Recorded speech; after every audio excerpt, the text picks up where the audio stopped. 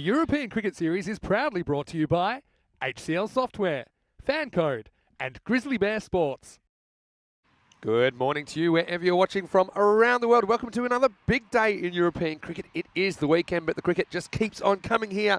We are in Vienna, Austria for day 6 of this Fancode European Cricket Series. Conditions today in Vienna, well, a bit of cloud cover, a little bit brighter than yesterday. We are expecting a maximum temperature of around about 15, 16 degrees. Currently it's about 11. Good news is no rain at the moment. It was kind of persistent yesterday. There was drizzle, but we still were able to get all 5 matches started, 4 completed. So that was something, I suppose. So we'll have a big program ahead. 5 games coming your way, matches 26 through 30.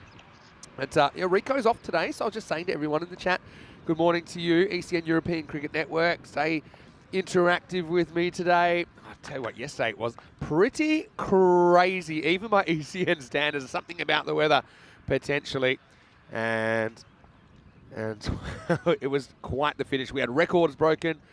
We had things that you just wouldn't often see. And it started with fairly high scoring game, and we thought this was high scoring. Just wait till what you see later. Daredevils scoring 130 against Vienna Eagles, but that wasn't enough. Kumajar and Karanbir Singh putting on a big opening partnership that would set up a big day for the Eagles. They were flying high.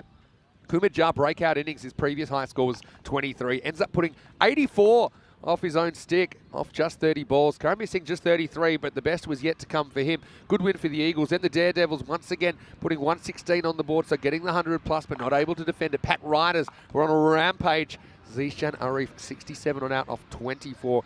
Well supported by Ruhullah Abdurrahimzai, and he would have certainly a breakout in the last game of the day to come. As far as the bowlers went, well, some good performance there. I think Nasiri with his 2-4 was pretty good. Shahid Abed as well, picking up 2 wickets in that game. Third match of the day, Eagles 145, holding off Vienna Danube 133. Danube always seem like a good team out of luck, don't they? Karanbir Singh, though, with the first century of the series, 100 not out of 34 balls. Hasibullah Mirakel was excellent, 2 for 3. That was late in the piece to hold them back, but Danube just not able to get there despite giving it a good shake. I mean, with 31 off 15 was their top scorer. Naveed Hussain with 3 was the best of the bowlers. Match 24, unfortunately, this is where the rain really get heavier. We only got 1 game in there. So Danube get their first point of the series in match 24. So they're really playing catch up, just the only point so far for Vienna Danube. Still some matches to come. Don't forget that only 4 teams of the 11 will make it into the semi-finals. But then it's set up match 5 of the day, match 25. And this was something. Karanbir peeled off his 2nd consecutive century, the only batter to ever do that on the European Cricket Network, as they put up 163. It would have to be a record chase if they were to do it. And guess what?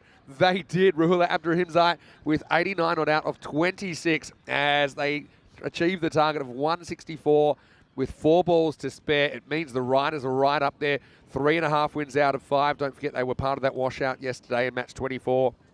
Donaustadt, though, top of the table at the moment, 5-0. We'll see them very, very shortly. They're taking on Graz Cricket Academy here, who are 2-1. And Cricketer CC are kind of nestled in that 2nd position at the moment. And yeah, I think those teams kind of 4 to 8.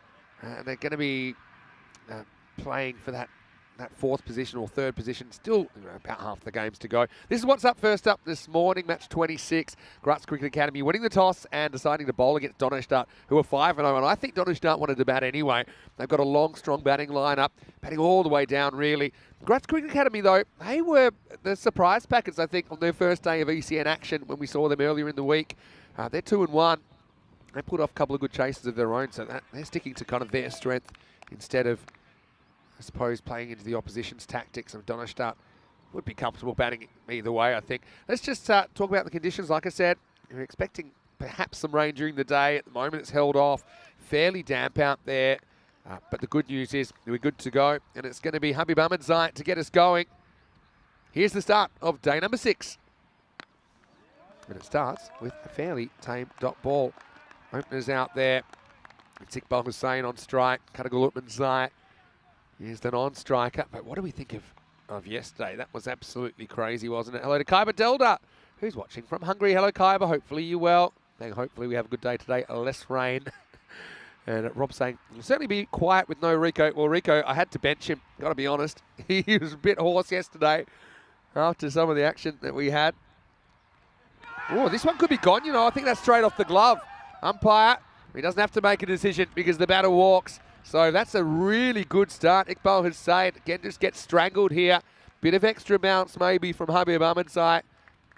Yep, straight off the glove, kind of balloons to the keeper. Manzoor Safi behind the stumps. So that's a brilliant start for Graz Cricket Academy. Just one of those things, I suppose.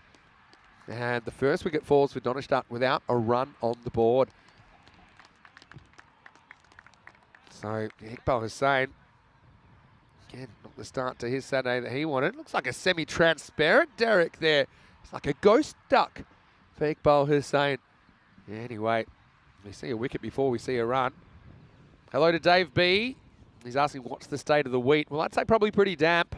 We had some interesting chases in there yesterday, didn't we? But hello to David Taylor saying good morning, cricket fans. Good morning to you, David. Hopefully you're well. Hello to Neville Russ as well, to Croom. It's the weekend, so there's a lot of activity in there. Keep it coming.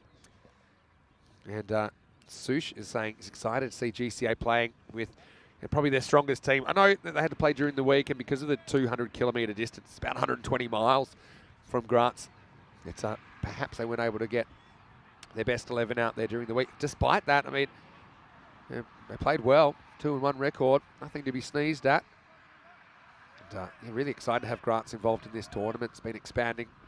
Now it's most teams we've ever had involved in an ECS in Austria. Shigerwal comes out at 3. The Austrian national captain hit on the back pad. My feeling was this was a little bit high. It did nip back and kind of hit him in front. Didn't have a missing leg. Let's see what the replay says to us. Nips back a long way, see? That's not missing leg. Yeah, see how it hits him above the pad. So that's climbing over. Good decision from the umpire, but a good ball as well from Ahmedzai. He's dealing early on a Saturday morning. Really early start for Graz, who have a more or less a 2.5 hour drive to get here. 9:30 start, local time. Ahmedzai will finally get a go here. Yes, I was just saying, put the call out. Be interactive with me today. Don't have Rico here because he's thoroughly deserved his weekend off. He'll be back on Monday. Even he was floored, so was I, at what we saw yesterday. Not just the records, but even some of the moments. I think the social media account will be pretty busy over the next couple of days posting those highlights. Got a Ahmedzai. Just grab a little bit of the thigh pad on the way through. Oh no, maybe not. Called a wide. Let's have a look on the replay. I just thought I felt it might have grabbed a bit of the shirt, but I suppose if in doubt, you call it. Give the benefit to the batter. Ill-directed delivery by Ahmedzai to do a left-hand, right-hand combination.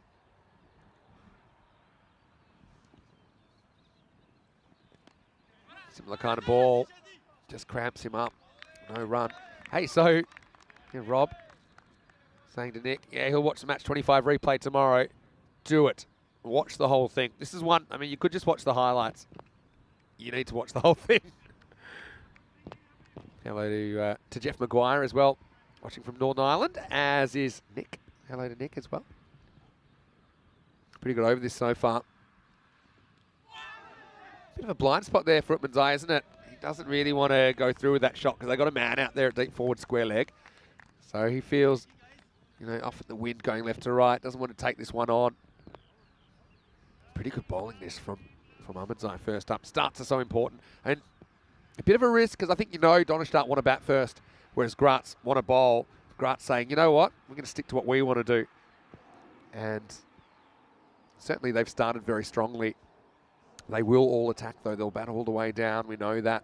Donnerstadt defending champions. A lot of national team representation there too. It's a really good over. It's allowed to do this.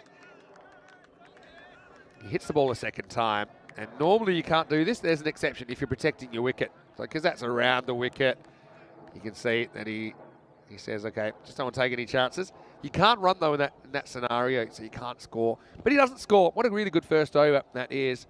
And at the end of it, the score is 2 for 1. Let's have a look at some of the top performers for these two teams. Graz Cricket Academy. Well, they were impressive, weren't they? Shaukat Durrani was brilliant once he got going on their first day of action. Gowda, the captain, pretty key as well. For Donnerstadt, Shigawa, 159, top scorer for them in this series, and he has looked really, really good. Did score 1 golden duck, but when he's got in, he's been very, very good. Striking the ball really good, really well over the leg side to that kind of ball that's short, but not that short. He said that one really well. When you know the conditions here in Austria, they do favour the right of screen, so the right-hander's leg side. The ball's been flying in that direction.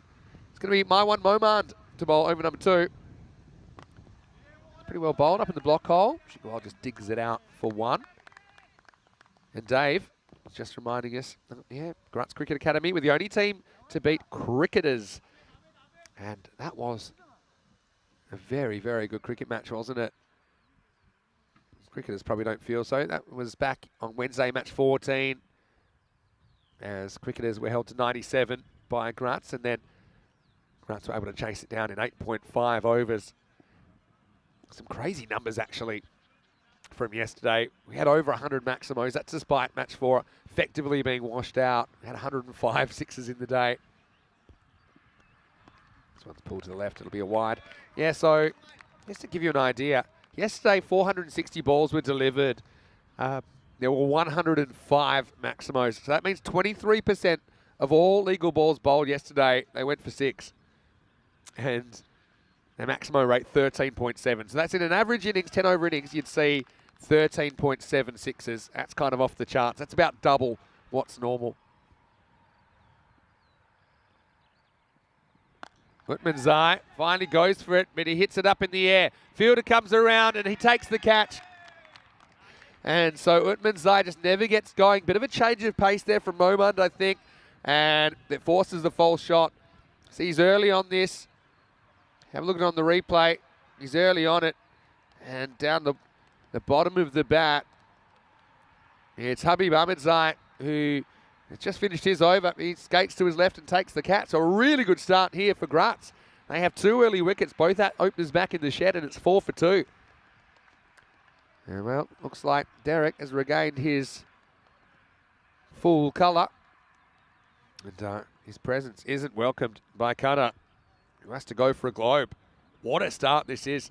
I think with Donnerstadt, though, they're pretty experienced. I don't think these early wickets will put them off their plan or knock them off their plan. But it is a kind of a high-risk, high-return plan, because we've seen with teams like Donnerstadt, like Fresh Tropical, for example, they can fold occasionally when everyone fails playing that kind of high-risk cowboy kind of cricket. This is Mohammad Sadiq, who's coming in at number 4. Again, he's got a really unusual technique, Sadiq. He loves to get outside off, and pretty much he plays his poker face up. He says, I'm going to try and whack into the leg side, which is probably what he's going to do right here. He's Momand. And he's knocked over first ball. And that's 3 down now. Like I said, Sadiq, he's about as predictable as the sun coming up in the east and the sun setting in the west. He's sidled over to the offside and he swings all around it. Off stumps tilted back. And suddenly Momand's on a hat trick. What a start. It's 4 for 3. Just a little bit of in movement goes. And that ain't pretty, but that's the way he plays his cricket. And he punches his bat. And, oh, well, Sadiq. Again, he kind of showed his cards there, showed a lot to the bowler. And unfortunately, it's a golden derrick. So Donnerstadt being sent in at the moment. It's paying off for GCA. 4 for 3. What a start for their supporters. I suppose if you're going to make a duck, make it a quick one. But right now, I mean, if you look just at the batters, I mean, 3 of them are out. There's been 9 legal deliveries. They've only scored 2. Haven't had a hat-trick so far, though we did have a 5 for yesterday here in Vienna. Rajmani Sandhu, the last man to do it. So, Ahmedzai comes out. Again, I don't think this will change their approach. I think they know you've got to still be attacking. And you might look at that shot from Sadiq in isolation and say it's not a good one, but that's how he makes his runs. And we know, for example, 2 years ago, he made a bunch of runs. So that's his game. What do we think about this start? Donnerstadt 5-0, being challenged hard by GCA. And here's my one, Momand, on a hat-trick to Ahmedzai. Just plays it away. It's a slightly careful shot first up. Graz, I mean, I don't know what time they would have got out of bed. Probably around about 5:30.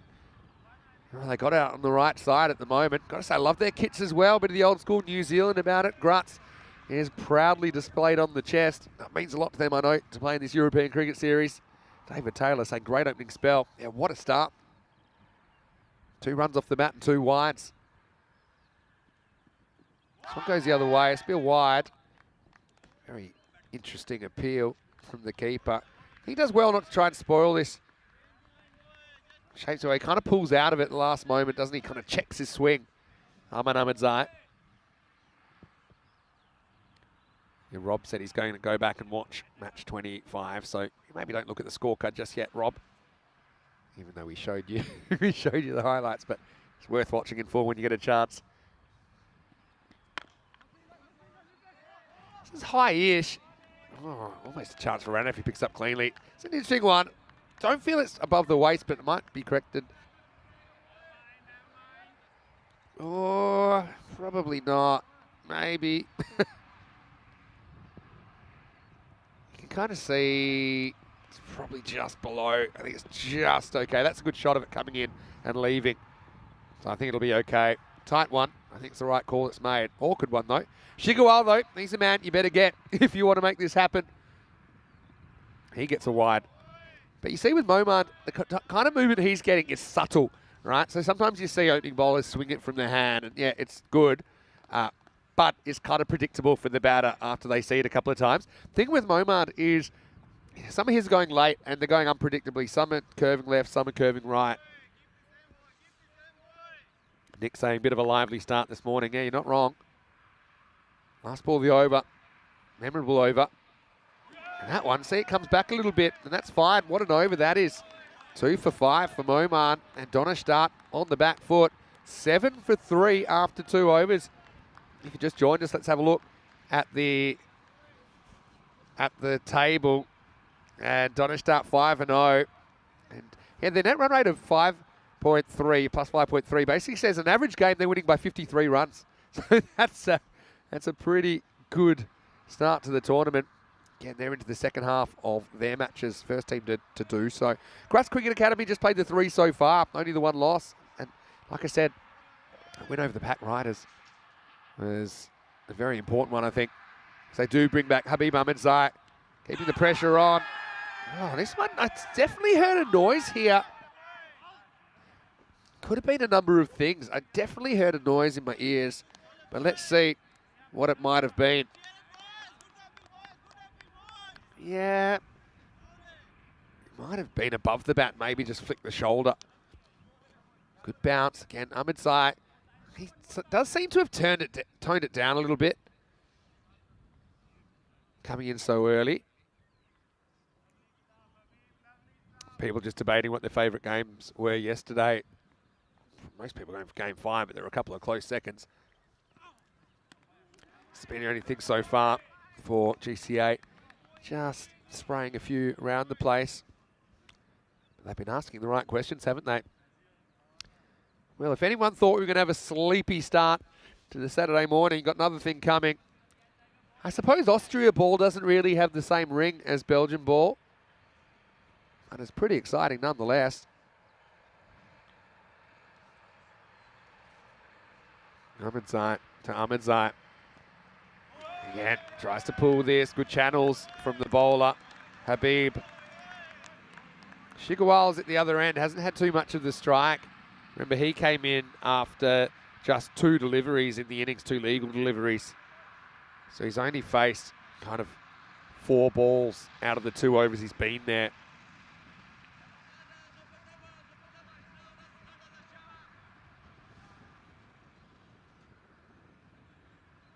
Something's got to give here. Yeah, he tries, charges at it. Got the fielder well placed. The 2 outfielders allowed in the first 3 overs. That's what we call the power play.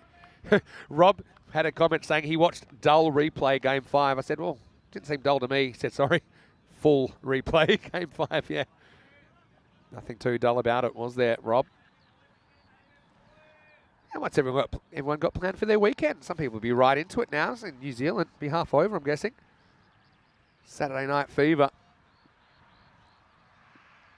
Shigawal's back. What can he do? Oh, again. This is the shot he's played so well, but he just missed times at this time. It'll be a nasty one as well.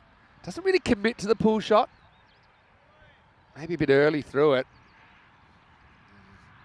That'll smart in these conditions. Back arm.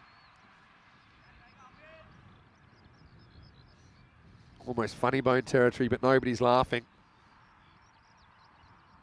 Ahmed's been brilliant. How long can they keep this phase of the game going, though, Grants? It's like we're in the twilight zone here. Don't think so. He's just missing leg. Maybe a bit of bat in it as well. Yes, I mean, Shigawal, earlier in the week, he was on. His timing was on. This is kind of ball that disappears into the wheat. Maybe a bit too full to whip comfortably. Ahmed's continues his good work. I mean, Grant's obviously coming from so far to play their games, and they are travelling every day that they're playing here in the European Cricket Series. They got that kind of 2.5 hours travel each way. Obviously, you want to do really well once you get here. Bring some of their supporters as well. Last ball, the power play. And that's more like Shigawal. He picks this one up nicely. Maximo! What was raining them yesterday. This is the first one we see of day 6, and it comes off the bat of Razmal Shigawal. And as long as the Austrian captain's there, this innings, not as much trouble as you might think. Big blow to end the third, 15 for 3. And Shigawal had no problems with his timing off that delivery.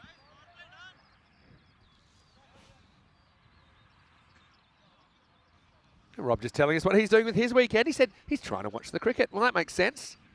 That's how I'm spending my weekend. I'm loving the opportunity to see these guys going toe-to-toe. This format's pretty ruthless. The 11 teams play, 4 get the chance to play finals. Really makes every game pretty important in the group stage. And typically what we've seen so far with this format is that the middle's a bit of a traffic jam, fighting for those 4 top spots. Moman comes back. I like this as well. I mean, try and keep him on while he's performing. Get that little bit of shape. To be a wide first up. But yeah, he's an awkward kind of bowler, Moman, because yeah, it goes late and it can go either way. And there's no real obvious tells about what it might do. I actually don't think he knows what it's going to do either. Just kind of puts the seams up and puts the seam up, hopes for the best.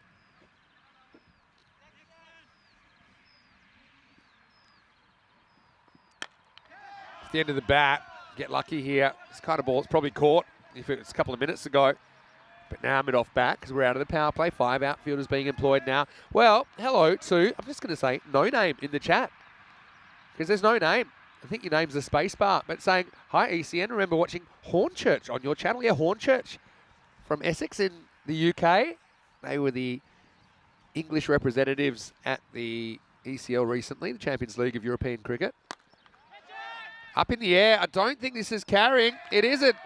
Over the rope, I mean, because it's straight down the throat of Kotwal. And now Shigawal's going to have to go. So it's a 6 and out effectively for Raz. And that is a big wicket. Can't underestimate the power of Shigawal. And you can't overestimate the importance of that wicket. So they bring Moman back and he's got a third. And it's a big one. 17 for 4. Again, just wasn't really timed down the bottom of the bat. And Donnerstadt, 17 for 4 now. Is this going to be one of those innings where it just never gets going? See, pat on the back from Raz. I mean, I can't really criticise the shot. He just mistimes it, doesn't he? And a very, very important one for Grants. Yeah, Hornchurch. I know they're into their club season now. I think they started either last weekend or maybe this weekend. They've been in touch with those guys a fair bit. They really loved their ECL experience, their adventure. Starting the long journey of I suppose, trying to qualify again. Asif Sazai comes out. He gets a ball that ducks in a little bit. He's good enough to get bat on it. Gets off the mark. What do we think of this innings? Can they turn it around? I suppose even if they can get, let's say, an ugly 80, 90 on the board, they'll still want more than that. But if they can do that, they do have the bowling to restrict, don't they, Donnerstadt? They are defending champions for a reason.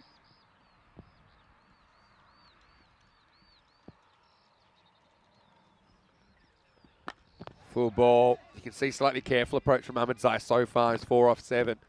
So he's one guy I think has kind of tempered his game a little bit.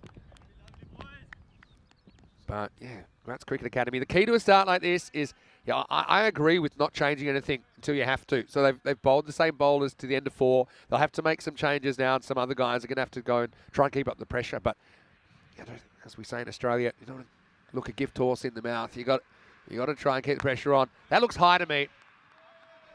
I have to have a look at it on the replay. Puts his hand up. I think it's been called straight away. Again, doesn't get the hands through it though. You know, he's happy just to protect the family jewels. And have a look at the free hit. Asif Sazai. Good call by the umpires as well, spotting that one quick. Sush is pretty excited, saying, come on, GCA. Dave saying, bad morning for DST. Well, maybe they can get something going. Sazai, he's got the license. Here's the free hit. Pretty good comeback, though, from Moman. They'll just get the single there. Dug out. Sazai couldn't do too much with that. Yeah, so Donnerstadt have been champions the last 2 years of European Cricket Series cricket here in Austria. Won as Vienna Afghan back in 2021 before a name change. Obviously still very proud of the roots of the club, but Donnerstadt maybe a better reflection of where they're playing today. Last ball of the 4th. Again, it's good length. It's a really good spell from Oman. Just one got away from him, but 3 big wickets, including the Austrian captain, and still Grant's right on top. 21 for 4 after 4. Innings like this, you've seen a lot of them, but you just feel there's a turning point somewhere, and it might just be one ball that bowls an over that goes for plenty, but you feel there's still time for Donnerstadt to turn this around. Yes, they're down to number 6. Still got batting to come, though, and I'm looking at Sahil Zadran still to bat. You know, you've got like Mohib Shenwari. You've got lots of guys that can bang the ball around. Even someone like Idibasha Dida, who's batting 10. That's a guy that can hit 6s. Change bowling then is forced. It's Shorkat Durrani, the leading wicket taker. The first date comes in, and there's a bad ball first up. It's too short, and it's hit out of the ground. Maximo Zazai takes full toll, and maybe that's the turning point. We thought it might have been with Shigawal, and he got out. And deep in his crease there, though. Asif Sazai plays a really good shot. Dave asking, Donnerstadt renowned for their high batting scores. Are they up to defending a small total? Well, I think so. I mean, I think that you look at their bowlers they've got, particularly I'm looking at guys like Sahil Zadran, like Dida, for example. But, you know, David's in the lineup today so far. May have some club cricket commitments in the Czech Republic over the weekend, not so sure. So that takes a key batter and a key bowler out, doesn't it? Against these good teams, you know, you better not show them any mercy in a situation like this, because they can certainly manoeuvre their way out of it. Donnerstadt. It's only the first few overs of the day. Great slow ball from Durrani. It wasn't picked by Zazai.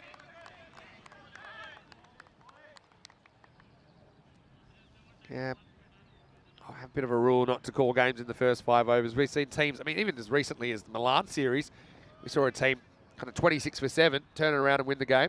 We've also seen teams 100 for none and lose the game. Anyway, this is skied. Don't know if it's carrying, though. It might. It's dropped. Well, oh, that's the kind of thing I'm talking about. He had 2 line under that, didn't he? That's Yogesh Balage who came in. It was mishit, so I wasn't sure straight away able to carry, but yeah, hung. And Balage actually, he got a good jump on the ball. That's why he gets there, but just didn't quite get the pinkies together. And out it goes. Just remember that. Zazai dropped on 8. Again, good slower ball. They won't get a run. It was probably coming back inside the line. The way it was moving, we'll never know. So, Grants Cricket Academy first. Kind of red cross against their fielding performance. Now hook shot. This is flying over the finder who's in the circle. It'll be touch and go, but he does get there. That's the fielding.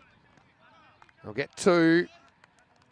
Ahmed Zai, and he's kind of ready to explode at any moment as well. Don't be fooled by a 6 off 10. He's kind of played the situation. Need a bit of luck to get out of it. A hole like this as well, no matter who you are. Don't start fighting. Last ball the over. Well, that's going to be a no ball. It would have been a wide anyway, but the no ball takes precedence. Durrani tries the Yorker. I think he's bowled a few slower balls. This is the one he tries to put the pace on. Tries to jam it in the block hole, but just misses. Swings down the leg side as well. So another free hit. It's not the worst over. It has gone for 11. Free hit to come.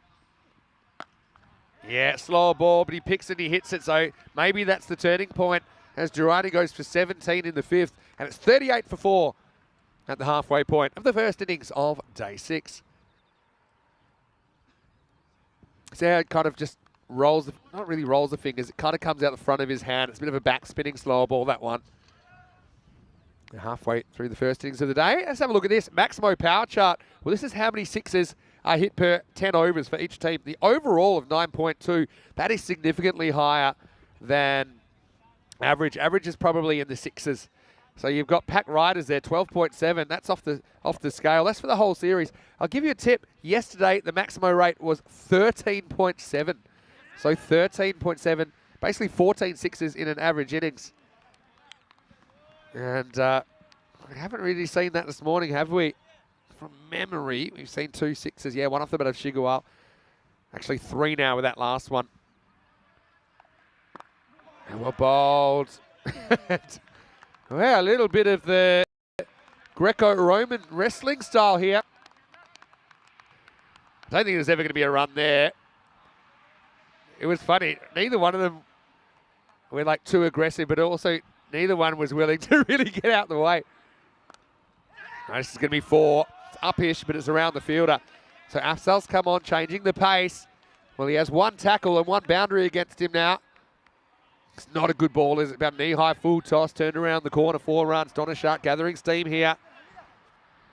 Again, I don't want to pick on anybody, but dropping that catch, even though it wasn't Ahmed Zai who's scoring that last boundary, just has kind of taken the wind out of the sails a little bit for Grants.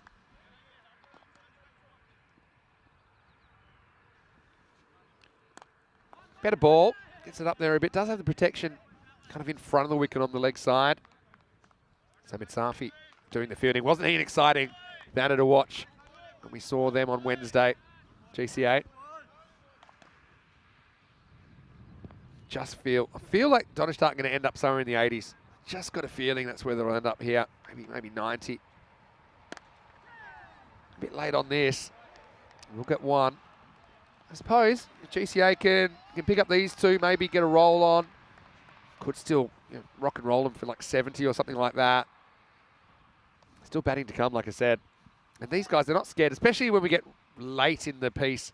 Last 3-4 overs, they're going to throw the bat, really, whoever they got. And you see it here. It's kind of off the toe, but it's good enough.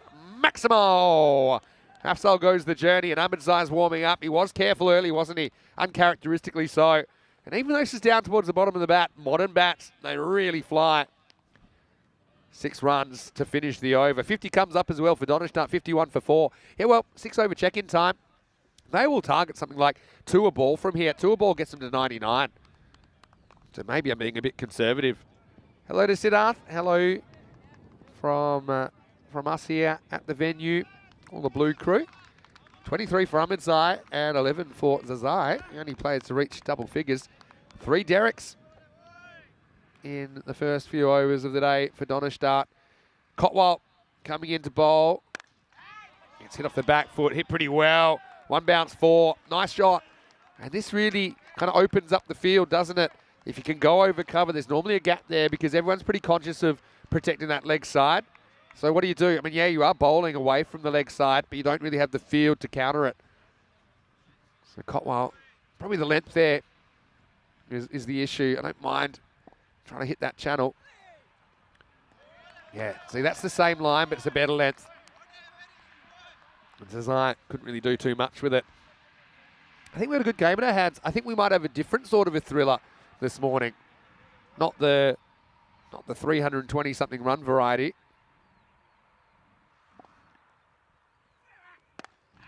Tries to force it, hangs in the air, and gone. So Desai goes. Doesn't cost him too much in the end. Again, it's good bowling.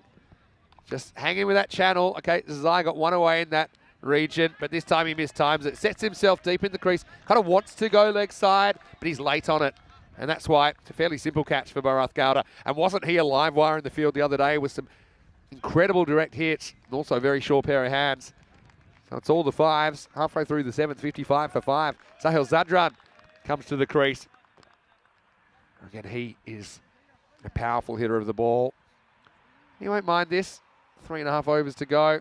Desai had an important role there, just turning things around. 15 off 11 probably was more valuable than it looks. Zadran thinks about pumping it, but then says, I'll be a bit careful. He just knocks it out for 1. Dave saying, Donishtan is changing gear. Feels like it. I mean, you're not as worried now about the wickets lost. I think you feel like you're in a good position to bat out your overs now. So you're not as scared of getting out as you might have been 3-4 overs ago. It's well bowled by Cotwell.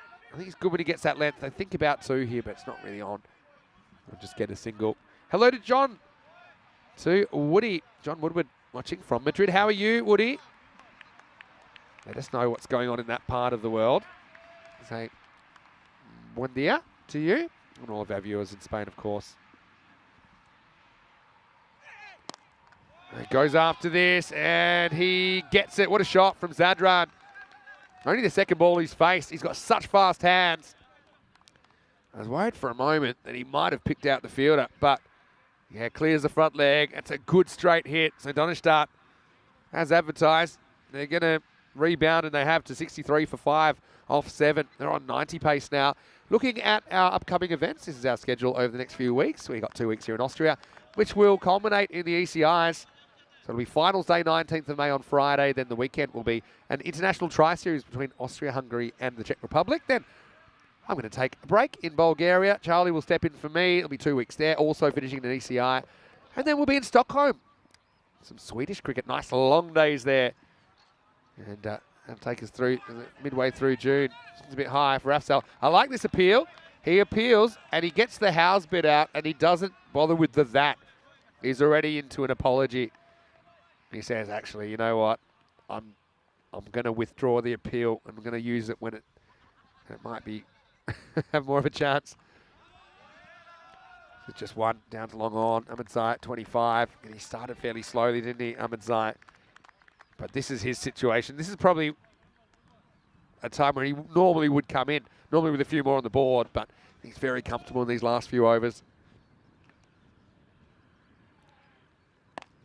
Well, full toss, goes wrong, goes very wrong for the bowler, Maximo. Sahil Zadran gets one out of the ballpark, swings it away. Again, going for the block hole there and over pitching it. And that one carries comfortably. Dave saying, watch out, Karina. Well, it's Gunnars that's up in the tower at the moment. And Karina, not that she's scared of being up there. Gunnars and Karina split the camera duties. Anyway, this is up in the air, and this is also going. So Maximo back-to-back for Zadran. And you can see what Afzal's trying. He's trying to get up in the block hole, but he's missed full, and then he's missed short, and both times he's been punished. And Donishtan coming with a wet sail. Woody was saying sunny and warm there in Spain. Said looks nice there too. Well, I'll say playable, I wouldn't say nice. Starting the Madrid T20 says this evening. Morning to Charlie as well, yeah. What forces Zadran back, but it's been the ultimate impact innings. You can see how they're not too scared, like I said. Even if they lost another wicket now, I think they've got more batting to come. Only half the wickets down now in 8 overs. Looks a lot different to when you lose, say, 5 wickets in 4 overs, for example. Last ball of the 8th. And he takes it off the stumps and he hits this for 6 as well. Maximo! That's in the wheat. That's not a chase that anyone's enjoyed over the last couple of days. I like the way they look at each other. Eventually, Balage is the man that has to chase it, but the 6 to finish the 8th, that's 83 for 5. Well, I thought they might end up in the 80s. Oh, now I see him getting probably 110 the way things are going. Let's have a look at that acceleration. And that isn't a cumulative graph, that's the run rate. So it's actually harder to move that worm the longer the innings goes, because it's harder for one over to change the average. It looks like a good old-fashioned worm. They've got it up to 104 pace at the moment. You can really feel the shift in this innings. There's always going to be probably unsustainable to keep Gratz down all the way. Cottonwell steps aside. Still got one up his sleeve, but Safi comes into bowl. Hamid Safi. He's a really exciting player to watch. Yeah, Cotwell probably comes back for the last. It's either Cotwell or Girani. Cotwell took 1 for 12. Girani number 17. So probably I'd say Cotwell might be the man. Even though Girani, his numbers are better across the week.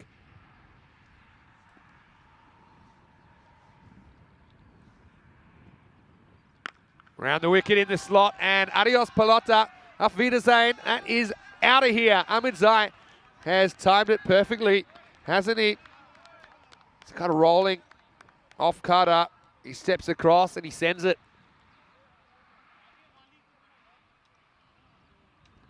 Wow. This is not in the script, the GCA, after the start they had, but you know, it's kind of on the cards, wasn't it? Up to 90 now, still 10 balls to go. Well, 2 a ball from here gets you 110. Desperately need a couple of wickets just to put the pressure back on Donnerstadt. They're not feeling the pressure anymore. I think they feel like they got enough. Oh, once again, goes through it. Doesn't get it as well. This is just a single. I mean, the fielding from Gratz has been one of the keys to their success. But yeah, just a couple of little moments that they dropped their standards. Just instigated a bit of a turnaround, a bit of a shift in the energy in this game.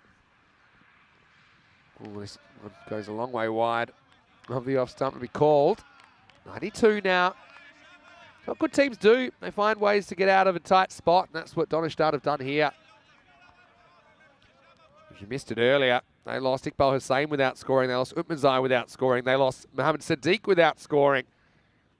Shigawal, the captain for 8. Now they're going to get lucky and they're going to get 4. So everything rolling Donnerstadt at the moment. The partnership is 41 off just 13 balls. Again, you can't have them everywhere. This is rarely protected. And with the pace in this pitch, it races away. That's despite the kind of amount of rain we've had over the last couple of days. It's been pretty persistent. But you know, when I looked at the fours rate, for example, 4s per innings, that's a good gauge of the outfield. And we're getting 7.4 for 4s per innings, and that's about average. 7 or so is average, 7 to 8. Slow outfield, you'll get less than that. Really fast outfield, you probably get more. Oh, big swing and a miss. That goes straight over the stumps. Safi can't believe it's missed. Just losing his shape on that occasion, searching for it. Probably needed to get across a little bit if he was going to play that shot. Zadran played a bit easier. He stayed leg side of the ball. Last ball of the 9th. They're okay for time here. Yeah, that's one that is in the wheelhouse, and it goes. Maximo! 19 off the 9th. Yogesh, he's going to have to do the wheat chase gallop out of there. Again, see the line. This is where, if he'd made that position on the last ball by getting across, it would have looked like that. He's just got such a good eye. Sahel Zadran, he's a good cricketer. Probably no more for his bowling, but he can hold the stick. 102 for 9 after 5. 3 wickets early for Moman. Had Donnerstadt on the back foot, but they fought back. 1 for 10, Ahmadzai. Habib Ahmadzai was brilliant earlier as well. Cotwell with the other wicket. So who do you bring back here? They've got the option, really, because they have used 6 bowlers. They can use Cotwell, or they can use Durrani. And it looks like they might go for a completely different option. Okay. Looks like they might be going for Atef Sohail. So you're not using either of the bowlers available. So they go for a 7th bowler. So maybe a bit of a risk. And it is a risk, because this first one is just a little cutter and it ends up miles over the rope. Maximo! Donnerstadt, I mean, they're going to have what I call probably an average total based on what we've seen last couple of days, but they're going to have all the momentum heading into the second innings. GCA will be scratching their head about how this one got away. The 50 partnership comes up for the 6th wicket as well, of just 16 balls. Yeah, the decision to bowl a ball that hasn't bowled yet. I guess jury's out on how that'll work out. This one's a full toss, but he hasn't got it. Hanging in the air a long time. Fielders come in. They're not going to get it. They think it too. He's just back, I think. So just a single. Yeah, I mean, that could have easily hung up towards the fielder. You can see that Ahmadzai gets the stop sign. He just gets back here. So 1 is the result of the play. Yeah, Zadran saying, hey, no need for a silly run out. I got this. That's well bowled, though. Somehow gets it a long way off the bat, considering it was pretty much jammed in. Now they think about an overthrow, but it's well backed up. Just a single, so credit to Sohail. Got spanked first ball, but he's come back with a couple of good deliveries. 110. I thought they might fight to 80 or 90. They've outdone that comfortably. Bit of length on this, but straight to the fielder and gone. Nice catching. And even at this stage, that can save you. That's Momand, who's had a really good morning. Wasn't a bad shot, because he throws the hands at it and actually drills it. And if that's 5 metres either side of the field, I think that's 4 or maybe even 6. But my one Momand takes a very good catch, but a good knock from Ahmadzai. Remember, he came in with his team in all sorts of trouble. When he came in, it was 4 for 3 halfway through the second, so he leaves his team some 106 runs better off while he's there. Very good innings. And he kind of took his time. He probably curbed his natural instincts to hit from the get-go. Just made sure he stuck around. He knew he could accelerate, and that's how it works out. 45 off 25 for Aman Ahmadzai. Doesn't quite reach his 50, but a valuable innings nonetheless. Ishak Safi will be the bowler with 2 to come. I think he's probably going to go for it. They'll probably be running no matter what here. Maybe not. Zadran's going nowhere. 110.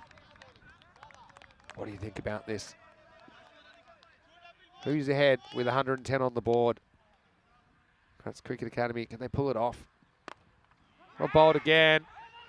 And they'll probably try for 2 anyway. Yeah, they'll get it on the slip. Now we see the ball horned in.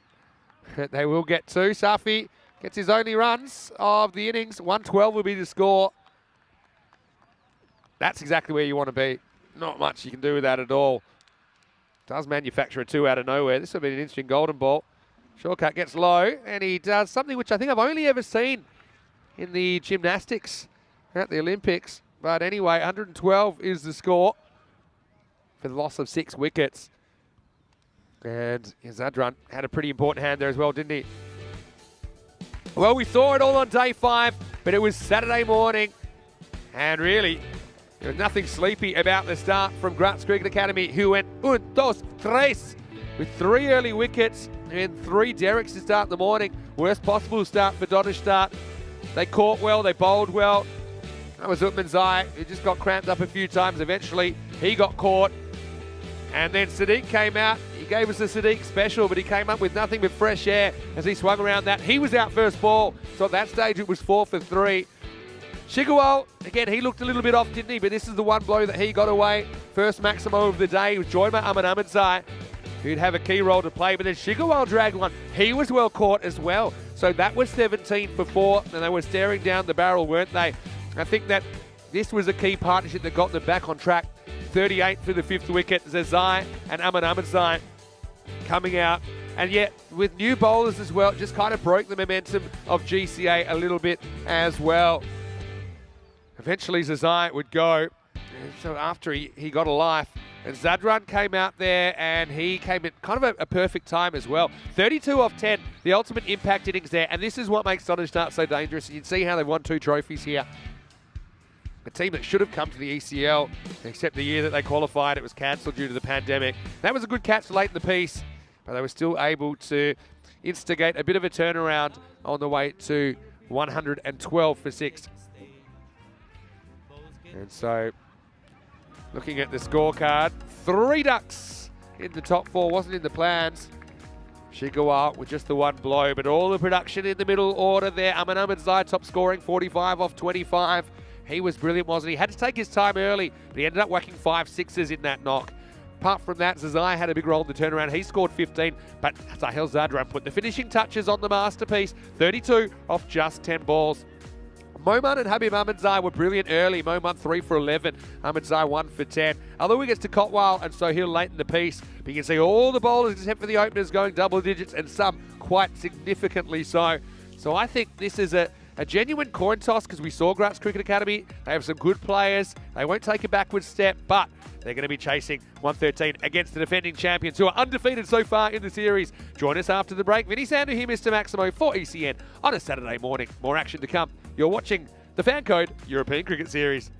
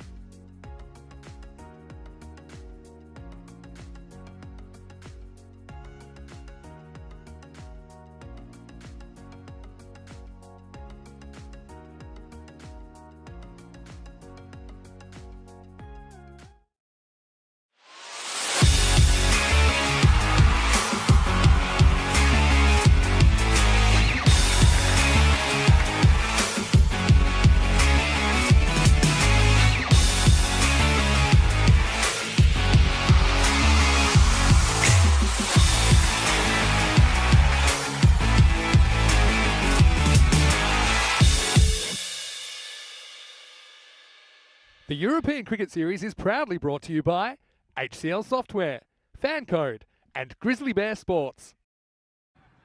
Hello and welcome back to Vienna. Weekend's here, cricket's still here as well.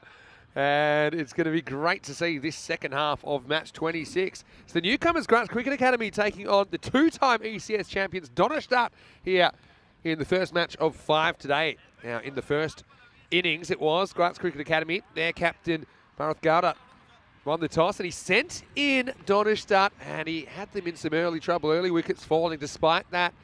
And kind of predictably, Donnerstadt fighting back to a score of 112 off their 10 overs. So the target will be 113. Openers out there, Habib Ahmedzai ready to face up, and Shaukat Durrani at the other end. And Grants Cricket Academy, they had quite the journey in their first day of ECN cricket. It was on Wednesday. We saw them for the first time as they pulled off quite an unlikely chase in one of the games. In their first game, they went down by 9 runs. A pretty spirited effort against ICCV, Indian CC Vienna. They're chasing 137. They ended up making 127. Some late hitting got them that close, to be fair. They looked well out of it for most of that chase. But then they held cricketers to 97 and chased that down. They held Vienna Danube to 99 and chased that down in only 5.3 overs. So, I mean, they do like to chase, and they've done it pretty well so far. 2 out of 3 ain't bad, but their biggest test is here against the two-time champs. And it's Sahil Zadran to get us going. 113 for victory. Oh, a very good ball first up. I don't know if this is a slow one first up from Zadran. I just think it's just a regulation ball that doesn't get up and it comes in seams away. Dave's asking me, am I alone in the grandstand? Well, I'm commentating alone, but I'm definitely not alone. Got the Blue Crow with me. Got Neil Cash and Maxi and Sam. Got Andy around as well today. Rico having a day off. Well, straight up in the air. Anybody? I think it's falling safely. That's the luck factor. They'll get 2. It's just a thick outside edge from Ahmedzai. Off the mark, but not convincing. Probably need a bit of luck as well, I think, when you're trying to knock off the champs. They'll feel this 112 is very defendable. It's the kind of game that I think both teams genuinely would have the confidence to think that they're favourites. And that's what I think makes for it a really exciting contest.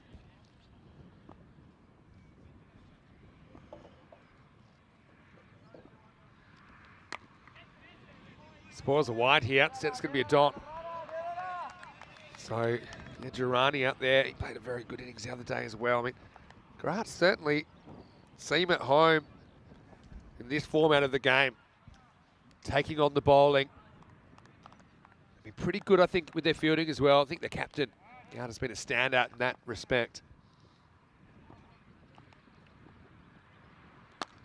Oh, what a shot. He steps down and he pumps this one.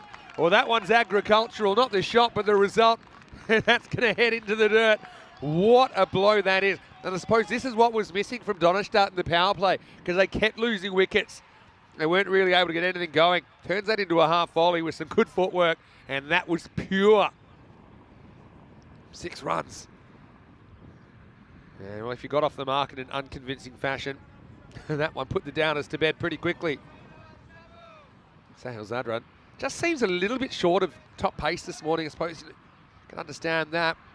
Not the warmest conditions first up. Batted very well though, Sahil.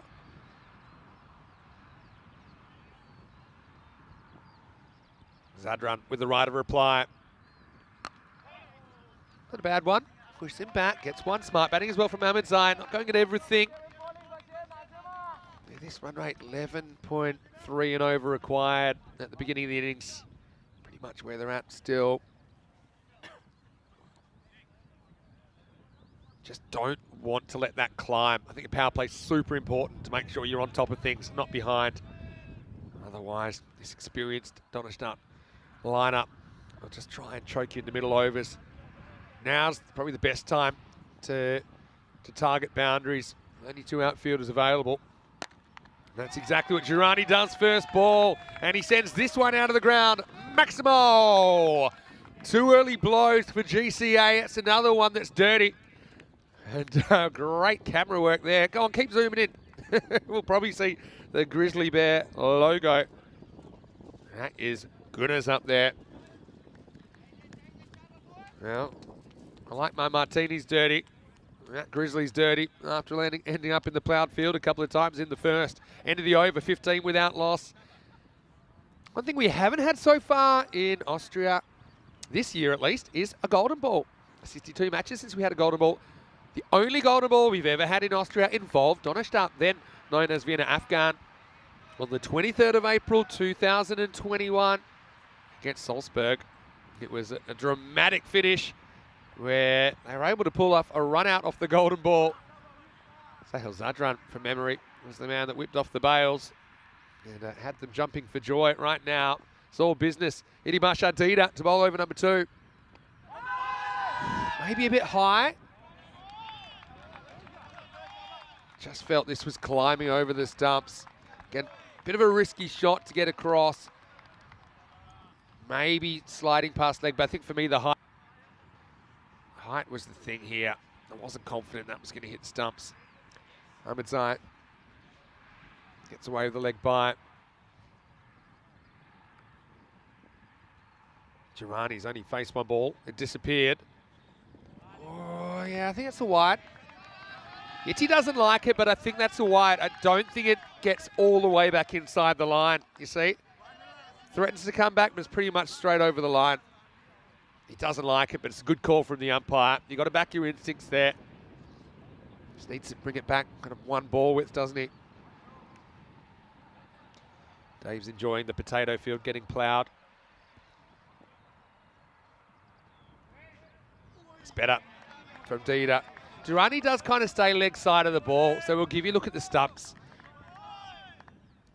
See how he's hoping it to pretty much back away and smack it straight. He's not really an LBW candidate if he keeps his toes outside the leg stump like that. Good game to start the day.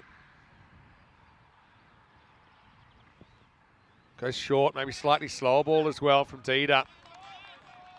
And that's Zazai doing the fielding. He was really good, actually, Zazai. Scored 15 off 11, so, you know, history won't really note his innings as too significant, but I think it was. Just kind of arrested the momentum and kind of got it back to square, and then he got out 15. Ahmedzai continued on with it. Zadran came to the crease and whacked him. Pitched up, doesn't carry it in mid-on. Well, not to have a mix-up there. Razmal Shigawal, just the 1-6 for him this morning. He's had a very good start to his tournament. Yeah, but good teams find a way to win, even out of circumstances where they haven't really had things go according to their script. And the fact they got 112 to bowl at says a lot about this team. Idibasha Dida, I don't mind him opening the bowling. I've got to say, I do like him in the middle overs as a kind of, just like a holder. At the moment they are using him with the new ball. Charges and gets enough of it. That's out of here. Maximo! Ahmedzai goes large. Again, he just runs at Dida. Kind of shows his hand early. Dida gives him something he can get under. I don't think Dida changed his plan at all. He's bowled the same ball he's going to bowl anyway. Maybe that's the time you can make a late adjustment, make a late decision to maybe bowl a bouncer or maybe bowl a slower ball to try and counter the premeditated charge of the batter. Anyway, not an easy role to play, opening bowler in this form of the game with only the 2 outfielders available. Last ball, the over. Let's go a bit shorter this time. They go on contact. If this is out, it's gone. Wow, it had to be a perfect piece of fielding, and Girani's run out. I mean, that's one of those ones that, okay, there's a single there, probably 9 times out of 10. Needs to be a clean pickup and hit one stump, and that's exactly what happened. And I think that's Mohibul Shenwari that's hit the stumps there. We'll check it out on the replay. I mean, they both decide to go. Picks up to his left, has one stump, and hits it. Bang. And he's barely in the picture. It just keeps on walking. What a piece of fielding. That's the kind of thing you practice it all the time, and you probably hit 1 in 20. And then the one time in the game that it comes to you, he just nailed it. Wow, end of the over, 24 for 1. Girani, key player, run out for just the 6. They're all off one shot. Grutz Cricket Academy trying to go 3 and 1. I'll put them in a really good position. Of course, they've got a big day today as well. We'll see them throughout today. They play in the first, third, and fifth matches. So, again, there'll be 6 matches deep after this. So it's like Mansur Safi coming to the crease. His non-strikers end. What a piece of fielding from Mohib. And everyone, I won't say that they were in disbelief, but let's just say raised a few eyebrows with his teammates, and they were over there quick as you like. Maybe, I didn't even know if he'd have the distance, but he hit the stumps on the full. Great piece of work. But still, they're going to attack. This is almost creating a run as well. Shigawa with a clean set of hands. I think without a piece of fielding like that, it's just such a spark for a team in this kind of 50-50 type total. Dave's called it a booster. Yeah, it is a booster. Brilliant piece of work. I mean, it hit the middle of the one stump he was aiming at as well. Ahmed Zayat, thorn in the side of Donnerstadt though. 15 off 10 at the moment. And goes a little dab, smart batting. It's a really good shot, really, with no third man in play. Ahmed Zayat. It's all the footwork here, that back foot. Look at the back foot. Just kind of doesn't back away, holds his position, holds his weight back. Kind of see it here. See, little bit of a weight transfer back to give him a bit of extra time. He dabs it away for 4. Captains hate that, because if you keep doing that and you can play that shot well, then you put the third man back. It means you open up a space in the outfield somewhere else.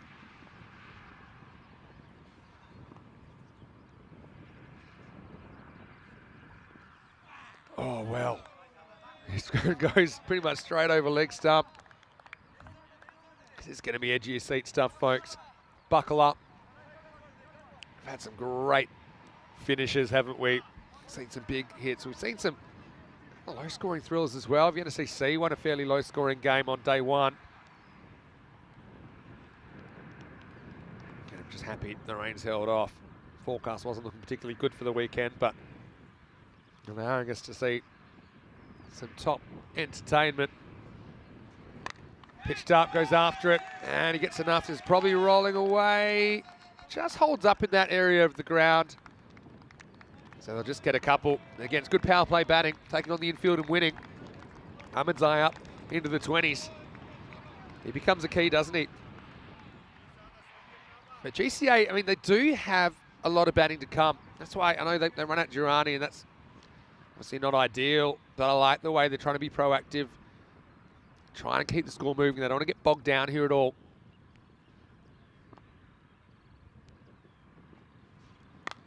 It's well bowled by Safi, but whipped away.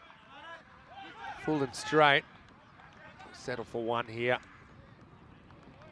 Pretty good power play. They're pretty much at the rate, aren't they? If they want to go 11 and over, that'd be 33 in the power play. I still think it's pretty much a coin toss at the moment. We've got Mansur Safi out there at the moment, about to face his first ball. Hamid Safi impressed me with his approach the other day as well. Balagi still to come. Right, he steps across, gets the end of the bat on it. And this is going to run away for 4. It's just enough. I won't say it was pretty, but it was effective. And the last ball of the power play disappears for 4. 35 for 1 after 3. And I think that puts them pretty much on the red line at the moment. Despite running out Girani, he's a guy who's been in form. Not a guy you want to lose, but that's the price of doing business. I think sometimes in this form of the game, you've got to take some calculated risks. Donnerstadt at this stage, you can see they were 16 for 3. They had a horrendous power play, didn't they?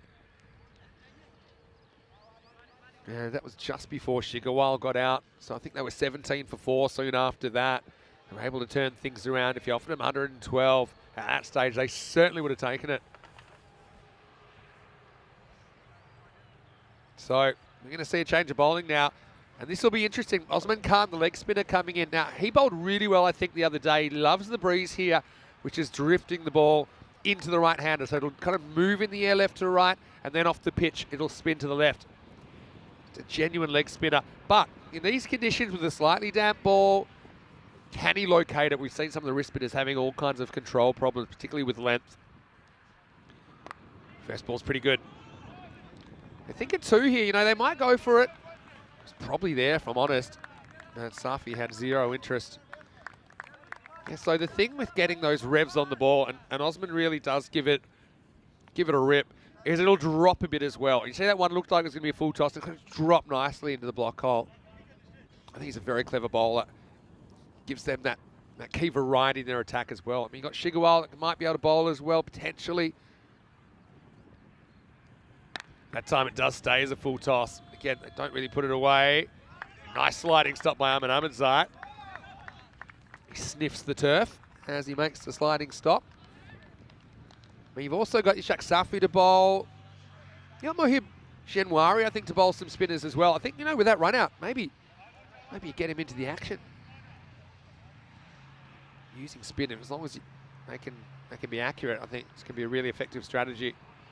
Seeing the paces have gone for plenty, more often than not. This could be gone, and it is gone. He's dragged it to mid-wicket, and that's Sadiq that's taken the catch. Well, he didn't have to move. He's got company now. Oh, all hugging the teddy bear, aren't they? They're in, and it was just kind of off the inside half of the bat. Osman, see, you get that drift in, drags it, and Sadiq, well, he hugs it. He gets hugged. It's hugs all round. That's something we didn't have too much of in the 2021 series here. And we were kind of immersed in the pandemic. But that's a break, really, because that could have gone anywhere. Having to go straight to Mohammad Sadiq, and it's 37 for 2. End of a good innings from Ahmedzai. 23 off 15. And, yeah, GCA at a bit of a crossroads here. The addition of spin has immediate results as Khan takes a wicket with just the third ball he's faced. So here is Bharath Gowda, the captain. I think Gowda and Balagi, the two GCA players that have some ECS experience. They played for Zagreb Assassins in the Croatia series last year. Assassins didn't have a great series, to be honest, in Croatia, which is always a great series, actually, because it includes clubs from Slovenia and Serbia, so it's kind of a multinational ECS. Quite unique, although we'll have something similar in Bulgaria soon when we have Istanbul KSK, you might know from the ECL, the Turkish champion club, playing in the ECS in Bulgaria. Just about a week and a half away. Anyway, Gowda to face up to Osman Khan for the first time. Good ball, dabs away, but there's a fielder guarding that. This is super key now, next 3 overs. I think determine which way this match goes. It's a 2 ball required. 2 fairly new batters at the crease. Tossed up. Nice orthodox looking drive, but it'll just get a single. Gowda's off the mark. I suppose, yeah, you don't want to let the game drift too much. You still have some kind of genuine out-and-out hitters to come. So, yeah, you want to be careful, and I get that. But you can't be too careful. You don't want to put too much pressure on those late hitters. You're not really in trouble as far as wickets lost. 2 wickets lost in 4 overs. But Osman, what a good over this is. Just conceding 3. He has pretty much got it right. Again, that's well bowled, and that's fine, I think. So end of the over, it's 38 for 2. You see this, the keeper takes it outside the line, but when it passes the crease, I think it's pretty clearly inside. Yeah, so it's good stuff. And it's the end of the over. It was 38 for 2.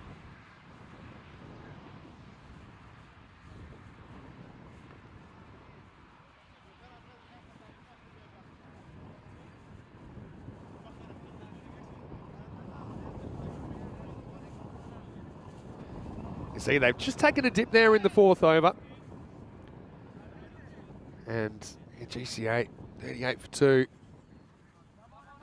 That's a really important addition. I'd be tempted to go with some more spin. In fact, I'll do something like that with Ahmedzai getting a bowl in over number 5.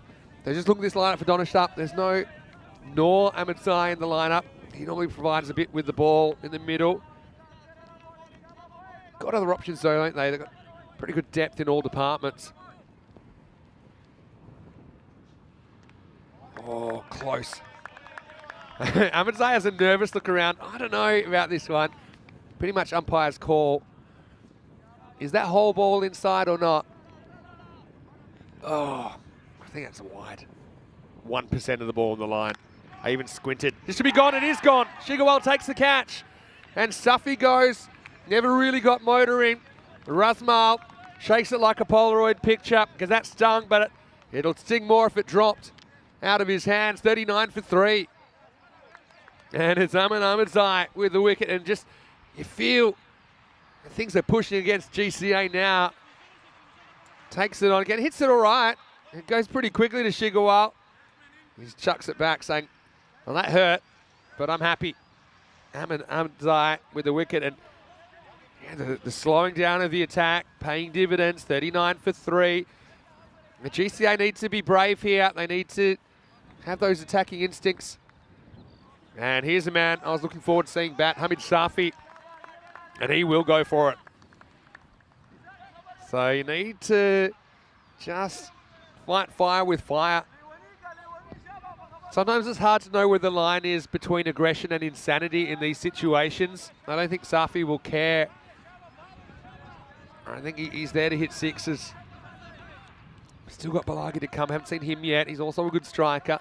I cannot let that run rate get out of control. It's at 13.5 required and over at the moment. Ooh. See, I reckon this is a wide as well, if I'm honest. I think this gets a bit of the line. Let's have a look. Okay, little step. Maybe you could argue his toes were at half a stump outside off. I don't know. He's lucky to get away with that. That one will be a wide. And in fact, it's going to get away from the keeper. Good bounce from Ahmedzai. We'll get 2 runs for free there. Ahmedzai. Yeah, he's a guy that enjoys his cricket. I think he's just saying, yeah, that was a pretty good bounce, wasn't it? I don't think he meant it.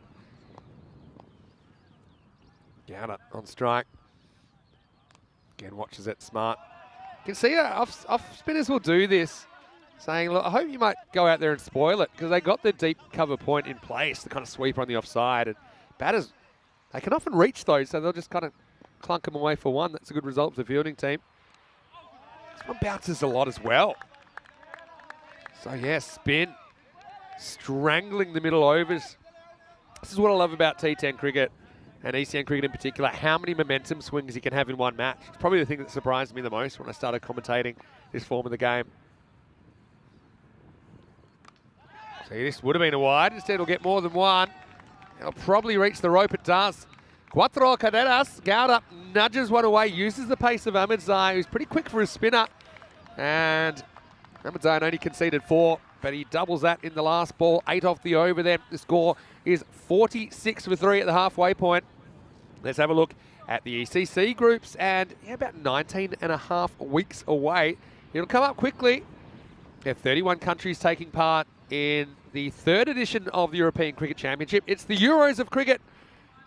And you can see there, Austria nestled in Group D. I remember last year that Group D, typically we call it the group of death because it's convenient.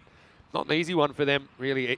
No weak teams in it. Ireland 11 probably be the favourites, but Austria, they might have something to say about that.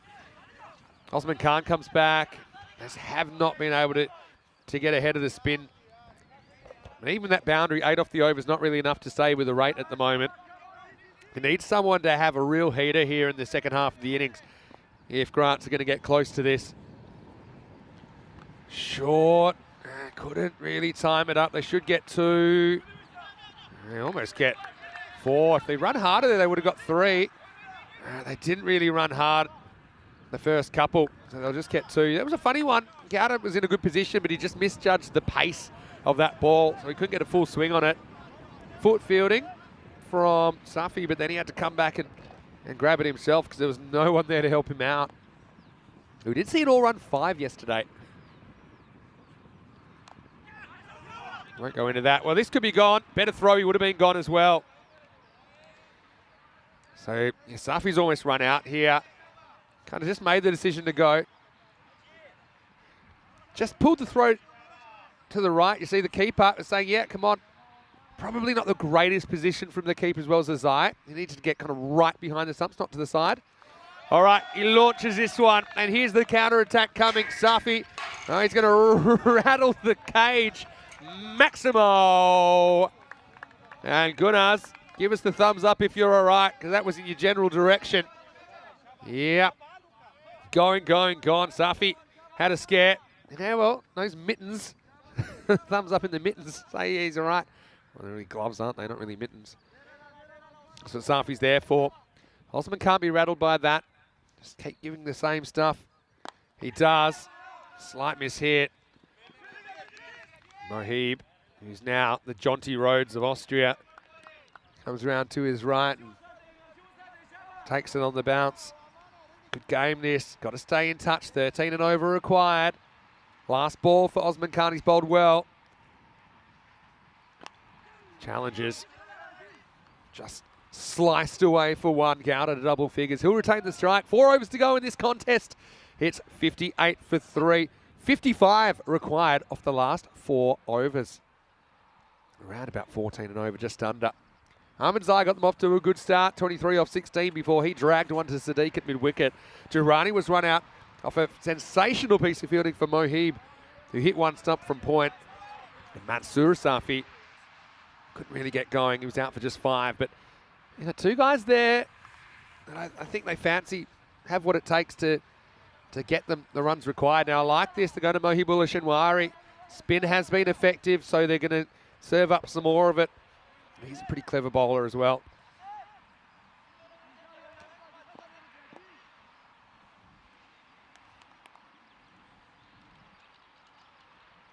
So yeah, I just said a moment ago. Well, first, I think this is high, you know. This is a bit of a game breaker. Wait and see.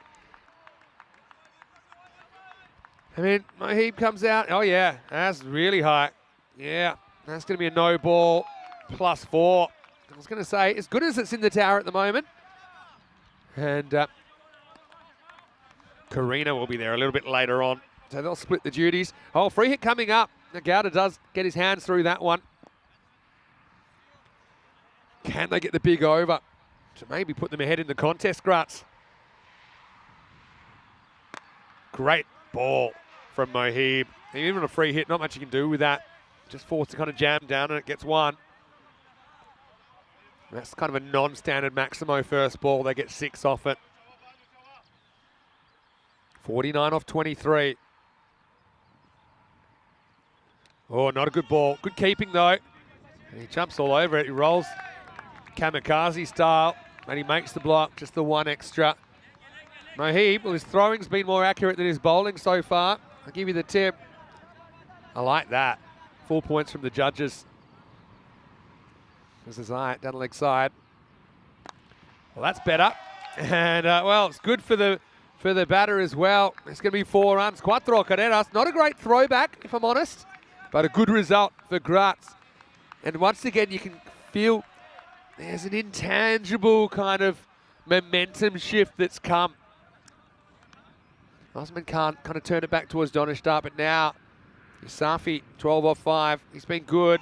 Oh, this cracks the keeper in the shins. What's gone on here? Wow, where's this hit him? Hit him low. I think it might have hit him just on the knee. Maybe he has those low pads with not a lot of protection, but this has hurt him. It's just missed the leg stump. It'll be a bye. I hope he hasn't put something out here. Is this with the impact, or is this, you know, like a twist when he's landed? He's definitely holding above that left knee. Let's check out the replay and see exactly what's happened here. Is it the ball hitting the leg? If it is that, that's normally okay. It'll hurt, but you hope it's not like a twist and he's blown his knee out. That'd be the worst possible result. But he's gone down straight away, and it's more than something usual.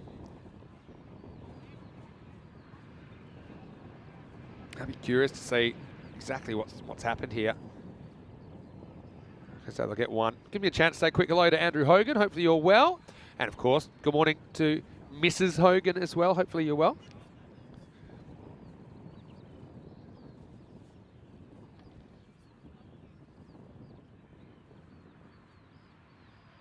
Just want to say hello to Dave as well.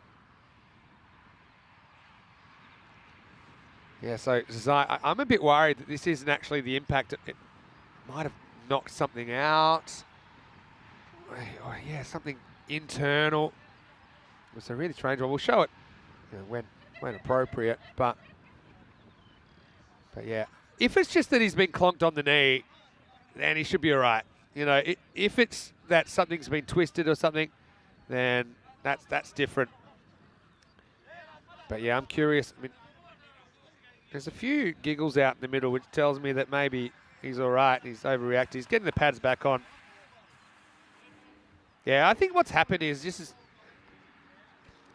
his pads are a bit low, and he's copped it right in the kneecap. I mean, it does look like he's been... They don't even take a run there, by the way. So they don't even get a bite. You see, it hits him on the knee. I don't know.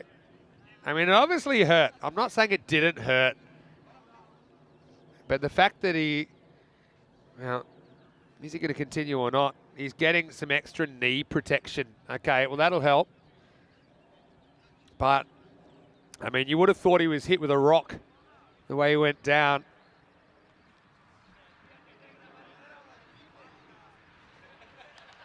Anyway, I'm a bit of a football fan. I probably would have got the yellow card out for that one. But I think in the end, when he was asked how you're feeling, he said, yeah, I'm fine. It just really hurt. You got to be tough to play that position.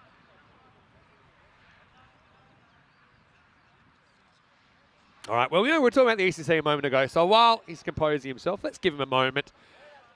Let's go through a group. Let's go. How about Group F, which will be towards the end of the tournament, Thursday, Friday, and Saturday, 12th, 13th, and 14th of October. Scotland 11, they were into Championship week last year. Had to fight hard over Belgium to get there. This time they've got Germany in their group as well as Portugal, Luxembourg, and Norway. The thing with that Group F, I don't see any lesser lights, if I'm honest. I mean, Luxembourg, you could say, but they were so improved last year. They got some good cricketers. They got Thomas Martin and some of the guys like that. They got the Copes. I think that they'll be pretty good. Portugal, we know they've been good lately. There he is. Asif Sazai. Looks like he's put a batting pad, but on the knee that wasn't hit. So I don't know what the strategy is there. Got him in the... I tell you what. I mean, I'm happy he's okay. Let's just leave it at that. Mohib, apparently the fastest bowler in Austria now as well, judging by that reaction from the keeper. Anyway, this is a full toss, and it's been dragged away. Knee high. Safi would have hoped to put it away, to be honest. It was Ishak Safi out there that tried to make a play on it. Check it out in the replay. Yeah, that's dropping. But yeah, he's dropped. That would have been out, you know.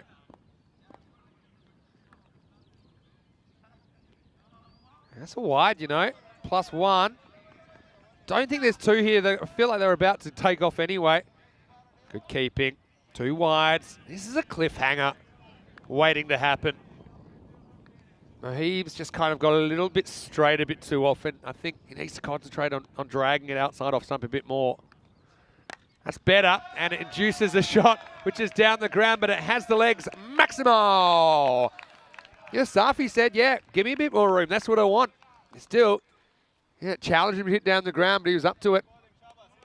I don't think it's the worst ball. I suppose the length allows Safi to get a swing in it, and with the win, drills it down the ground for 6. 35 off 19 now. Momentum with Grants. Steps away. You get 1 to the sweeper. As Katagul Manzai doing the fielding into 7. 79 for 3. 34 required off the last 3 overs. This would be a huge win for GCA if they could pull this off. Not much was expected of them when they lost their first game, and they were losing it pretty badly. Turned out to just be a 9-run margin to ICCV. But then coming up with 2 good wins, and this will be even better. Donnerstadt, the defending champions, are back on deck in match 27. The second match of the day against the Austrian Daredevils. Donnerstadt winning the toss and batting. They'll be hoping to put a few more on than last time, especially early. That's coming up in half an hour. And listing a pretty similar looking team. I think looks like the same 11 to me. Austrian Daredevils, though, 1-4. They need to make something happen. They might feel Donnerstadt a little bit under par this morning. Maybe they can take advantage of that.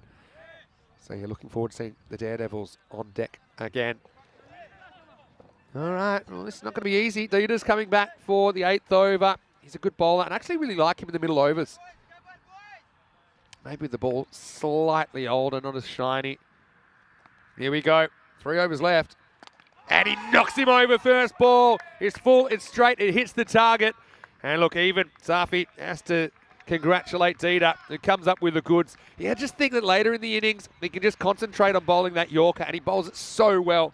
We saw him bowling in the middle overs in tandem with Javid Zadran in the ECC last year. And he was right on the money here.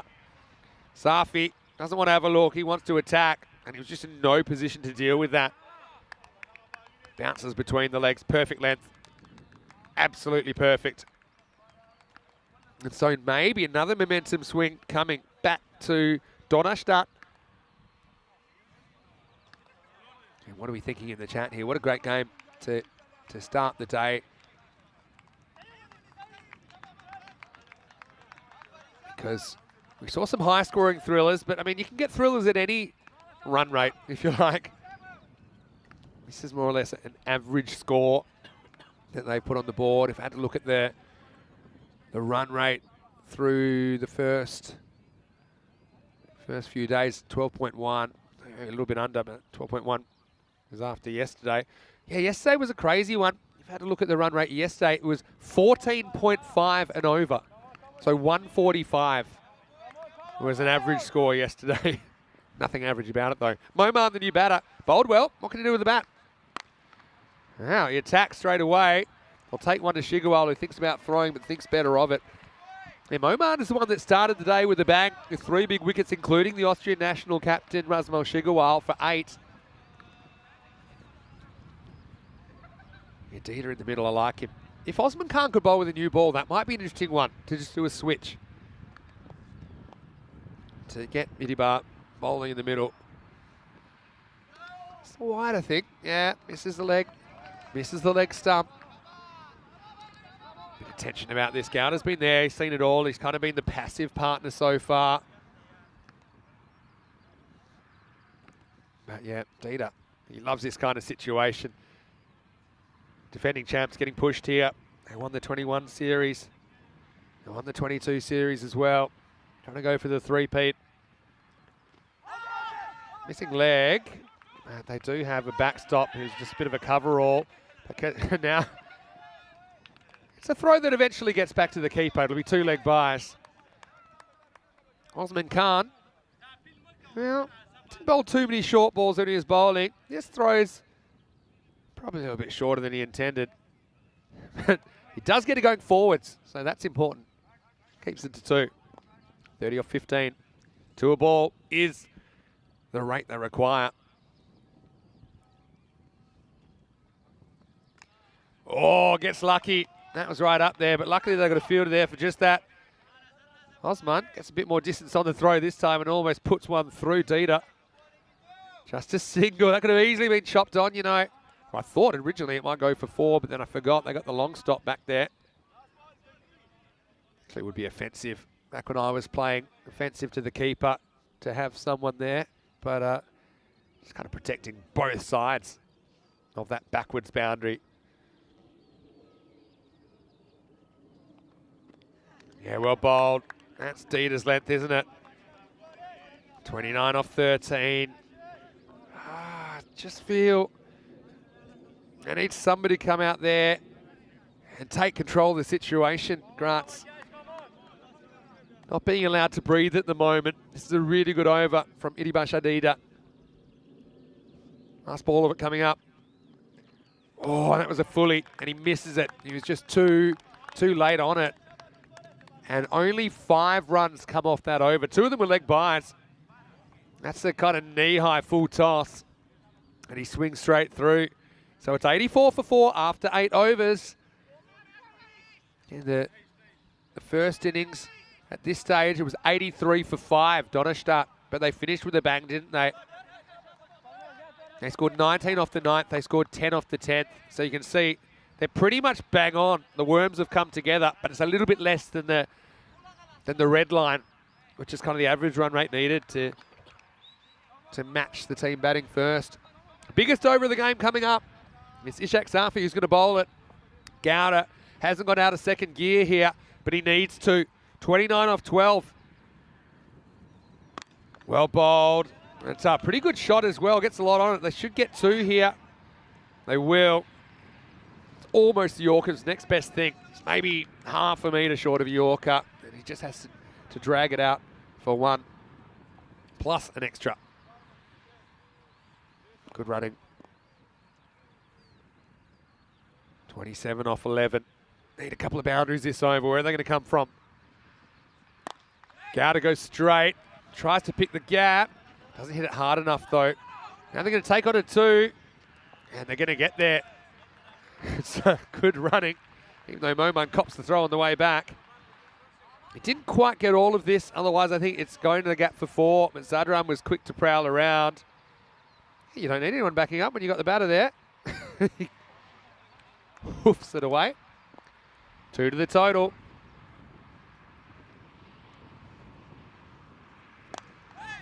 Goes over the offside, but it's going to just get over Zadran. Again, they'll probably take on a 2. No, they won't this time. Oh, now gets over the keepers. They would have got 2 if they got there. Having said that, Gowda just doesn't seem like he's bringing it boundary-wise at the moment. He's a good player, but you can tell he's just not quite in the zone. And that's what they need. So maybe Moman can be the man. Maybe it's not a bad thing that he's on strike. It does look like he hits the ball pretty cleanly. But Safi, so far, doing a good holding job in the 9th for Donashta. What a good game this is to start the day. First of 5 today. Oh, again, full toss, but he can't quite get there. They're going to take on a 2. Good throw, have him in trouble. Well, if that's hit the stumps, I think he's gone. But has it hit the stumps? Again, I didn't get a great view from our vantage point. He's already walking, so it must have hit the stumps and he's run out. But we'll check it out on the replay. Goes straight. Gowda saying, right, come on, it's worth taking on. Probably feels like he's kind of dispensable. Throw comes in. Yeah, it's gone. You can see there, just flicks the top. I wasn't sure what hit the stumps there. Thought maybe it was the... Yeah, you can see he's just gone. Great effort from Gowda to get home, but he's run out. And it will be 1 and run out. So Gowda run out for 21. It'll be 90 for 5. Good throw. Coming in. I think that's Aman Ahmedzai. That launches it. Direct hit. So 90 for 5. Yeah, Gowda, like I said, on another day, maybe he can come up with that flurry of boundaries, but just wasn't really happening. He was having to work hard for his runs and work hard for even 2s. And now you're in a situation where you need pretty much 3 a ball. So you need more. New batter out there is Cotwell. I mean, he can hit him. They get 1 off that. This game's just slipping away at the moment. Again, remember we said that early on, first 4.5 overs of the day. I think I said, don't judge a game too early. Because a lot can happen, a lot can change. Safi, he's been dealing here in the 9th. 2 to come. Off the pad. Now there's a bit of a mix-up. Oh, I think this is gone, you know. He's flicked it back on their stumps, and I'm pretty sure that Moman's going to be out. It was a really quick bit of work, and it's amazing how that knee's recovered so quickly. He was all over that like a flash, wasn't he? And there you go, the limp's back, but tell you what, the bail came off. It's a matter, does the bail drop in time? Definitely hits the stumps while he's out. Yeah, he's not even, I mean, is it, oh. I think you got to give that out because you can't actually see the bail fall because it's falling in line with the stumps. But yeah, I think that's out. It's disturbed the bail. From there, you can see it falling. Yeah, and so he is run out. Direct hit. So, 90 for 6. And you just have a look at this acrobatic stuff from Zazai. Again, instincts took over despite that slightly injured knee. And I think that Moman knew he was in trouble. So, Balagi comes out at 8. That's very low, you know. He is capable. But now we're looking at magical over to finish. Anyway, first we've got to finish the 9th. 23 required. Big swing and a miss. I wonder if will remain behind the stumps next game, actually, the way that he's moving. But that's a brilliant over from Ishak Safi. So only 6 come off that, no boundaries, and it kind of mirrors the work of Dida.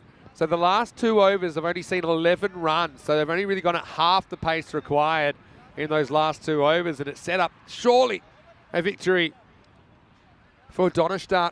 This is what good teams do. As my teammate used to say, winners win. And that's despite the fact that they had a horrendous start in the first innings of this game. Remember, they lost 3 wickets really early. They were 4 for 3. They were 17 for 4. They turned it around. Ahmed Zayat to roll the last over. 23 required. Cotwell hasn't even faced yet. Maybe that's a good thing. He's going to come out fresh. And who knows? I mean, 4 big hits and this game's over, and Grants have a great story for their grandchildren. But you're going to have to do it. It's almost like you're coming out to face the first ball of the innings here. Need a big first over for Cotwell. Ahmed Zayat conceded 8 in the first. Did pick up a wicket. 10th overtime. Oh, again. Oh, he's chopped on. Has he? And it would have been a big wide. Maybe it's come off the keeper. I don't really know what's happened here, to be honest. Let's have a look at the replay. Bales fell so quickly. Yep, he's bowled him. This will show it. Ball that would have been a wide. Instead, he's managed to chop on. It's going to be a wicket for Ahmed Zayat. So everything rolling Donnerstadt now. And it looks like the defending champs are going to go 6-0, but not without a scare here in match 26 at GC8. Something about their first games that they play of the day. Things just going all right. Still a very exciting team. We'll see plenty more of them today in matches 28 and 30. Yeah, Knees in the chat saying GCA have the personnel, but this is a questionable match strategy. Chasing a gettable total. Well, tell us what you mean. You think you would have done something different with the batting order? I think the intent's been there for the most part. Just dealing with some very, very good bowlers, I suppose. Not giving them too much for free. Sohail comes out. Can he be a hero? Yeah, that has to be a wide. Similar kind of line that somehow bowled Cotwell for a golden. Still, a bit of a thriller to start the day. Stings out of it now, I think. Goes back and flat bats it. One bounce down to Shigawal. Finds himself on the boundary for a little bit. So Donnerstadt will take on the Daredevils in the second game of the day. See what their strategy is. A little bit concerned for Zazai. I mean, that's pretty good footwork from him. Trying to think of who might be another keeping option. You've got Iqbal Hussain there, I suppose. But yeah, it's a bit like my great-grandpa's knee. Just plays up at times. Short and pulled away and gone. Straight to the fielder. That's Itibasha Dida. That picks up Balagi for a second ball up. And so Grants started with so much promise in this game, but it's ending quietly, isn't it? 93 for 8. Yeah, what do you think, guys? Yeah, Kaibe saying Donnerstadt now played 6 and 1-6. That should be enough to make the finals. Yeah, you'd imagine so. I mean, I'd say 7 guarantees you spot in the finals. 6 with a good net run rate, which they do have a good net run rate at the moment. Yogesh, unfortunately, has some company on the way back to the dugout. But yeah, thanks so much for your company this morning. But, you know, GCA certainly shown a lot. See them a little bit later in the day. We'll be taking on Austrian Cricket Tigers in the middle match. That'll be a good one. And then the Daredevils in the last match of the day. So new batter out there.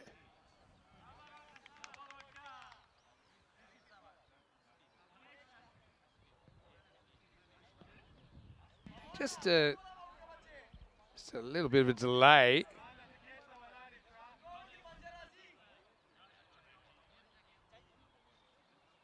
So it's Ashtak Shah He's going to come out.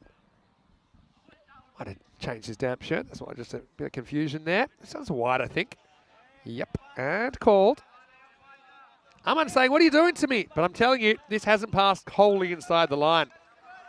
It's passed mostly inside the line. That's not good enough. But don't worry, Aman gives you another chance to take a wicket. I feel like this is okay as well. It's not right where he wanted it. That's Sadiq. Oh, he was a magnetic teddy bear earlier, wasn't he? When he took a catch and then had some company. Graz. Oh, they'll feel like this is the one that got away for many reasons. Can't have too many complaints about that. That'll be called a wide. Yeah, Kai saying Derek's lost his ghostly hue. I don't know what's going on. The first up. Couple to come. Oh, right off the end of the bat. He should get extra points for playing a shot like this. So he was saying, yeah, look where it hit me. Hit me right down the bottom. He's off the toe and it's still gone backwards. Anyway, here we go, last ball of the game. It's going to be called. Aman cannot believe it. Well, you can still get a 4 for Aman. Again, look at this one. I agree. You know, it's not completely inside. It's just 99% inside. He's got the number 99 in his back. Come on, 3 sticks in the ground, Aman, and you can get your 4 for if you aim at them. Well, he won't get a 4 for. I think this game is going to end with a single. So plenty of action for most of that game. In the end, Grant's not quite able to crack the triple digits. The final score here in match 26, Donnerstadt 112, Grant's Cricket Academy 98. But a really fun game to start the day. And Dave, a bit surprised they didn't make the 100 in the end. But I think you've got to give credit to the defending champions there. They just put the squeeze on, didn't they? And they never allowed Grant's Cricket Academy to breathe. I mean, this was happier times early as we saw some big hits in the power play. Habib Ahmedzai with 23 off 16. Durrani with the one big hit. But I think you can trace everything back to this bit of work. And we'll see very, very shortly because at one end you had Ahmedzai going great guns. But then Durrani, they go on contact and Mohib hits one stump. And Durrani is a guy, he can smack the ball around. He wasn't given the opportunity. Just the one Maximo, and that was it in the innings. Brought out Mansoor Safi, he couldn't really get going. Gowda, they stuck around a while, but couldn't quite go at the rate required. Sadiq, he took one and got a few cuddles for his trouble. Sigawal took one that was speeding as well, wringing their hands, but they just had the knack, didn't they? I really like the bowling of Osman Khan again, even though that one went the journey, but he just kept things quiet. Mohib was a bit hit and miss, I think, with his bowling, but I think Donnerstadt, showing the depth of their bowling, the fact that they were still able to put so much pressure on. The occasional big hits just kept Graz in the conversation, but Dieter came back, and this was the beginning of the end, really, for Graz, because he was spot on. Started with a Yorker, knocking over the castle, but only 5 runs came off that. Only 6 runs came off the 9th, and it was too much to do with a magical over required. This was a really good piece of work from Aman Ahmedzai to hit the stumps direct and run out Gowda for making 21. And then, it was a comeback bigger than Ben-Hur as the Zai recovered from what looked like a serious knee injury, but he flicked it back onto the stumps direct, and then last over, all to do. Kotwan was a little bit confused. He wasn't the only one. He knocks a wide onto his stumps, and Ahmedzai wasn't done yet. One more wicket as Dieter takes the catch out at deep forward square leg. And that's all she wrote in the end.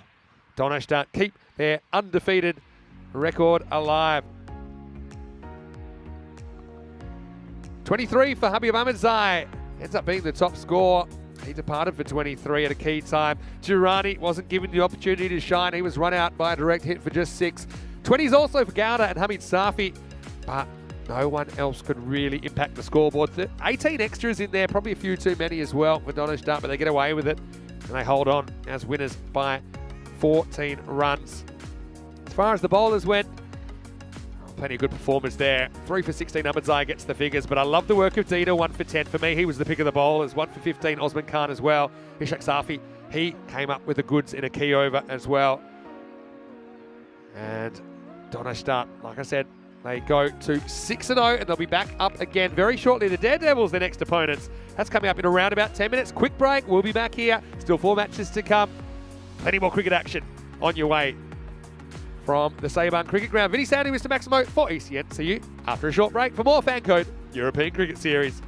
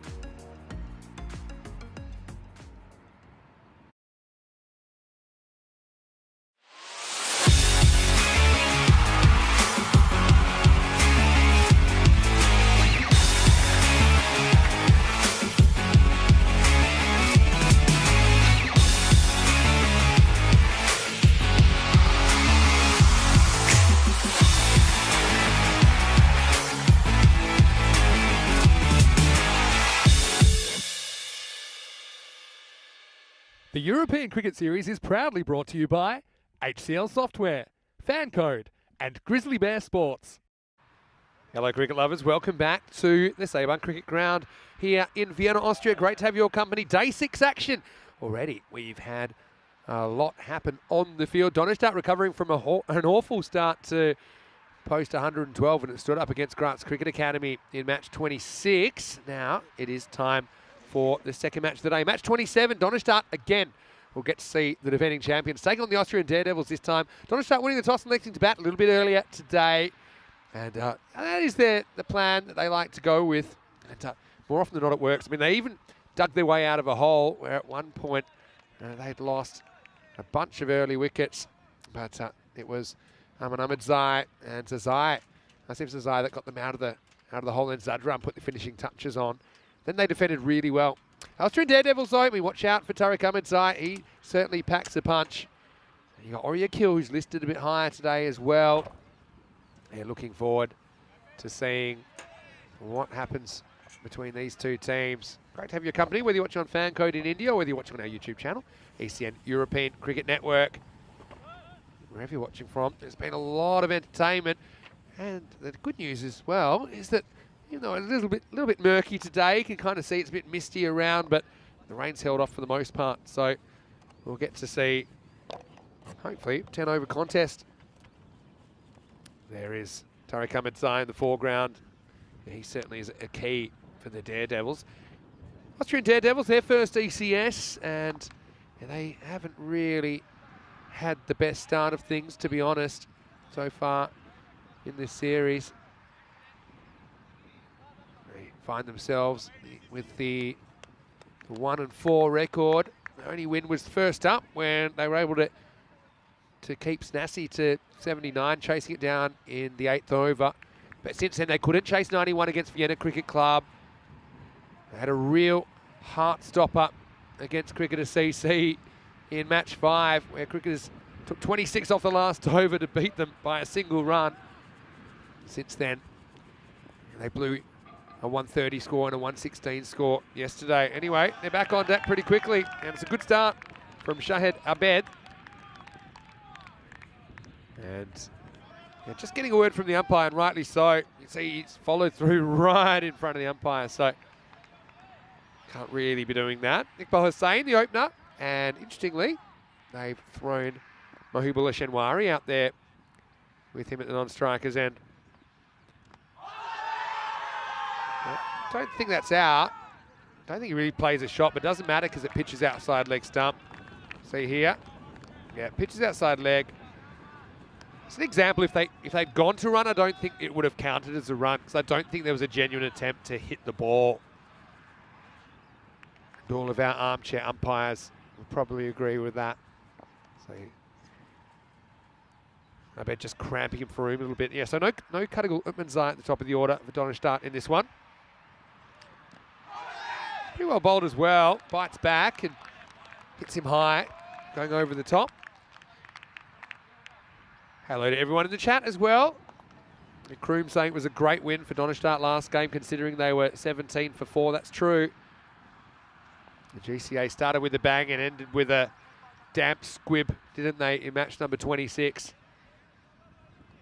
Iqbal Hussain, though, he didn't have the ideal start to the day. He's got a second baller.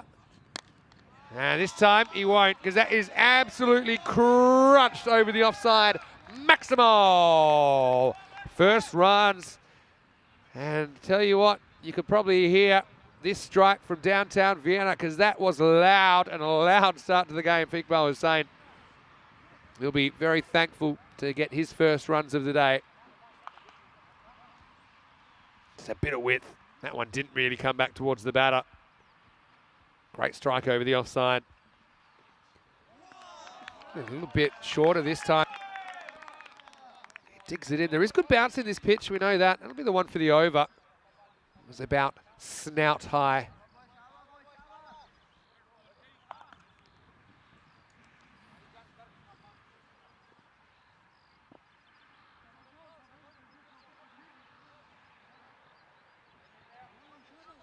Last ball, the over. Off the end of the bat, that gets enough on it. I don't think this goes for 4, but they should get 2. And they will just. Mohib, probably not a fan of sprinting, but he does enough. As we get to the end of the first over, it's 8 without loss. See there, just kind of timed his run perfectly. Minimum energy that was expended in that. Have a look at the bat versus ball wall. Donnerstadt, 13-run favourites over the Daredevils here. Consider that might be a little bit generous to the Daredevils, considering that Donnerstadt are averaging 145 with the bat. I mean, that doesn't take into account the last game, though. But even then, they scored 112. So I still think they're averaging probably high 130s after that. But Donnerstadt only conceding 92, and that was the key last game. The fact they're able to hold GCA so well. Mandozai is the new bowler. Waliula Mandozai, who I'm sure we're hoping to keep things pretty tight. Just 8 off the first over, 1 below in anger from Iqbal Hussain. Iqbal Hussain, again, we've seen him featuring for the national team. Seen him at Khartoum recently as well. Oh, he's knocked over Shinwari for a duck. Mendoza gets this one to bend slightly away, pitches on, hits. And what a good piece of bowling that is from the youngster. As Mohib gets the promotion to the top of the order, but he can't move the needle. Just look at this, just does enough. Comes in and leaves him. He was kind of on the long march to nowhere, wasn't he, Mohibullah Shenwari? He's had all the emotional highs and lows you'd want in a game of cricket in about 2 hours. Middle and leg. And the first wicket of the contest, 8 for 1. And there's Derek. Certainly not the kind of company you want, especially when you give an opportunity to open the batting. But you've got to give credit to the bowler there, Wally. He was right on the money. Rasmal Sugarwal comes out at 3, and this is always a big moment in the game. I mean, when it's all said and done, I think there's a case to be made for opening up with Rasmal Sugarwal. They've kind of been rotating the openers a little bit. He likes to bat at 3. I can understand that, but why wait for a wicket to get him out there? I think that pound for pound, he's their best bat. He's got the mixture of power and technique, doesn't he? Coming off a bit of cricket in the United Arab Emirates in the off-season. Oh, this one is Gundy down the leg side. Any sound to hear Mr. Maximo for the European Cricket Network? Rico is off for the weekend. You'll hear him back on Monday rejoining me. But I'm sure he'll be lurking from time to time. Keeper just has a bit of a strap issue. It's Rafiullah Mandazai. Good to see him back in the lineup as well. Didn't see him the second time we saw the Daredevils. Low full toss, finds the gap. Yeah, this is the part of the field where it slows up when it's along the turf. So we'll see another double. And in Donnerstadt, I think what you saw in that last game is how they're such a good T10 team, because they lose the early wickets, they find a way out of it. They still got hitters down the order. Sahil Zadran came in and whacked 32 off 10 at the end. Just makes it so hard to go through them. Missing. Wally with the 360-degree appeal. Not effective. As a scramble through for a leg bye. Good bowling though. He's bowling with one pocket out. That's an interesting technique. Maybe it is his delivery stride or the appeal, it must have fallen out.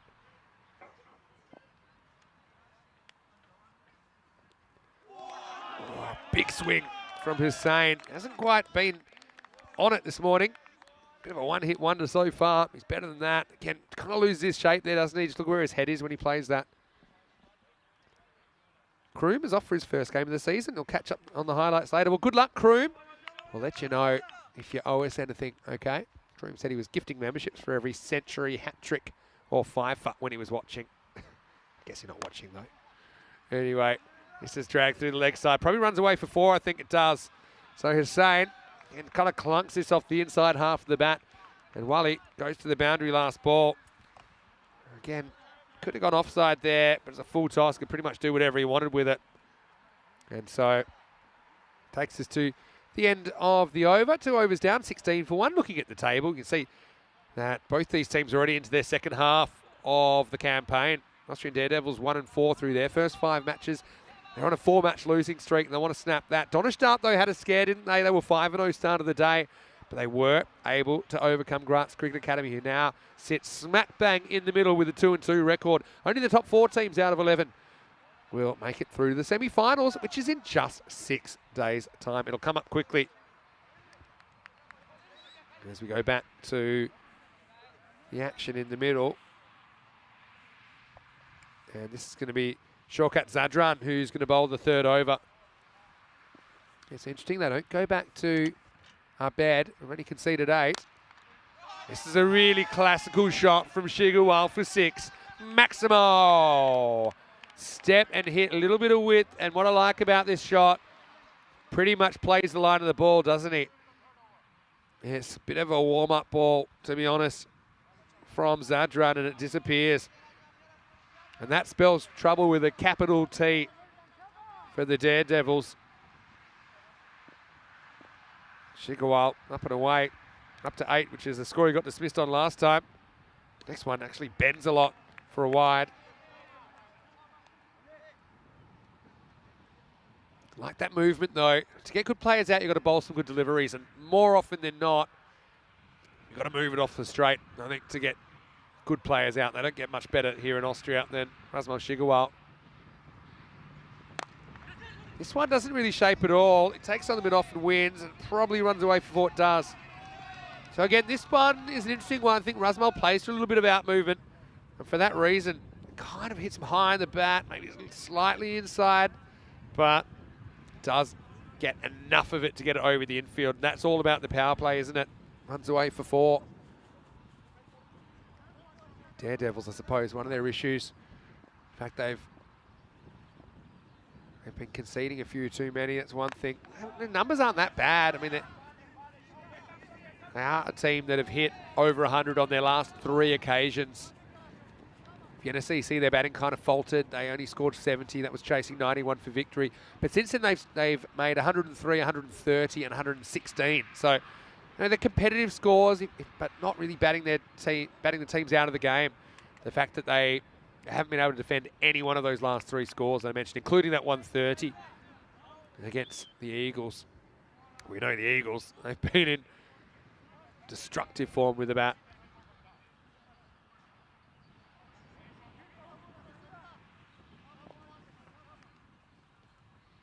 Sadran trying to fight back in this over. That won't help. Down the leg side. David saying he wants a plushy Derek. You know what? I think that when we get a bit of time off, we're going to have to really start working on this ECN merch. And I think that the stuffed Derek would be a bestseller. What do you think? It's called a wide for height. And bowler doesn't say anything, but his eyes say everything. Is it above the head? Yep, sure is. Good umpiring.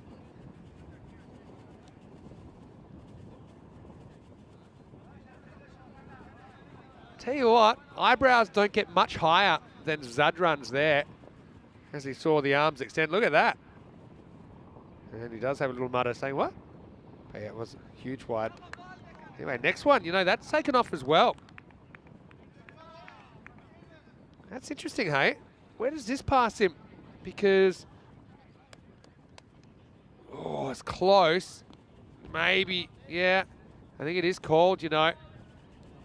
There's touch and go, but he's just getting too much bounce out of this. So the first one that was wide, it still counts as you won for the over. You're allowed 1 ball over the shoulder per over. Once you bowl a second, it becomes a no ball.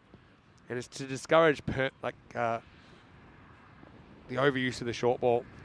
Free hit, edge, 4. So they're saying Cash is in the gift. Yeah, it was a borderline one, the second one. I've got to say my instinct was it probably was over the shoulder, but the replay showed that it really is a call that could have gone either way. And the result is a boundary for Donnerstadt. Good morning to Maya Patel as well. Hopefully you are having a good weekend so far. Yeah, what do you think about the merch? I think I think the Derek would be a bestseller. Maybe we could have a range of golden balls as well.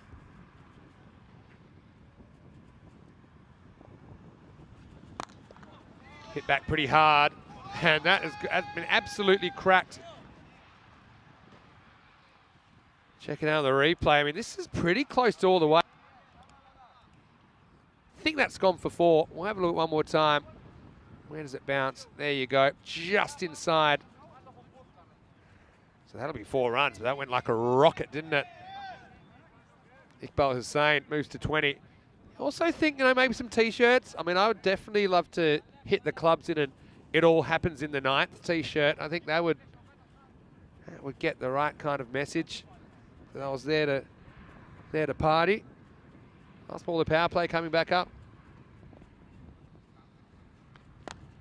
Goes straight and he goes long. Maximo! Well, that one is flying and it's going to clunk into the dirt. And what a finish to the power play. Donnerstadt, they've got a base to work with this time. 45 for 1 after 3. And Iqbal, well, he wasn't particularly convincing early, but he's getting into his work now, showing what he can do. And that over was on the verge of supersonic. 29 coming off the 3rd. And yeah, the extra forced him to bowl an extra ball, and it's a ball that got dirty. Give us your ideas in the chat. If we're going to do some merch, what do you want to see? Maya's got some more Derek suggestions. If someone gets a pair, you get 2 Dereks walking. King pair, then 2 golden Dereks, or 2 golden Dereks with a crown on their heads. Well, I mean, the Royal Duck, I think, is when you get out first ball of a match or first ball of an innings. Tell me what you think. It's like the golden and the diamond are the ones that are without dispute. Everyone knows them. But yeah, I don't... It's a bit harsh, actually, if we start putting multiples up there. And then we'll take it on the... We'll take that to the production. Anyway, this is driven nicely into the gap. That's going to be 4. Shigawal's looking good too. 17 off 6 for him. Abed comes back and immediately smacked over cover to the boundary. Did bowl the first over, Abed. Only went for 8.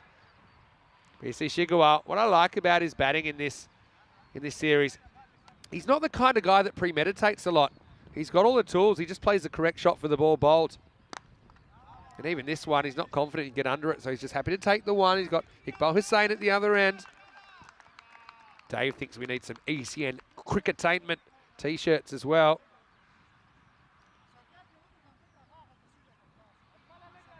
We have had some people produce some T-shirts before, but they pretty much produce them for themselves. And I feel G has done a bit of work creating his own merch. I think the day's coming.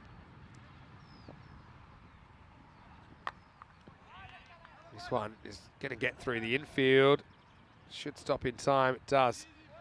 3 fielders with a beautiful little ballet. We'll keep it to 2. I suppose the thing with merch, guys, you got to remember, if we make it cost money, are you going to pay for it? When it comes down for it. Got to try and keep the lights on, And let us know what you want. If enough people say they want it, then I've got a case to go to the big wigs. 50's up for Don to start this over. He goes for this. Does it have the legs? I think it does. Going, gone. Maximo. Hussain now, it just looks better to me. He keeps his shape. He does clear that front leg a little bit, but he's not trying to drag it to the right. He kind of goes with it, slices, gets it up in the slipstream, and that one disappears. Donnerstadt swinging the way into the 60s, and Iqbal Hussain looking very, very good at the moment. 34 or 14, not quite 60 in fact, takes him to 58.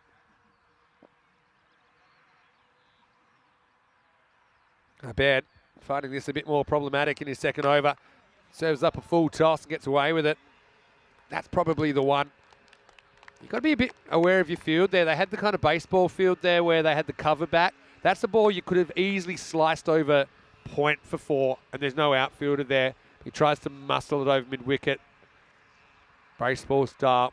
Probably just had to be a bit more aware of the field. Last ball of the over coming up. Oh, up, but this is a chance.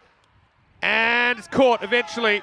Well, Shigawal's going to have to go. Slight miss hit, and Wally, he's been in the action so far.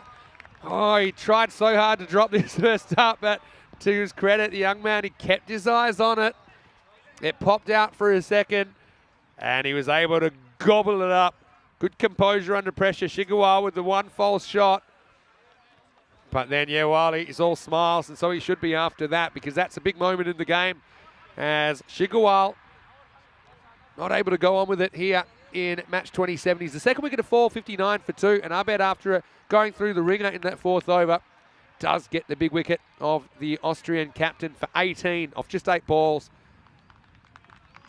So maybe they can turn things around. I mean, Donnerstadt had a terrible start but finished strongly. This could be an innings that goes the other way. You know, if you can keep taking those wickets, maybe even from this situation, you could keep them to, say, 110. And with the Daredevils batting, that hasn't really been the issue, scoring runs of late at least. Had some issues maybe in that one game against Vienna CC, but for the most part, they've shown that they can stick them. Iqbal Hussain becomes even more important now, 35 or 15. And one of my cult favourites, Sadiq, at the other end now. Over number 5, Oriakil getting a bowl. His first one is up and it's out of the ground. Maximo! Again, it's the kind of length that Hussain's going to enjoy.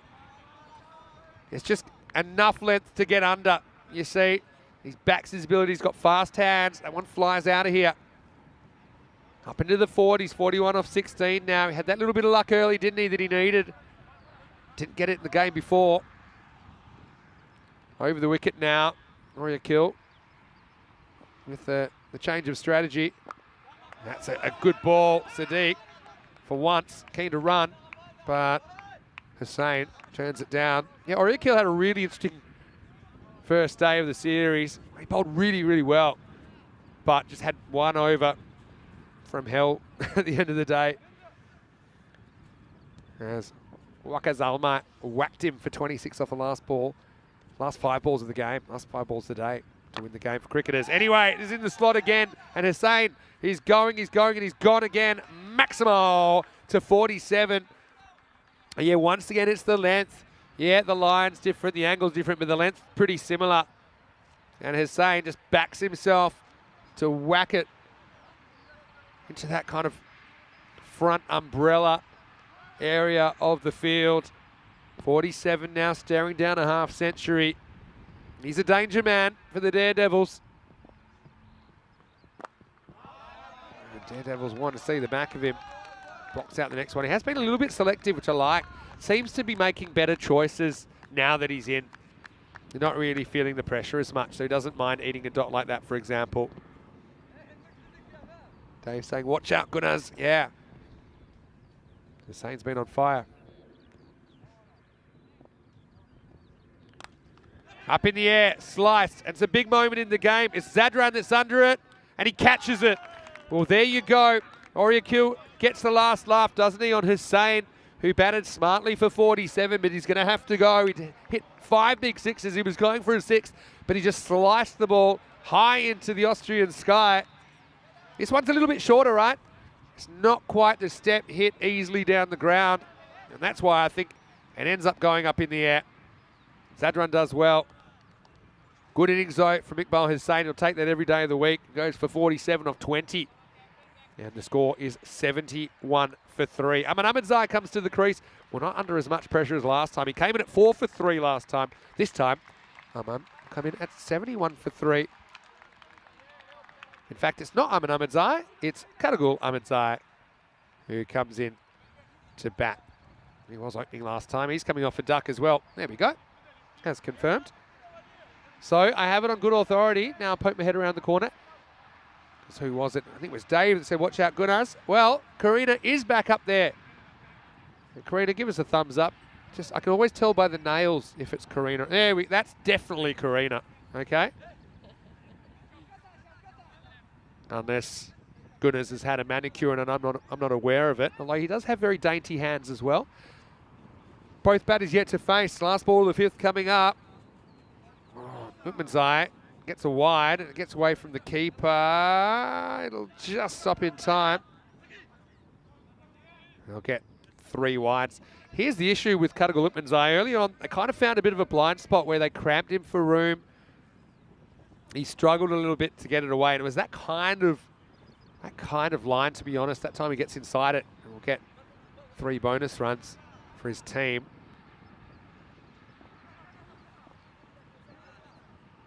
It'll have to be re-bowled, but, you know, he's also very, very good striker of the ball.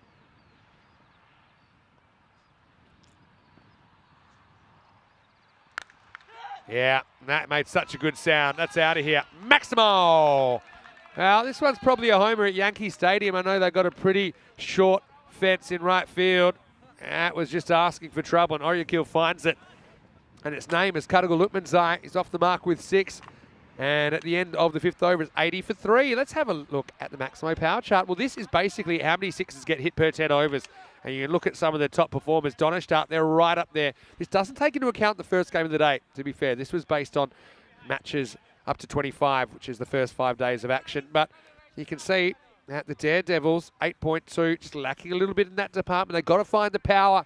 You find the power here in Austria, you win cricket matches.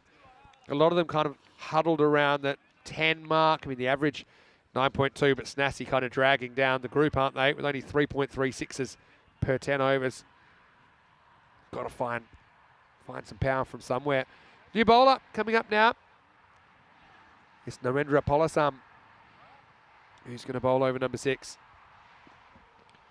Dave said he really likes Karina's nail polish. He loves green and purple. Thanks for the info, Dave.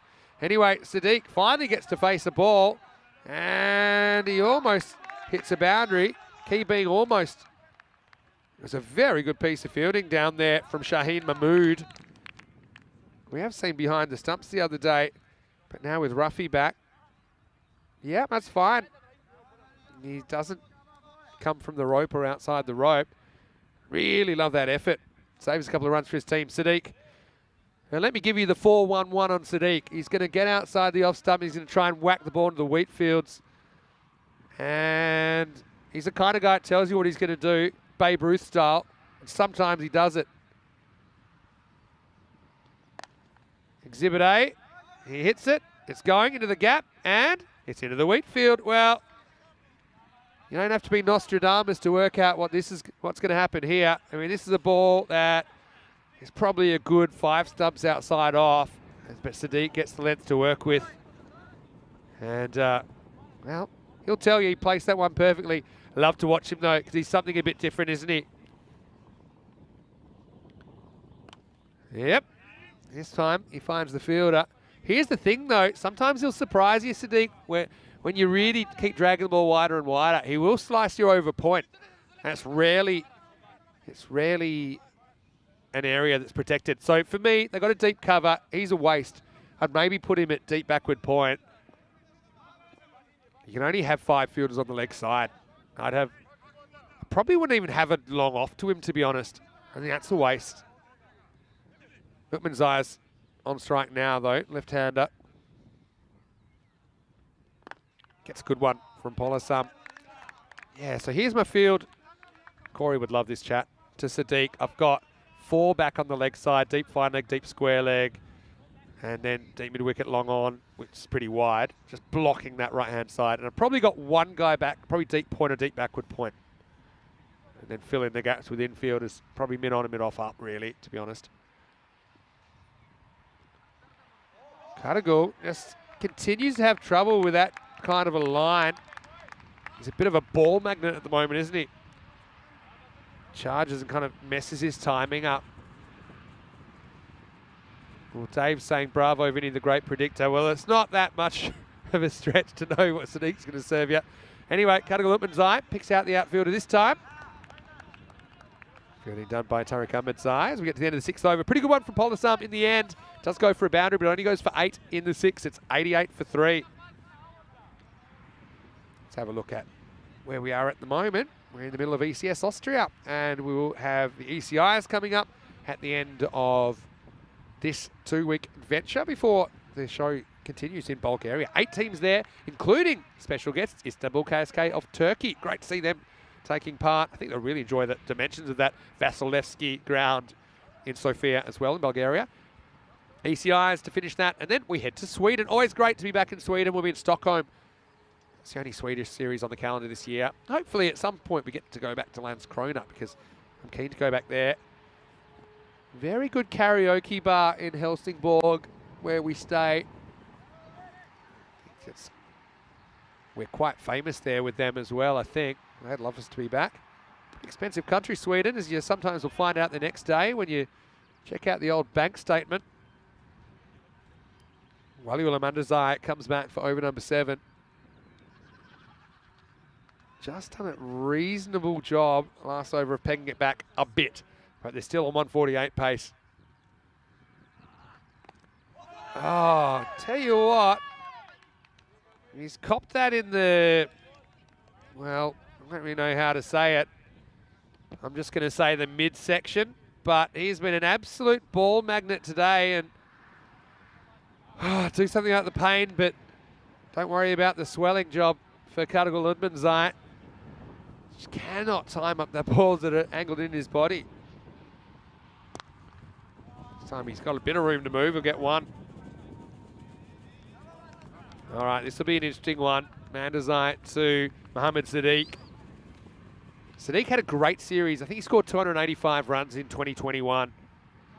But I got to say, he hasn't been the same player since he ditched the 007 shirt, which he wore during that 2021 series. I think my information is he wanted to keep it, but his teammates thought it looked silly. Well, this one, he doesn't quite get it. Top edge, hanging, and a brilliant catch. Unbelievable catch, and they're off to the races. Well, you'll never catch him.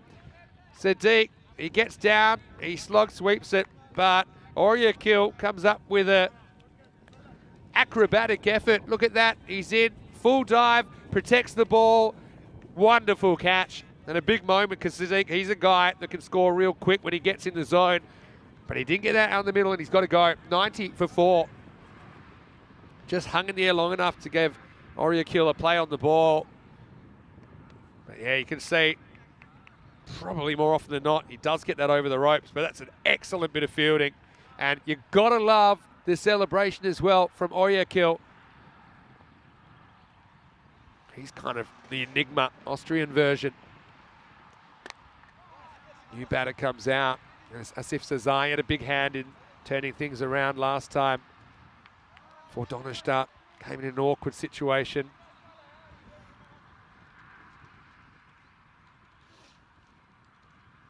Mandazai has done a good job, hasn't he? 2 for 10.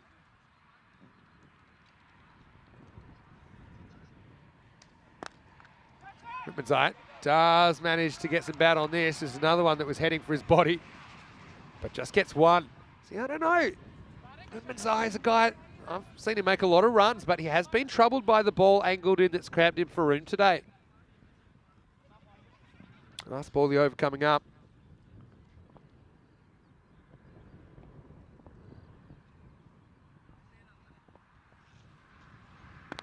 Yeah, well bowled.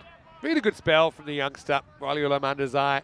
Finishes 2 for 12. 3 overs remaining. It's 93 for 4. Well, Dave saying, Vinny, we should take a camera crew with us when we do walkabouts in every country, because we never see more than the grounds. You know, we already saw that earlier. Austria, Bulgaria, Sweden. After that, we'll be in Romania. Then after that, we'll be in Hungary, Czech Republic, Switzerland, Germany, Dresden, Germany, Krefeld, Italy and Rome. Then we'll have the ECC. Then we'll have Croatia, Malta, and hopefully Spain to finish the year off, and a few bonus ones as well. I know we've got some T20 internationals from Bulgaria. Next month we might be able to broadcast as well. Well, just going back to what you were saying, Dave, probably right now what you'd be getting is you'd be getting the ground and you'd be probably getting the inside of my hotel room. You know, I've been staring at the back of my eyelids a fair bit this week after some long days in the elements. 8th overtime. Wow, I wonder if there's any bat in this. I don't think so. Sazai misses out. Definitely wasn't LB. Does it get any of the glove? Doubt it. Maybe a bit of the arm on the way up. Anyway, top ball. Probably wasn't the best effort from Polisam. This time he times it up. He crunches it. That's out of here. Maximo! Hasn't quite been the heights of yesterday as far as the Wheatfield attack, but this time he has the second look at the same ball, but he's ready for it. doesn't really come through at Polissam's pace and disappears. 6 runs. Zazai, he's been battling with a bit of a knee knock that he took earlier, but seems to have shaken that off.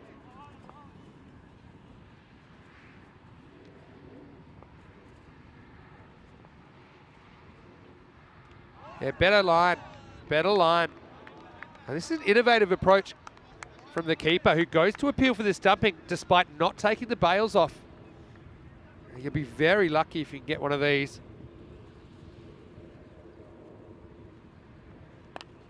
Goes after it, doesn't get it, hanging in the air. Another catching opportunity and gone. So that's a good catch down there. Buset Amari takes the catch. He's having a pretty good tournament. And credit to Polissam. The first 2 weren't where he wanted them, but the next 2 were.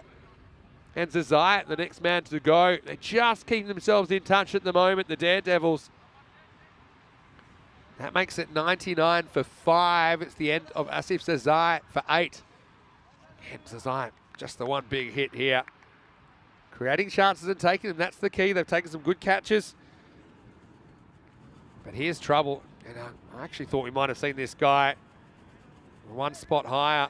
Sahel Zadran coming off his 32 off 10. He's been such a good finisher. Coming out with 14 balls left in the innings. Laces this one first up. Picks up Omari. He handles it cleanly. Just the single. Kadagal needs to get going though, doesn't he? He's had a frustrating morning with the bat. The harder you try, the harder it gets sometimes when you're in these situations. Polissam going round the wicket. I think this probably is a good tactic to Kadagal Manzai, because he struggled with balls that angled in his body, so he's just trying to cramp him for room. Outside off though, driven pretty well. Long chase for the fielder, won't get there. So, yeah, Polissam probably not quite where he wanted it. It gives him some room to move. And yeah, inside out, slashes that away. And with no deep cover, that was always headed for the boundary. So end of 8 overs, the score is 104 for 5. Pretty consistent wickets taking. No partnerships have really ever taken hold in this innings despite that. I mean, the run rate's decent, isn't it? 13 and over at the moment, heading for 130. Hello to Wayne as well. How are you, Wayne? Hopefully you're having a great day so far. Hello to Shrug. How are you doing? Looking good with your crown there, Shrug. I did say probably wouldn't see too much except for the ground and the inside of my hotel room, but you would have seen one of the all-time great all-you-can-eat Greek meals the other night. Well, it wasn't technically all-you-can-eat. As this is pulled away towards the fielder. It'll just be a single. I say all-you-can-eat Greek. I mean, I suppose everything's all-you-can-eat if you pay for it, which is basically what we did. There's a platter for 4, which I went to town with our crew from Spring Productions. They were making pretty sure there was nothing left afterwards. Greek food in Germany. Never thought I would. Anyway, Umanzai does time this one up, and this is flying for 6. Maximo! Probably this was so short that he could get out in front of it. Ring, ring, phone home. This one is headed home. Look at that. We haven't seen too many go over the fence. Pretty good sharp fielding there as well. 1 hand, 1 bounce. On an important call. So it's pitched up, hit down the ground. Good fielding. Really good fielding from Omari. And he's actually going to keep it to 1. Excellent work. Omari's caught well. He's been good on the ground. You can see, likes to go inside out. It's just the exception with that short ball, but he really was able to make a conscious decision to pull it. Staying around the wicket to Zadran. He basically spoils the wide as he steps out and gets clonked on the pad. That'll be a leg bite.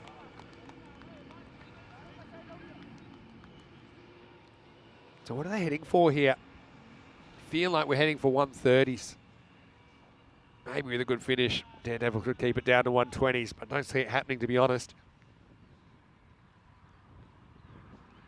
Smart batting. No Kadagal Manzai. This has been the problem today, that sometimes those kind of balls he's got in the way of. So it's smart batting. If you see it's heading for you, you know, if your confidence missing leg, hey, have another one.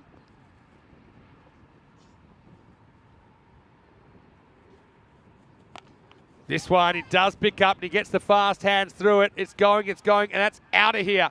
Maximo. The longer he bats, the better he's getting here. Kargulutman's eye moved to 26 off 11. I mean, you look at that. It's hard to make the argument he's been bogged down when he's going at a strike rate of about 237. Last ball of the ninth. We'll have to wait. Again, didn't have a great forecast today as far as the weather goes, but been holding off, and I'm glad it has been because we've seen some really entertaining cricket. Goes again, but doesn't quite get it. And he's gone. Nicely taken. That's Shortcut Zadran coming in. He's caught well in this innings.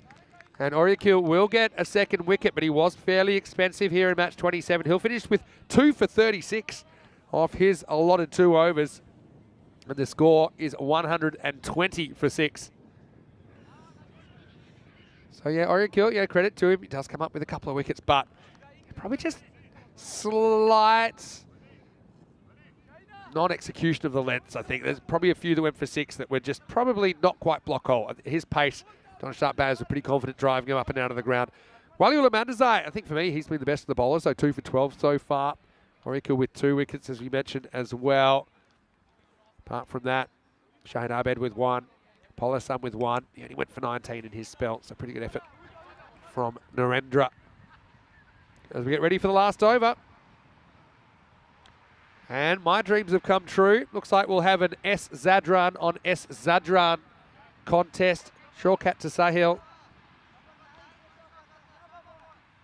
And I'm going to tell you this right now. Sahil wants to take him down. 10th overtime.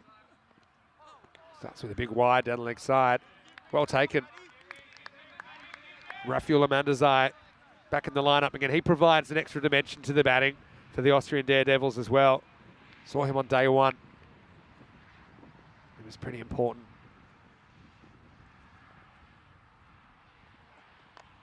Oh, this time he decides to catch up with it, and he does. Good batting. Not a great delivery, to be honest.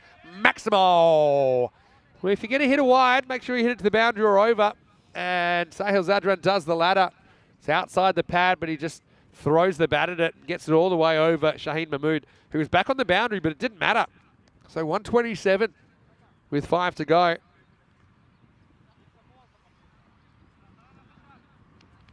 Hello to Kai as well, Mariam Patel, everyone else in the chat. Hope you're enjoying your weekend. Seatbelts on, 10th overtime. Oh, that's huge. That is large with a capital L. Maximo. Well, we had some trouble finding that with the camera. I'll tell you why. It was like world record speed, and nobody has even bothered trying to find that. That has climbed, and really, it was exactly where Sahil Zadran wanted it. He's winning the battle of the Zadrans at the moment. Got to think quick here. Got to be full outside off. He does it. He takes him on again. It's the top edge, and that's going to fly as well for 6 more. I'm pretty sure that's gone. We'll have to check it. It has. Maximo. Well, they say insanity is trying the same thing again and again and expecting a different result. Look, okay, maybe he beats him morally, but the result's bad. Top edge for 6. And, well, right now, I hate to say this, but we're on world record pace because Shortcut Zadran's gone for 48 and there's 3 remaining. The most expensive figures ever were 58.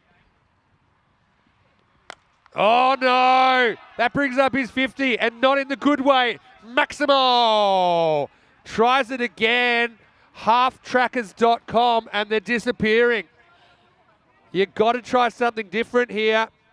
I tell you, I might have to get Gökhan from Turkey on the phone because it looks like his figures might be worsened here. I'll take you back to that game in a minute. It was Zaitenberner Zaffa versus Brescia CC back in the ECL. Oh, he gets a break here though. Oh well, we're going to the wire. I'll tell you, the most expensive figures we've ever seen. Gökhan Alta, 2 overs, none for 57 on the 22nd of February 2022. A boundary. Oh, he gets away with it. Zadran has missed 2 in a row. And Gökhan, well, time to sit down. That record survives, but Shortcut Zadran's figures don't really. He finishes none for 54. And yeah, again, just kept feeding that short ball. Zadran's 2 overs go for 29 and 26 if you include the bye. So, well, not the greatest figures for the Daredevil skipper. But you know what? Maybe it's all part of the plan because they're Daredevils. They're going to have to pull off a few stunts to chase this because Donnerstadt have built 146 off the 10 overs. And Zadran, well, once again, coming to the party with a cameo, this time 26 off 9, but 2 massive whiffs at the last 2, just when we thought we might have a 60 against the batter for the first time. Well, he might have choked up those 2, but he'll be out there with the ball before too long, I'm sure. Let's go back to the highlights, and there were some highlights for the Daredevils early on. Iqbal Hussain, he opened with Mohibullah Shenwari, but Shenwari didn't last too long, went for a second ball. Derek basically yorked himself and swung it all across that one from Wali Mandazai, who was up and away, wiggling the finger in the traditional fashion. Fair few Maximos then started to go. The Shigawal looked dangerous again. Again, didn't go on with it, did he? But Hussain, despite being slightly bogged down early, he recovered 47 off 20. 5 big Maximos, 3 4s in his innings. Shigawal mishit one. Dropped it, then caught it moment for Wally, as he was able to grasp it at the second opportunity. And through it all, Iqbal Hussain just continued to then gather momentum and speed and confidence. This one was miles in the air, wasn't it, over cover? And that was a fairly simple catch that was taken. Sadiq came out, you know what he's going to bring to the table. He's going to try and swing across pretty much everything. He did that way as well, but this is an excellent catch. Probably the best bit of fielding in the 10 overs from Oriakil to pick up Mohammad Sadiq. Just couldn't quite get that out of the middle of the bat. Kadagul Manzai was kind of a little bit bogged down with a lot of balls that kind of cramped him for room. Zazai, I think, he hit that one good shot. I couldn't do a lot different. That was a nice little change in strategy from Polisam to get him. Got it outside the off stump, kind of got length a little bit better as well. But Umazai found his mojo eventually. Some good fielding in the cheap seats. Late in the piece, he was caught. That was a nice catch by Shorkat Zadran, but he wasn't going to have a very good time with the ball. We thought the record was going to go 57, the most expensive figures, and he had 54 conceded off 10 balls. And I told you, I was looking up the international dialing code for Turkey to tell Gökhan Alta that maybe his reign was over with his 57 figures, but in the end, a dot and a bye finished things off. So not quite the big finish with 146 on the board, though Donnerstadt looking good. Again, not everything went their way, but plenty did during the innings. Ahmed Zai, just a little bit of a ghost batter there in the middle. And so 47 for Iqbal Hussain, 47 off 20. And apart from that, Kadagul Utmanzai, 26 off 12. And Sahil Zadran with another cameo, 26 off 9. 14 extras. 146 for 6 off 10. Now, if you do have small children, I ask them to look away from the screen right now because these bowling figures do contain some violence, particularly against Shorkat Zadran, who went for 54 of his 2 overs. Some good performers in there, particularly Wali Mandazai. I like the way he bowled 2 for 12, took some key wickets. Wickets also for Shahid Abed and 1 for Polisam, who bowled a pretty good 2 overs as well. But anyway, I'll say this, if 163 can get caught, 146 can get caught, so join us after the break to see the chase. Daredevils, well, they're flying and they're jumping out of the plane without the reserve parachute, that's for sure. 147 the target when we return after the break in match 27. Vinny Sandu, Mr. Maximo for ECN. Come back soon for more Fan Code European Cricket Series.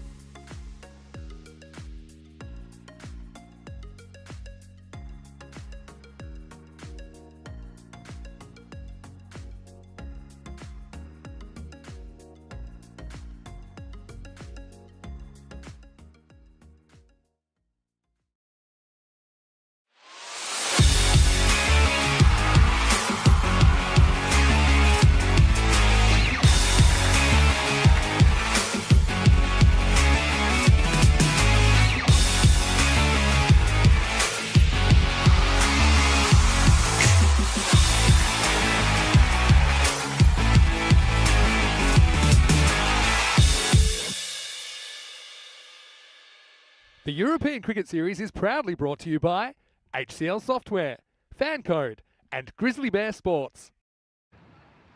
Hello and welcome back to Vienna. Great to have your company. Day 6 in this Fan Code European Cricket Series. So after today, it'll be exactly halfway through because day 12 will be Finals Friday coming up, only 6 days away. And then, of course, we'll have the ECIs featuring Austria as well as Hungary and the Czech Republic. 3 national teams here for a 9-match European Cricket International. Right here, though, right now, it should be a pretty interesting chase coming up. Donnerstadt winning the toss, batting in match 27. Despite a few wobbles along the way, they have posted a very healthy total of 146 for 6. And so, right now, the opener's going out there, trying to put a dent in this one. Tariq Ahmedzai, he's having a bit of trouble getting the helmet over that fairly large head of his. He's built for power, isn't he? He's out there with Shahid Mahmood. He did a pretty good job yesterday, I think, as well. And so it will be Ahmedzai to face. 147. It's going to take a lot to chase this down. And need a good start, really. Because if it gets up above the kind of 16, 17 and over, then it's going to be really tough against Donnerstadt, who a class act, we know that. Only some spins, there's something a bit different. Ahmedzai opening up. Oh, this could be out, you know. It may or may not be out. It's bounced off the keeper onto the stumps, and let's just see if the batter's out. I got a bad feeling about this. He's gone. He's going to be gone here. Look at that. Bounces definitely out, and you wouldn't read about it. It's a good fumble. I actually think if he'd caught it, there's no way he would have got back to the stumps in time. But Tariq Ahmedzai is going to have to go stumped off the very first ball of the innings. So there's good fumbles and there's bad fumbles. And that's a good one for Zazai. Have a look at it again. Just kind of swings away, drags that back foot, bounces off the keeper, back onto the middle stump. And adios, amigo. Worst possible start for the Daredevils. Especially a key player like Ahmedzai. But having said that, you're looking forward to seeing this guy live. I saw him make a significant contribution on day 1. It's Rafi Mandazai who's coming on to bowl. Coming on to bat, I should say. Coming out to bat in the number 3 position. So, Ahmedzai gets a wicket somehow. First ball. This is okay, I think. Sneaks back inside. So, you need to try and go that 15 and over, or die trying. I think that's the strategy. Just a little bit of turn there, I think, keeps it good from Aman. He's flirting with that wide line all day, really. Miss hit. Just gets over mid-off. Running away for 4. So, Mandazai is off the mark. And so, just a probably not the most convincing shot, but good enough. Rafi off to the races. Needs someone to play a big one. Look, Tariq Ahmedzai, bit of bad luck, I suppose, getting stumped in the fashion that he did, but hasn't used up any deliveries. Now it's a flat bat crunch, and that will be 4 as well. And picks this spot out nice and straight, the mid-on. Long on really on the boundaries, a little bit further around. So he pretty much tries to keep it offside just, and he does. So 2 boundaries in the over now.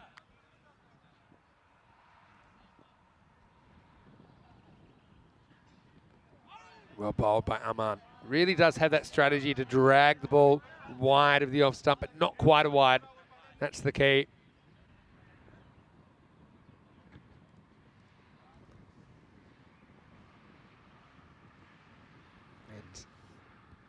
With a Maximo here, they can get back on the pace. Kind of slip comes in.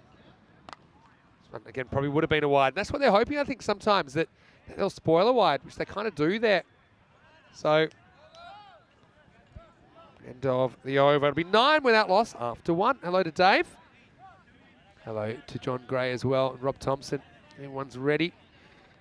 Well, 63 matches since the Golden Ball. We thought we might have a higher scoring one yesterday at one point. Now 163 game. chased down dramatically by pack riders. And we haven't had a golden ball in Austria since the only one we ever had back in April 2021. Vienna Afghan, now known as Donnerstadt. They were one of the teams there. Salzburg was the other team. Well, Ruffy has called for the box. And that's always a bit of an awkward one to deal with. Luckily, he's got the protection. He might need it as well with Dieter coming on a little bit quicker. Not that it would have been comfortable if he took one there from Ahmadzai.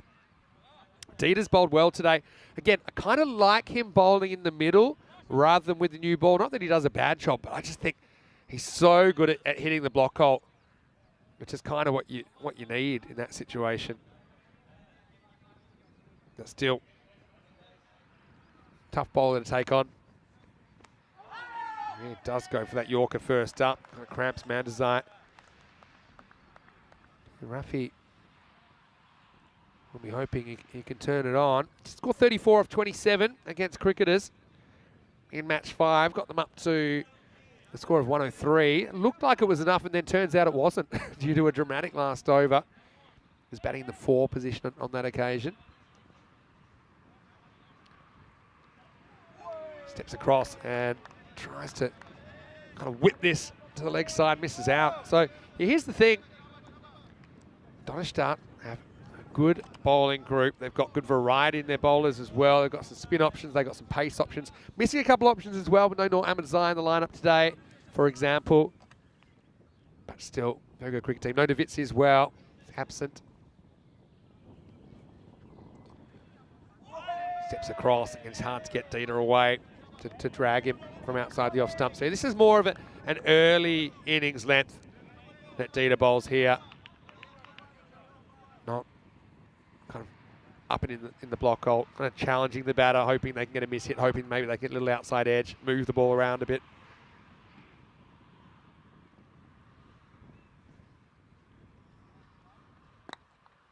Takes this off middle stump, knocks it away, just gets a single. Well, Desai's been in the wars today. This one almost hits him on the rebound. And look at this. Whoa. Oh, he does well. He blocks it with his hand. I think that was heading for that dodgy knee. Anyway, one scored. And it's going to be Shaheen Mahmood to face his first ball.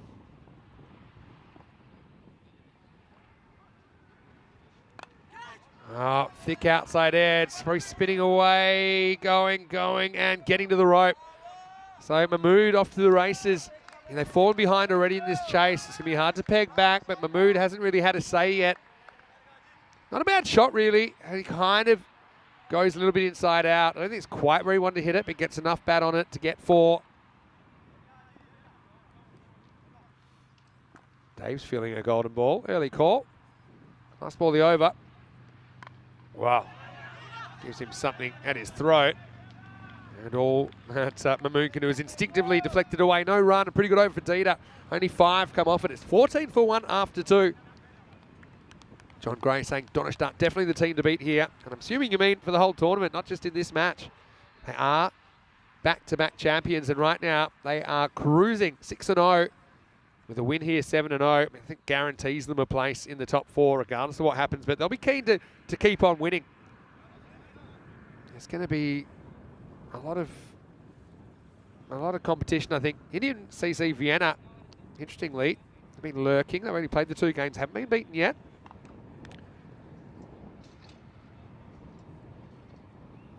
Ahmadzai comes back for a second over. This is hacked away over wide mid-off, and this will be 4. So Rafi, again, not quite where he was intending to hit it. I think he's a bit late on it, but doesn't matter. If anything, it helps. It gets it away from the fielder. Good power play batting. This is the last over of the power play. I think you need to attack this over, even though it does carry a degree of risk. Fielder go back after this over.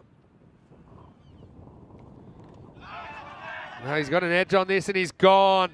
Great keeping by Zazai. Oh, now his knee's good enough to do a little jig. Just watch this. It's a really good bit of keeping because he gets across. It's good footwork. You see, he doesn't just go with his hands. He steps across and gets in the line of the ball. Remember Zazai took a nasty one on the left knee earlier. Yep, you see how he just shuffles across and gets a bit close to the ball. And then, well, there we go. The left foot takeoff from Zazai on what we thought might have been a dislocated patella. Anyway, he's recovered. It's the biggest comeback I've ever seen since Ben Hur. When Mari comes to the crease, he's a good hitter of a cricket ball. I mean, that's a ball, probably wasn't going to be a wide because of the initial position taken up by the striker. It did sneak outside off stump a little bit, but still. Matazai goes for 14.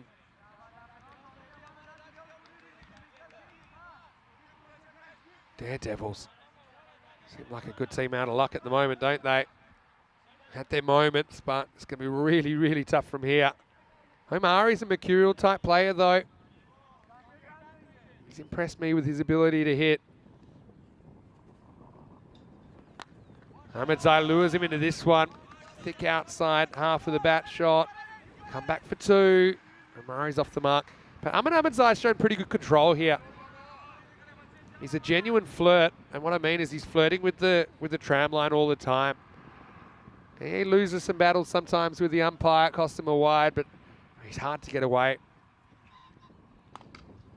There we go. That's one where he will get called. He says, okay, that's one run. I can handle it. You want to get it just inside. It's amazing. But they're not able to really get too much on it. And the other thing is quite a few that would be wides will get hit. Brings it back this time. Omari just pats it back. Talking about the potential of a bonus point system as well. Games like this I find interesting. So they scored 146. If we had the bonus point system, then Donnerstadt would have to keep Daredevils to 102 or less. But with hitting like that, that'd be tough because that's out of here. Maximo! And Ahmedzai, like I said, his control's been really good, but this one gets away from him. Turns out to be about a shin-high full toss. Bang. Gets good contact, gets 6. Yeah, so in that scenario, Daredevils would need to reach 103 for a point. Otherwise, they'd come up empty-handed from the game. It'd be 3 points for a win, 1 point for a loss. Ordinarily, it could be 4-0 if you get beaten with a bonus point. I think that maybe bring that in. Just got to write it up and get it all approved. I think that had an interesting extra dimension to some of these games. It's probably a better way to split teams that have an equal amount of wins. Anyway, this is the end of the over. 27 for 2 after the power play. So look, not the worst power play for the Daredevils, but when you're chasing 147, I think you need a bit more. You need around about the 40 mark, low 40s. Dave's impressed with Donnerstadt's ability to slow things down. Osman Khan, really like his bowling. Good old-fashioned leg spinner, gives it a rip. Gets good drift with this wind as well. Coming on to bowl the 4th. Very good bowling first up. The batter didn't really know what to do with that. Had a few options, none of them were easy. So Mahmood just takes his medicine, tips his cap and says, well bowled, give me another one.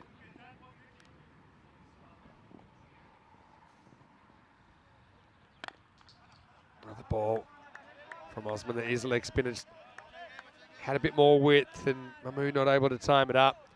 One thing I've noticed last couple of days, bowlers really getting through their overs quickly. Partly it's about the fact that even the fast bowlers had to kind of limit their run up these conditions. Sets a bit of a task for the fielder on the boundary.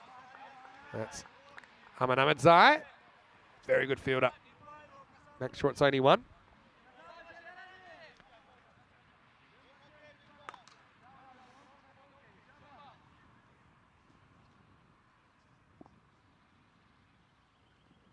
Amari gets a low full toss, but drops on him. And Sahil Zadran does the fielding. Yeah, that's the other thing about the bowling of Osman Khan. There's so many balls, and it look like they're going to be higher than they are, because at last moment just drops on you. Kind of pulls the chain on them. That is kind of the one that's pushed through, a little bit short. Rushes Mahmood on the pull. Ends up at long off for 1. So Donnerstadt machine is kind of in full swing now, isn't it? Tossed up again. It's really good location. This has been a brilliant over just conceding for Osman Khan. And really, the faint pilot light of hope for Daredevils could be extinguished before too long, I think, as we get to the end of the fourth. And the score is 31 for 2. And looking at that, kind of tells you all you need to know, doesn't it? They've been very, very good at just limiting the scoring opportunities of the Daredevils. Yeah, Donnerstadt, they're a good unit. They're showing their depth as well. A couple of key players missing today. And we'll see them again in match 42 at the start of day 9. I believe that's Tuesday. Anyway, start of a new over. Shenwari comes on with some more spin. And, oh, it's a dangerous way to field the ball. Just stomps it into the turf. They'll get 2. I like Shenwari as a spinner as well, but probably didn't bowl his best in the last game. Did come up with a brilliant direct hit from point. Very popular player in the side. Anyway, takes this on and wins. Maximo Omari sends that miles away. That one plopped down with quite a big sound in the potato field. Probably just maybe a little too fast. I think the batters have cotton on. He's not spinning it a whole lot, Shenwari. He's more of a back spinner than anything else. Yep, that'll need a wipe. It's come down in the dirt.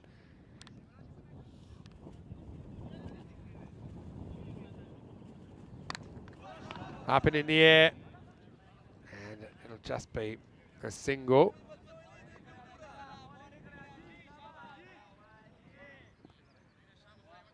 And Dave, I'm loving your enthusiasm in the chat. There's probably a bit of an unwritten rule, though. I'll tell you in a second.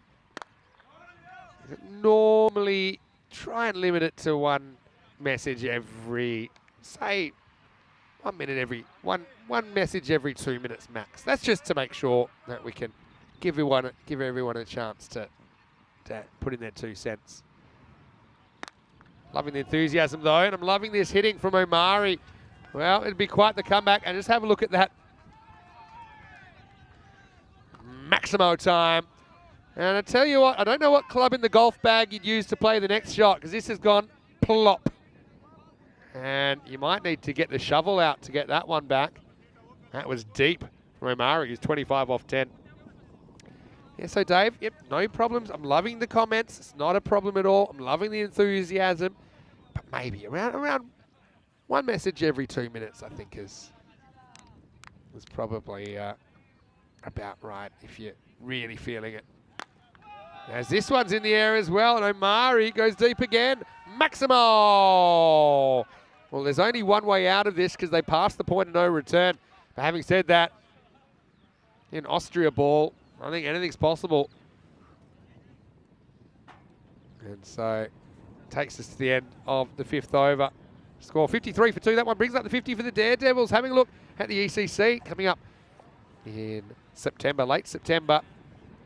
And Austria will be in a group with the Iron 11, Hungary, Finland and Turkey. Hungary and Austria will do battle in the ECI, which is next weekend. So it'll be a good little preview to that. Osman Khan comes back for a second over. A pretty good effort, but he's going to find the fielder. And Iqbal Hussain is going to take the catch. So Mahmood's going to have to go. And yeah, I mean, I don't mind. It kind of plays it on length. Comes back at him, if anything. But he couldn't have picked out the fielder any better. And that's a great catch, considering he didn't really feel confident getting behind the ball because he's worried he may step on the rope. And so Mahmood's going to have to go. Omari's still there, though. And here's a man who'd love to get a bit of revenge. Shortcut Zadran, the Daredevil skipper, didn't have a great time with the ball in this game. He's got a chance to come out and whack a few sixes here at number 5. Hello to Molino as well. He's saying that his dad, and saying my dad and I love this pitch. Rehan asking, where is this match played? Well, we're in the Sabun Cricket Ground, just north of Vienna in Austria. That's where we are at the moment. Picked up, and a bit of work for the fielder as well. Reads the last bounce. Iqbal Hussain keeps it to 1. Shortcut Zadran's off the mark. I think Rico was telling me the other day, Austria and Australia, they sound similar. So some parts of the world, they're always getting those two countries mixed up. And some packages, quite a few packages every year, meant for one end up in the other. And they're not too close together, Austria and Australia. Well bowled by Osman. Just a single. And I think he said that one package got delivered to the wrong place 3 times. So yeah, be careful how you label things, folks.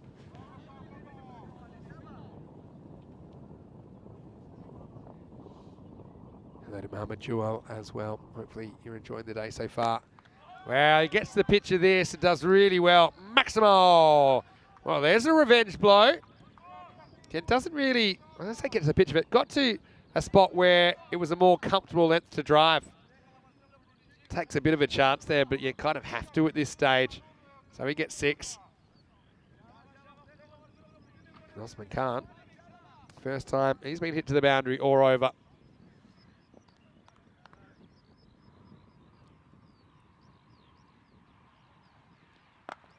Push through. This one's the shorter one. It's going to disappear as well. Maximo. Wow, hold the phone. And if they keep whacking 6s with this kind of frequency, we might still have a game on here. I mean, it's about 20 and over required. It's hard to see it happening. Just shows you how important it was that Donnerstadt, they kicked late. Remember, they hit 16 off the 9th. They hit 26 off the 10th. Otherwise, these two teams could be a bit closer together. That one's a wide, I think, yeah. Again, he won't like the call, Osman, but if he looks at it back, he'll see that his ball's not completely inside the line. It grabs a bit of the line on the way through. Good umpiring. Good take as well from Sazai. It's a quicker one as well from Osman. He's kind of given up on the orthodox leg spinner. He'll go for a single. Still a pretty good spell from the spinner. 1 for 20 off his 2. And with 4 overs remaining, 69 for 3. This is pretty much exactly the situation that Sweden were in when they were chasing 150 against Belgium in the ECC back in 21, and they won from here. We called it the impossible chase. Very, very good cricket match. It was Emil Zuva for Sweden on that occasion. That had a big hand in it with a half century, but I have seen a game won from this situation. That's what I'm trying to tell you, but it requires some very, very good batting and requires a lot of luck as well. Can't see happening with Dieter coming back. I like that they're saving him 1 over for the middle, or middle to late. 7th over coming up. Tries a Yorker. And we almost have another direct hit from Mohibullah Shinwari, who pulled off a run out pretty much exactly like that earlier. Dieter just misses Yorker. Doesn't really matter. This would have been out had he hit. And it was pretty well hit. Second time by Shaukat Zadran. Accidentally, of course.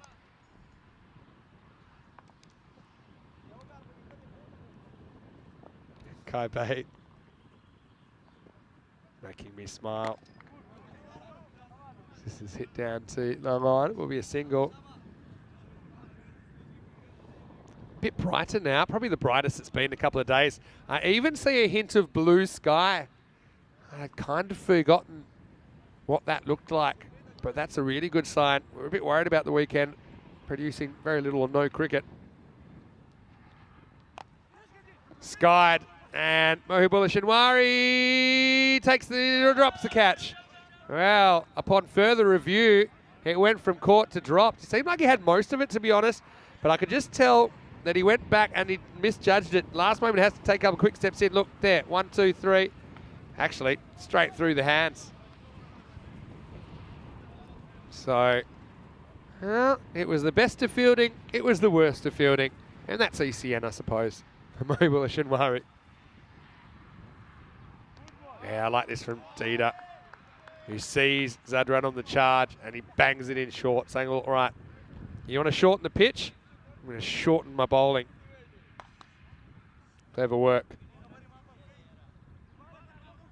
Kai Bay saying, mate, maybe another impossible chase. Well, this would be probably even bigger if they could do it from here. That impossible chase, though, Sweden ended up doing it with 5 balls to spare. I think they scored something like 93 off the last 19 balls or something. Something like that. It was crazy. I'll just get one here. Go back and watch that one if you like.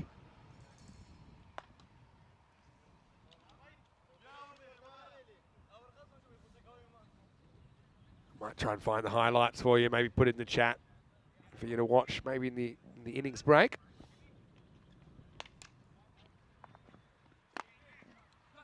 And just keep an eye on the score when that happens. Tell you what, I'll go one better. I'll take, this is a bit of homework for everyone in the chat, okay? I'm going to give you the exact link of the last 4 overs of that game, or 3 in a bit, as we get to the end of the 7th over right here, right now. 73 for 3, as we have a look at what's coming up. Gratz Cricket Academy, 2-2. The ultimate mixed bag for them so far. They've got a pretty tough one against ACT, the Austrian Cricket Tigers. The Tigers batting first after winning the toss. Here's Hassan, still listed at the top with us and Yusuf slotting back into the team. He's a very good player to be able to come back. Was opening, but wasn't really clicking. So let's see if they go with that top 4 with us and Yusuf at 4. And Austrian Cricket Tigers, former ECL representative team from Austria. They played in ECL 22, played very well, I might add. We're in a tough group. It's Tunbridge Wells of England ultimately won. As we're going to see Ishak Safi coming into bowl now.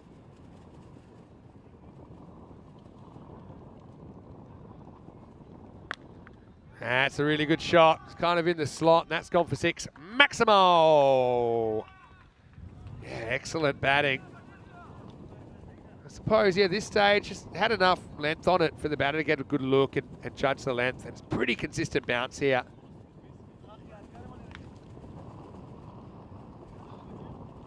So yeah, I'm doing my best. I'll work on that link for you, okay? Ishak Safi. I think at this stage you need to be a bit fuller. I think you gotta try and jam it up there.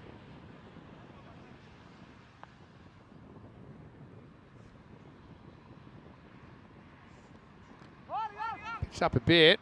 This one ties them up. There'll be no run. All right. So going back to that week, it was the first ever week of ECC, I think. I'm going to say was match 18. Yeah, it was an absolute banger.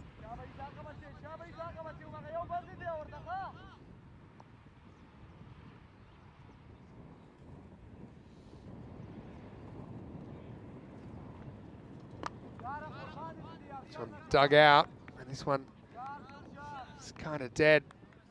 Body's not quite cold yet, but Omari hasn't had a lot of the strike recently, has he?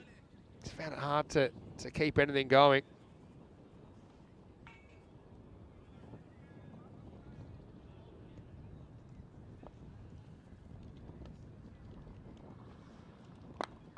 Goes after this, and it is travelling out of here. Maximo! Nice shot from Shokat Zadran.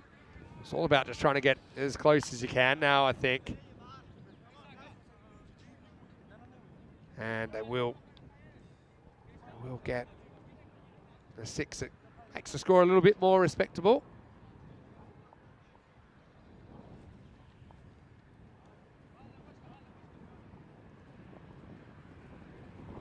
Yeah, I'm almost there.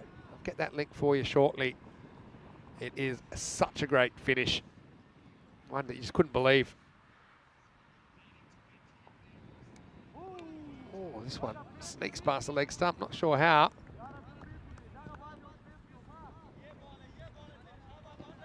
Yeah, not missing by much at all.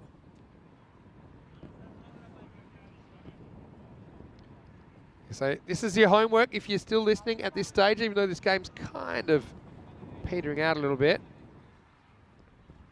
I want you to watch the last, let's say, 4 overs of this. I'll send you the exact link. And once you've watched it, get back in the chat, tell us what you think. It takes me right back to 2021. I was there with Rico. Well, up and out of here. Not a great ball from Safi. And he pounces Maximo. Safi probably has got plenty to play with. So yeah, your homework, like I said in the chat a moment ago, is watch this in the innings break and report back. It's 92 for 3 after 8 overs. You can see even though they're heading upwards, I just don't think they're going to catch that red line at the moment. Still 55 required off the last 2 overs.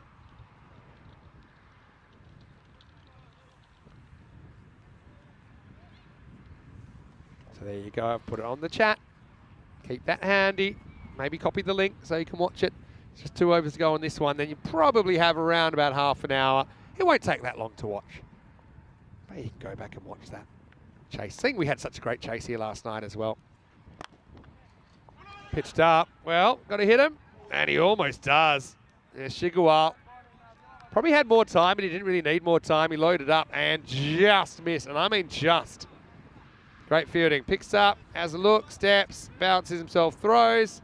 Would have been out by around about 6 metres.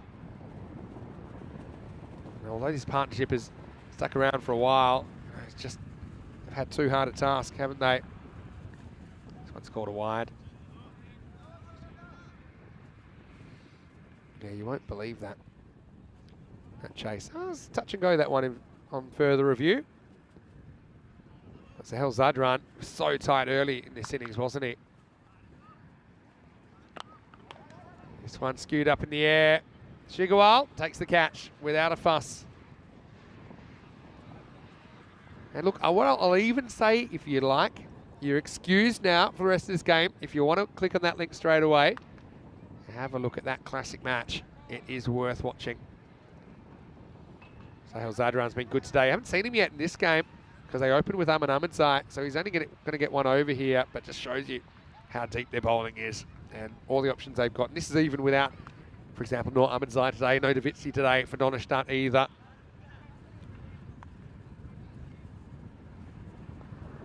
Yeah, Molyneux saying a delicious roast lamb to accompany European cricket. What can get any better? Well, where are you watching from, Molyneux? Let us know as we see another wicket.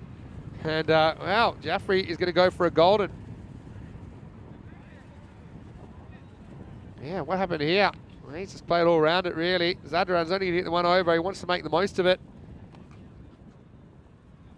And Zadran, just kind of quiet assassin here, coming in, shooting down a few ducks late in the piece. And, well, that's one way to get off quickly. He's being chased. I don't know who was moving faster there, the Golden Derek or the batter, Jaffrey. All right, so do we have a late twist? I guess if you had started watching the Classic Match link already, then you might miss this. Hat-trick number 12 of the season. We're waiting. Will it be Sahil Zadran? He'd be a worthy addition to the Hall of Fame, that's for sure. And it's Waliula Mandozai to face the hat-trick ball from Zadran. Oh, good idea. Pushed it at the stumps, but he misses. And he says, oh, wind just took that one. You see, he has gotten a bit windier in the last few minutes, I think. There's natural movement, get it down leg side. But if that was on target, I have a feeling that could have been hat-trick number 12 of the season. Rob Thompson, big thank you to you. Tell you what in a minute. Oh, edged and gone. Great wicket keeping. And I would now say that that knee has come back stronger than it even was at the start of the day.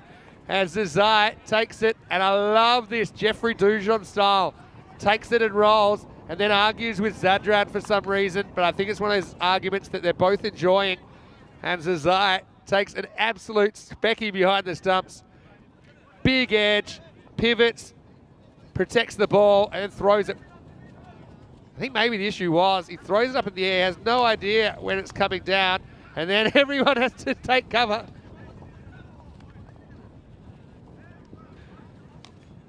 Yeah, and then where that ball landed, nobody knows, but I don't think anyone got hurt. Great effort from Zazai.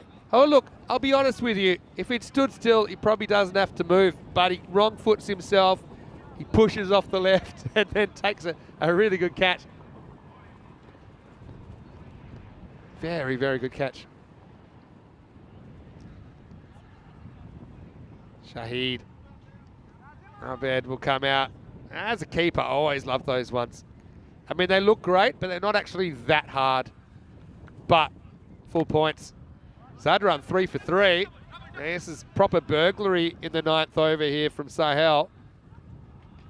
Maybe putting his hat in the ring for a player of the match, considering he did look really good with the bat earlier as well, as he was able to smack a few around earlier on, contributing 26 off just 9. It's got to be in the frame, doesn't it? swing and a miss. So 3 for 5 off his over. And with 1 over to go, it is 97 for 6. Earlier on, we saw Zadran playing very well as well. Just looking for who was player of the match in that first game.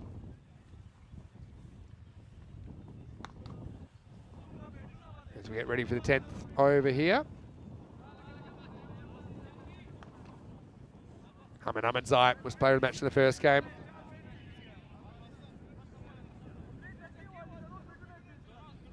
And Amari has kind of played a lone hand here, hasn't he? 42 off 18. Gets the crack at Ishak Safi. He's coming back for his second. That first one went for 19. First one, he turns it down. Omari, he said, look, I've seen enough of the other end. I want to sit here and bat for a while. So he's sizing up Safi. Yeah, so for me, we're just looking at this game. Sale Zadran, I know that I'd say they're dead wickets, but he has picked up 3 of them. And that last push that he provided that first innings, for me, he's player of the match. Steps across, and Amari didn't want the single because he wants 6. Maximal, and look, credit to Zadran there. He's clapping. Omari saying that's a really good shot, and it is. Just slightly ill-directed from Safi, pushes across outside the leg stump. So Rob, yeah, thank you for joining the Silver Spanner Club before you go to bed. Hopefully you're still with us. I got interrupted by Zadran rudely taking some wickets in that last over. But Rob, thank you for contributing to ECN. We are really thankful for your support, and we always love having you as part of the community. So don't forget your homework, everyone. At the end of this over, click the classic match, Sweden versus Belgium, 2021 ECC. It was the first ever week of ECC action. Oh, it's late on this one though, Amari, 48. It'd be fitting, I think, if he was able to score a half century. That one certainly rushed him though. And for the Daredevils, we'll see them again. We'll see plenty of them actually. We'll see them in game 4 today against the Austrian Cricket Tigers, match 29, and also in the last game today against GCA. That should be a good one. It's good heat from Safi. Kind of blows him away with a fast ball here. Rob needs to sleep, but he is going to watch match 25 when he gets up. So good on you, Rob. Have a good night there in New Zealand. So it is pretty late there. I think it's about 11 o'clock p.m. Going to bed already on a Saturday night, Rob? Oh, I reckon that's a chance, you know. I think it might have been gloved. So Zazai. Oh, now we almost get a run out. Yeah, wait for it. I think that's runs. Didn't see a signal. So, well, I think it's going to be a run out actually anyway. Well, what's happened here? It's gone keeper and then overthrow. Yeah, okay. So I think that's going to be 1 and out. Took my eyes off the play. Just getting ready for the caught behind appeal. But yeah, I think that's spot on there. Bit of an unusual one. 3 players touched the ball on the way to that. But yeah, 1 and run out. I think that's going to make it 104 for 7 again. We'll check it out one more time, right? I reckon it's gloved, hits the keeper, and then the last 2 fielders get credit for this. So it comes in, and Safi's the one that finishes it, backing up from the bowler's end. I'm probably not quite sure how that ended up being run out, but it did, and now the last ball's coming up. So drop catch turns into the non-striker being out. And just 1 to finish. So Amari, he will actually reach his half century off the last ball as well. It's hard to celebrate with a broken heart though. Amari, 50 off 24 balls. He batted well, you know, it is tough. Let's just have a quick look here. Now what's coming up, Grass Cricket Academy versus Austrian Cricket Tigers. And match 28. That starts in around about 25 minutes time. The Tigers winning the toss and electing to bat. And that should be a pretty good game coming up as the players shake hands and exchange pleasantries Well, rock into the highlights. It was always going to be tough for the Daredevils. They needed to pull off a cutting stunt here. And, well, it was actually the keeper, Zazai, coming up with the party tricks as he just bunted that one with his body onto the stumps. And then he had some other good moments here, didn't he? That was a nice catch moving to his right. He had a scary moment earlier when he got hit in the knee. But he's come back really well. Ahmedzai was a bit of a surprise opening the bowling, but it worked out pretty well for Donishtat. That one, not so much, but for the most part, he was good. Mohib Shinwari went the journey a little bit with his bowling today. That one plonked into the potato field. So there were some good hits here along the way. I suppose one of the issues is that there were 10 sixes in the innings, but they only came from 2 batters. Omari with 6 of them. Shokat Zadran with 4 of them. That was a nice catch by Iqbal Hussain, who just moved to his right to get Mahmood for just 7.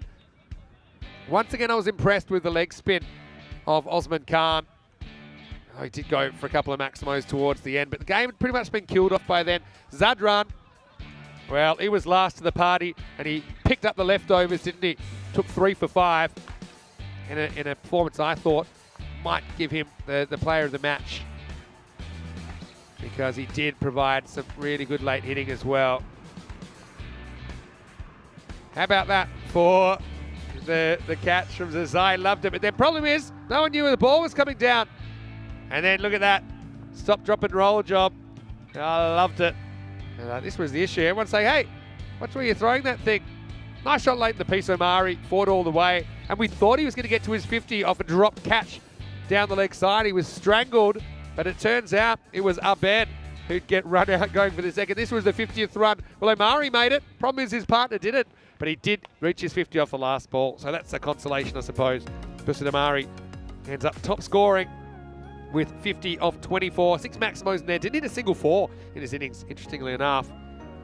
It was an innings that kind of threatened at times, didn't it? But never really got going. Shokat Zadran, 28 off 12. Tried his hardest as well, but not able to go at the pace. 3 golden derricks in there as well. But pretty good discipline from Donishtat. Only 4 wines in the 10 overs. Not giving too many away for free. No, Mohibullah Shenwari's over went magical. He had plenty of support, and indeed, I didn't take a wicket, but it was great. Only 9 came off his spell. 3 for 5. Zadran was able to scoop the pool in the 9th.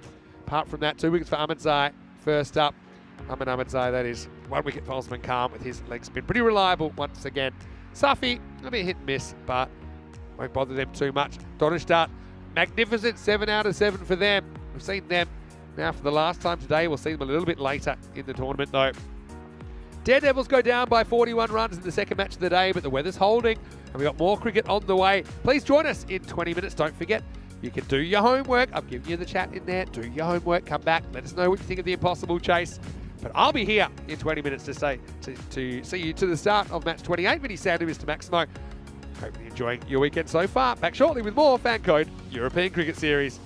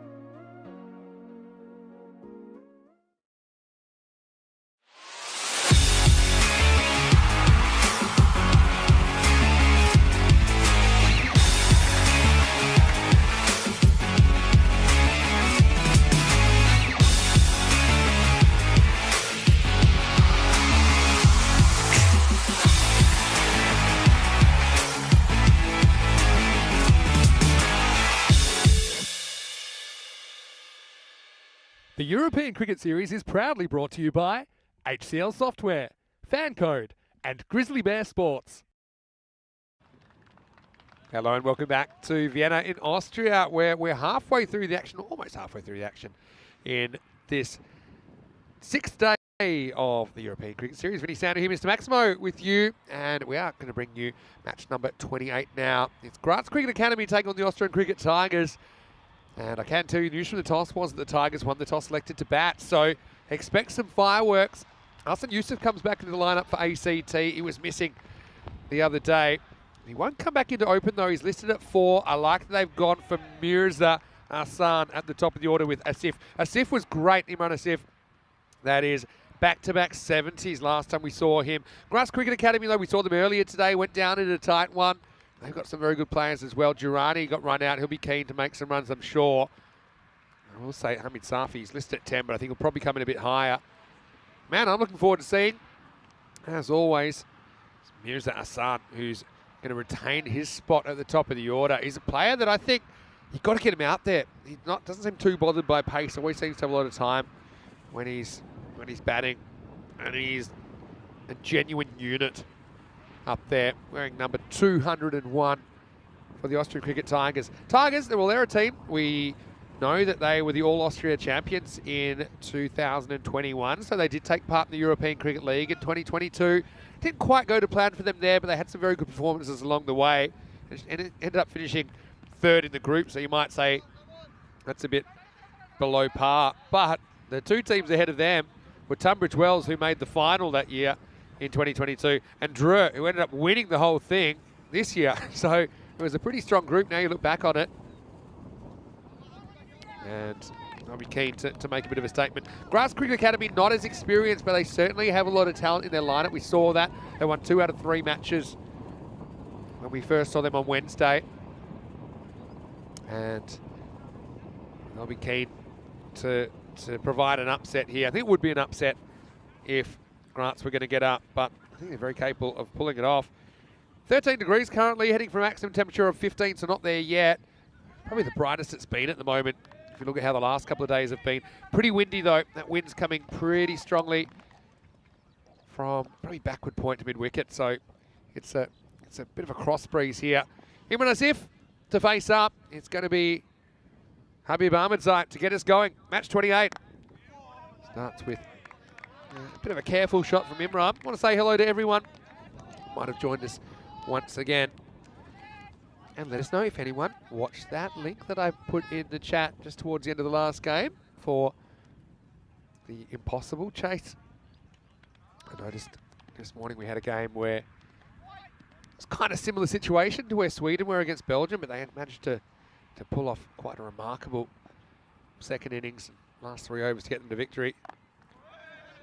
Pretty well located from Ahmedzai once again. You can see he's a player in form, isn't he? So he's not feeling like he has to go hard early. He feels that if he can get set, if he can get comfortable, then he can make another big score.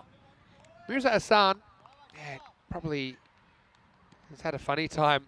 He hasn't batted for very long, but has still scored quite a few runs. As soon as he heard that there was a fastest 50 of 10 balls, he seems determined to try and beat it or at least equal it. So he won't be holding back. This one's kind of pullable. Sets a bit of a task for the outfielder, but he will get there. That's Abdul Kotwal does the fielding. So 2 runs, the first runs of this contest. Hello to Helix, hopefully you're well. Hello to Dave as well, and Wayne. Molino as well. Let's know where you're watching from. Heading for the midpoint of the day. You can probably hear the wind in the effects mics as well. Pretty windy here.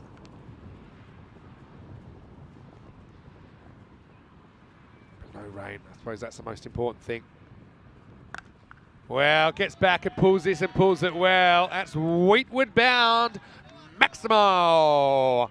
Imran Asif, he's in a rich vein of form at the moment. You can't afford to bowl short to him there. He pulls, it's about waist high, isn't it? And he lifts it up and over. There was no one back there either. Well, the search continues now. I've got a feeling we might need a new ball. A new ball it'll be, I'm sure. Asif, that was pretty close to the middle of that bat. Sounds like a good one that he's got. search has been called off, and we'll get a new ball. I think normally in the first over, the replacement ball will be another new one. It sounds expensive actually for us, but still 2 to come. Ahmed Zai, he needs to challenge Imran coming forward here, see if he can induce a mistake. Oh, he does. That's kind of exactly what I was thinking. Everything so far has been quite a comfortable length for Imran to just swivel and pull, but this one forced him to come forward. It's a good seed. Ahmed Zai's impressed me, to be honest, with his bowling. It's a good performance for them this morning. Here's our son on strikers end. First time he opened the batting in this series, he didn't even face a single ball in the power play. He just watched the whole thing. Asif, 5 balls in, what does he do? Yeah, he won't get a single. I thought he might have been looking for it. Call me a conspiracy theorist. Anyway, it's the end of the first over, and the score is 8 without loss. Not the worst over at all from Ahmed Zai. Good comeback, probably just that one ball that got away from him and ended up going the journey. Having a look at some of the top performers. Imran Asif, no surprises. He's the leading run scorer for ACT. Back-to-back 70s. He has over 200 runs in the series now. And for the rest of the performers, you've got Akib Iqbal there, Mirza Ahsan, both over 100 runs. Gratz, I mean, Gowda scored some runs for them. Probably the issue is didn't score them really quick enough this morning. Didn't really click, to be honest, but he's very capable. Very interesting to see Gratz serving it up again. They have been one of the stories of the tournament so far, the way they've taken on some of these more experienced teams. Anyway, here's a guy that really impressed me this morning, Marwan Momand. 3 big wickets this morning against Donnerstadt. He's going to bowl the second over. Mirza has a look at one, and keeper doesn't get a dive on it, and that's going to be 5 wides. Oh, got to say, Mansour down the leg side, doesn't even attempt this. Okay, yeah, it's swinging, keeps swinging, just a little bit slow to react, and it was a kind of still warming up kind of effort for me. Cost him a boundary in the end. Okay, it's probably on Momand for getting it wrong in the first place. Rehan has a good question. How many balls are lost in one day?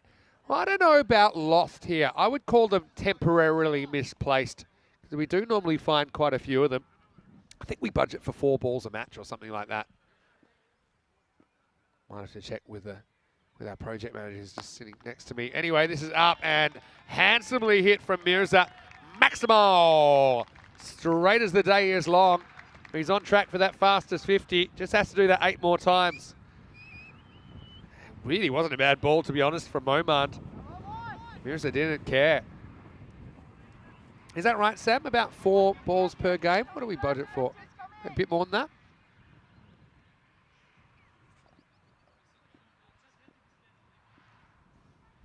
About 40 spares per tournament. Okay. Well, make that 2 out of 2. I can just go on the sound. Mirza is on a rampage.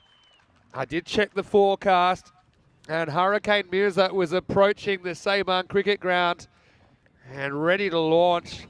2 balls, 2 sixes from Mirza Ahsan. And it doesn't even look like he's broken a sweat so far. The first 2 balls of this over have gone for 17. If you don't know how that's possible, just rewind about 2 minutes. Momand is a man I do not envy at the moment, having to bowl to this guy. Goes again. This is high, though. Is it carrying? You betcha. That one's out of here as well. Maximal! A batter's hat trick to start off the second over. And Mirza, you can hear each time the crowd get a bit louder. Bush, straight as you like. I mean, he's no cross-bat slogger, Mirza Ahsan. Just 6 more. If we see a 9-ball 50, I'm calling it. I reckon we knock off for the day. We'll have seen it all by then. 10-ball 50, Shraz Ahmed is the record. And it's weird to talk about that when a guy hasn't even scored yet, but we did. And so far, there's nothing to really contradict our prediction that he's going for it. Dave B reminding everyone that yesterday actually found the wrong ball in the wheat. That's true. All right, well, the sun's out. That might put him off, actually. Momand Don't envy him, to be honest. As I said. Goes again and gets it again. Maximo. 4 out of 4. And this is why I was calling for this guy. There's a petition going around Lower Austria. Get Mirza opening the batting because he's tailor-made for the power play. Not that it would matter where you put the fielders at the moment. 4 balls, 4 sixes, plus there was a 5 wides. 29 off 4 balls in this over. Most expensive over on ECN was 45 back in late 2022. Roman just hoping for a mistake. At the moment, it's only hoping. Oh, I don't think he's got that, or has he? He has! Wow, Maximo! He's just so powerful. He's mishitting sixes, and this over's gone supersonic. 35 off 5. And Mirza, he said, well, what's the fastest 50? And we said 10 balls. We don't think that'll ever be beaten. And he had a little glint in his eye and gave us a little wink, and he headed out to the middle of the Saban cricket ground, and he's hit 5 on the spin. And we did see the 6 sixes. Zayn Ali did it in Milan on the first day of that tournament. And we're on the verge of it again. I mean, already this over looks like it'll go for 36 or more. It could be the second most expensive over. We did have a 39 a couple of times, but 45 is the current record. All right. Buckle up, everyone. He's eyeing off the leg side. He's been pretty good straight. He just needs to play the ball that's bowled to him here, Mirza. Here's the big moment. 5 sixes in the over. Here's the 6th ball. And he gets it, but how well? Not well enough. Well, that's the most disappointing 4 I think I've ever seen. You know what it does? It keeps him on pace, though, for that 9-ball 50. Because he does get a boundary. And 39 come off the over. It's the equal second most expensive over we've ever seen. And the audible groans. Not often you see a boundary in the power play and a very disappointed batting team. That's how that works out. Let me just call in the accountants and work out what the score is. It's 47 without loss after 2. And 39 come off the second. There's the table. Austrian Cricket Tigers were 1 and 2 at one stage. Won their last 2 games to get back to 3 and 2. Both these 2 teams hovering in the middle of the table. So he needs basically 16 off 3 to get the record. So he can afford to miss-hit one more that only goes for 4. I wonder what Mirza is saying there to Imran Asif. But he's a guy who bowled pretty good first over. It's Habib Ahmedzar coming back. What an assault that was.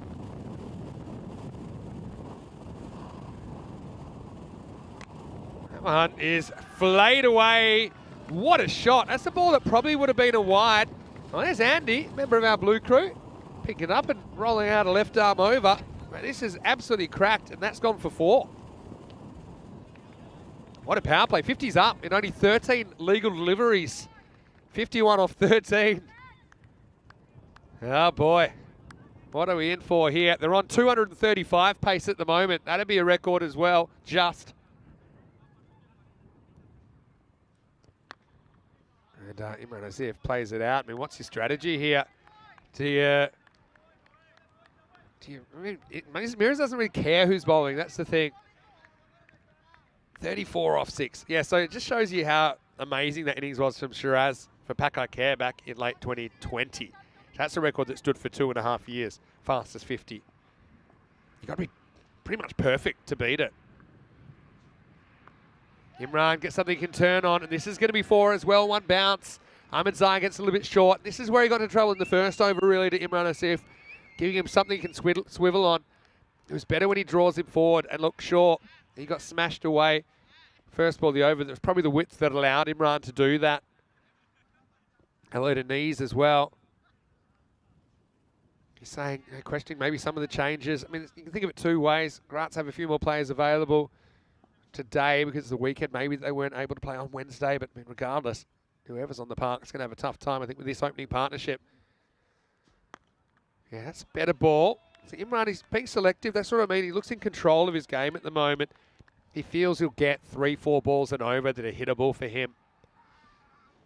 This opening partnership, up and out of sight already.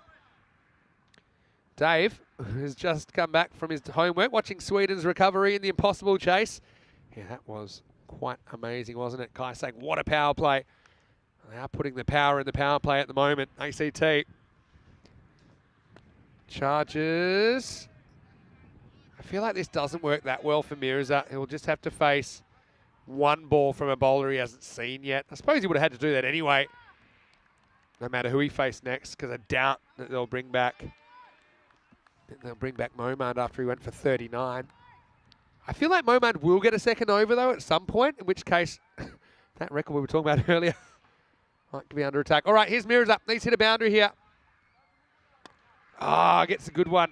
See, that's what makes this record so hard to break. And now he'll get a single. So I suppose he could... No, I don't think so. What are we up to? Need to recount 35. No, you need to get 15 off 2. He could still equal it. But that's why I didn't like the single with the ball before. I thought Habib would be able to quieten down Mirza even for one ball, and he did. Having said that, not a bad power play. 57 for no loss after 3. Ahmedzai with pretty good figures of none for 18, considering who he had to bowl at. Him and Asif for 11 of the balls, and just that one to Mirza Hassan. So middle overs, very good platform to build from. ACT. Now we'll get Durrani to bowl over number 4. Shortcut Durrani. Also a very useful batter, but he got run out this morning after hitting one big 6.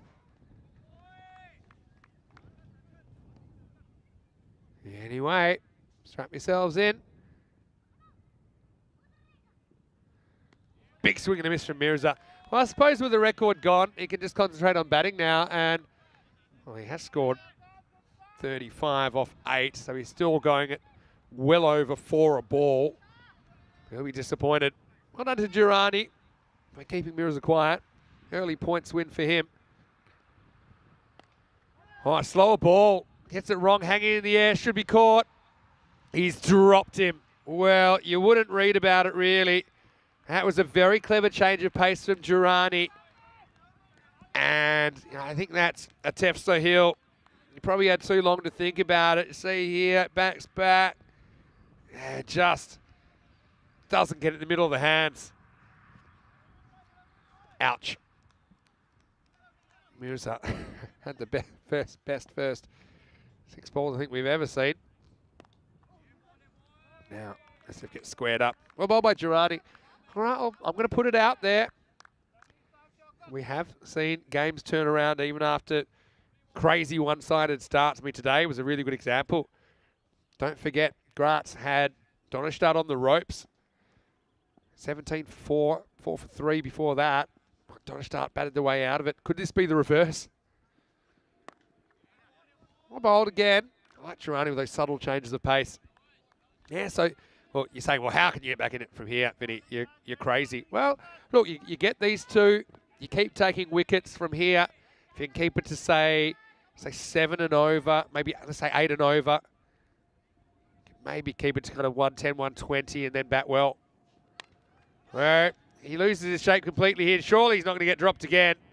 No, this time he's gone. So the drop doesn't cost them at all, and Grant's trying to put something together. Mirza gets congratulated by Habib Ahmedzai. But the hurricane has passed. The eye of the storm was pretty exciting, though. Australian Cricket Tigers lose their first wicket, and it's 59 for 1. Credit to Shortcut Durrani. And a nice bit of sportsmanship as well from Habib, who takes the catch and goes over to congratulate Mirza on another powerful innings.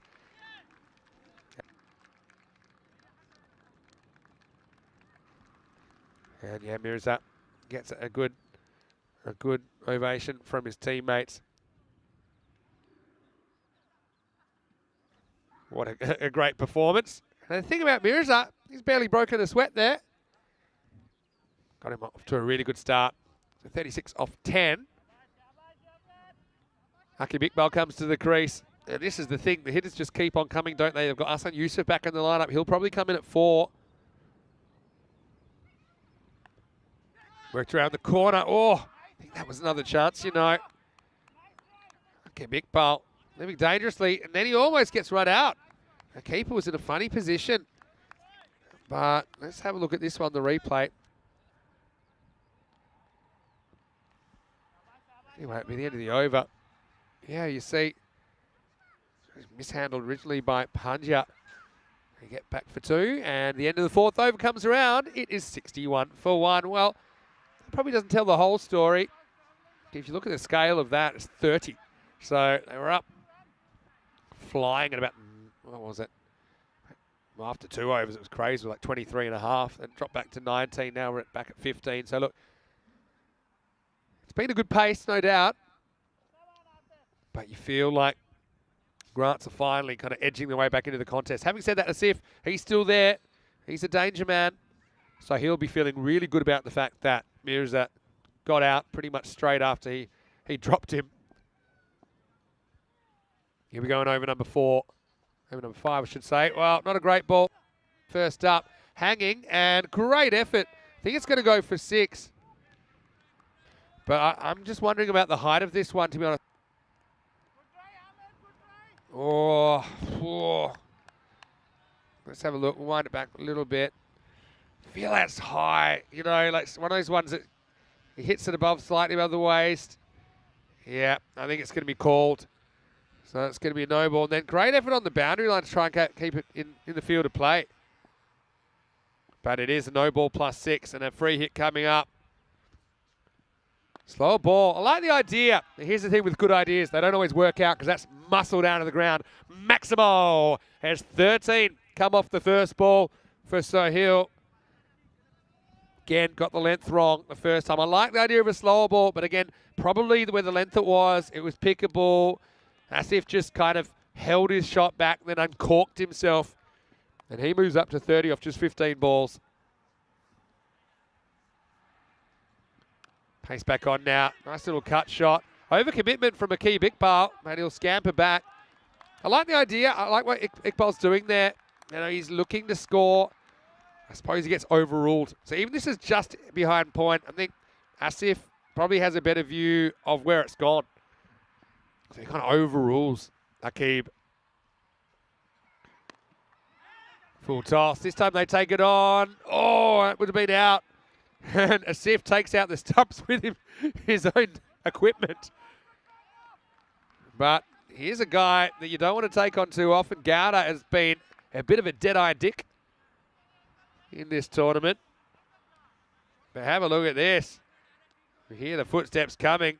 I think hit wicket would be a better rule if you could do it at either end, personally. But I think the bowler heard the footsteps coming as well. Slower ball. Akib Iqbal just moseys down the crease and goes bang. Maximo. As this over goes magical. Have a look at this for a shot. What I like about Akib Iqbal is even when he dances down the pitch, he still stays really balanced and he rarely loses his shape. And that one was as straight as you like. Another super expensive over. Overs so far in this innings, 8, 39, 10, 4, and 20. And guess what? The 20's not finished yet. Still a couple to come. Asif was changing his bat. Might have just cracked it. Doesn't surprise me. Might have been saying, give me the Mirza Hassan special, please. Not that he really needs it. He's a guy that scored plenty of runs off his own stick in this series. Back-to-back 70s last time we saw them. Good comeback from Sohail, like that. I mean, he's got all the tricks, doesn't he? Sohail, you can tell. You know, he's got a good slower ball. Kind of mixes up his pace nicely. Just got to nail down that accuracy, especially when you're bowling to players of this caliber.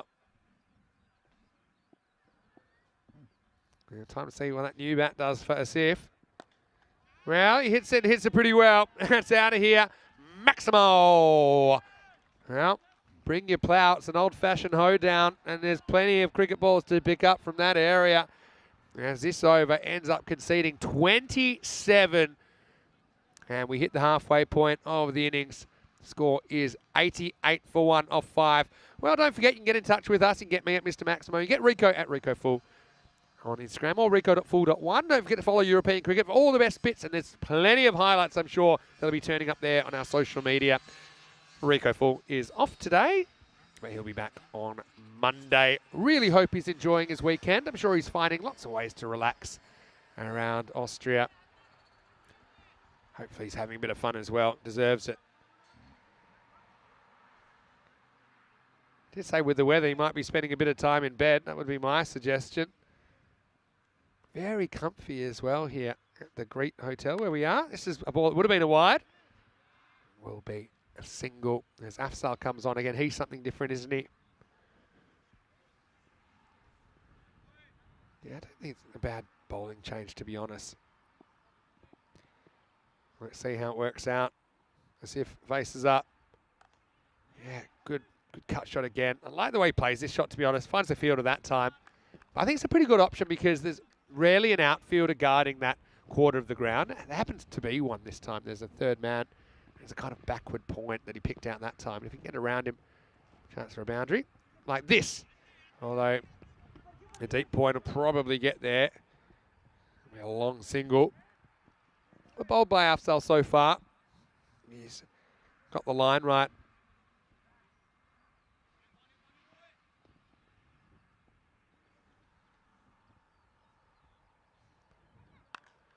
Once again, that's good line, but oh, it's going to be 4. Sneaks across.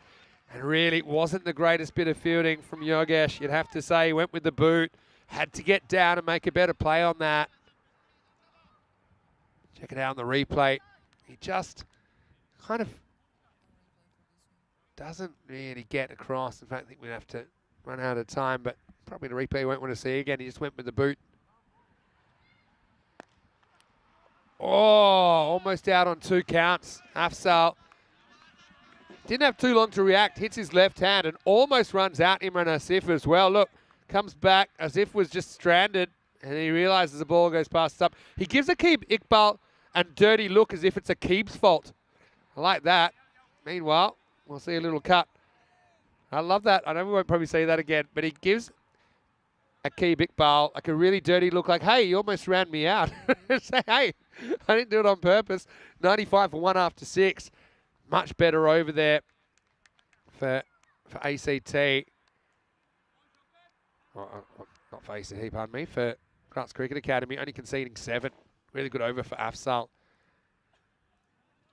So, had Shahabuddin Khan Afridi. Want to know, look at the point table? What I can do is I'll put the link in the chat for you so you can check it out.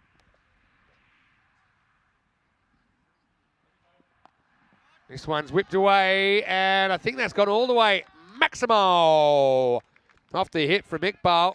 And a very, very classy shot. Takes it off stump.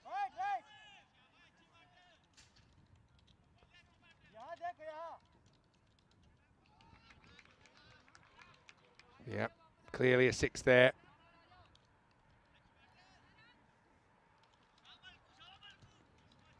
So yeah, Iqbal 20 off 8. He's not going slow either, is he?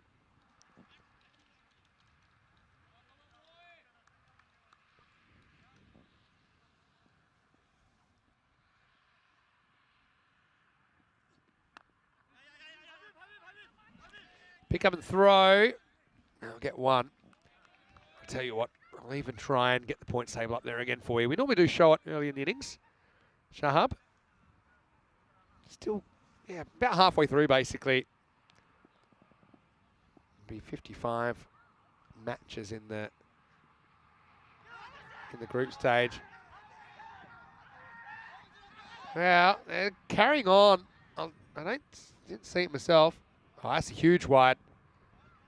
There might have been some sort of noise. Asif was giving his own opinion about that, saying, I don't know what's German for what are you guys on, but I think it was something like that. I think that was well wide. I don't think he really catches up with that one. If there's a noise, it might have been just a little click of something else as he was playing the shot. A lot of moving parts there. This is a push and run from Asif. I'd say he's been sedate, but hasn't quite been his normal pace so far. Having said that, I mean, this guy's going about to a ball, just under. With just 4 teams out of 11, it's going to be Very, very tight, I think, in the middle. Oh, takes on the hook. It's a slightly short ball, and that's flying. I think that's gone for 6 as well. Maximo. And they'll have a look, but I'm pretty sure that with the pace of the bowler, this carries the rope. And, yep, 6 more. So, again, probably not the best delivery. They don't have the field set for it. They don't have the fine leg back. And Imran Asif, 46. He's been brilliant.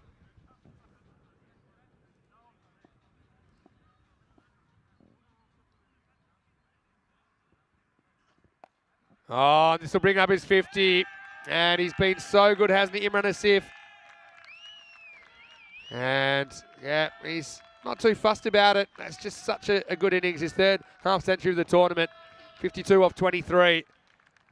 And he's really made a good fist to the first half of this innings. ACT flying, and so is Imran Asif, having a great tournament. Brings up his half century of 23 balls. And you can see how much it means to him. Kissing the turf in appreciation. He's had a very good time of it out there. That's his 6th Maximos. Hit 2 4s as well, striking at 226. Durrani has actually bowled pretty well. Feeling there was a bit of bat in this. And no signal from the umpire. So it'll be the end of the over. And after 7, it's 118 for 1. I know that Shahab was asking about the points table. So here, let's have a look at it. You can see the Australian Cricket Tigers 3-2. They're on a 2-game winning streak. Gratz Cricket Academy, mixed bag.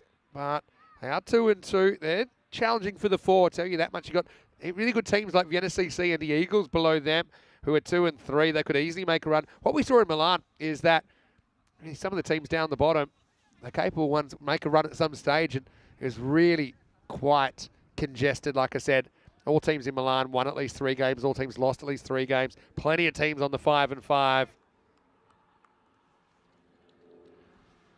And so, happy to please. 118 for 1. Of course, I had the link there. Shahab, you can click on that link anytime to see the standings in this series. So, updates pretty regularly after the last ball of the match. Wow, he hits this one into his foot.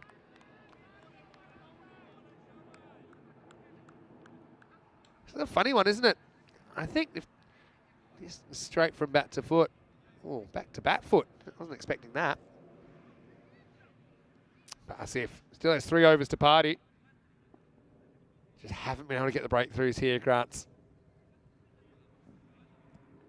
They're on the back foot pretty much from the get-go.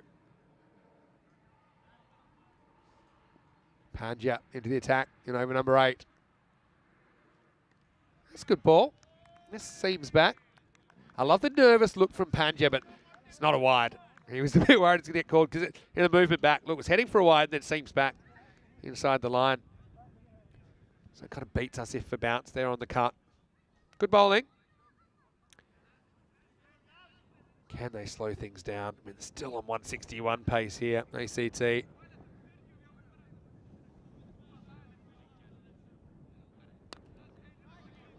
Pretty good ball. Gets us if to the other end. Just cost him a single. Hello to Steve Cook. Nice to see you. He's saying afternoon, everyone. Back down to earth with a bump after the wedding and honeymoon to Norway. Back to work this week with a stinking cold. Well, Steve, once again, congratulations on behalf of everyone here at the European Cricket Network and the European Cricket family. Hopefully you've enjoyed yourself. I bet you have.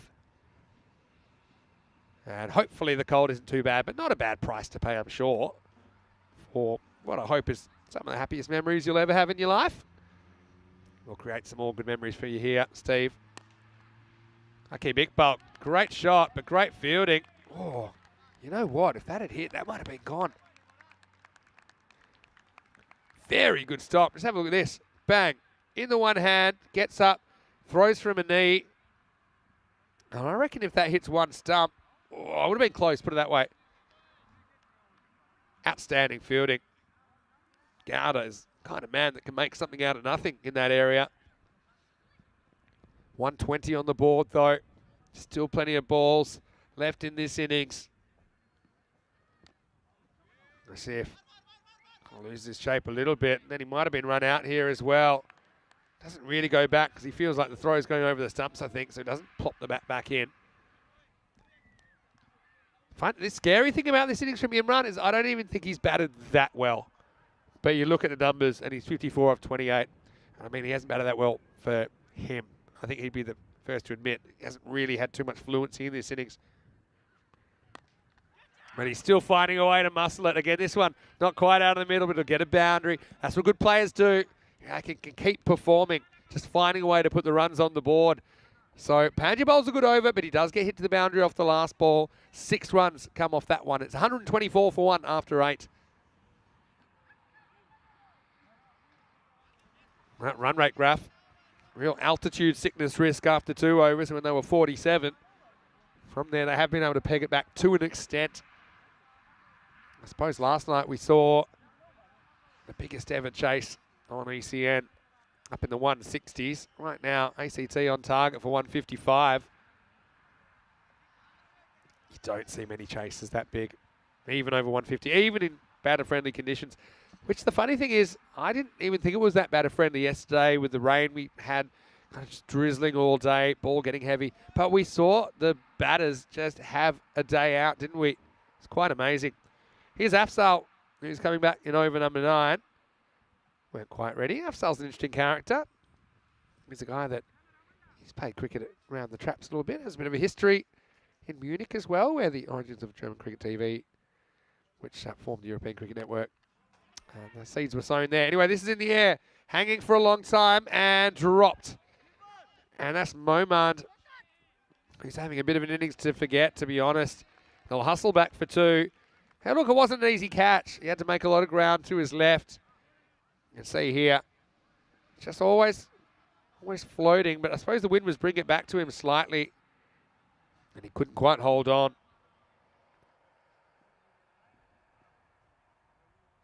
So I'll be disappointed. Gets another crack at Akib. And Akib has a crack as well and smacks it straight over the fielder's head. Maximal!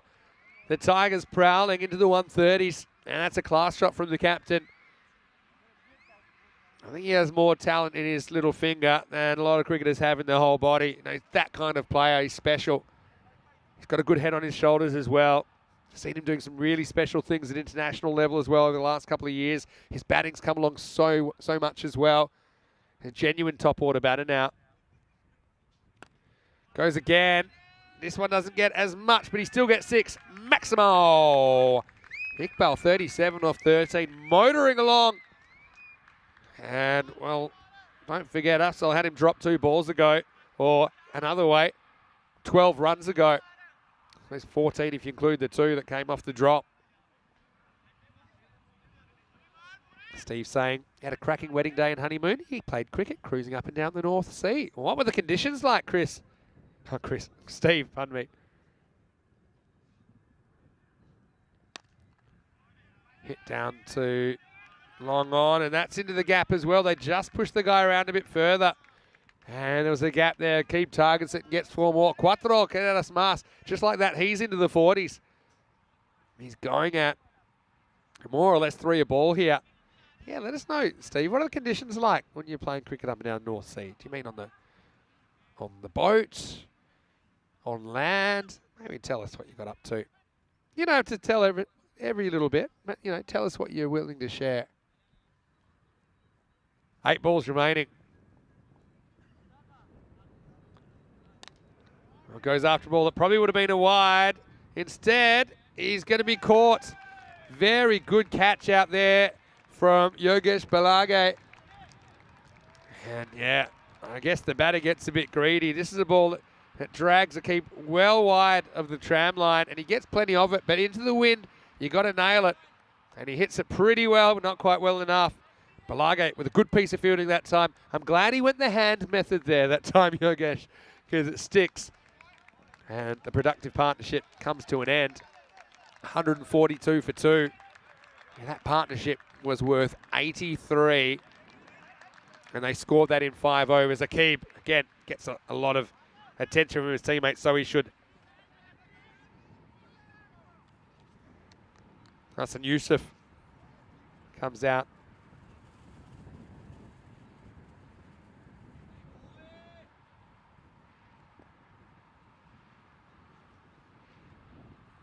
Wide down the leg side. Hassan Yusuf, probably not a bad thing for him to get out there. He's batted okay, probably okay in this tournament so far. He'd be the first to admit he's been struggling to get any kind of rhythm going. So he can just basically swing away while he's out there. These two will quite regularly open the batting together for the Tigers. That's a pretty good shot. Yeah, targets the offside, nobody back there. You hear his teammates loving that. They know that if he hits form, he's a real weapon with the bat. Also very handy left arm spinner. That's Yusuf off the mark. Over the killer batter. Remember the other day we had quite an interesting incident with that batter with Sikander Hayat. Anyway, 147 for 2 off 9. Probably Pandya comes back. You know, he's the death bowling option. Momand figures a none for 39. We want to kind of wipe that from his memory as soon as possible. It's going to happen to all bowlers though, I suppose. I still think he had a really good first over last time. In fact, his spell against Donnerstadt, the defending champions, he took 3 wickets. So you just kind of got to take the good with the bad in this form of the game. Just ask Oriakel from the last over of day 1. Can't let it knock you, but easier said than done. These players, they're living, they're breathing it, aren't they? So, Gratz, last over coming up. Pandya, the bowler, bowled a good first one. Asif on 58. 2 genuine batters still there for the Tigers. Doesn't quite get it. And he's gone. Nice catch, and I'm liking that. Maiwan Momand has something to shout about, and he does get Asif in the end. This was just a genuine miss hit, wasn't it? Kind of maybe a little bit late on it. Inside out a little bit. That's a nice catch coming forward because it was coming at an awkward height, but I like the way he got down on his knees. Just kind of made it a bit more comfortable for himself. But at the end of a very good innings for Asif. 3 half centuries in the series. He's been great. And he'll get a warm ovation from his teammates. And look, he's even jogging, so it shows you that he's full of beans, isn't he, Imran? And they're loving it. Yeah, well done to Imran. He's having a brilliant series. And we'll see him with the ball, I'm sure, in the second innings. Ummed Tariq comes out to bat now with 5 balls remaining. Pandya gets some good reward for keeping things quiet. Tariq has actually hit a decent vein of form as well with his batting. It's a full toss first up that he misses. Going down the leg side though. It's the regular appeal while sprinting, and it's not easy to do to keep the pace up chasing. And it kind of detracts from how convinced you are it's out. It's missing by about a stump and a half, but he really tries hard to sell the appeal while scampering after the ball. So I suppose he does stop the 2. If he committed to the appeal, maybe that ball's an orphan. All right, Yusuf's back on strike. Left-hander.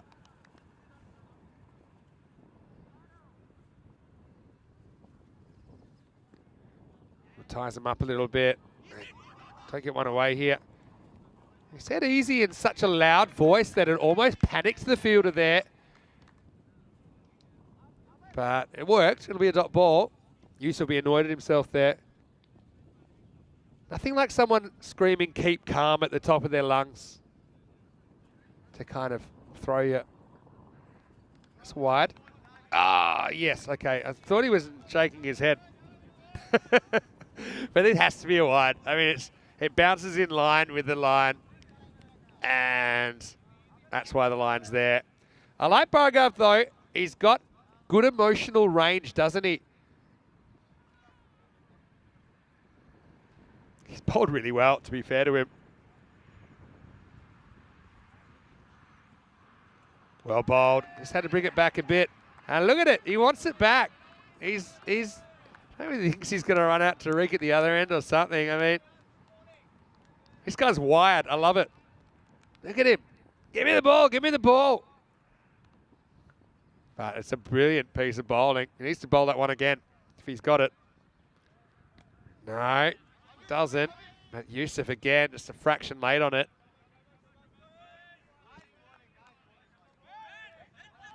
You certainly can't accuse Pandya of not getting back to the stumps quickly. Just look at this. He's moonwalked back there. And he makes perfect position. I mean, he's guarding those things. And where are we at here? Great over once again. Last ball coming up. 150's come up for Tigers. Last ball coming up. Full toss. Adios Palota gets it wrong once and gets hurt. Well, Pandya bowled so well. And if you just ignore the last 2 balls of his spell, then he's taken, 1 for 4. But the problem is he gets hit to the boundary. Last ball lets him down once again. 1-5-6 the total for Australian Cricket Tigers. Take nothing away from Pandya. I think tried his heart out there, but it's a lot of runs on the board. And the Tigers will be very, very confident they can defend that. Grass Cricket Academy, again, they'll be throwing everything, and the kitchen sink will be coming out, I'm sure, against the Tigers in the second half of this game. But it's a very consistent performance from their top 3 that sets this up. And a nice blow to finish the innings as Tariq sends the last ball out of the ground. Let's go back to the highlights. Well, Mirza was on. He watched that one go for 4. Didn't have to do anything. In fact, there was 5 wides. But then he started turning it on. Bang, bang, bang, bang, bang. And a little bang to finish the over. 5 sixes and a 4 and a 5 wide. 39. They're still adding it up. He was after that fastest 50. Needed to be perfect. And, well, if you shoot for perfection, you probably won't get there, but you might catch excellence along the way. Eventually, the sideshow was over as Mirza went for 36 off just 10, but half of those balls went for 6, I should say. This would have been out. I love the scramble here for the Tigers, but I mean, for me, that's a textbook what they're trying to do in the innings. I like that they've moved Mirza up there and they've kept him there because he gave them such a great start, and they're almost too big to fail, like one of the big banks throughout 2008. And Imran Asif, he was able to reach his 53rd of the series for him. Aqib Iqbal came out, did a number as well, didn't he? Batted so well. Just so much time when he bats. And, well, Gratz, I mean, they were trying everything to be fair. It just wasn't easy against the top 3 that they just couldn't penetrate. Had some good performers in there. Afzal, again, he tried hard, eventually got the wicket. I like the lines he was bowling. Eventually, he was able to get Iqbal to hold out to deep point for 41 or 15. But Yusuf came to the crease. Imran wasn't finished yet. And eventually he would go for 58. And he got a good ovation from his teammates as well. Hassan Yusuf and Umar Tariq finished things off. The last ball disappearing. 156. Well, I would say that's enough runs, but we don't know anymore, do we, after last night? We saw our first ever successful chase in the 160s, but looking at the scorecard, top 3 doing the business. If you look at them, 135 runs between those top 3. You add in a few extras, they're going to have a good time.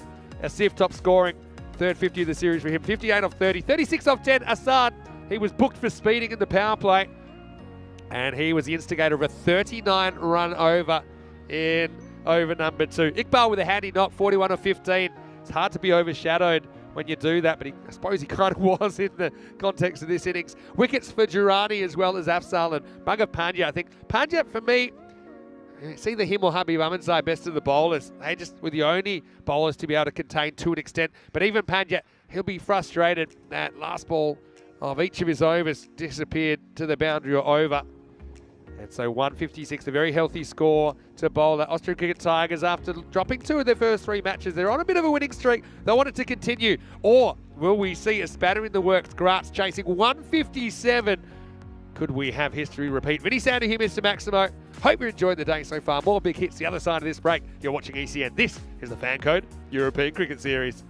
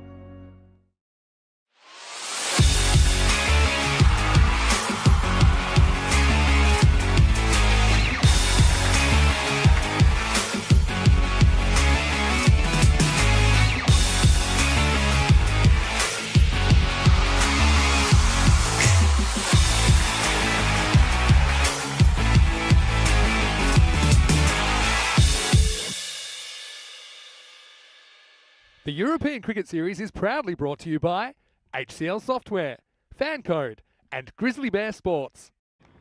Hello, cricket lovers. Welcome back. It's the weekend. We're still here. We've still got plenty more action for you from Austria in this Fan Code European Cricket Series right now. Graz Cricket Academy, well, they've made a bit of a name for themselves. About kind of pushing back against the odds so far in this tournament. They'll have to do it here. Austrian Cricket Tigers, they batted first here in match 28 and they put on 156 for 3 in their 10 overs. Significant contributions from all of the top three. Imran Asif as well as Mirza Hassan and Akib Iqbal. Right now, big chase on the cards.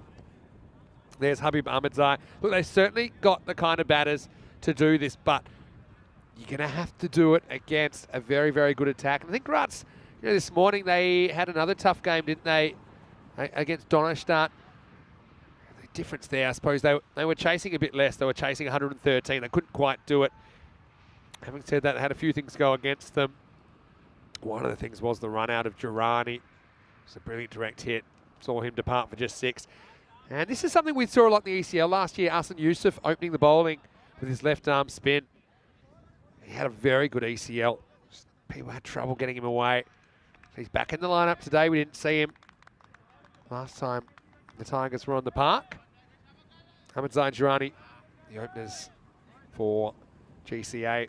As we get ready for the first ball, welcoming you wherever you're watching from around the world, whether you're watching on our YouTube channel, ECN European Cricket Network, or on Fan Code in India. And we're away. First ball, punch to cover. They won't take a run. That's Mirza Hassan. He certainly set the ground on fire. 39 coming off the second over. Equal second most expensive over we've ever seen. It's the third time we've had a 39 run over, believe it or not. He had a 45 as the highest. And just have a look at this. We'll get one here. Just have a look at this. You expect the ball to spin right to left, I should say, but it comes the other way. See? He's got this, I think it hits the seam. I don't think it's that deliberate to make it to move the other way, but it just breaks in. He's not trying that hard. Shabazz, as he's known. Asan Yusuf. Durrani gets a shot, and he'll be super hungry for runs. Hit a good 6 earlier on, but then got run out to a 1 stumper. Pushed through. Again. Yeah, it's a funny one. It's the classic sneak through and over, and we might even see Yusuf coming back in the third, but when you're chasing 157, you don't want to be padding back too many. It's a couple of times that they didn't really try and take on the infield. Now he does. We'll just get another single, so yeah, I've got to say, I never quite understood why they went away from bowling Asan Yusuf in the power play. Seemed to work really well, and he's obviously done it at the higher level and done a very good job. Also, a guy we've seen play a fair bit of cricket for Austria. On the charge, this time he goes for it. Ahmedzai, he'll get 4. So this is, what I call going through with the stroke rather than being a bit careful that we've seen a couple of times in the first over. And no real worries about being stumped there. He didn't care. He's just going to make his own length, back his eye to hit the ball. He's 6 off this over. Still pretty good over for ACT, isn't it? Last ball coming up.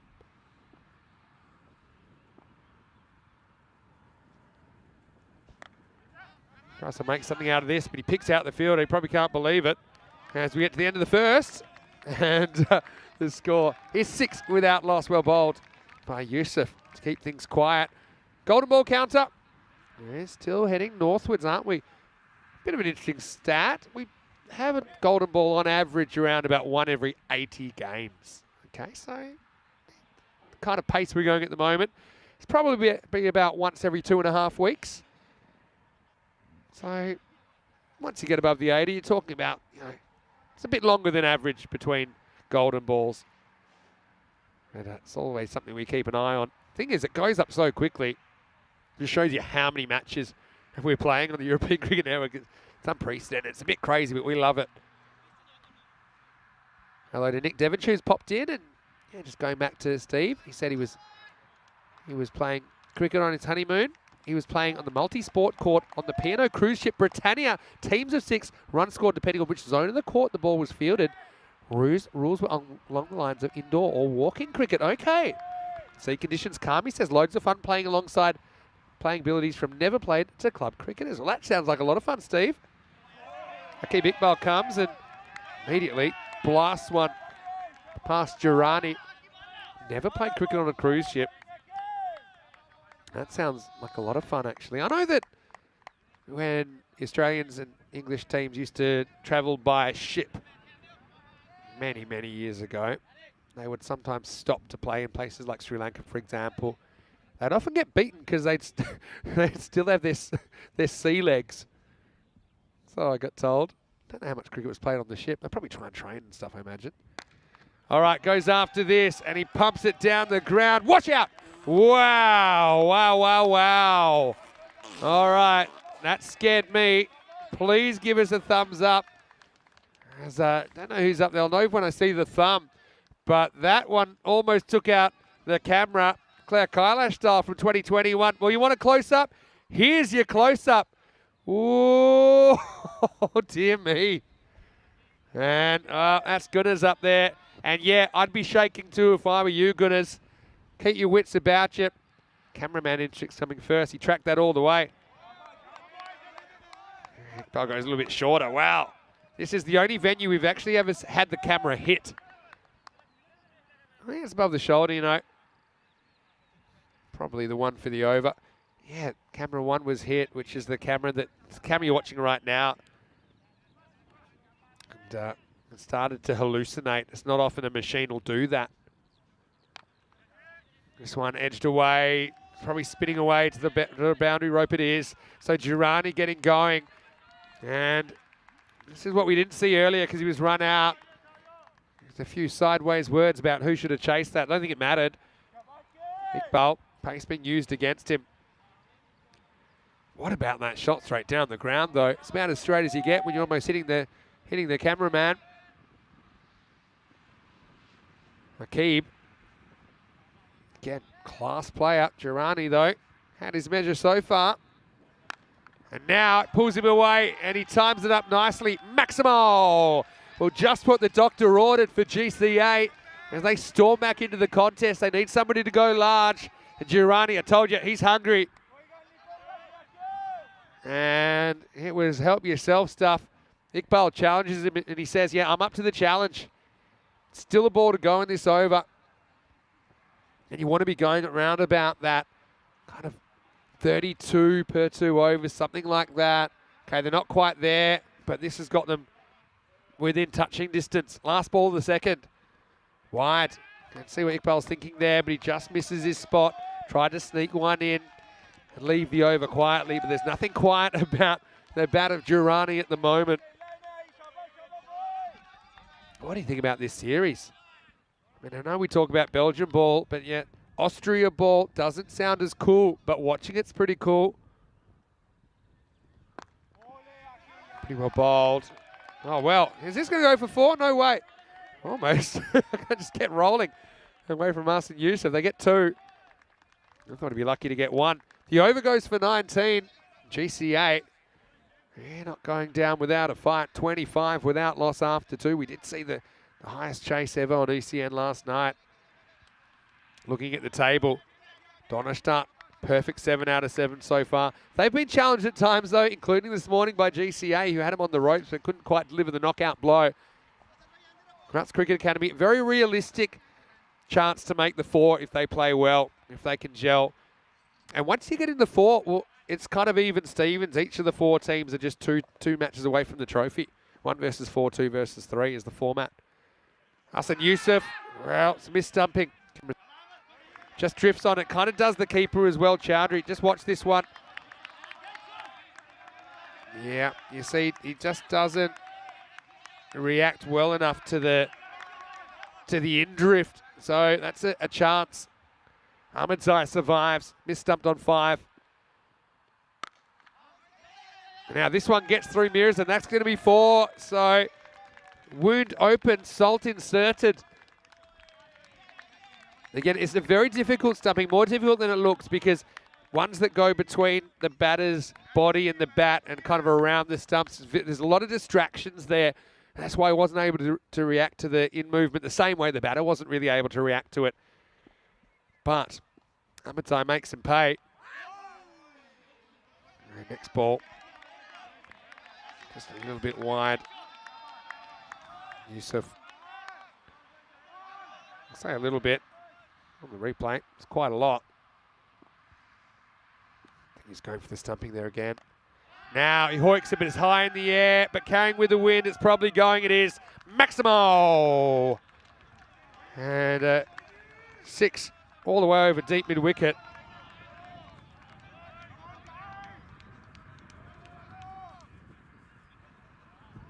And that one was launched out of here. Tariq, he's got the hoodie. I thought he looked a little bit lost, but then I realised who it was. Dug out, get a single. But yeah, Yusuf a bit more expensive this time around.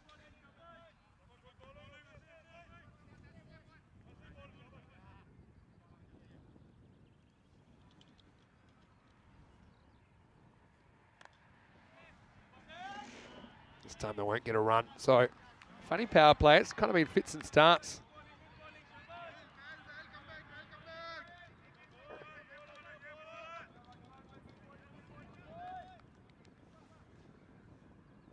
Nice ball from Yusuf. All things considered, it's been pretty good.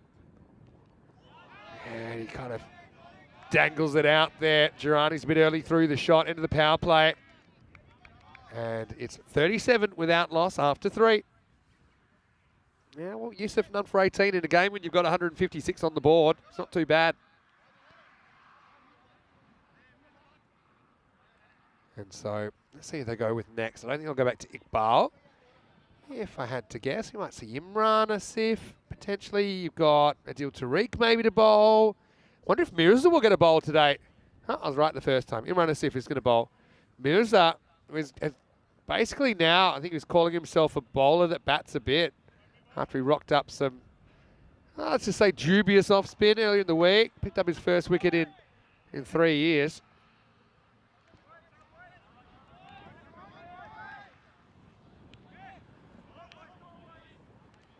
And so, Asif having a great game. I think that's 350s in 4 innings, in his last 4 innings. If you include the innings in the first half of this game.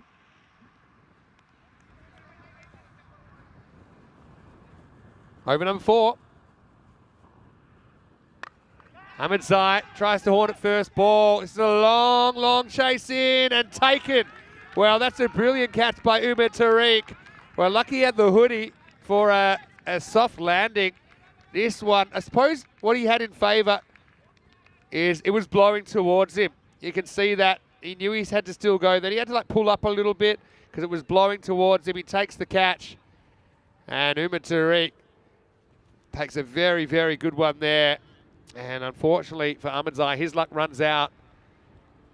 Survived a scare. He could have been stumped a little bit earlier, but he goes for 16. Well caught by Umar Tariq. 37 for 1.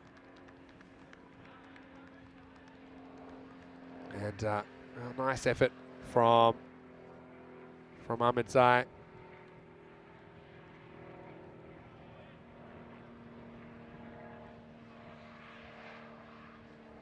Gowda comes out at number 3.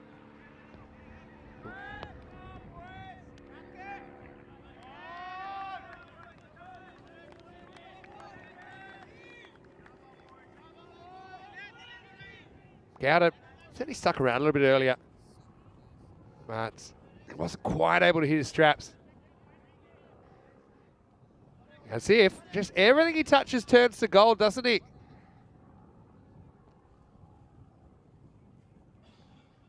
Anyway, he's got 1 for 9 off 1 ball. Figures. There's Gowda. This one, not really off the middle, but does get some bat on it.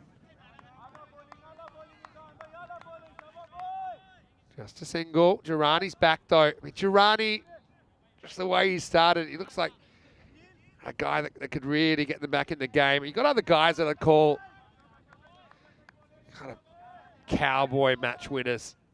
I put him in there, put Hamid Safi in there maybe as well. Flat batted pretty hard back at Asif. Gets out the way. Yusuf does the fielding. The Tigers, you can see why they've had a lot of success domestically here. All Austria champions in 2021, representing their nation as the champion club in the European Cricket League. Champions League of European Cricket in 2022. All right, well, that's pretty much belted. That's gone a long way. Don't worry, Gooders, that one's not too close to you. Maximal. And Gowda, well, this is what he was trying to bring to the table before. And you can see, like I said at the time, he's very capable. But, yeah, this time it comes together. And Asif gets a bit of his own medicine here. And there's a little bit of the strut about Bruff there after he cracks that one. A little bit of the Viv Richards bat twirl.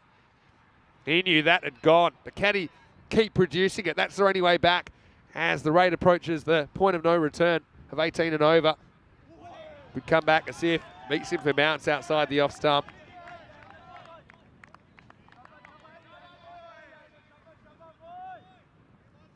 Asif, again, he'll give you everything.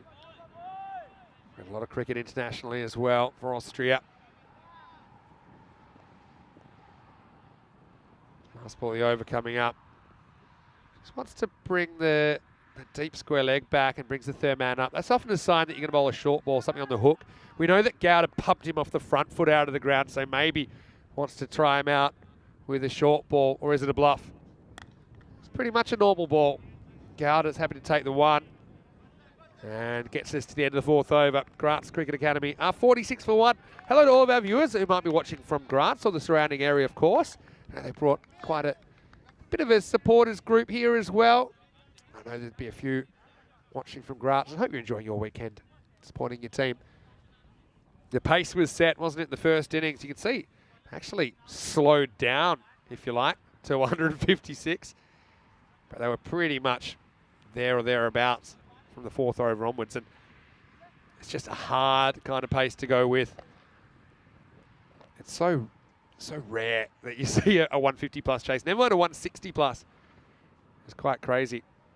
Looks like Adil Tariq coming in to bowl over number 5. Steve Cook saying he loves the ACT shirts. Best there have been for a while. Yeah, I mean, I've got to say, I like the Tiger shirts as well. And we get a good close-up of those red shirts. It's okay from that side, but I think the Tiger on the back makes it for me. Yeah, you'll see him here, Tariq.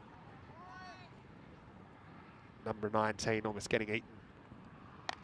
All right, goes again, but this time it's pretty much straight up in the air. It gets blown towards the fielder, and he takes the catch. Solid as a rock from Aqib Iqbal. And that's 2 balls that have gone up in the air and blown towards the fielders. So, yeah, Gowda blasts one out of the ground, but he can't repeat the dose. As Adil Tariq has immediate success in the 5th. It's the second wicket down, and it's 46 for 2. Nice catch again. It's about reading the wind.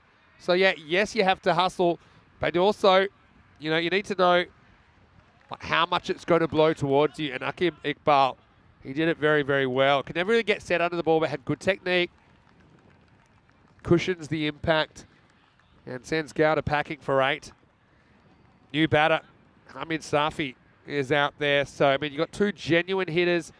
I mean, the strategy's there for Grants. They're going to throw everything at this. But you can see there's no real weak links in this ACT bowling lineup. No one obvious to target.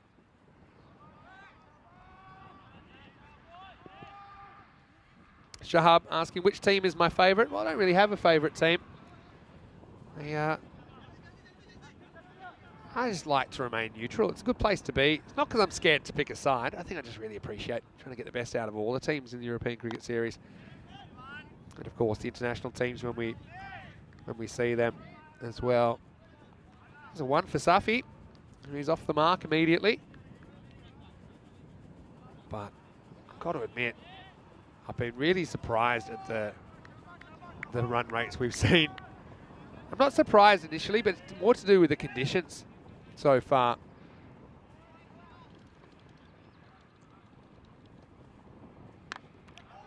This one's hit down the ground. And it'll just be a single.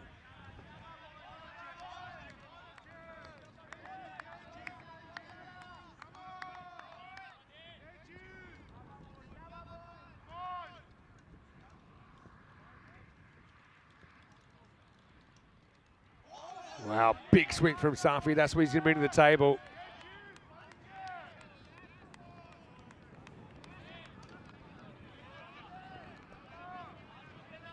It's, yeah, there's going to be more of that coming. I'll give you the big tip.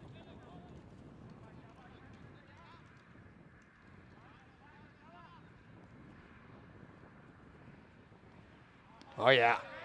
I mean, not pretty. That's the way he's going to go about it. Again, it's good bowling. You're kind of making him fetch it, saying, all right, I know what you're going to try and do. Do it to this. And it's just very difficult. He's not really getting that back foot across, getting in position to open up the leg side.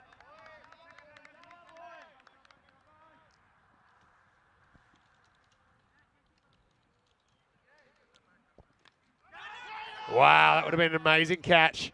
Chaudhary, he's not able to get a glove on it. I don't think anyone was going to catch this, to be honest. So, Girani, he watches on as Safi tries a third time. Oh, so close. And that will be the end of the over as well. So 52 for 2 after 5.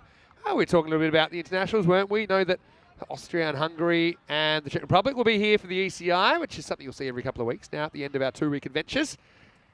Austria and Hungary played an epic contest back in 2021 at the ECC. We showed that. Oh, we had a bit of a rain interruption yesterday. The Czech Republic, they'll be keen to impress as well. Just look at the squads. They're just kind of coming in now. We'll be able to reveal that to you pretty shortly, hopefully, showing you some of the players that you'll be able to see in that ECI, which is in exactly a week's time. 50 comes up as well for GCA with that boundary off the last ball of the over. Imran Asif ready to bowl the 6th.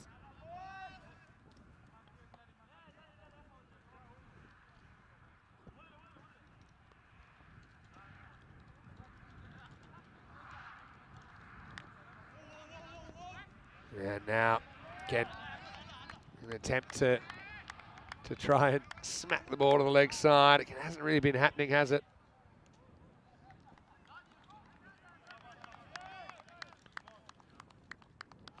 Great stuff by Chaudhary. I like the energy he brings to the table.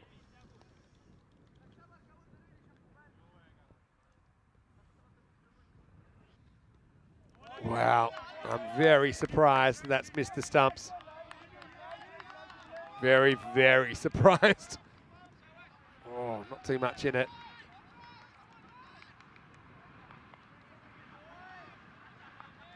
Asif's had a great game, hasn't he?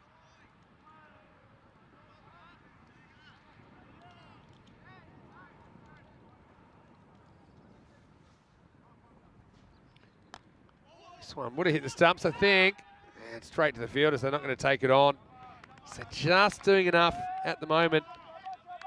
Shabadin Karnafridi saying that's a very political answer, that I said that I'm very neutral. Well, it's also the truth. So in that way, it's not that political.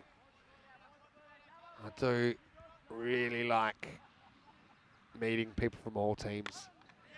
And that's why, like, I know certain other people I work with have their favourites, and I don't mind that at all, but you can never accuse me of being biased. I'm always just hoping that every team plays their best. I know it seems like a bit of a wussy answer, but that's kind of the charm of it as well. And I'm really touched the way the players invite me in as well to kind of their inner sanctum. It's one of the all-time great swings from Safi. He swings at this, and yeah, I think he needs to go to the panic room, to be honest. He's annoyed with himself. He's had a few proper whiffs. 5 off 5 at the moment. Is this Chaser's just kind of falling apart? Yeah, it's all wide. It does swing back, but after the stumps. It's actually a pretty good take from Chaudhary. I know no one will really notice this, but this certainly swings after the stumps. Just have a look at it go. About now. Whoa. Good keeping. Asif, though, to go with his half century. 1 for 11. He's got a very good shot at the player of the match award, I think. Another wide. It's almost a carbon copy. I think Chaudhary's kind of expecting it this time. You can see he's pretty keen to stay well away from Safi. Doesn't want a part of it. If he gets too close to him, he's worried he's going to get whacked into the wheat field. Last ball of the over coming up, I think. All teams have been pretty good with the time, haven't they, in this series? Some of the short run-ups have been forced to have something to do with that. And so he does go to Unsafi, and predictably, he gets moosed out of the ground. So I think Asif runs out of patience after losing the battle with the wide line a couple of times. And he says, look, what's the worst that can happen? Well, that. Because he gets Musa Wallet out of the ground. Maximo to finish the 6th. It's 61 for 2 after 6. Durrani 22 off 16. Safi 11 off 6. That's what Safi's been trying time and time and time again. Finally gets one out of the screws. But a lot of runs to get, and I mean a lot. They need 4 a ball from here. This is where, again, I kind of like the bonus point concept, where they'd have to fight for their point here after conceding 156. They need to get to 110 to keep their point in this situation. So that would be 49 off the last 4 overs. So something a bit more realistic. Yeah, that's something we might toy with in a future series. Oh, this is high. I know he's charging. It'll go for 4. So firstly, it's a really good shot. But it's a tough one because he's charging, but to me, it was never really coming down.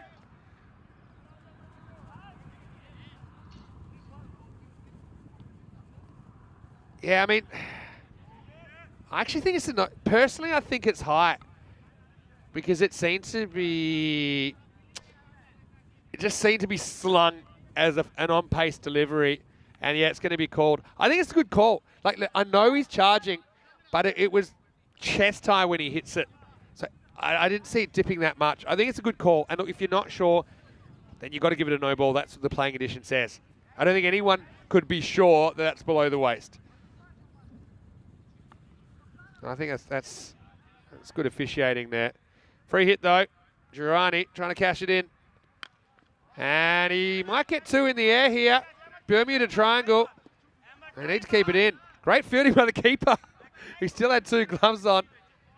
Yeah, you'll see everything in the European Cricket Series. I mean, how is Chowdhury winning that race when he's wearing pads? I mean, what are the other guys doing? Look at this. It's basically your classic 3-man sprint. Oh, I can see. Yeah, let's just say it might not have been a fair race. In the end, it turns out to be 2. And now they turn down the next run. What do you think about the action we've seen here in Austria? We're just so lucky to still be on the park, to be honest, given the forecast that we saw a couple of days ago.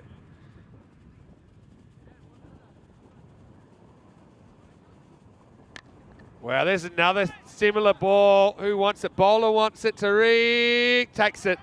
So Durrani's going to go. Sky's another one. This time it's up and it's pretty much landing in the middle of the Sabah cricket ground. Adil Tariq does the rest, gets a pat for his efforts. And another wicket falls. Durrani this time making 28. Again, kind of did his best to stay at the pace. Credit to him, runs out the way. I might have been kind of just trying to breathe down the neck of the bowler. What I could get away with. That's a good catch by Adil Tariq. Good player, isn't he?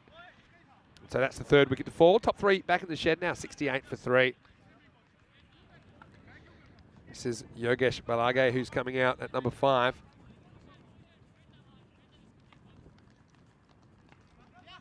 You've got Safi at the other end. He's always a live wire. But just running out of balls, aren't they? Ah, it's not too bad. Might be out though. Oh, I think that's 6. I don't know though. That's such a great catch. Let's have a look at it. He likes it. He gets high fives all around. All right, firstly, it's an all-time catch. Bang.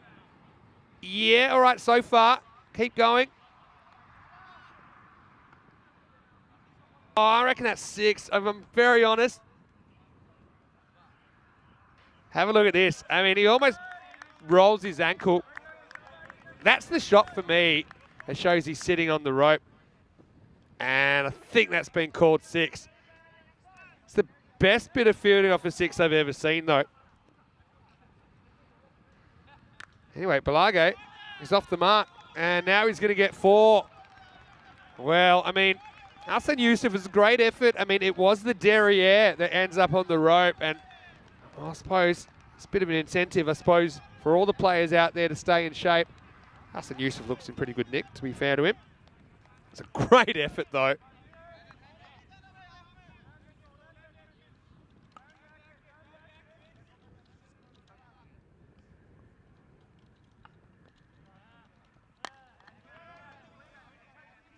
Last ball of the over. Tariq. He'll be filthy. Could have had a 3 for instead. It cost him 6. Although can't really criticise the effort at all from Hassan Yusuf. What a highlight.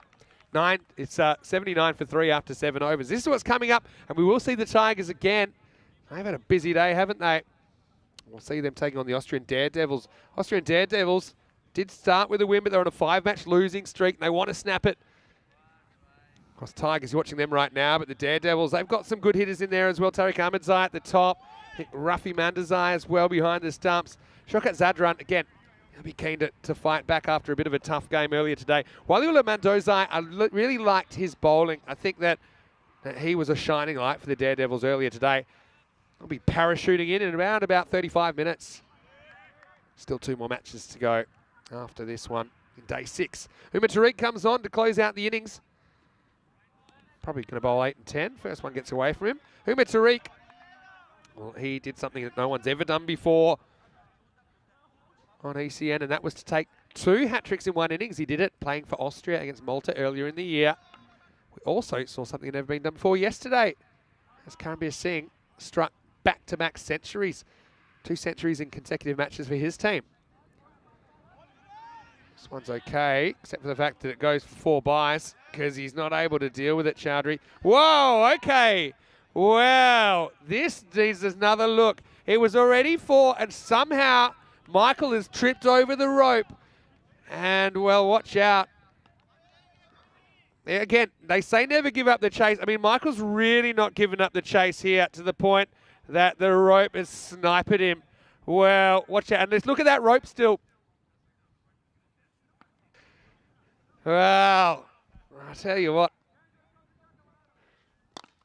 This is up and in the air, and I think he's got that pretty well as well, but not well enough. And Yusuf gets the right reply. Balague is going to have to go, and this time he has the real estate to play with. So Umar Tariq with a wicket, and GCA lose a 4th. It's 84 for 4. Well, look, I could show you the catch again, but I know what you all want to see out there. Here's the replay you really want to see. Oh, there's that one.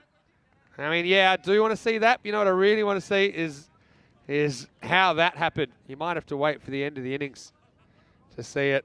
And, yeah, well, bit of everything. Anyway, it's 84 for 4.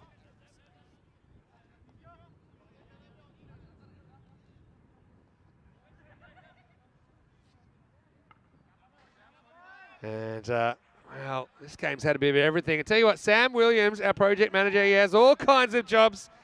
And I think he's actually trying to get the footprint out of that rope right now. And, yeah, Sam, he looks a lonely figure there, the wheat in the background, doesn't he? Nice work, Sam. 8th overtime, and Cotwell comes out. Gets off the mark immediately. I don't think, I mean, let me just put myself in the fielder's shoes there.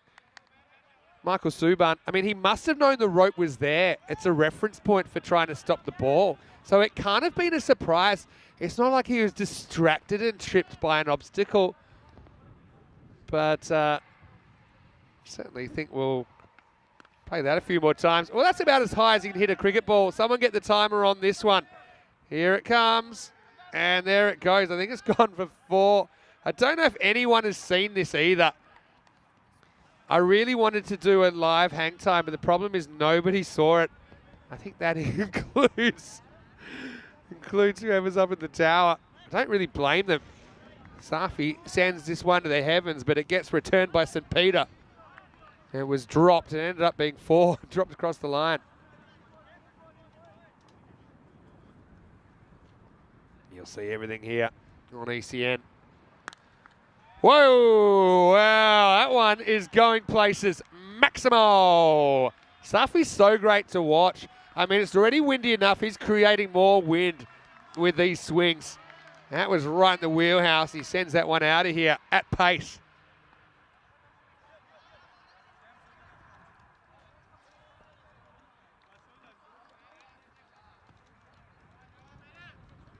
Oh, well. This innings, I know they're not really going to get close to this, but it's had plenty of moments. And Wayne's enjoying it. It's a great effort. What do we think about the boundary rope? Rope gate, you might call it.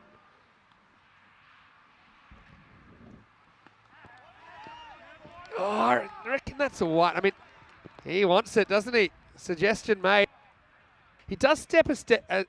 I suppose it's not a wide, and I'll be technical. He steps with his toes one stump outside of stump. So if you move the line, it's not a wide. So I actually think it's a really good call to finish the over. But as some of you would know, I'm a big fan of just leaving the wide line alone and forcing the guy to bowl at the batter. Anyway, it's not the rules that stand, so it's a good call. 95 for 4 after 8. So this is what I was talking about with the bonus point idea. The idea is to, instead of giving 2 points for a win, 1 point for a loss, to give 3 points for a win, 1 point for a loss. But you can steal the other team's point if you can keep them to 70% or less of your score. So yeah, that would be if they could keep them to 109 or less. So in this situation, GCA would need to get 15 off the last 12 balls to keep their point. So it kind of keeps games like this alive. Chowdhury gets a little neck rub for his trouble.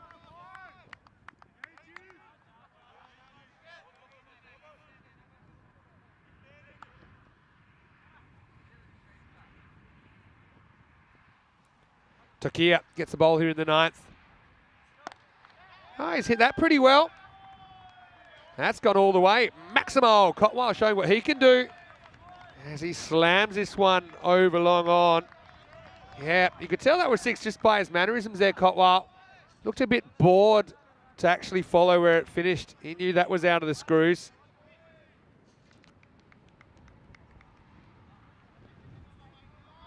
Cotwell puts that one away well. You can see they've got batting, don't they, GCA? It's just hard to chase down scores that are this big. Can't have a flat spot. He hits this one pretty well as well, and that's going to be 4. So Cotwell into double figures. And this is the thing. You need a batter to have a heater. And look, who knows? If Cotwell had come out 5 overs ago and batted like this all the way through, maybe they could have done it, but you never quite know who's going to fire and who isn't. That was just laced. Takia needs to find the block hole, I think, and quick. Cotwell's been really good at those balls that are kind of step hit balls.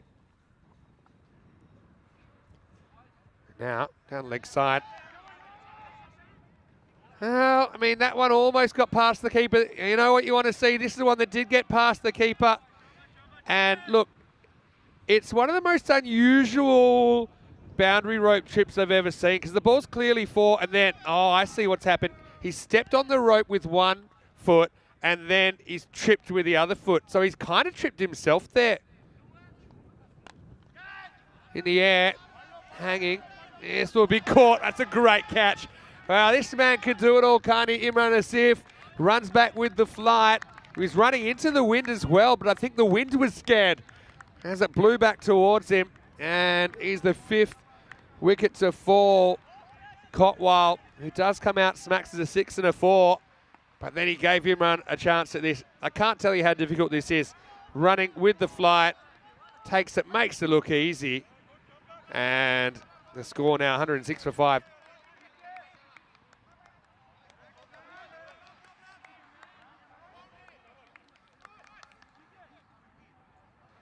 Again, I don't want to show this too many more times, but I will. What makes this interesting is he actually steps on the rope with 1 foot, like here. Ready? Watch this foot come down, the right foot, I think, here. And then, oh, there you go. See? When he's trying to bail out with the left, his right foot's already on there. So anyway, we'll leave that for now. But I do think Michael is going to be a bit more famous at the end of this game than he was at the start. Just got a feeling. And he's saying, yeah, Cotwell should come in a bit earlier. Well, yeah, I mean, there's definitely a case for that. It's just hard. How do you shuffle your deck here? Man, they've got a lot of good guys that can hit. Here is Mansour Safi. He's gone down a couple of slots in the order. I do think if we had the bonus point system, they would probably get there. They need to get to 110 GCA to keep their point.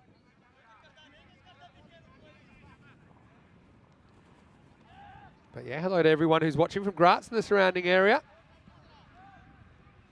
Takira Sif rocking in to bowl the last ball of the ninth. And it goes a long way. Safi says, yeah, that's what I'm thinking all the time. Maximal. I mean, he's got 27 off 10th. I mean, he's pulled his weight in the chase, hasn't he? And he's been just really good to anything that's near him. It's very Tate ball style, actually, the way he sets up.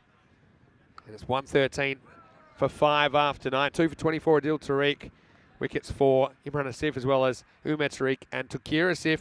Got to say early, though, Ahsan Yusuf was good, set the table nicely. Didn't take a wicket, but they bowled him 2 overs in the power play. Nice to see him back bowling in the power play. Did that in Spain at the ECL. Did that very well. Just pushed that rate up. And really, I don't think they've ever felt that threatened. Even though there were moments when Durrani was going where you thought, well, maybe they could pull off a miracle like we saw last night. Last over coming up, I think Iqbal, the captain, to finish things off. Slow ball first up. Full toss, but not timed. Got the Safi combination out there. That's Mansour, and it gets 1. Nice chance for Akeem to bowl again. I don't think he'll be knocked too much by the fact that his first over went for 19. There was just some good batting out there, to be honest. Durrani got hold of him a couple of times. This is a wide. Breaks on the second bounce, and it will be called. I think it's always just nice to be able to get back in a kind of no-pressure situation. Get a good over in, feel good going into the next game, and we know the Australian Cricket Tigers, they'll be playing in the next game as well against the Daredevils. It starts in around about 20 to 25 minutes' time. There's that slow ball again. Now, Safi, he's kind of run the full gamut of emotions here. He's looking at the heavens. In fact, he was looking at the heavens when that ball passed him.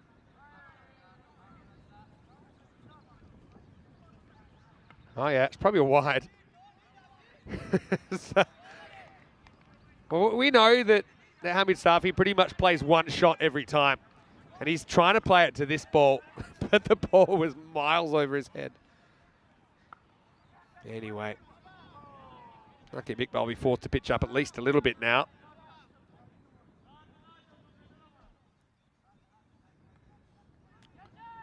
Oh, yeah.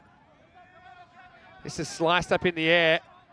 Again, they'll just get 1. Watch where Akib Iqbal bowls this from. He bowls this from so far back, from behind the stumps. Look, he bowls it from pretty much where the umpire is. That's interesting. I would say if I could have my way, I'd make a rule that they'd have to bowl with some part of their foot in front of the stumps. You might say, well, why is that? I think technically right now you can even bowl a ball from behind the umpire, and how's he meant to know what's going on behind him? I think it would make sense to amend that one a little bit. This one angles in to Mansour Safi. He'll get a single. Yeah, if I could change that without wanting to go on a big rant, I'd say front foot's got to land between, some part of it should be between the stumps and the front crease, and some part's got to be within the sideline. And then don't worry about the back foot, and that'll be it. Nice and easy. Umpires can look at 1 foot and be done. He does it again. Look at this. He's going to almost take a wicket. It's dropped, actually. I don't even think they've taken a run here, to be honest. So it's a long dot. It's long everything. It's a 25-yard ball that doesn't even bounce again until it reaches long on. And then he drops it, and they don't run. Safi was a Hamid variety. 28 plus this. Last ball coming up. And he gets knocked over. Well, there's the variation. This one was bowled from 1.0 pitch lengths. And Hamid gets rock and rolled. Last ball of the match. Probably doesn't matter too much. The final score here in match number 28. It's Austrian Cricket Tigers 156. Grants Cricket Academy 118. 38 runs the margin. Pretty good finish. I suppose that's what that variation does. So, yeah, you can see it keep trying a few things there. And maybe some of the Czech or the Hungarian players might be watching out for that from here on in. But the Austrian Cricket Tigers, after they had a little bit of a wobble earlier in the tournament, they're on a bit of a winning streak. They're 2 for 2 so far today. Let's have a look at the highlights. And it was always going to be tough, wasn't it? Habib Ahmedzai and Durrani opening the batting, both able to get a couple away. And that was a scary one, to be honest, for Gunnars, who's up there in the tower. A shortage of aggression here, though, really, from Habib Ahmedzai, who scored 16 off 9. Durrani as well. Nice to see him get a bit of an extended run, 28 off 20. But I got to say, some of the catching was really good. Ahmedzai went that high ball blowing towards the outfielder, Umar Tariq. And then this is another similar chance, wasn't it? Akib Iqbal was able to get Gowda after Gowda smashed a big 6. That would have been catch of the century for Ahmed Chowdhury behind the stumps. Wasn't quite able to get there. This one wasn't judged a no ball. I think it was a good call. You can just see it wasn't really coming down. He hit it pretty high. Adil Tariq was able to take a caught and bowl there. That was the end of Durrani for 28. He hit 2 fours, 2 maximos, but probably couldn't hit him as often as he wanted. This would have been amazing, but he just kind of sat in the rope before he was able to make the release there. Hassan Yusuf, to the naked eye, it looked like he'd done enough to pull it off.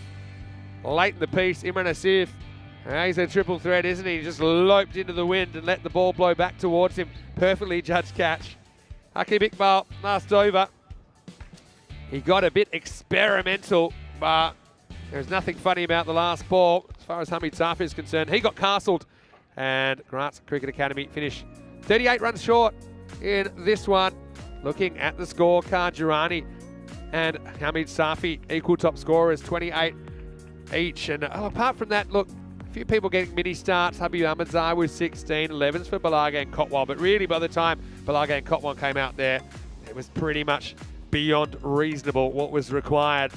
13 extras in there, maybe a few too many. 4 of them were buyers, but the buyers did create maybe a viral moment. I do think Michael is going to be a bit more famous at the end of this game, like I said, than he was before, as he was attacked by the boundary rope. Wickets for Adil Tariq, who took 2 for 24, also 1 each for Akib Iqbal, Imran Asif, as well as Umar Tariq and Tukir Asif.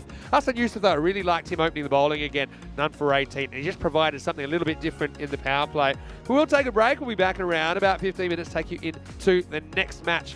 And it should be a good one, because we'll have the Austrian Cricket Tigers taking on the Austrian Daredevils in the next match. Many sound to here, Mr. Maximo. Hope you're enjoying your Saturday. See you after the break for more Fan Code European Cricket Series.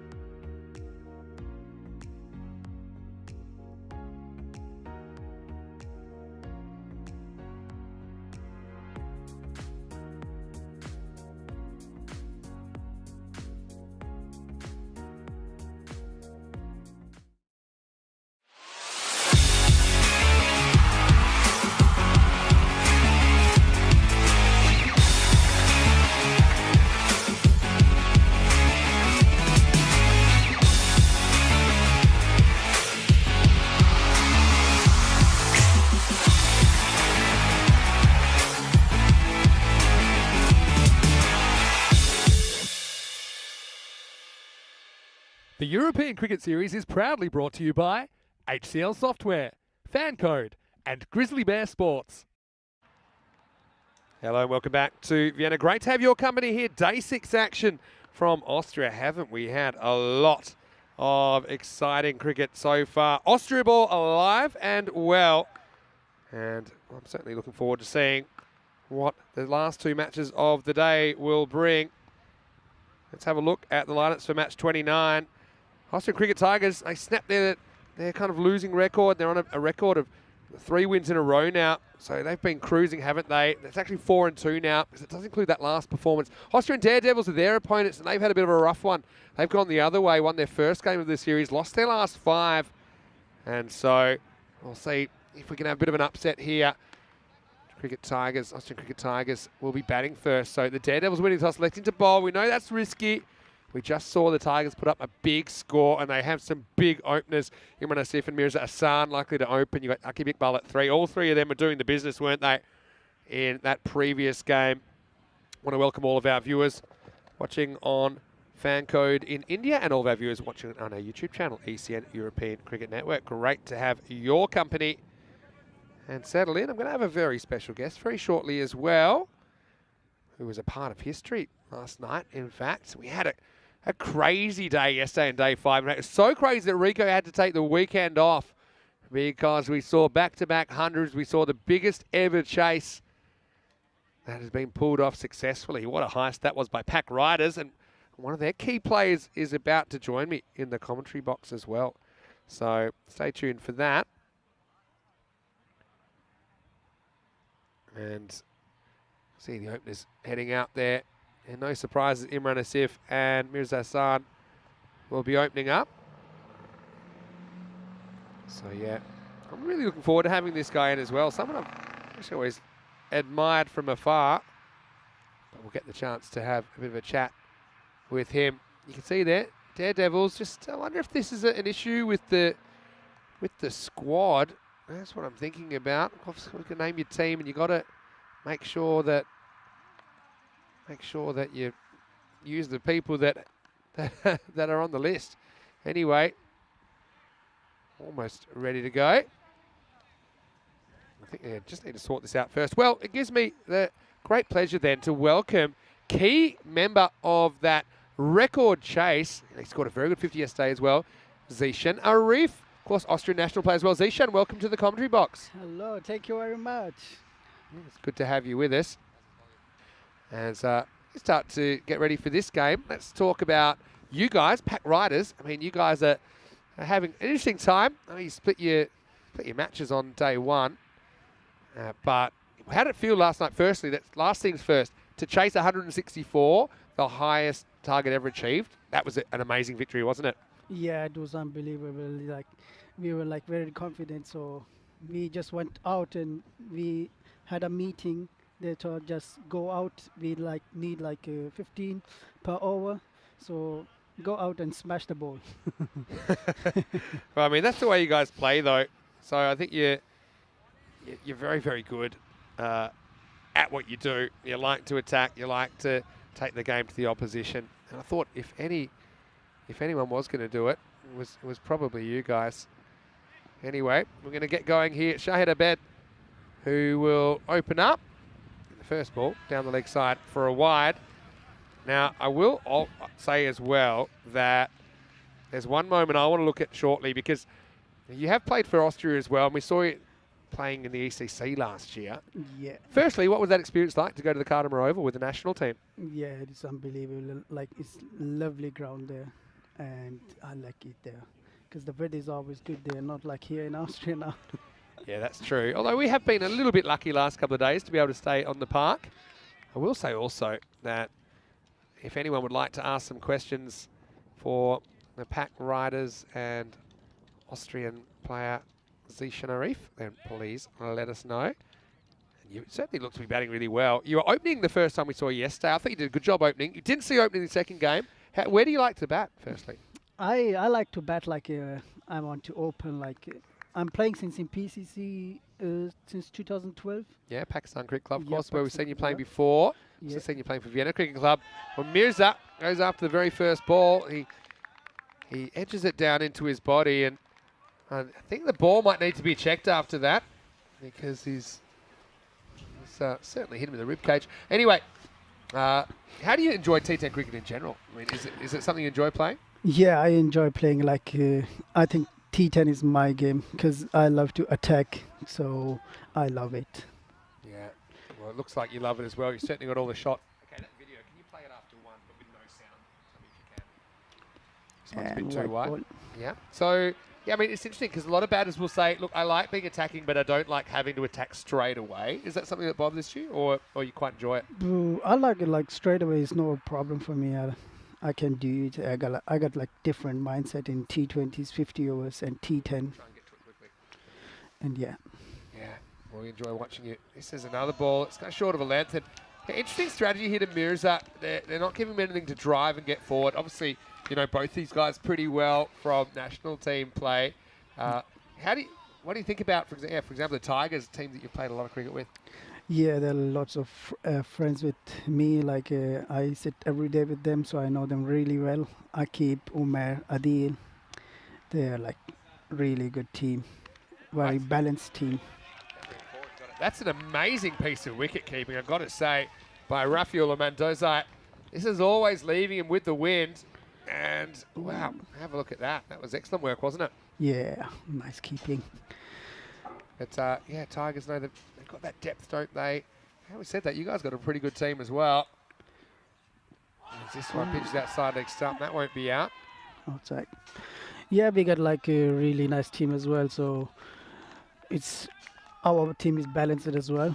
I think for me, we have the like second best team after Donaustadt, and I think we will clash with them again, and it will be a tough match. Yeah, no doubt.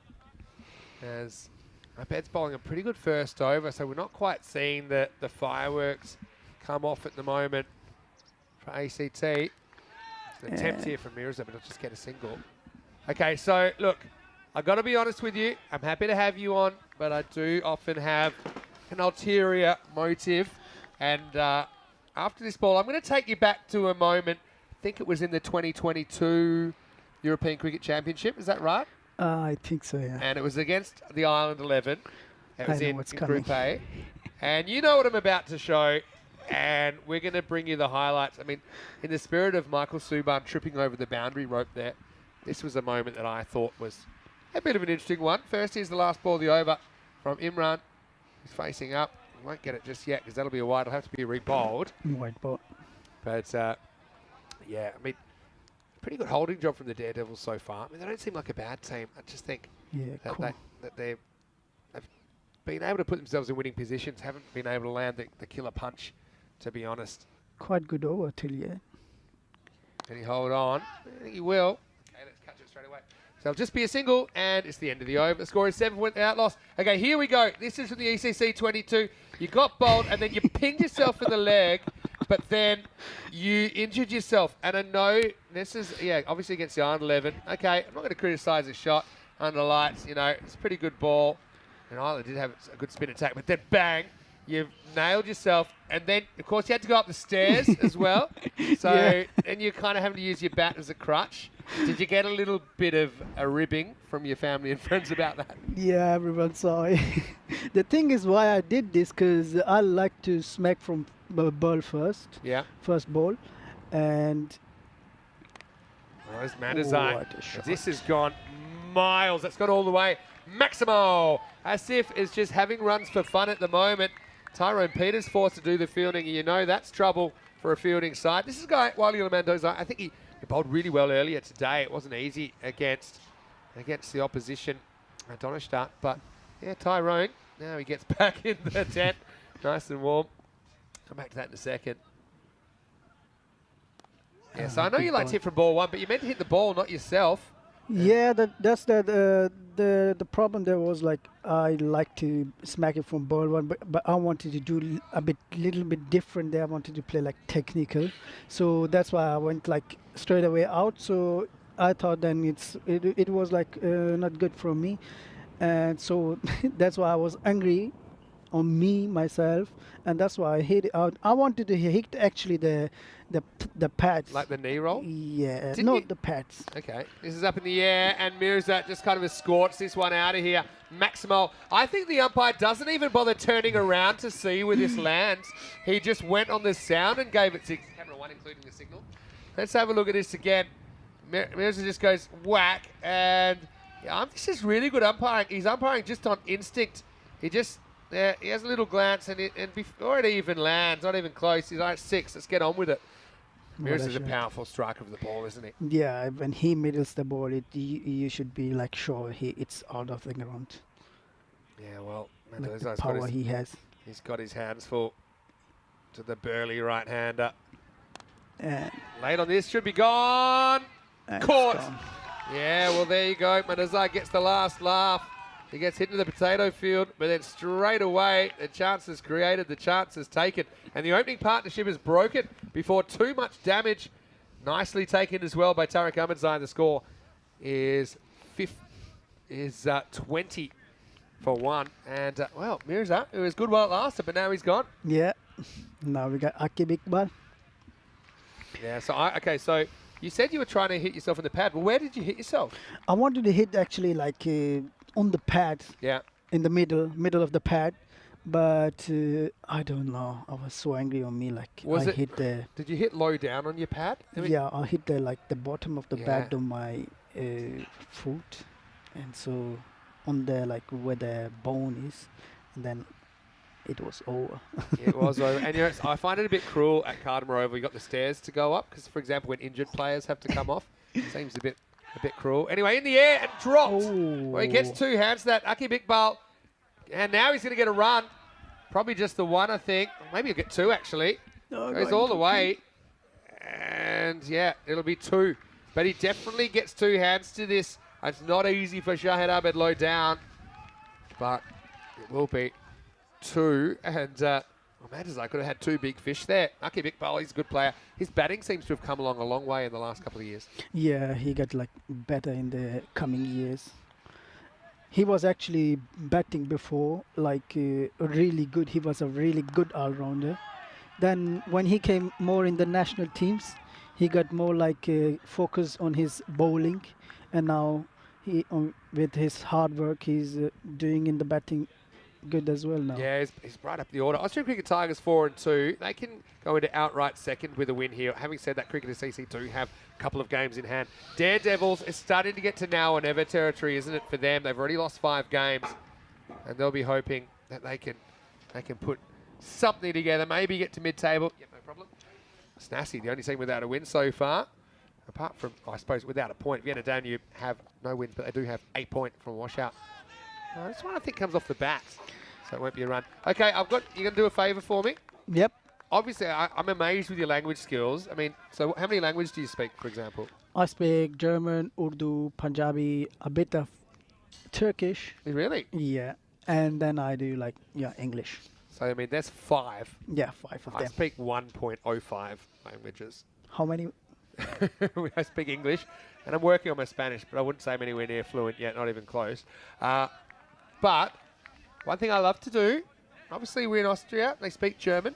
Do you think you can do the rest of the over for me in German? I'm not going to say a word, I'm just going to enjoy it, okay? Yep. Now's your time to shine, because it's not often you get genuine German cricket commentary. I'm going to take a breather over to Zishan Arif, and you can be as emotional as you like. All right. In which accent? Wien? Wien's good. All right. I'll do Wien. Und Aki spielt gerade. Und der Bowler von Daredevils, Imran Asif, ist on strike und hatte bisher letzten paar Matches sehr gut gespielt. Und er ist on strike jetzt. Und jetzt schauen wir mal, was er macht. Und der Bowler läuft. Und es ist raufgegangen. Jetzt schauen wir mal, ob sie fangen. Und, oh! Beide schauen sich gegenseitig an. Was ist denn hier passiert? Ich glaube, ihr wollt den Typen nicht droppen, der gerade jetzt top of the scoring Dingsbums ist. Oh, ist in der Mitte gelandet. Die schauen sich gegenseitig einfach an. Aki, Ball bekommt jetzt Strike und der Bowler kommt. Und Aki. Und schlägst um 4. Aki Big Ball. Sehr gut. Auf seine Füße gebowlt und er gibt einfach einen Flick und geht zum 4. Der Kapitän erklärt dem Bowler, was er jetzt zunächst bowlen soll. Denn Akib ist ein sehr guter Spieler. Ihr wollt nicht, dass er Runs macht, sonst haben sie viel zu chasen. Und ein Joker von dem Bowler. Sehr gut gebowlt. Und das sollte gleich over sein. Oh, sehr gut gemacht. I think that was amazing work. Round of applause from the grandstand, Zishan Arif. And I tell you what, you had a bit to work with there as well, didn't you? Yeah. As we get to the end of the power play, it's 29 for 1. I got a few words out of that. The fear, I only know that because I had a platter for 4 at the Greek restaurant the other night. But yeah, nicely done, Zishan. Yeah, I'm amazed with the language skills of some of our players here. Continental Europe. But I mean, that was a real chance to get rid of a Sif, wasn't it? The keeper kind of called for it, but then realised that it was just drifting away from him, I think, with the wind. The wind pushed the ball away from the keeper. So even though I think that Ruffy thought he'd get there, it just blew away from him. And the bowler was kind of hamstrung. Said, well, I can probably reach it, but I don't want to go for it if you've called it. Anyway. Yeah. I don't think there's someone called. Like yesterday where Park Riders were Umar Tariq dropped, he catched with one hand. Yeah, that's right. Anyway. Right here, because it's going to be start of a new over. It's going to start with a Maximo. Asif continues on, and this is Polis that comes into the attack. He turns that into a full toss, doesn't he, by charging down the wicket? Yeah. So Nick's saying, hey Zishan, as his mummy used to say, what did you learn from hitting yourself in the leg? Probably not to do it again, I'm guessing. I mean, Devon Conway around that time, remember he missed the World Cup final when he punched his bat after getting out and he broke a finger. So, I mean, they do it even at the top level. Yeah, I had some few words with my mom. She said, what are you doing there? At least you had your bat to help you get back to the change room. Yeah, unfortunately my bat broke yesterday. Oh, could be gone if he holds it. Oh. And he is gone. Great catch. Camera 4. It's a little nick. And that's excellent reactions. I mean, Ruffy had an interesting one last over. But this one, he just knew he had to try and beat the ball to the ground. Have a look at this on the replay, thanks to Spring Productions. It's a little nick on the dab, bang, and then he keeps it. And then I like the way he just tries to get under the ball, saying, well, look, you're not going to reach the ground because now I am the ground. Brilliant bit of keeping. Wow. Just nicked you got now just a run machine from ACT out. So you want that wicket there, Devils. They need to carry on now, yeah. And just bowl the good length now. Shabazz. Ahsan Yusuf. Yeah, I mean, that's a really good bit of wicket-keeping. I can't tell you that really how much skill that takes. Because to keep you cool, I mean, your instinct when you panic is to kind of stand up a bit, but that's one time you actually need to get lower because the ball is only heading one way and that's down. So if you can get to the ground before the ball, you've got a shot. And all kind of technique goes out the window there with the hands, but the technique is actually just staying low, having your knees bent and keeping them bent. So yeah, almost, great keeping. Yeah, just dropping straight away. And look, credit to Asif. He walks for 17, 35 for 2. Ahsan Yusuf comes to the crease. He can use a few runs, that's for sure. First ball.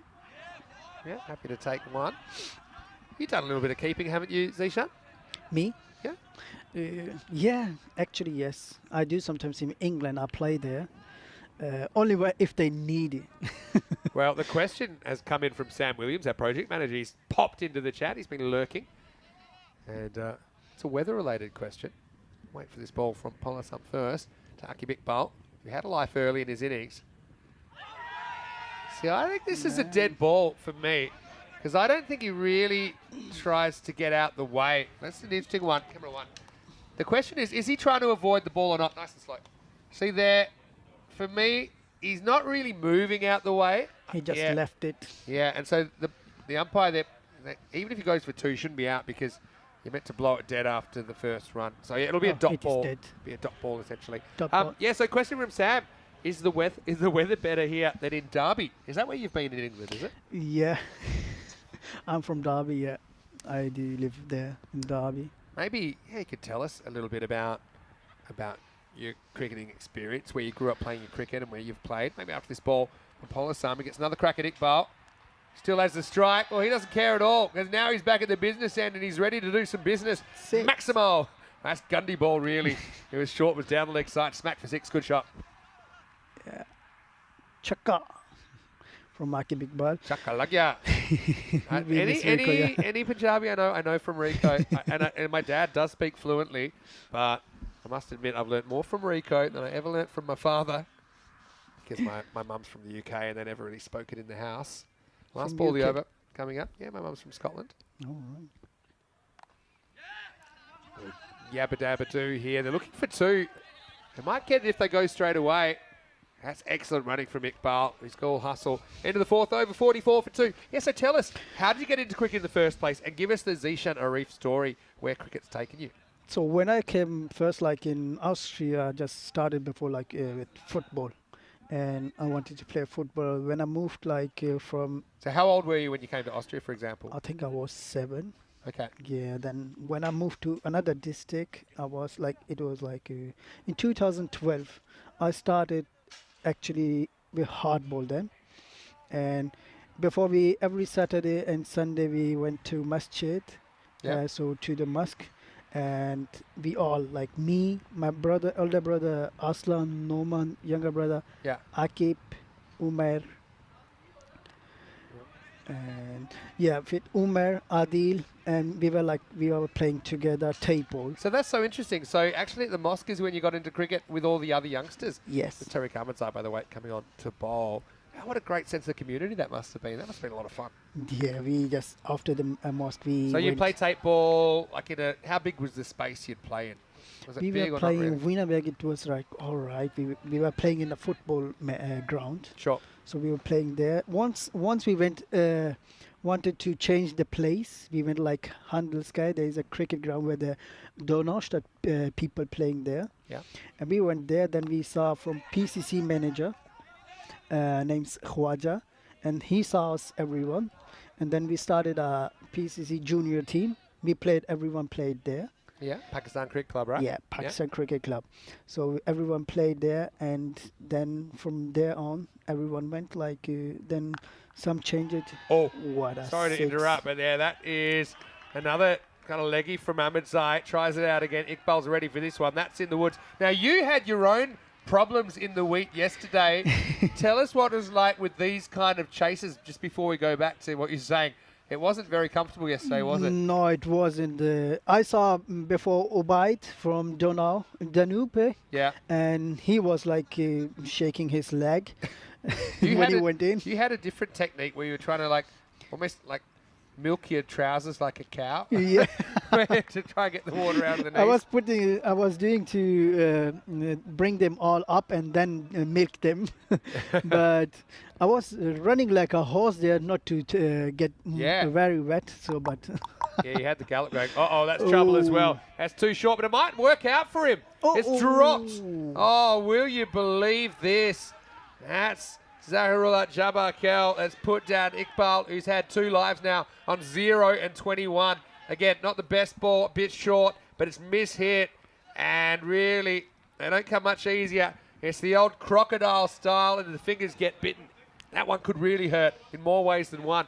End of the over, score 52 for 2. Just having a quick look at some of the top performers. Imran Asif, I mean, that doesn't even include the last game where he put up another 50. He's been in great form. Same with Iqbal. Mirza's gone already, but and Asif's gone in this innings as well. But you can see Austrian Cricket Tigers have lots of ways you can hurt you. Omari, I think, has been really impressive with the bat for Austrian Daredevils. Tariq Ahmedzai, we just saw the ball that last over, he's also scored over 100 runs. But Oriakil leading the wicket takers in this fixture with 9 and over. Although his economy rate of 11.9, probably something you'd want to bring down a bit. Anyway, Jabarkel, after dropping a catch, they say, right, now it's your problem. Now, it could be another one in the air, hanging and going nowhere. In the middle. So, Dad, tell us, I'm going to just go back a little bit. So when you're playing tape ball, like how many fielders would there be? Was it fairly casual kind of cricket you were playing? It was like, it depends on us, how many we got. Like we got 2 teams, and then mostly there is, everyone is fielding. Yeah. Even from the batting team is Sure. fielding. Yeah, gotcha. And then, you're doing batting. Well, that's it pretty what a well. 6. And look who's back.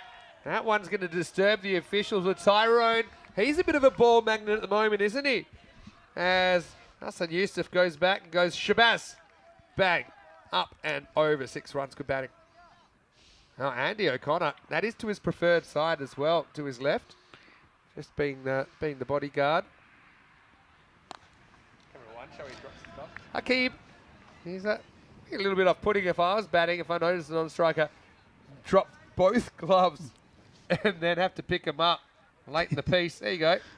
Yeah, he even times that well, doesn't he? Yeah, okay, so then you started your club cricket journey in a more organised way with PCC, with Pakistan Cricket Club here in Austria. Yeah. Of course, we have seen you playing for PCC in the ECS formerly. Also, we've seen you playing for Vienna CC and now Pack Riders. Here's the next ball from Jabakel. And this is What a correct. 6. That one ain't coming back. Maximal. Well, a bit like my golf, that one's hit out of bounds. And Akib Iqbal, he's had a couple of lives. And just have a look at that. Slow-mo that ball. And, well, this is one of the hazards. I mean, we know that to the rider's screen, it can be a bit of a problem. But just have a look at this. I mean, when this ball is picked up from the fielder, it is filthy. We've got about 3 seconds here.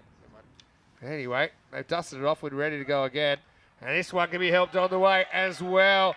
Maximal, 6 more to Iqbal. And we have an expression in Australia, which is don't look a gift horse in the mouth. It means, look, if someone gives you a chance, you better take it.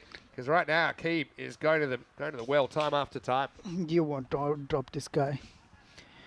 Yeah. Okay, so, and obviously through your performances in the club scene here, you've been selected for the Austrian national team. So how much international cricket have you played? I started like in 2016 playing for the national team. Yeah. I think from the younger generation, me, Akib, and Rasmal. Oh, well, look at that. It's gone again. So this over's gone magical, and 6 to add insult to injury. Jabakel not having a great 5 minutes. Drops the catch that goes for 26 in the over. 6 overs down, 78 for 2. So that must be a big honour for you. Obviously, living in Austria since you're about 7, right? Yep. To play international cricket. And, of course, with all T20 internationals now being recognised as full internationals by the ICC. Yep. Yeah, for international I played there. So I started like even in under 17 as well. And it was, I think, in 2015 or 14. I don't remember now. Yeah, great. So you've kind of played in that era where it's gone from, I suppose still fairly serious, but now there's clear criteria to represent your country. It's ICC recognised. Tariq Ahmadzai comes back for another over. It's a pretty good ball. That's a pretty good shot as well from Hassan Yusuf. Deposits it. Maximal. Oh, there's Michael. Now you know who you are there. Well, he had an interesting moment earlier. This is good fielding, though. It's a brilliant shot. I mean, actually, one thing I've been really impressed from you is your leg spin. So I haven't seen you bowl as much as I have in this series. I've been really impressed. Is that something that you're always bowling, the leg spin? I always since I was a fast bowler before, but I was bowl leg spin since 5-6 years, I think. When I started for national team, I started like leg spin. Yeah. I got like up and downs. So when I don't train my leg spin, so. Oh, hold on. We've got some bird life there. I know the crew are very good. We have 2 of them there. Yeah. Now, we were asking all the ornithologists out there to tell us what kind of birds they were. But anyway, good spot, guys. Oh, this could have easily got onto the stumps. Camera 4, maybe? Or 2? Let's have a look. This one. Ooh. Yeah, it actually hits the keeper on the full. I don't think you'd really call it a drop, though. Just missed the wicket. Oh. Pity it didn't hit his foot, maybe bounce up there. This one will be a wide. Wide ball. Okay, yeah, so Sam was asking about Derby. And so did you bowl spin there as well? Or is it something you just kind of developed here in Austria? Yeah, I'm bowling the spin as well, like this year. Could be a chance here, hanging in the air, and carries a drop.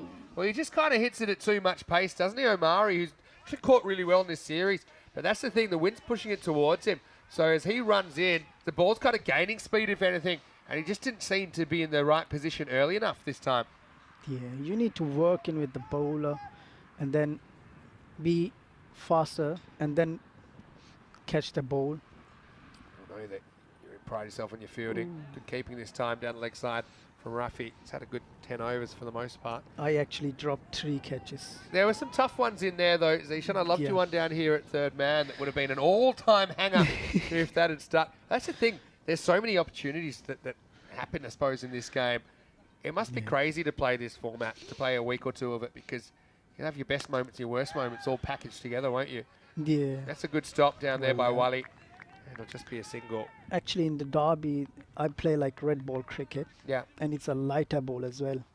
When I came for the first match, I was third man. Yeah. Because they need someone who's faster. Yeah. And the ball came to me flying, and I thought it would be easy.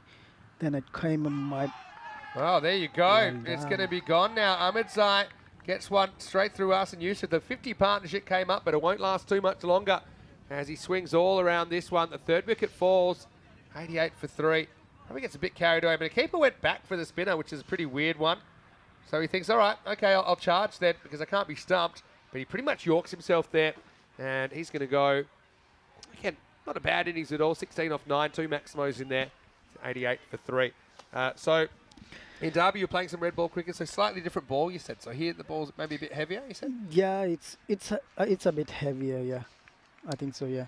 Because I don't play often like white ball there. Because even if I play white ball there, I play during the week, the leagues, is still lighter. The white ball is still lighter than here. Yeah, for sure. So I just got to say, I'm really impressed with your leg spin. I hope you keep working on it, because I think, especially in this form of the game, it's so awkward. You know, as a batter, when you have a bowler that's a bit, I don't know, different, I suppose, than just your straight up medium pace, or even your finger spin. I think that leg spinners and wrist spinners are a different kettle of fish, especially because I know you've got the ball that can kind of like shoot straight on. You've got a bit of a wrong in as well. So, yeah, I think keep working on your bowling. I like it. Umar Tariq comes out, last ball of 7th over. It's pretty much a top spinner. And it'll be the end of 7. The score is 88 for 3. Just a reminder about what's coming up on the European Cricket Network. We have lots of locations we're going to visit. We love being here in Austria. It's my 3rd time here. I know we had some cricket here in 2020 as well on ECN. Also, we've got 2 weeks in Bulgaria coming up, then 2 weeks in Sweden. I've got a question for you. Yes. Let's say that you're playing for Austria in the ECIs. I know I don't think you're playing this weekend, but next weekend. But if you could travel to any other country to play some cricket in Europe, where would you like to go? That's my question for you. Where I already was, or where you'd like to go? Maybe somewhere you haven't played yet. Haven't played. That's the thing. I don't know how to see the ground there is, but I played like. I think I played in Netherlands. Yeah. They got like beautiful grounds there. I want to play again there. That's true. Well, who knows? Austria, Netherlands have a bit of history. I know that Austria beat the Netherlands at the ECC back in 2021. Anyway, what a shot this is. This is a jump cut, and that's flying. It's gone miles off the bat. Maximo Iqbal, touch of class about this, as I think this would have been a wide. And Shaukat Zadran's come on. He hasn't had a great day with the ball, and is not getting any better. 2 feet off the ground when he hits that, and absolutely smashes it over backward point for 6. Yeah, Netherlands is a good choice. Really nice choice. We'll go straight. Does he have the legs? He does. Classical stuff. Maximo, and Aqib Iqbal brings up his 50 off just 19 balls. 7 big sixes in there and 1 4. He was dropped first ball. He was dropped on 21 as well. But before you know it, he's made you pay. And he's not finished yet with almost 3 full overs still to go. Great batting by Aqib Iqbal. And now he'll get more. He'll get plenty more. This has gone all the way as well. Maximo up to 60. And we called it, didn't we? If they're going to drop a keep a couple of times, he's going to make you pay. And he's rocketed to 60. Shabak, Koda sada lagaya. Yeah, unbelievable stuff really from the all-rounder. And he's a genuine all-rounder. It's hard to work out if he's a batter that bowls or a bowler that bats now. He does them both so well, doesn't he? Yeah, he's actually really good in it. Excellent fielder as well. On the charge this time, drags it into the gap. Fielder won't get there. 4 runs. 4 carreras más or fear, as you'd say here. And he drags that from just outside the off stump. And right now, all the momentum with the Tigers. You know, actually, when I play against them, they always bet on me. If you hit 2 sixes, you'll get a pizza. I have a bet for Akib now. If he hits 100 now, I'll give him a Red Bull. Oh, well, be careful. You say a Red Bull.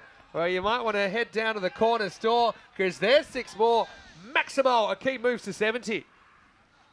All right, so yeah, if you hit 2 sixes, you get a pizza. That explains, I mean, of all the people yesterday when the 4th match got rained out, you were the most desperate to get back on. And now I know it's just probably because you were hungry. Actually, there's a bet behind this as well. And you know, there's a bet between Mirza and Imran. Is if that I score right? 350s. 350s. And what do you get? One already. Then. Tell me in a minute. Here we go.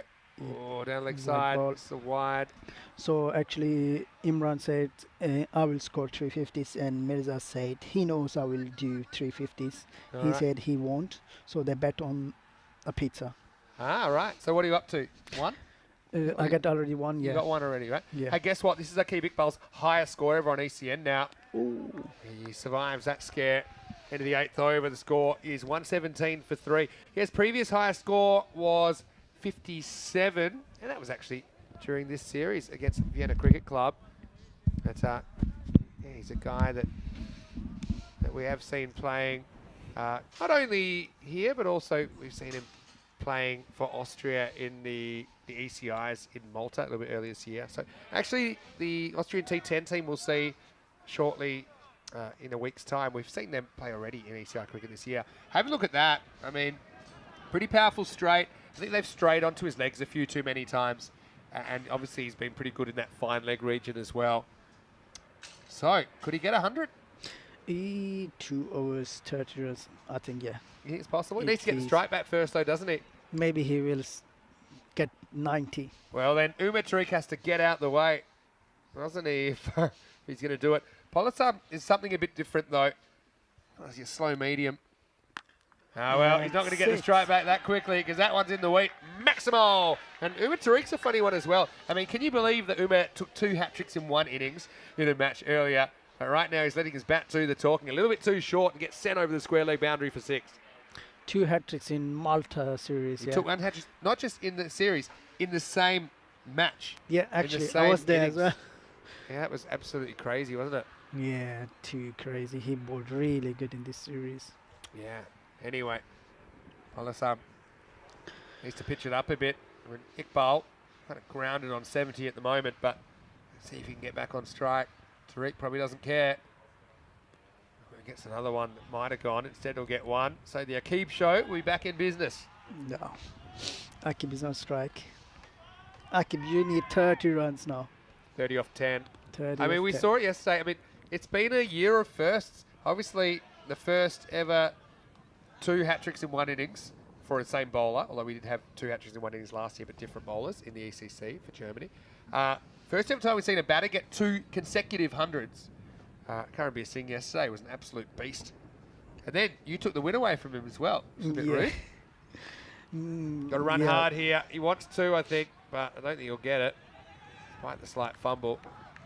Yeah, so I mean, scoring 100 in a losing cause, normally it's something that might happen in a test match or something like that, or even a one-day international, but not in a T10 match.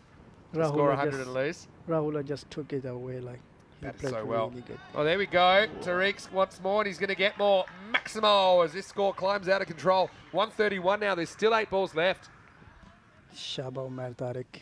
You can't bowl that back of a length here unless you're really kind of rushing the batter, right? Yeah. Because those boundaries to the right of screen, because the wind's going that way as well, it's just a fairly easy pickup, isn't it? Yeah, he's good on the body. Everyone here in Australia, they are good on the body. Yeah. They just flick it away or pull it away, and it's a 6. The thing is, especially these guys, they can go offside as well, so they're not easy to bowl to. Yeah, Polisab kind of has the right idea, but he overcorrects this time. So, okay, we've got about an over and a bit left. What are your ambitions then for cricket? Because you're only a young man. How old are you now? I'm 25 now. That's young, as far as I'm concerned. Polisab comes in again. And he does go the other way this time. And he goes very well. Dropped in the crowd. Maximo Tariq turning it on in the ninth. Well, he might be costing Iqbal the chaps at 100, but I don't think Akeem minds because the score just keeps on climbing for the Tigers. Yeah. Very beautiful shot from Umar Tariq. 50 partnership in 12 balls as well. Things are out of control. Ooh. Straight up and over. And in fact, it'll be a bye. So Umar will retain the strike. Nine overs down, 139 for 3. So look, what are your ambitions with cricket? What would you like to achieve? And what are your ultimate goals with the sport? At the moment, this year, I got goal for this year. I'm playing like now in Derby on 12 wickets, and we got our national team World Cup qualify in July, I think. Yeah, it's going to be a big one, right? Some very good teams there, but I think you guys will compete well. It's like Scotland, Jersey, Germany, Ireland. Maybe a couple I can think of off the top of my head. Denmark, I think, as well. No, not Denmark. Italy. It's Italy. Currency. Well, time for the last over. Tariq swings away. And, well, a bit of a Tortuga job, and it's going to go for 4. Well, Tariq's a bit of a swami here. He puts in an awkward spot, and Shaukat Zadran, he's had a bit of a day to forget, if I'm honest. And unfortunately, yeah, he just can't deal with the side spin on that one. And that's going to go. Anyway, next one is going to be gone. So, well, Tariq, he makes a pretty handy 23, but he'll have to go. And it's Shahid Abed that takes the catch. Yeah, but Shaukat Zadran is going back. He's had a bit of a rough one. Even this innings is over. Went for 29, and he went for 2 similar overs earlier on today. But ACT looking pretty safe at the moment. 143 for 3. Adil Tariq, next batsman. Tell us just going back to what we were saying a moment ago, what's the key to chasing a really big score like this? Go 140, you guys chased over 160. Is there a different mindset, or is it kind of just go out and bat? Like actually, I tell people in my team, do what you can best do. Yeah. So. Yeah. Like Do what you do best. Do what you do Do what best. you do best. That's probably good advice. It's fairly simple, but good advice. So, yeah, in the future, more cricket in England, more cricket for Austria. Yeah. Actually, yes. And how much time are you spending in England during the season, during the summer? I actually stay like there since last year. I didn't came here. Yeah. First. Up and just over the fielder. Adil Tariq comes in and says, well, I'm just going to keep on plugging. And that's exactly what he does. Maximo. That's how you get off the mark. And the score just keeps on getting bigger. Up to 149 now with 2 to come. Hello to Marnus as well. Nice to have you. Chris wants to know if it's food chat time. Sure is. Throw it in. Low full toss. Probably feel like the one here is fine because Hakeem Iqbal, we were on kind of 100 watch, weren't we? And I think he's just faced one more ball since then. He won't mind at all. It's his highest score in ECN. And he'll have one more chance to improve it. 150's come up now. So another big score. I'll get a wide, so I'll get one more chance. Now I think he jumps across that time. I think this time, I feel like he might stand still and try and smash it straight. So Aslan is saying 1-6 and food from him. Oh, there you Hakeem go. Iqbal. That's a lot of pressure. Free food last ball opportunity. Ooh, steps all the way off the pitch. Almost on camera 1. And now, well, camera 1 at the end, or camera 3 at the end. Sorry. Someone's run out. I don't know who, but we'll try and work it out. Try and freeze it when it hits the stumps on camera 3. As he actually stepped all the way off the pitch. And then let's see who's out here. Won't be an easy one to call. I think Akeem's out. Okay, try and freeze it when it hits the stumps. Ready? Yeah, Akeem's gone. Hakeem Iqbal. That's a bit of a shame to get out that way, but let's take nothing away from that innings. 71 off 25. And he gets a pat on the back from Omari, and so he should. I mean, it's the highest score he's ever scored for ACT. The highest score he scored on ECN and in the T10 format, of course. 151 for 5. Pretty good effort. And, well, we saw a big chase yesterday. The Daredevils, they'll be giving it a crack. Zishan, I want to say a big thank you to you for joining us and wish you all the best in the future. Thank you. All right, so let's go back and look at some of the highlights of the first innings of match 29. You're going to have to deal with some heavy hitters. And Mirza, he threatened, but he went all too soon. And then this was a funny one, wasn't it? The keeper called it, but then wished he could take the words back and put him back in his mouth, as he wasn't able to get near that. This one he was. Ruffy with a great reaction catch. He jumps in, and yeah, credit to him, and as if he walks. You see, really good bit of improvisation to keep that ball in the air. But then Aki Bikbal, he gave a life first ball, got dropped, ended up with 2 overthrows to his name, got dropped again on 21, and he wasn't in the mood to muck around to keep today, as he just launched the ball all over the Sabang cricket ground.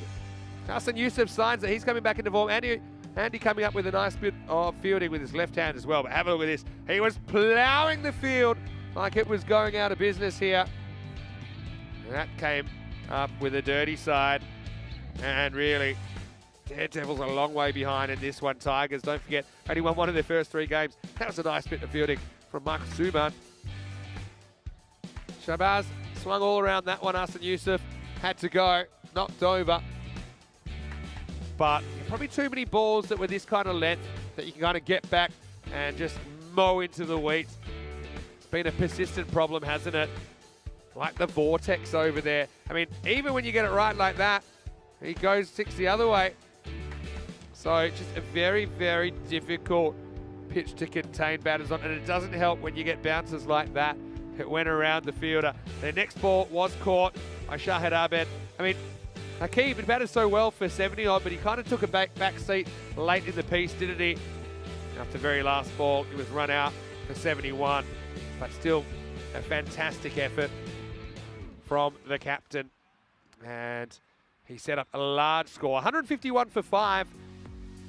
And Aki Bikbal, like I said, gave a couple of opportunities, but he made his opposition pay. 71 he was able to score, and that included 9 big sixes and 2 fours in there. Other significant contributions, 23 off 8, Umar Tariq with a nice little cameo.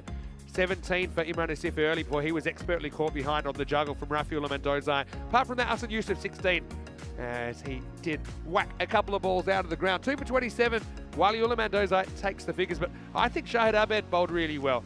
Up front, 14 he conceded off his 2, but he couldn't get a wicket. Polisam 1 wicket, but he was a bit expensive. Tariq Ahmadzai bowled decently as well, 1 for 18 off his 2 overs. But yeah, more trouble with that 5th bowler.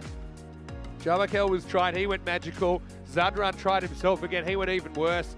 So a bit of a day to forget for the skipper so far with the ball at least. But they'll have the right to reply, and we've seen crazy things happen before. Daredevils, they'll be trying to jump through the flaming hoop when we come back. 152 will be the target. Vinny Sandu here, Mr. Maximo.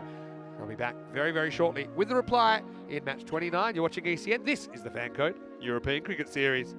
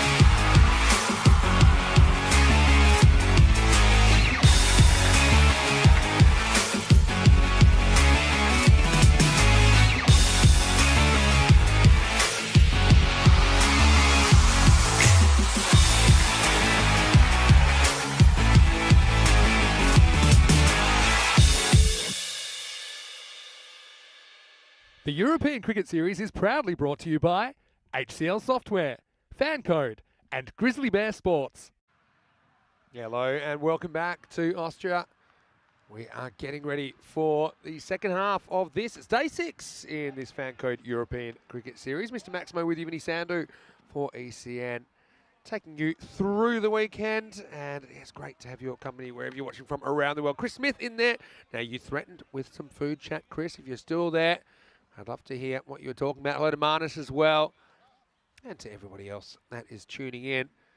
Austrian Cricket Tigers on the park, and they've had a pretty good start to their day with a win over Graz Cricket Academy, 156 to 118. Right now, they batted first. They put 151 on the board, so 2 150-plus scores for the Austrian Cricket Tigers, sitting pretty at the moment. Bit of a task for the Daredevils. I mean, they have made a few runs in this series. I suppose the issue they've got is maybe it's slightly less experience than some of the other teams here at this European Cricket Series. 11 sides taking part. It's the most sides we've ever had in a single tournament in Austria. There's Tariq Ahmadzai at the other end, number 66. I think he'll be an important one. Likes to attack from the get-go, but again, I like that they're going to Yusuf in the power play. Arsene Yusuf with his left-arm spin. Not easy to tie him up, especially early. So Shaheen Mahmood will face the first ball. 152 for victory.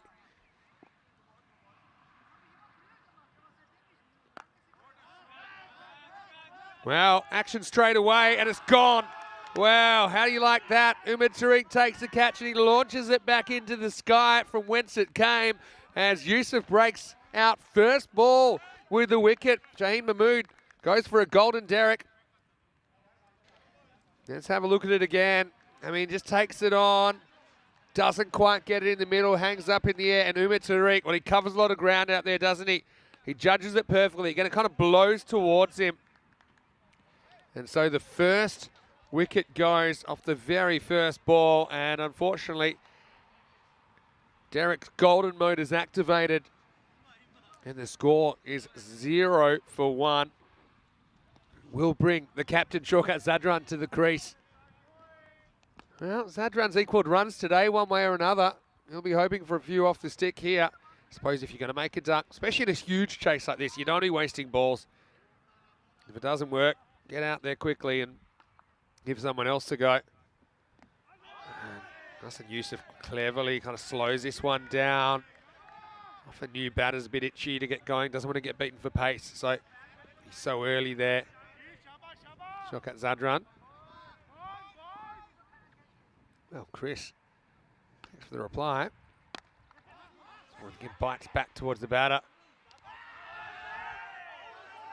I think he's back here, Ahmadzai, but I'm not 100%. Did he get the bat down? Because the throw hits the stumps. It's a quick little kind of shovel job. Let's have a look. I think the bat's back, but I think he's just in. You see, that's a really good shot of it hitting the bails and bouncing off.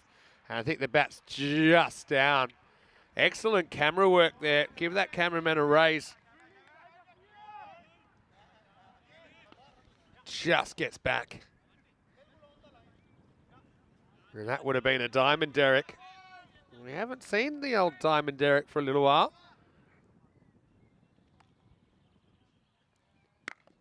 Another one that kind of bites back. He's such an interesting bowler, Yusuf, because it looks like he spins it, but he doesn't. If anything, it just kind of comes in the other way.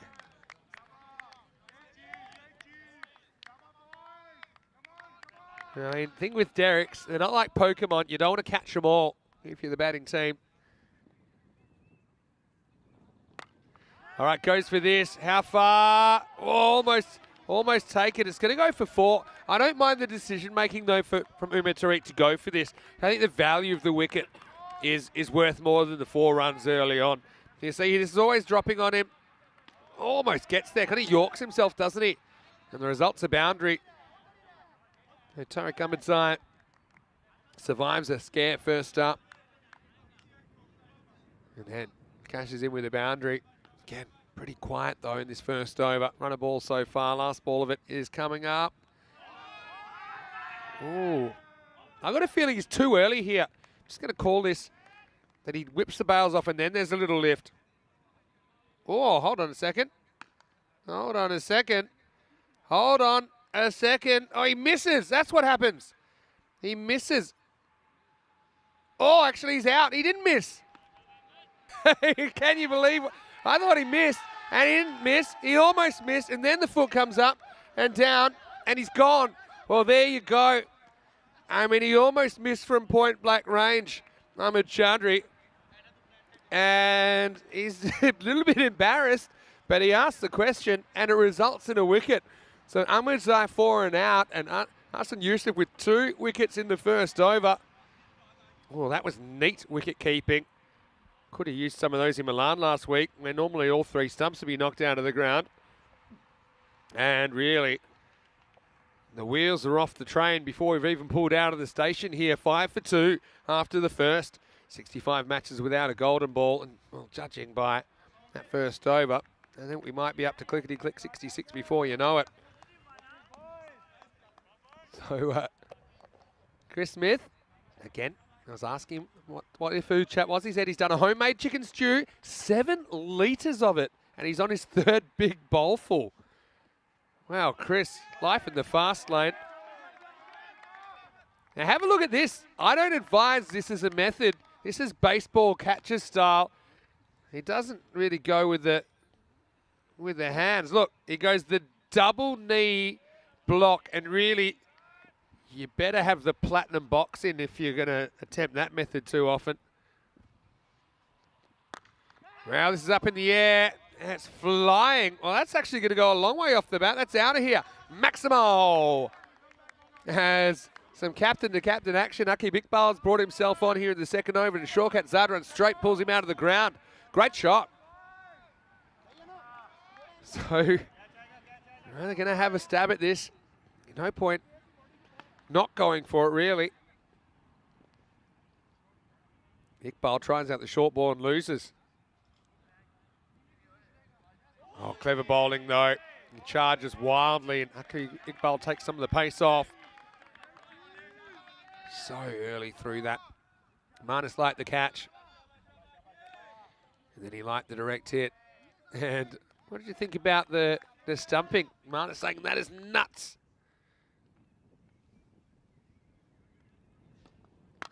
Slow ball again in the air. He's going to have a long run at this. Almost gets there and almost pulls it back. Almost being the key word. This will be 4. He actually gets a hand on it here, Adil Tariq, and he bats it back, but he bats it back into the ground over the boundary. Have a look at this. He has a shot at it, but he doesn't get enough on it to get it back into play. Good effort, though. 4 more to the total. Now in the air, and it's dropped. It wasn't an easy one. Umar Tariq already took a great dive and catch. That time he couldn't quite organise the dive to get off his feet. Mistimed. Gets 2 hands to it, but can't hold on. Wow, this ECN cricket is unlike anything in the universe. All action all the time. Last ball of the over. Mandazite can count. And, well, interesting. It's a fake throw. What's this? And this is where, I mean, I hate this rule, but if you're going to go by the letter of the law, you're not allowed to do that. Naughty boy. Ended 2, 16 for 2. And Austrian Cricket Tigers 4 and 2, Daredevils 1 and 5. Austrian Cricket Tigers on a bit of a winning streak now of 3 matches. Could be 4 if they can hold on here. Looks like they will. Yeah, if you want to be technical, this is why I think it's not a very good rule. Because I don't think he's... Well, it says if he willfully tries to deceive the batting team by pretending he has the ball, and that comes under unfair play, fake fielding edition. But I don't think that's too serious what he was doing there, Imran Asif. But technically, it'd be 5 penalty runs, and the ball won't count. It has to be re-bowled. I could probably use them at the moment, Daredevils. But I think common sense prevails. Yusuf hunting for a 3rd wicket. And he's got one, and we wouldn't believe it. I think he's nicked that onto his body, and it's gone back onto the stumps. And now Shorkat Zadran has to go. So everything working out for the Tigers. The decision to open the bowling with a left arm spin of Hassan Yusuf. It worked for them at the European Cricket League, so why wouldn't it work here as well? And 3 down. And they've all gone to the spin. Look at that. Edge into the back hip, down onto the bottom part of the stumps. Yep. And Chalkat, he's disappointed, but he's going to have to go. Oh, no, they've got some good hitters, but this could get a little bit ugly. The Daredevil's kind of forced to go for it. I mean, there's no real net run rate they're playing for now. They're just hoping for the miracle. Here's one guy that could change the narrative, though. Bruce Omari. And he's a guy that hits the ball real well. That, you see, the top order, they're kind of used to pace. They want to use the pace. They want to kind of use it to their own advantage. But Yusuf doesn't allow you to do that. It's an uncomfortable pace to face early in your innings, especially when you want to make the play.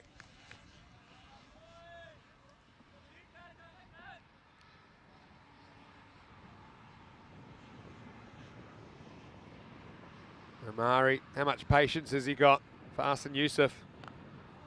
Some. And he sends back his partner, Mandazai at the other end. That's Rafi Mandazai. Did a really good job keeping, actually, in the first innings. Christmas is telling us what he used in his 7 litres of stew. It's ingredients that would feed a small country, I think, Chris. Yeah, once again, really clever bowling. Just always angling in. The key here is don't play for turn. In fact, I'd almost play him like a slow medium kind of inducker bowler rather than an actual spinner. And once again, you see that comes in an extra bounce he gets that time. Kind of does Omari. Does well to keep the foot down. And it will take us to the last ball of Yusuf's spell. 3 for 5. What an effort. Hello to Trip and Denny. How are you? Hopefully you're well. Rico's off today. It's just Vinny here. Hopefully you're well. Hope you're having a nice, I'm going to say morning in your part of the world. Am I right?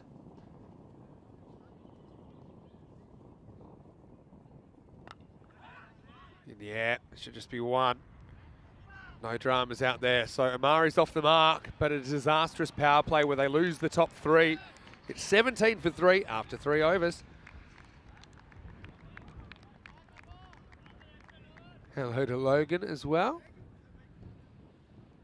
Yeah, Trip and Danny, how are you guys? Watching from Virginia, USA, if I'm not mistaken. Yeah, how about this from Chris? He used 1.5 kilograms of chicken, 1 kilogram of potatoes, 500 grams of carrots, 500 grams of sweet, 3 big leeks, 2 big onions, 500 grams of sage and onion stuffing. Wow. That sounds like a feast. And you're onto your 3rd big bowl. Wow. Where's the invite, Chris? Sun threatening to poke out, which is a really good sign at the moment here in Austria. I'm a bit worried about the forecast this weekend, but so far so good. Adil Tariq comes on. Chopped into the ground. He wants it himself. Almost kind of chases it down and scares them off the single. But Omari said, I've hit that so high, I'm just going to go for it. And he does scramble through for the single. Yeah, looking at tomorrow. Tomorrow's forecast looks a lot like yesterday's forecast, actually. So with a bit of luck, we can stay on the park. This is up, it's in the air, and it is dropped. Wow. That's Azam Mahmood down there. It's gone for 6. He had room to move there. We'll check it out on the replay thanks to Spring. Kind of went with a bit into the wind. Holds up. And, yeah. He just loses the handle, doesn't he, Azar? And probably wasn't expecting it to fly so far off the bat, but maximal time. Ruffy trying to get the Daredevils back in the contest. Now he gets beaten for bounce. Adil Tariq, good player. And so, yeah, feel free to keep going with the food chat. I must admit, I had a very good Austrian meal on Monday night. I've been pretty good since then. You can't overindulge here. Thinking I might have to go back It was pretty authentic. You knew it was when everyone turned and looked at us as soon as you walked into the place. Again, just blast the fast ball past Mandazai. And so, Daredevils probably kind of searching for some inspiration here. I mean, ACT, especially after the start they had, they'll want to go in for the kill here and make this a big win. Boost that net run rate. This one slides in to the right-hander. Rafael Mandazai, just a single. Trip Denny saying that it's a good morning watching ECN cricket. Well, must admit, I haven't been to the States for a while. It was actually late 2019 when I was last there. Don't have that much time to travel on my own time off these days. Obviously traveling a fair bit, but who knows, one day it might be in your area. Maybe we can catch up and watch some ECN together. And the whole family. Up in the block hole this time. Little Tariq has worked away. They get one. Well, there's never two there. And I think it's sent back at just the right time, Omari. He wanted there to be two, but in this reality, it was never there. And I think his partner's right. Rafael Mandazai to put up the stop sign. Turned around just in time as we get to the end of the over. It's 26 for 3. Have a look at that. That run rate just continue to climb. It's pretty old Dow Jones around 1928, 1929 there. Just going up. And the Daredevils, well, they're trying their best, I suppose, but it's not easy when you lose your top three so quickly.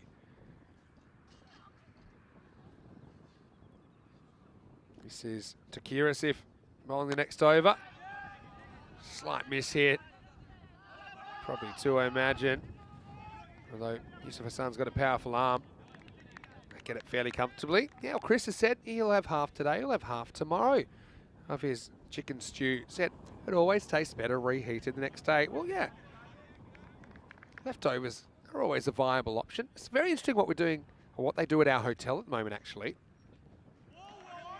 They've got what they call a hate waste meal, which is they hate to waste stuff. So for food that maybe isn't eaten, maybe from the breakfast buffet, for example, they will turn it into something that'll be on the buffet the next day. So for example, if the bananas are going a little bit old, they might turn into banana bread, that kind of thing. It's quite good. As this is a really good shot from Omari, who launches that one. That's got miles off the bat. Maximo. Good batting. Wasn't the worst ball ever really from Takira Sif. But I mean, that's classical. You can see he's very, very capable, Omari. Almost ran himself out for no reason last over. I'm glad he didn't, because he's trying to bring the Daredevils back into this contest. You'd have to go absolutely crazy, but who knows? Crazy things have been happening this week in Austria. Again, challenges the batter again. Probably needed to go the same direction that time. Tried to go a bit straighter, maybe slightly across the ball. Yeah, so thanks for the tip there. Kitty and Emma are there as well. What do you think, guys? Oh, he's bowled him. He's gone straight through the gate, little inside edge. And Omari plays on to Takira Sif, the successful bowler. Again, just pitches it up. Gets in a dangerous area and basically has Omari playing down the wrong line. Over goes the target. And Daredevils slip further behind in this cricket match, 34 for 4. It's good length, to be honest. And Omari can't really doubt the approach. Played a really nice shot for 6 earlier in the over. But unfortunately, he doesn't survive to the end of it, as he's the 4th wicket to fall. Daredevils, big learning curve for them. I mean, they did start with a win, didn't they, in match 2 of the series. But looks like it's going to be 6 losses in a row. Not going to be easy coming up against some of these teams. ACT, I mean, they're a team that did really well at the ECL in 22. I mentioned the fact that in their group they had the English team in it and the French team in it. Now, the English team made the final last year after winning that Group A, and the French team, they actually won the whole thing this year. I noticed No disgrace to finish third to those two. Zahra Jamakel comes out and swings all the way over a ball that goes over his middle stump. No run there. End of the 5, 34 for 4. Well, speaking of the Carnamore Oval and some of our adventures there, the next time we'll be there will be for the ECC. It's the Euros of cricket. So I know a lot of people love the Euros of football. This is the Euros of cricket. And this year will be the biggest ever, and I'm sure the best ever, with more teams involved, 31. He almost makes this into a catch. Very good effort, this. Have a look at this from the bowler. Here's follow through. Oh, we just miss it there. But just out of the camera shot. Almost was able to catch up with that. There you go. Maybe even got a little finger on it. Short, late on the pull. Hanging in the air. It'll be a good catch if he takes it. Oh, and he almost does. That's Adil Afzal. It's always great to see him out there. But it's a very similar catch to the one that Imran Asif took earlier on today. We had to turn and run with the flight. Kind of had no option. He's just kind of looking over his shoulder. Just short of where he needed to be.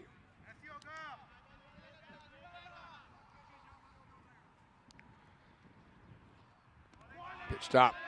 And no run. Pretty well located. Ball by Adil Tariq. So, yeah, to all of our friends in the USA, hopefully you're well. Kind of nice way to start your weekend, hopefully. And it will be a wide. Just kind of moves away off the surface.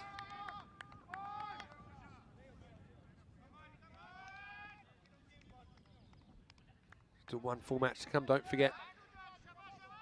And yeah, looking forward to it as well tonight. And big swing and a miss. It's kind of a noise there, but I think it was more the kind of bat moving around on the grip than a nick. Yeah, and so GCA, they'll be back out in the middle tonight. Late afternoon, I suppose. Taking on the Daredevils. They will really need a win. Up in the air. That's going to fly away for 4. So Jamakel finally gets some bat on one. He's swung and missed it a few. Same approach here. Just kind of throws the hands at it. Does get enough to get it over the infield. Almost the outfield as well. No third man in place on the boundary. So he gets off the mark at his 4th attempt.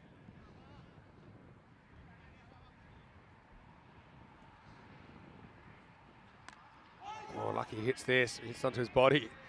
And so it's got old-fashioned foul ball, as you'd say in baseball. But here in cricket, it'll finish the over. It's 40 for 4 after 6. Yeah, well, Kitty is now popped in the chat. Didn't realise that Denny Tripp were in there chatting.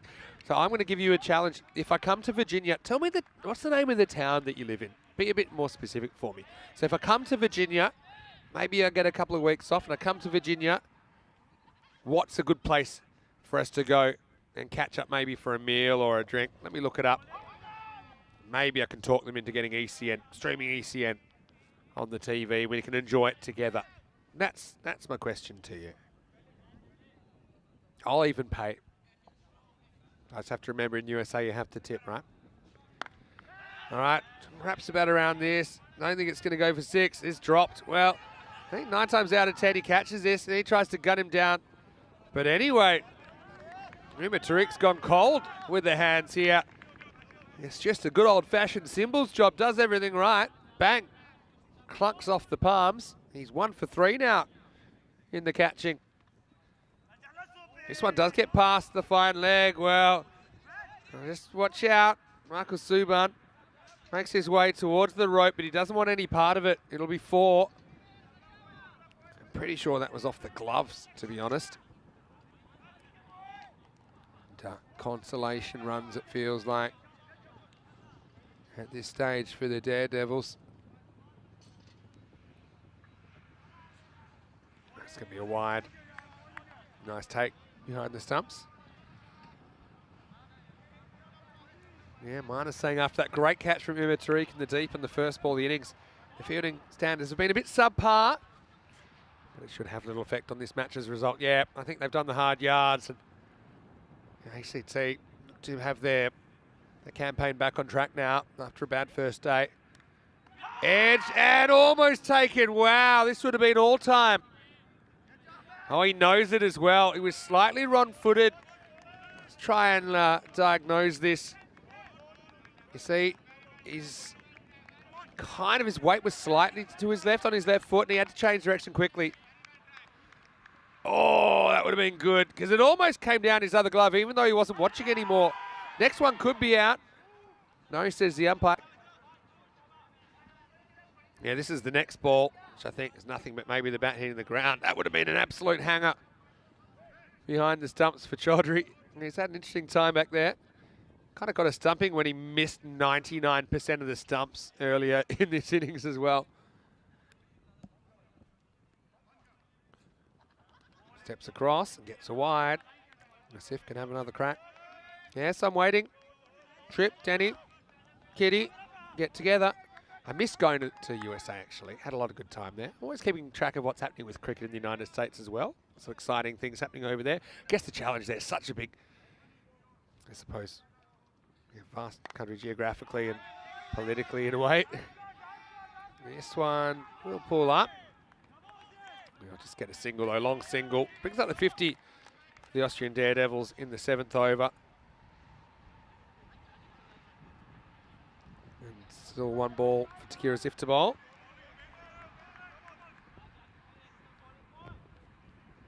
Hello to Shrug as well, nice to have you with us. Nice ball the over, almost in the range of Imran. Now, well, won't be out, I'll tell you why. Because it knocks off the bails, and even though it then bounces off him back into the stumps, he'd have to knock him over completely. So actually that ball hit the stumps. Actually, it actually hits the stumps the second time, and it would have been out. Like if the wind had meant we're playing without bails, this is actually out, because look, goes there and actually hits the stump again. But by then, the bails are off, so he'd have to knock the stumps over completely, which he doesn't do. So that'll be the end of the over. And the score is 52 for 4. Coming up in the final match of the day, Graz Cricket Academy are back. Big day for them. Worth the trip, though. Wide start the over. But Daredevils, they desperately need a win, don't they? In fact, crunch game for both these teams. Daredevils going to go 1-6 after this. They don't want to make it 1-7, that's for sure. And Graz Cricket Academy, they can get back to square and maybe start building something.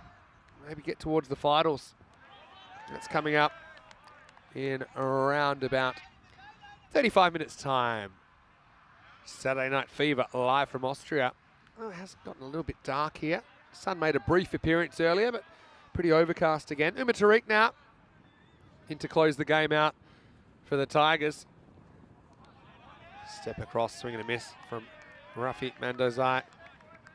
I like the way they're hustling through their overs, even though they've got heaps of time. They've got about 13 minutes to bowl 2 overs here, but he doesn't care. He's in the habit of hustling, and I like that. Also rushes the batter for the next ball. Yep, and they're straight away. Wow, he's going to be stumped. So how about that? He gets the wicket. Yeah, it's a funny one, really, Rafi. He was a long way from home, and he couldn't get back. Yeah. He's not trying to run. He turns around and he kind of sees trouble. And so Umar Tariq's going to get a wicket. I don't think he even saw it because he's too busy turning around going back to his mark. So, yeah, Rafi, not frustrated, run a ball 15 in the end. And just couldn't quite put anything together. And Chowdhury's got 2 of the most unusual stumpings you'll ever see. He got one where he pretty much whiffed at the stumps but just nicked them. And then he gets one standing back. Wicket for Tariq. 53 for 5. Jaffrey, the new batter.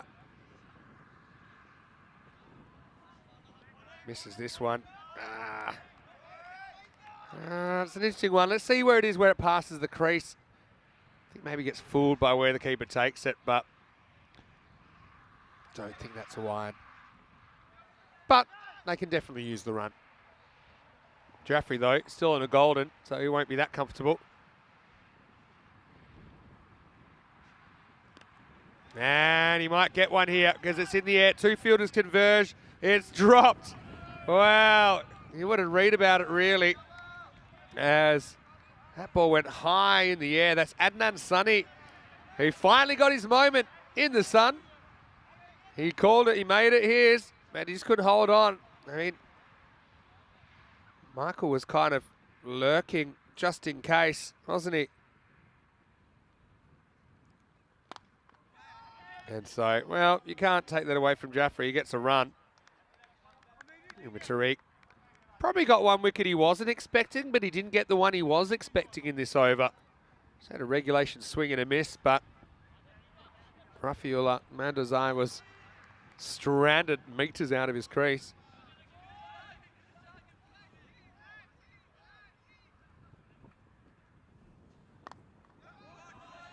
This time, Jaffrey will get one.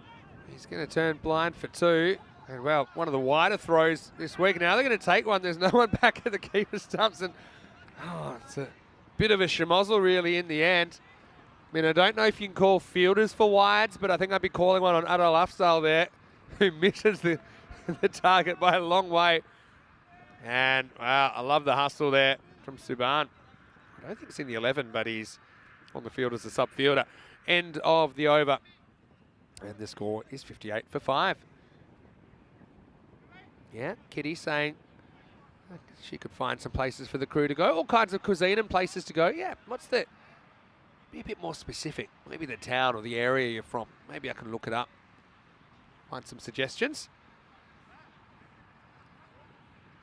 Kitty says it'd be interesting to see how things are similar and different between the 2 continents. Yeah, for sure. All happens in the 9th. Imran is going to bowl his only over for this game. And he's going to be nicked for 4. Well, he won't be too happy about that, but he certainly is having a good tournament, Imran Asif. And Jabakel, he swung like a rusty gate for pretty much his whole innings. And sometimes it's worked and sometimes it hasn't. There's been a lot of nicks. I think he's one guy I would consider having 2 fielders in that quarter in the circle, kind of pseudo slips, maybe a bit deeper, because I think it's going to be a high frequency of balls going down there.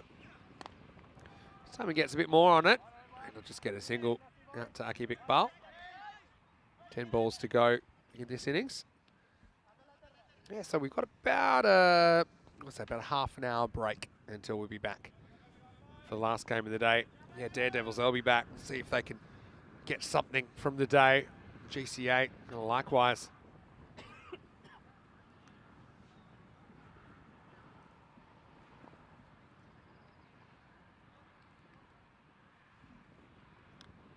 Edged and gone, and more or less a regulation catch this time. As if he doesn't often go wicketless, does he? He'll just get the one over here. Chowdhury, he's actually putting on a bit of a show behind the stumps. Just imagine if he could have taken that one-hander.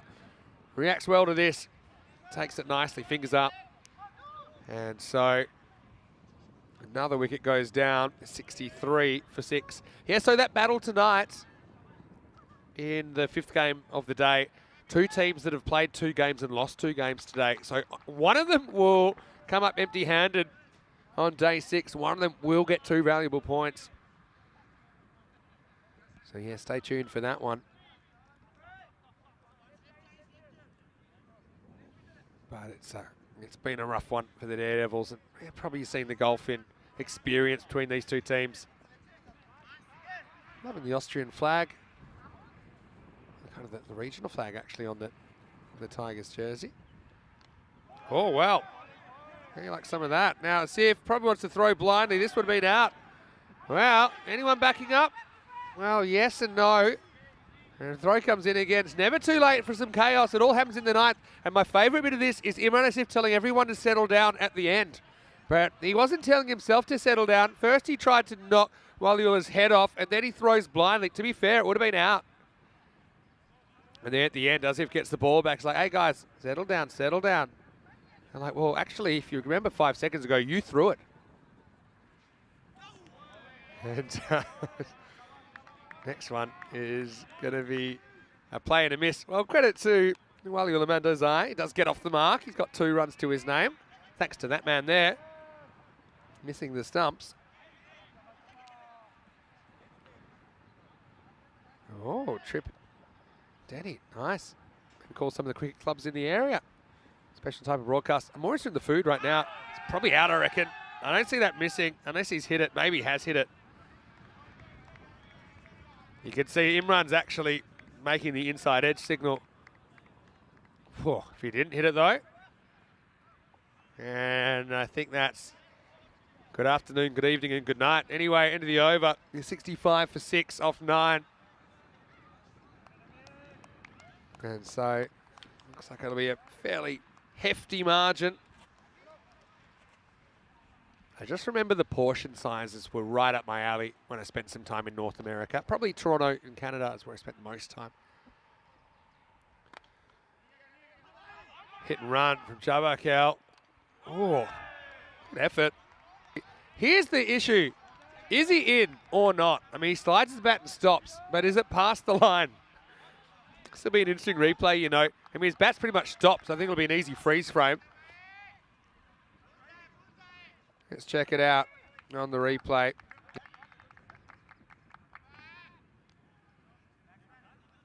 Oh, I think he's just home. And I mean just home. Good bit of fielding, though. Back to the action.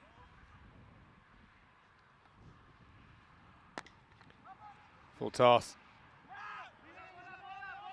I think of 2, but Matazai's not thrilled about it. Now they might take it on. And wow, now almost double overthrows. Let's have a look at the height here. I feel like it was probably not quite high enough to be a no ball. No, I think it's okay. Yeah, probably plays it from the thigh. And now watch where Aki Iqbal bowls from here. Is he going to bowl the far back one? He bowled it earlier when he bowled the 10th over. That's a really good slower ball.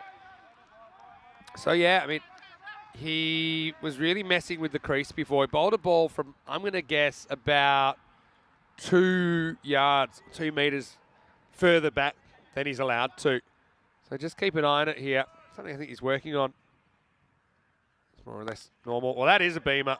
There's no doubt about it. No ball called. The Mantis, I don't know what he did. Don't know if he was throwing some shade at the Tigers, but he's come out. He had Imran Asif try and knock his block off first ball. Now he cops a beamer from Akib. And I don't know if the benches are going to clear, but a bit of an auspicious ending to this game. Free hit coming up. Jabakal gets a wide. And so the free hit will remain in session.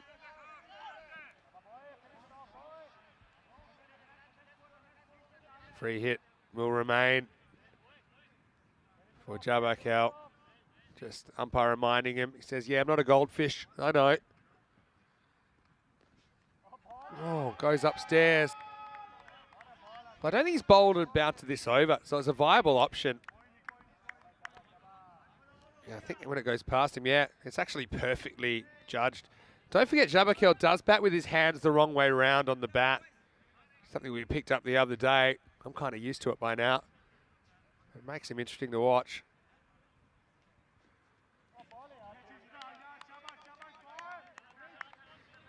Yeah, I mean, if you missed this before, look at the way he holds the bat. He's a cross-handed bandit. And, yeah, really, it's an unusual technique. I've seen it done pretty well. Not even the first time I've seen it in Austria. Bowen Singh bats that way. Last ball coming up of the match. And it's a big swing and a miss, and Chaudhry's basically done everything, and it's going to finish with a nutmeg for 4 byes. So 75 is what they'll get to in the end. He tries to rush this, and in fact, he's pretty lucky he doesn't hit the helmet. He probably would have preferred that, because it wouldn't be byes. Anyway, this one's put to sleep, and the Austrian Cricket Tigers basically keep the Daredevils to half their score. Final score in match 29. Is Austrian Cricket Tigers 151, the Austrian Daredevils 75. Austrian Cricket Tigers certainly making a run now after having the first day where they dropped a couple of games. They've been perfect since then. Let's go back to the highlights, and it had the perfect start, didn't it? With Ahsan Yusuf getting a wicket the very first ball, and then this was almost out, almost diamond duck time for Ahmadzai early on. This was a weird one. He almost missed the stumps. I thought he did, but he just flicked the bails off, and that's good enough. This would have been a great piece of work. Couldn't quite turn into a catch. And, okay, stop, drops and rolls, but doesn't pull it back. And then Yusuf was able to get another wicket. That time it was Zadran, the captain, who found a way to chop on 3 wickets in the end for Hassan Yusuf. This one would have been a great catch for Azam Mahmood. Unfortunately, he wasn't able to grab it. In fact, he knocked it over for 6. Omari is a good hitter, but Takir was able to find his stumps. And yeah, even though they were trying hard, Jabakel, the cross-handed bandit, swung at everything. This would have been a fantastic catch. You certainly can't accuse Chowdhury of not having enough opportunities in this innings. He did take a catch and 2 stumpings. This is one of them. Kind of suspended in the quicksand, wasn't he? He couldn't get back even if he tried. That was the catch that he did take. And Imran Azif decided to throw in the short stuff and then throw in the shy, which caused the first 2 runs for Waliullah Mandazai. Imran was just saying, hey, everyone settle down here. Nothing to see. This was really close as well. This is a good bit of work from Mahmood to hit the stumps, but batter was just home. And in, I suppose, semi-humorous fashion, even though I don't think the keeper was laughing, last ball of the ball game goes for 4 byes. Looking at that, you can see no one was able to break out of the teens. 15, the top score for Rafiullah Mandazai, but he didn't have the turning circle to get back, and he was stumped off the fast bowler Umar Tariq. Apart from that, 13 not out, Jabakel was swinging at everything, hit 1 or 2. But yeah, just a tough innings for the Daredevils. You can kind of see the golfing class there and experience. Hassan Yusuf 3 for 6 off his 2 overs. Apart from that, wickets for Takir Asif as well as Umar Tariq and Imran Asif. And Umar Tariq and Imran Asif just getting 1 over, trying Takir Asif as well, giving him a bit of an opportunity. And really, the Tigers far too good in the 4th match of the day. We'll take a break. We'll be back in around about 20 minutes, take you into the 5th and final match of the day. 2 teams without a win on day 6 in 2 attempts. It'll be 3rd time lucky for one of those 2 teams. One of those 2 teams will go empty-handed through the Saturday action. GCA versus the Daredevils. The other side of this break, Vinny Sandu here, Mr. Maximo. See you very shortly for more Fan Code European Cricket Series.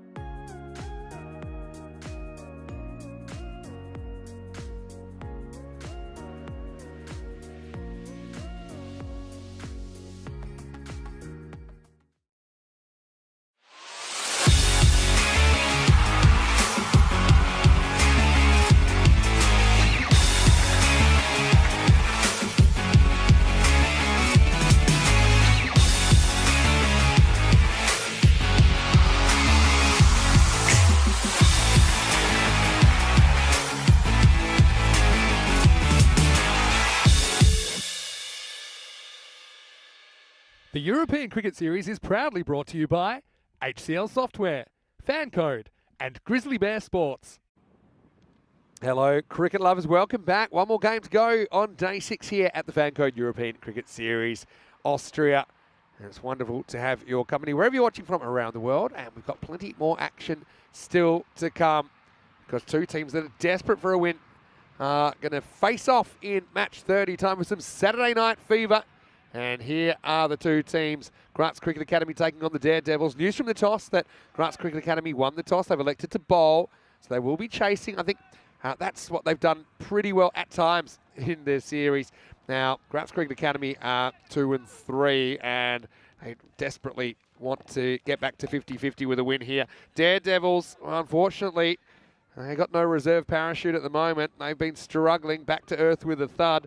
They are 1-6 if you include the last game. Of course, that was prepared just prior to the finish of the last game, which only finished about half an hour ago.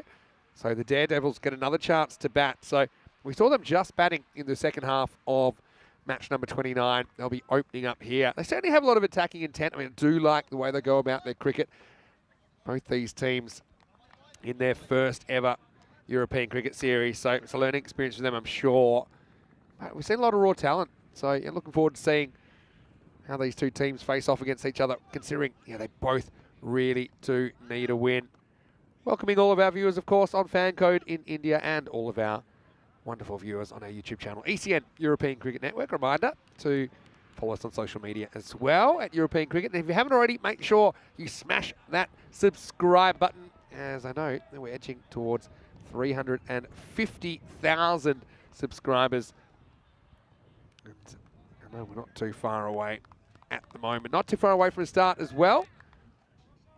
And it looks like it'll be Habib Ahmedzai. He's bowled pretty well in the first over today.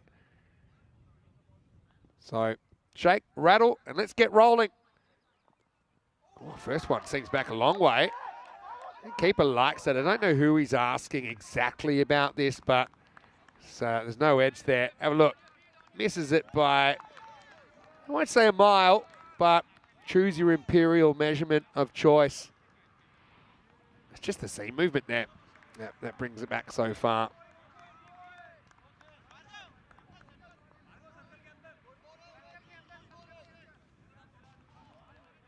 But Ahmedzai survives. Bit of Ahmedzai action as well, with Habib bowling to Tariq, who's on strike. Same openers for the Daredevils. Oh no, he gets himself in a real mess, but I think he's going to get away with it.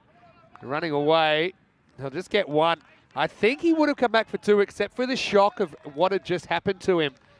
He kind of completely squares himself up and actually plays it with the full 360 with an added twist. And then he says, you know what? I'm going to stay at this end for a while. All's well that ends well. They do get a run.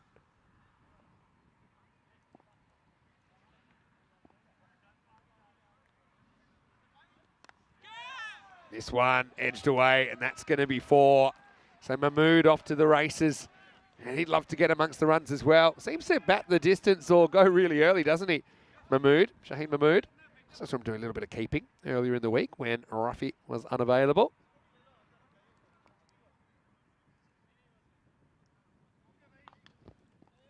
Yeah, but Daredevils started with a win since then. 6 consecutive losses. They've all played 8 of their 10 matches as well after this match. Look, and I don't think that they're really in the frame for the finals now, but I mean, every game will feel like a final for them now. You want to get those wins somewhere, make them feel a little bit better about things. And it's not just about, I suppose, trying to win the trophy, but also just about improving your cricket, improving your performance under pressure. And certainly the ECS format does put you under pressure. Oh, well, that was almost lights out for Mahmood.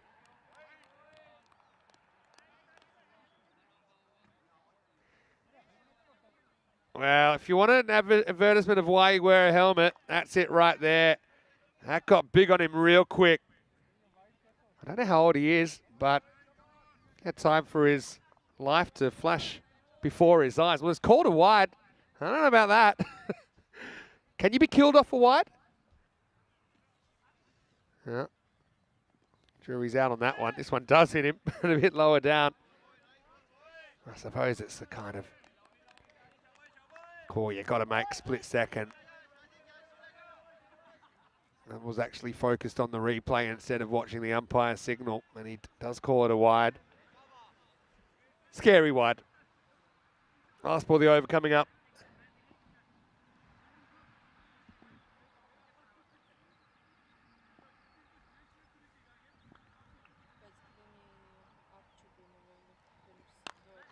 Well, pins his ears back, hanging in the air. Fielder's going to get there, and he catches it. Brilliant bit of fielding. And Mahmood, well, he's shaken up, then he's knocked out here in the first over. And it's a great over, really, by Habib Ahmedzai. And a brilliant catch as well.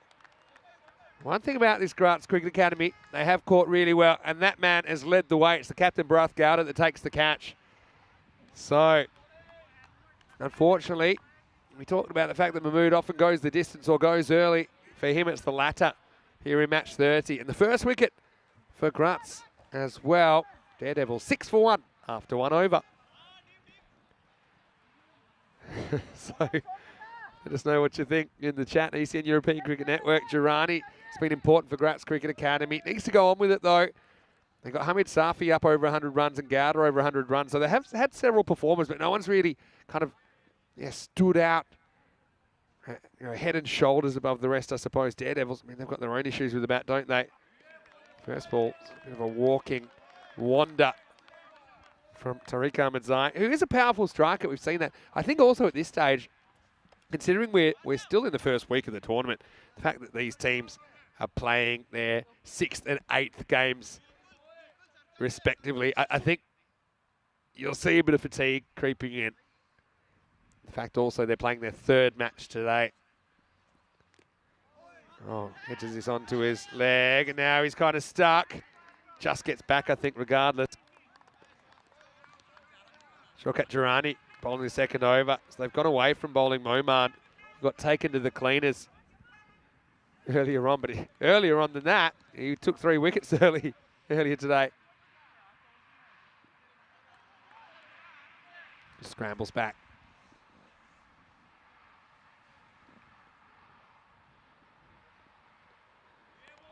Again, it's a big hack across the line. You'll see that. I mean, you can understand why they're targeting the leg side so much, because the wind has been going in that direction over the course of this tournament. So there's been runs there, but yeah, you've got to make contact first. Loving the shirts of both teams, really. Kind of a New Zealand style for Graz. Now, this time they're going to sneak away. Keeper goes the flick. I think this would have been out, you know. I think he would have had an easier time picking it up and going to the bowler's end. Mansour Safi with the gloves. Have a look at this. Goes the flick. I reckon he would have been gone. Yeah. Would have been a fancy one. Wow, top edge first up. It's the backward straight drive, and it's gone for, well, Barham's convinced it's 4. And I must say, I mean, he's closer than me, so I'm going to reserve my judgment. Yeah, it's Wally who's out there. Let's have a look.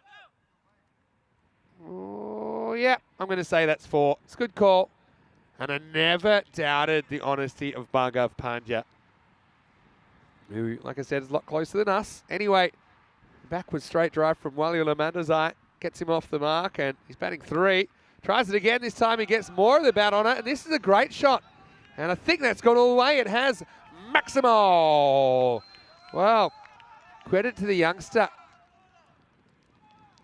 Wally has been sent up the order. I mean, here's a guy.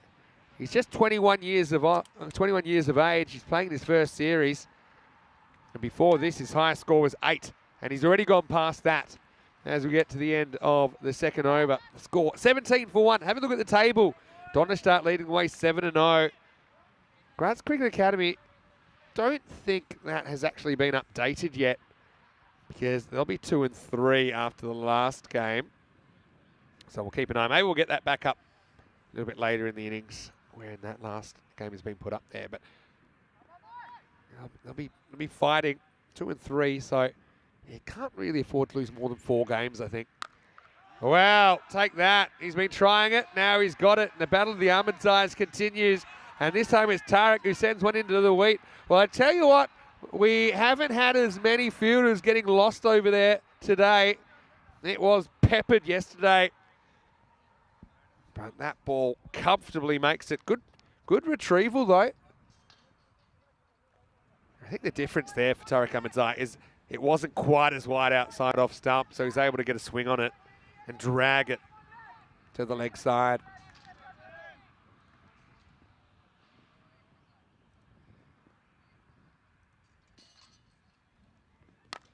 Well, gets a fair bit of this as well. Go fetch it. Maximo, back to back. This is exactly what they needed. Just no one's got hot for the Daredevils, have they, today? So, yeah, beg, borrow, or steal. You know, get that 100, 120 on the board. Bowl well. You know, whoever wins this game today will go home feeling pretty good about their day, despite the fact that they lose 2 first. I want to say a quick hello to everyone in the chat as well. I'm just popping back in there. It is the last game of the day, so please feel free to throw some random questions in. Rico is having his weekend off, which he's thoroughly deserved. Well, take that. That is miles out of here. 666, the Devils' number. It's the Daredevils that are living up to it at the moment. Maximo, Maximo, Maximo. Un, dos, tres. Triple punch, and he's absolutely smashed that.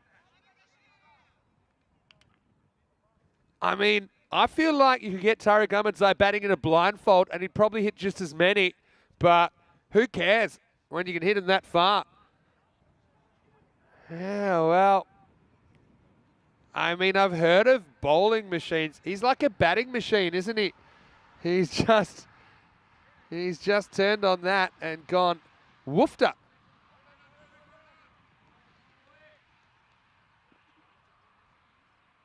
Well, good luck. Well, he doesn't swing at that one because that one's a wide. Yeah, so there's a bit of discussion about the cricket marathon. Still is in the calendar. We'll have to get approval, but yeah, it would be 48 hours of cricket in the weekend. Cricket marathon, so pretty much 24 matches straight.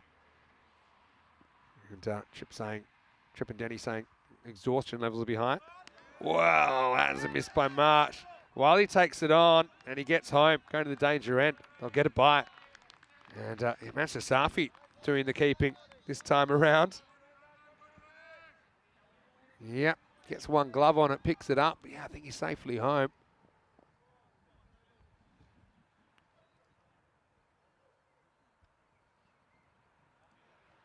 Manchester Safi been behind the sticks for Grants today on day 6. Well, there's another top edge. He's the top edge specialist, but it's 3rd time unlucky. He's going to have to go. And Ahmedzai gets 2. Habib Ahmedzai, that is. As he's just a little bit late in the hook here. And you can see there, Mansour Safi takes that one easily. The one before, looks like it might have just hit him on the end of the finger, which is pretty nasty. And that one really, he probably could have caught that with a blindfold. Pretty easy stuff. That's well, productive innings from Waliul Ahmedzai away because he doesn't waste too many balls. He goes 4-6 out, so 10 off 3. And he's the second wicket to fall, 37 for 2. It's good time for this man to come to the crease. Basat Mari. 1 ball left in the power play. There's James in the chat. Hope you're well. And James watching from Estonia. Always love it when you pop in. It's a good ball first up. Bat last up as well because Ahmedzai's bowled out. 2 for 25. His figures. End of the power play. It's 37 for 2. Yeah, we'd probably go the 3 commentators if we went the 48-hour marathon. Now, I imagine Corey would probably pop in every 4th game or so. You know, probably come do 10 overs, probably go back, have a sleep, have a snack, maybe have a little bit of a dance if we had the dance floor going. Maybe we can get Charlie as well, actually, because Charlie should be on break from uni. But it should be an experience. I think there'll be a bit of sleeping under the table. It'll be a good challenge, though. thinking about doing it over New Year's. James, talking about me being in America, saying me in America is something America's not quite ready for. Well, they like big personalities over there, don't they? Without mentioning any names. Fourth overtime. It's Ashtek Shah who's getting an opportunity here. Well, he rocks in. It's the old Max Walker Tangle style, but it disappears. David Copperfield style. Maximo. Well, I love it a little bit different, you know. Thought it was an octopus because I thought I spotted 6 arms and 2 legs as he ran in. They came over, and it was pretty accurate, but it was the length. Ahmed Zai loves. He's on a heater now. He's hit 4 in a row. And this time he's gone. Yeah, well, 6 and out, and well done to Ashtek Shah. Little outside edge. And fairly simple catch from Mansur Safi behind the stumps. Well, there you go. I mean, Tariq Ahmedzai looks in shock. He said, what just happened? Almost like one of those impressionist paintings where everything's a blur and you can't really make out really what you're looking at. I think that was the situation. And he gets a little edge. And so, oh, pretty good contribution, but maybe over too soon for Tariq Ahmedzai, who does make 25 off 12. 4 big maximos in there. So basically, his innings was this: 4 sixes and a single, and 7 balls he doesn't score off. He gets a few pats on the back. So he's done his job, but someone else has to take him further. Probably gets more hugs for a 25 than I've ever seen before. But yeah, what about this? Ashtek Shah. It's the proper windmill job, the way that he goes about his business, but I mean, he has been pretty accurate. Here's Rafiul Amandazai, keeper for the Daredevils, coming out to bat at number 5. Well, Kitty saying that apparently they're in the moonshine capital of the world. Well, that's trouble, because in Portugal they do get involved in that, and I have sampled it. There we go again. It's Rafi not getting off the mark. Pretty accurate stuff. It doesn't matter how you do it. Just, yeah, the thing is, yeah, you'll see that the front arm, he like threatens to lift it and then just kind of flays it. But the actual moment of delivery, it's nowhere. And well, a drop catch. It's one of the most unusual front arms I've ever seen. Check the one on the replay, because it never touches the ground from the moment he releases it.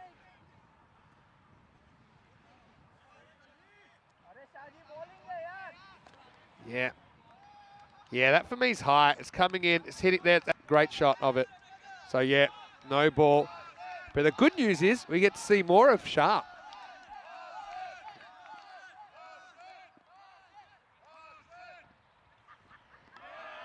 And it's a good effort on the free hit.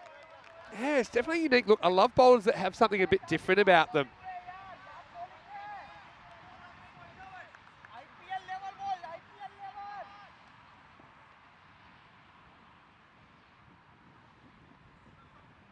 Oh, another good ball.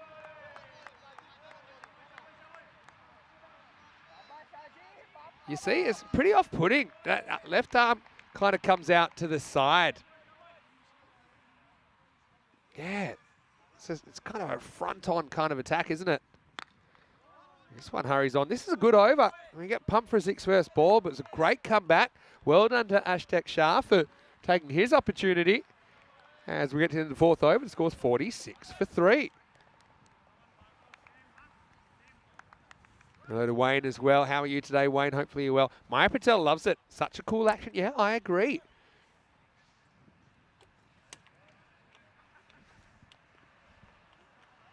Looking at the run rate worm. It's just taken a little bit of a dip in that 4th over. And that's because of the great work from Ashtek Shah. As we get ready for the 5th. Hey, who's got a random question for me?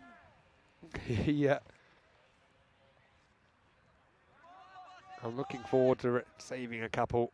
Rico's off today, so come on, throw them at me. Yeah, Meyer said such cool action. I agree. I think it'd be pretty hard to time him up. If anything, kind of came out a bit slower than he whipped his arms over. He's got bowled well earlier today. Bugger Panja comes out. He gets driven pretty well. That's going to be 4. Nice shot from Omari. I think Omari holds the key here.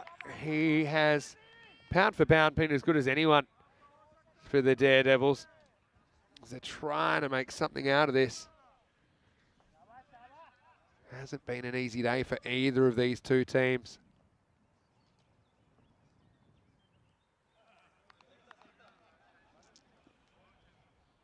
'50s up for the Daredevils as well in the 5th over. All right, loads up again. This one's slicing away from the outfielder, but he will get there. They're going to take on a 2. Good throw might have had him in trouble there, but it bounces, just takes enough pace off. Good hustle from Omari. Gets back for 2.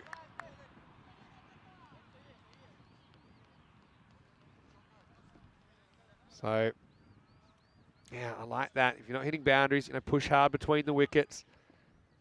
That throw would come back on the full, might have been trouble, but it was a long throw for the fielder out there. So he'll, it's short, doesn't time it up, but he'll get away with it. We'll get a single. Kitty says that she'd like to try some Portuguese moonshine. I don't know if you do, Kitty. They do call it diesel. And they call it diesel for a reason. It's the kind of stuff that would probably start your motor vehicle. But we do try it on occasion when we spend our time in Portugal. We're very well looked after there, probably too well looked after. This one just sneaks inside. Panja's happy about it. Let's have a look at it on the replay. It was kind of on the line and then just tailed in a little bit. Whole ball inside the line, so that's fine, according to the umpire. Yeah, Wayne's got a very good comparison, and I really hope we see Shah again in the air, but this should be cut off. No, it won't be cut off. It's a tired effort, really, from Shahad Afzal, unfortunately. Just turned it into an awkward length in front of him in that last bounce. Have a look. It's the second bounce here. One. It's the second one. Kind of yorks himself. A little bit of the side spin maybe doing him.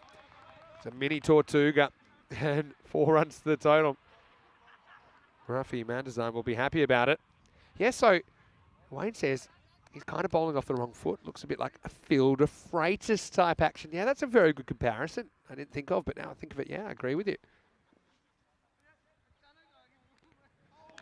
Big swing and a miss to finish the 5th over. Score is 57 for 3. Well, I feel like that kind of 115's about par. They're on target for that at the moment. But the question is, will the wickets hold?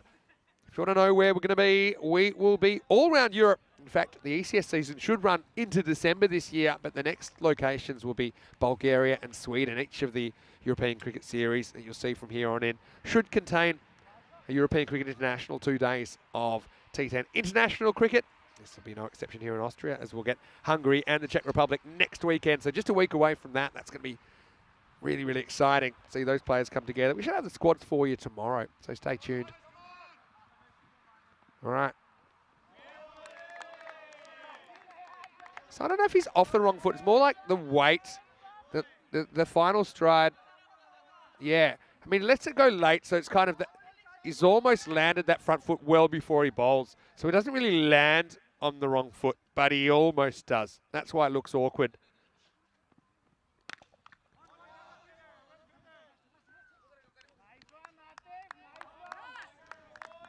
So yeah, you see the front foot, which is the left foot, kind of lands. You see the left foot lands here, and then the ball comes out fraction after. Well, in the air, and I think that was a chance. It was a spicy one. Again, he's bowled a great spell. That's Jurgesh Belaga, who's a good fielder. This was hit pretty well. Batter went across. Yep, he got one hand to it, actually. That was a tough one, but it has to go down as a chance. This is driven wide of the fielder, and that's going to be 4. Quattro carreras. Omari dealing into double figures. He's trying to move things along. And first random question is coming from Maya Patel. Random question, Vinny. If you weren't doing ECN commentary, what work would you do? That's a very interesting question.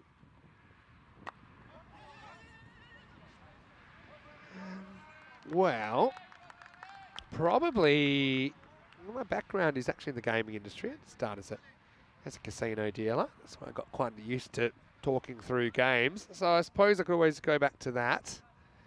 I ended up kind of working into the kind of supervising kind of role. It's just high, I think. So almost hits him in line. They're just going to get the one leg by here. It'll be the end of the over. 65 for 3. This will give you an idea. Climbing up and over the stumps anyway. But he will retain the strike. Rafael Amandazai. Yeah, so there's probably that. Probably before this, I was a professional MC and events host. So that is probably what I'd be doing. I do quite like those office admin jobs when I was running my own company. I did enjoy that. And believe it or not, I'd spend whole days in the office not talking to anybody, preparing for some functions on the weekend. Not as hard as that is to believe now. But yeah, I don't know. The other thing I could probably do this sometimes for fun. I used to be a piano player. Well, in the air. And who wants it? Bowler's going after him, but he's not going to get there. And Hamid Safi into the attack. Got to say, just quickly, shout out to Ashtek Shah, who takes 1 for 16 off his 2 overs. Wasn't he brilliant? Just, yeah, it was an awkward customer. First time we've seen him bowling, so yeah, hopefully we see more of him. Hamid Safi, seen a bit more of him. Oh, that misses by not much. Omari tries to take him out of the ground. Yeah, I have played it, done a little bit of music as well. It's from time to time, I suppose. Yeah, Wayne, I know that he's planning to play a bit of poker, I believe. And good luck to you, Wayne. You know, in a little while. I don't think it's 2 here, but I don't think Mendozai gets through the first one quick enough. So yeah, random question. That's a good one. I love random questions that I haven't had before in the chat. So that is one, Myra. So yeah, short answer, I don't know. Tell you what, if I wasn't doing commentary, I think I'd love to play some European Cricket Series cricket. I think it looks like a lot of fun. I know the players love it. Short and pulled away. Nice one. Just turns it around the corner. Nice shot by Rafi. Just uses the pace of Safi against him. 4 runs. It's a talismanic effort so far from the Daredevils. So I want to say hello to James in Estonia, but I also want to say hello to Jacob. Jacob's on snag duty at the moment, so I assume that means that Jacob's in charge of the barbecue.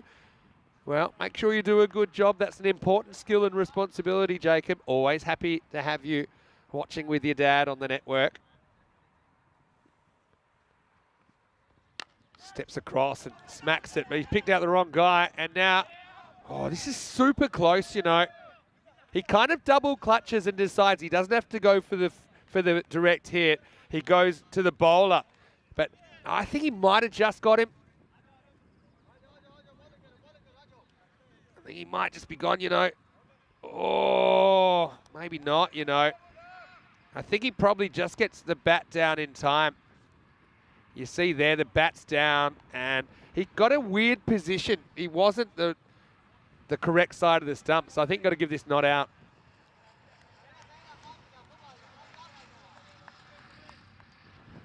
Amari will face up. Yeah, he kind of had to swing his arm at the stumps, roundhouse style there, Safi. There's another shortish ball to finish the over. And it will take us to the end of the 7th. The score is 73 for 3. Well, you might have noticed it is the weekend, but we're still here, and we ain't going anywhere because tomorrow's day 7, Sunday. I'll be with you to take you through the rest of the weekend. So week 1 will be over after tomorrow. Matches 31 through 35. We'll get the Tigers on deck again. So they've got a busy weekend, don't they? Cricketers are back, though. That's going to be good. Cricketers CC, one of the form teams in the competition. Indian CC Vienna, we've only seen them play 2 games so far, but they'll play 2 more tomorrow. We'll get to see Vienna CC, the host, as well as Vienna Danube. So stay tuned. You'll get to see plenty of cricketers tomorrow and plenty of cricket. 7:30 a.m. GMT, which is 9:30 in Central Europe, and 1 p.m. in India for day 7 of this fan code European Cricket Series Austria. 3 overs to go. Daredevils fighting. I get a piece of this. I'll get one as Shaukat Durrani does the fielding. He'll be a really important batter, I'm sure, in the second half of this game. Yeah, I'm loving the random questions. Yeah, Wayne saying almost bowling off the wrong foot. Yeah, I mean, very rare you see a bowler actually land the wrong foot before they bowl. That's why it's technically not the front foot. Up in the air. And should get 2 here, they will. Yeah, I mean, if you were to land that foot before you bowled, and that becomes your front foot, right? So the thing is, when you bowl just after your foot lands, I suppose everyone does to an extent, you know. It just depends how long it is. Then you, yeah, as long as your foot hasn't landed, it's not your front foot, right? Front foot's your last foot you put down before the ball leaves your hand. So I think this is still a wide. And he's saying, hey, but he moved. And umpires say, yeah, but it was almost off the pitch. So, yeah, I mean, he does move, but, yeah, that's wide. I like Bhargav. Bhargav seems like the kind of guy, he'd make a good defence lawyer, I think. You know, he's always trying to come up with some reasons, some reasoning. Anyway, you can just do that. And Madzar doesn't deal with it that well. Leg by signals that one beats the bat. So yeah, Maya. And a friend of him, Ben and Colours on your roulette. Placing chips is, oh yeah. Well, Maya, sometimes we do get into random threads. Maya said that his friend put his chips on black, and if he loses, he doubles his bet, and if he loses, he doubles again. So he effectively can't lose. In theory, oh, if he picks that up, that might have been interesting. That is what's called the martingale strategy. Maya, you can look that up, and it's a strategy that will get a few people because it seems like it's infallible. So I'll tell you what I'm talking about in a minute. It's more mathematics than gambling, to be honest. This is hit down to long off. Yeah, it's a strategy. Oh, wow, there's not 2 here. Well, that's funny. They almost didn't cross there. Don't know if we'll get a look at it or not. This is a strange one, you know, because I don't know why they won't think there's 2 here, because there wasn't even 1.5, I think. Let's have a look. Check this out. So, yeah, I mean, they probably crossed, but I'm not convinced. There's 1, and then look. Yeah, have a look. I don't know if he's crossed back. Oh. You know what? Honestly, who's got the closest bit to that end? If I had to guess, look at the shadows. I actually think it's Omari that's out, number 10. Because I'm not convinced that they've... So it's, when we say crossed, the batter who has the bit of their body closest, or their bat closest to the bowler's end, is out. And I don't know if they... For me, that's a really good shot of it. So I think right there, if you look at the shadows, look at where the shadows of the feet are. I actually think Omari's out. You couldn't be out by more, I tell you that much. When you got 2 batters out there, they're right in the middle of the pitch. And Omari's getting ready to face up, but I don't know if they're going to overturn it or not. They might say it's inconclusive. But, I mean, that's the best shot we'll get of it. Thing is, if the umpires have probably assumed they've crossed, and so if they don't think it's conclusive, then they'll say, we're going to stay with it. So I think Omari survives, but I think he's lucky to still be there. He's facing up now. And he's going to be gone anyway. Well, I think he's been out twice there in 2 balls. You'll see something else you'll never see on the European Cricket Network. As Omari only lasts 1 more ball. There's a bizarre second attempted where there wasn't even half a run in it, and then the next ball Omari finds a way to get out anyway. So he'll be out for 18. And the score is 79 for 5 after 8. Let's have a look at this run rate graph. Just heading the wrong direction at the moment. So, Maya, let me come back to you. So, that strategy of doubling what you wager every time you lose, as I say, it works every time but one. So, the thing is, you'll make little incremental gains. But you're saying that he lost because he landed on red 11 times in a row. Well, once, when I was supervising, I saw 19 in a row. 19 in a row. And the thing is, it gets very expensive really quickly.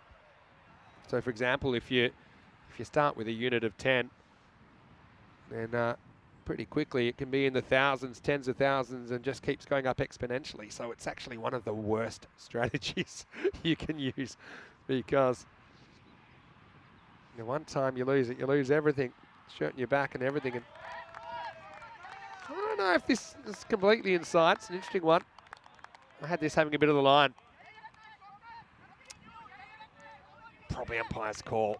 I might have had a different opinion. Umpire's got to make their play, make the call in real time. Oh, clever slower ball this time from Girani.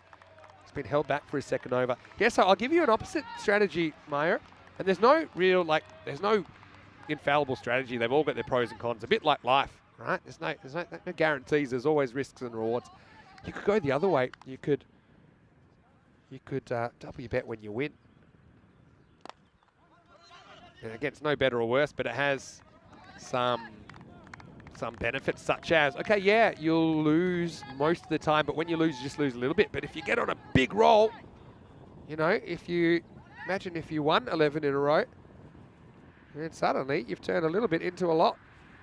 And to be honest, you're probably going to lose anyway. I think this is a wide for width, to be honest. Yeah, I don't think it comes back in time. Yeah, so yeah, there's lots of different strategies, but I hate to say it to you on the roulette, they're all about the same. Anyway, up and in the air, and I think that's gone all the way. Maybe, maybe not. All right, this is 6. Now let's see how good my eyes are, because it's late in the day. Oh, it's going to be close. I think that, yeah, that kind of shows. Oh, no, I take it back. I think that's 4 runs. Great shot by Spring Productions. I think I knew my shutter rate of my retinas was a little bit off late in the day. Forward to Zadran, though, gets him going. Now gets another slower ball. I wonder if there was one for over the shoulder earlier in the over. How high does this bounce? Yeah, probably not above his shoulder, it's standing, but almost. Girani, maybe a bit lucky. That didn't bounce a bit more.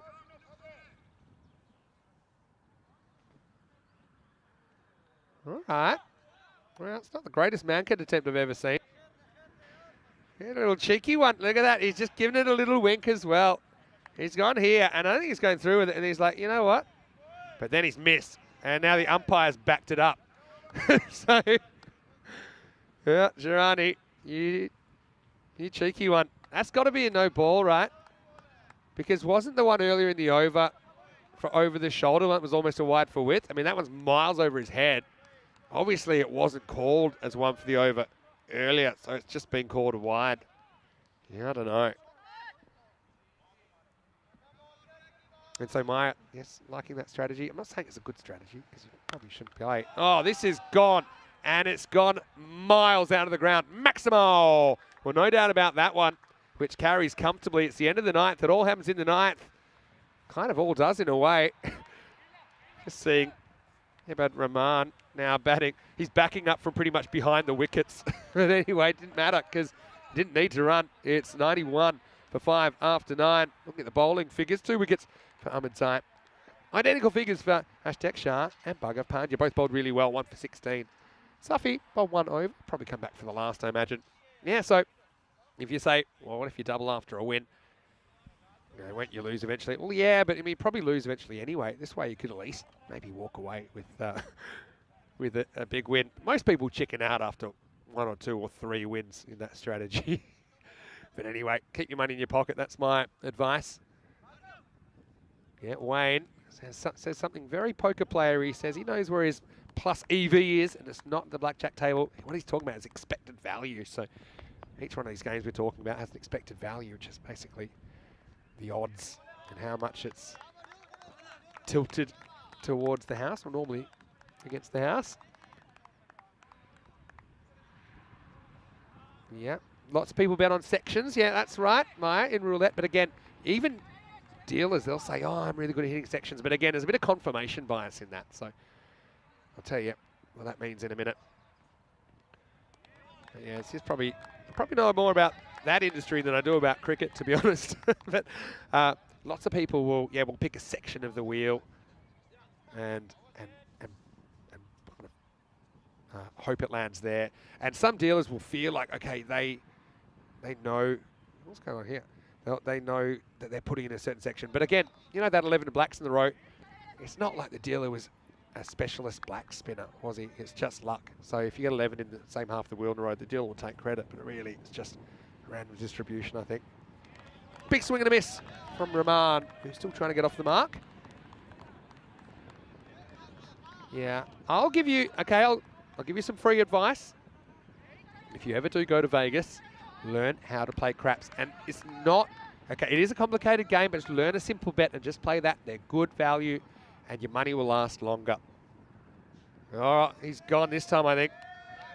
Now, Safi, let's see if he actually is gone or not, because... Yep. Oh. I mean, let's see. Yeah, I think he's going to be gone here. And so the key here is don't leave before the arm swing's over. I mean, we already saw an almost, didn't we? And, well, I think we're playing some Gruts rules here. Because if you're going to run out someone, you're taking your life in your hands. When your Mankat, the captain, Shorkat Zadran, he's had an interesting day at the office, hasn't he? He's run out backing up.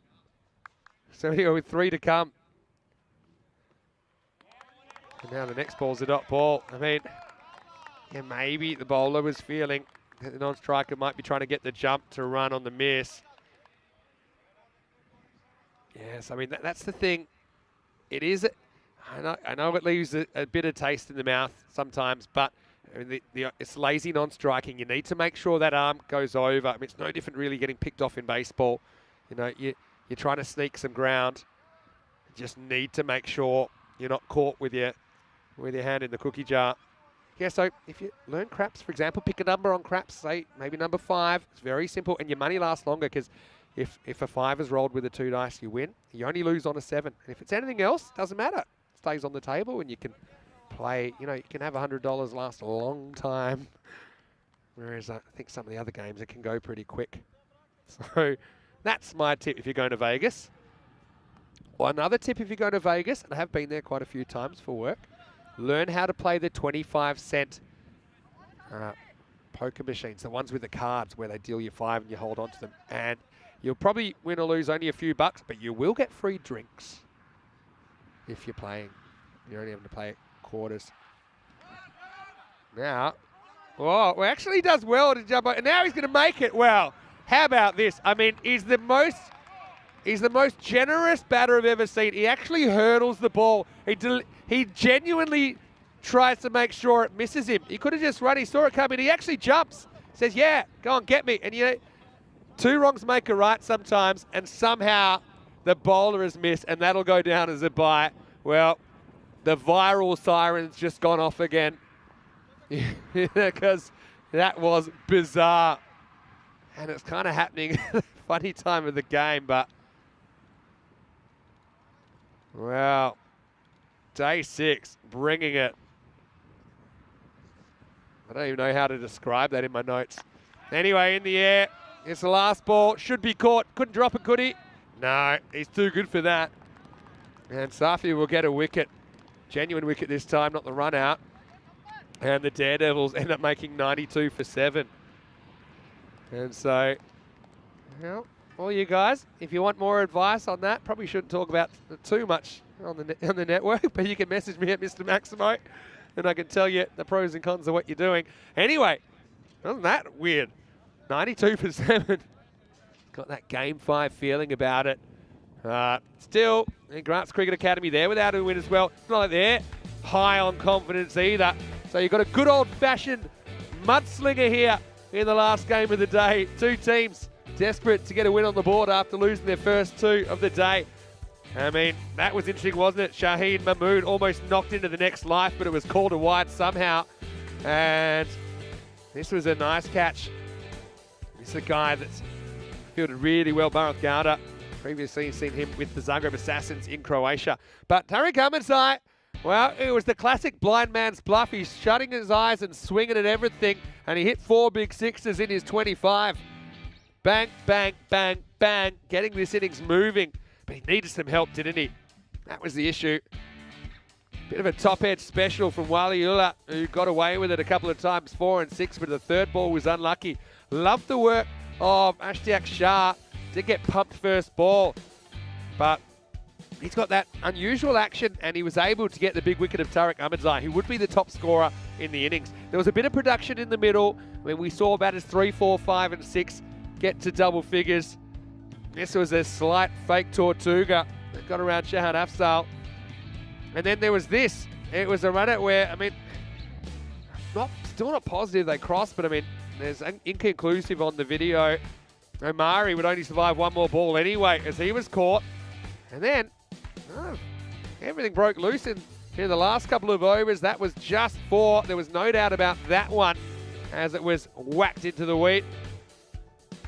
And, well, you know what they say, when you're playing and you've come 200 Ks, you play prison rules. And that's basically what happened. There was the man-cad fake, and then there was the man-cad take. And then there was this. He jumped over the ball. It was a perfect hurdle, and he actually started running sideways so he'd have a quicker route to the pavilion, but he survived, and he got it by. And somehow, out of all that, I actually don't know how Ibad Rahman is not out at the end of the innings. He ends up 0 off 5, but he does survive. As Jaffrey went for a golden duck off the last ball. Having a look at the scorecard, 25 off 12, Tariq Ahmedzai, top scorer. Some production, like I said, in the middle, but Omari, I mean, a bit hit and miss. Couldn't really get going, 18 off 18 for him. Waliullah Mandazai liked the fact he got to double figures, didn't waste too much time. Rafiullah Mandazai with 14, but again, just struggling to get the kind of run rate required. 92 for 7 the score. 2 wickets for Habib Ahmedzai. He's had a pretty good day.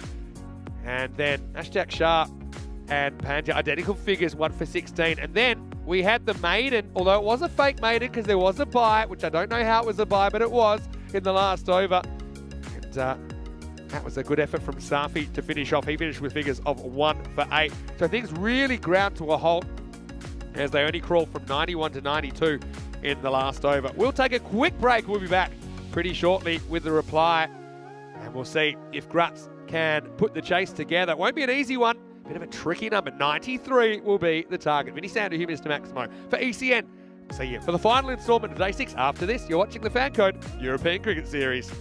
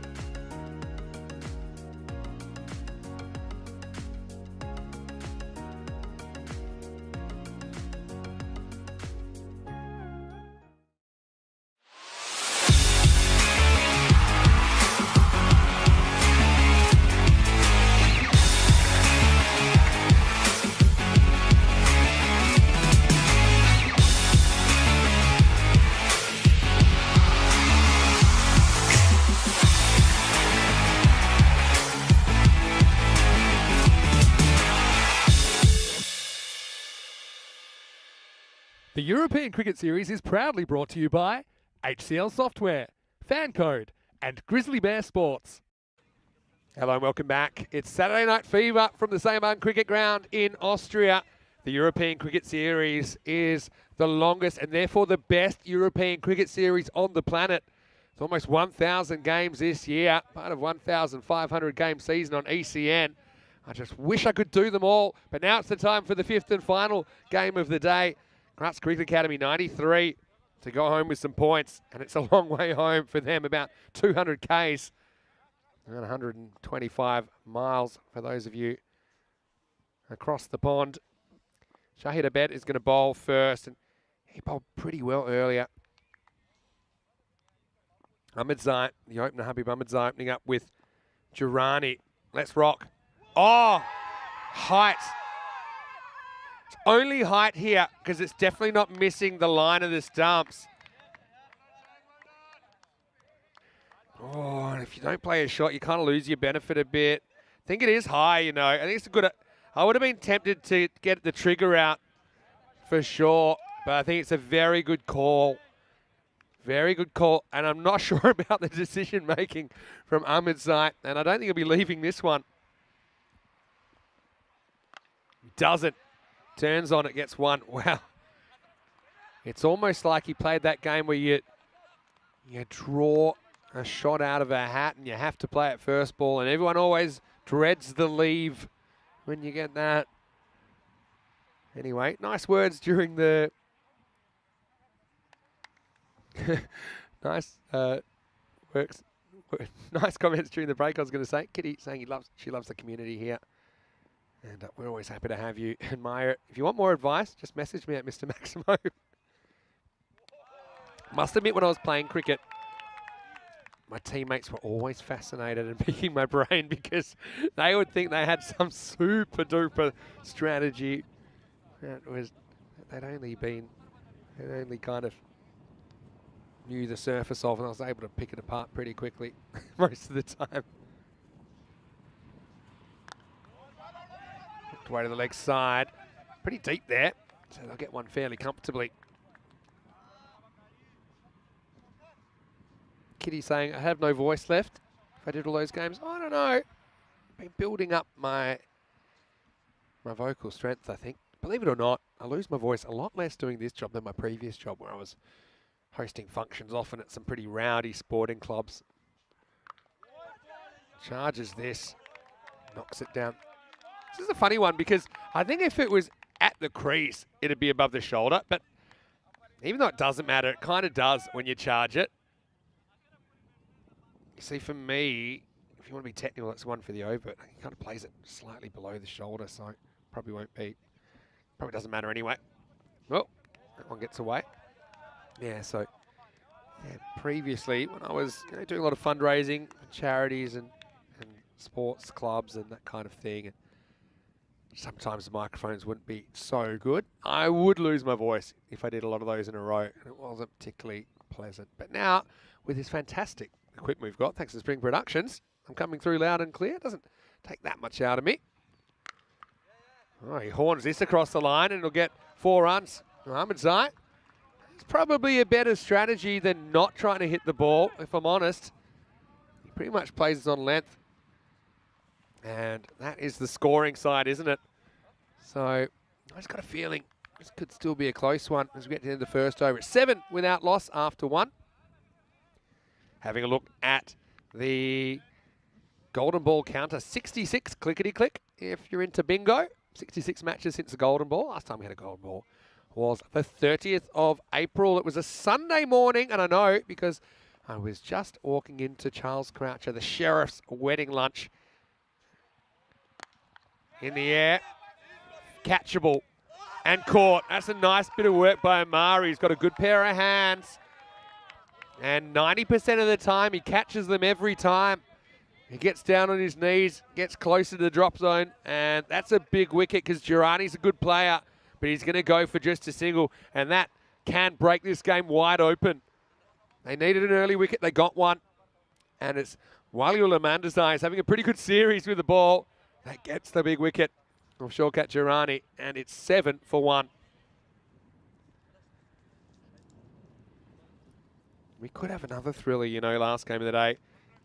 Of course, yesterday we had a ridiculous one, didn't we, where we saw 167 play 163, and that was with 4 balls to go. 330 runs in that game.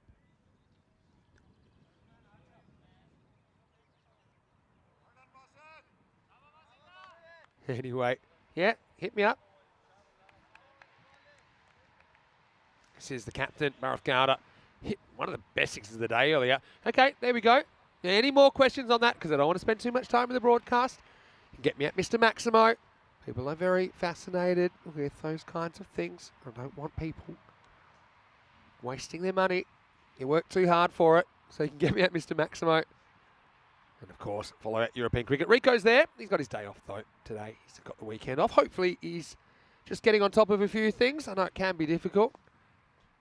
He's spending so much time behind the microphone. Ayula, nice ball. First up to Gowda.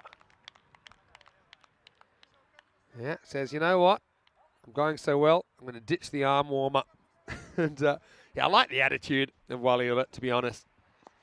I think that he brings a lot to the table. He's now setting his own fields, and I like that as well. And they got both the straight fielders back. So it tells me he's going to pitch up here.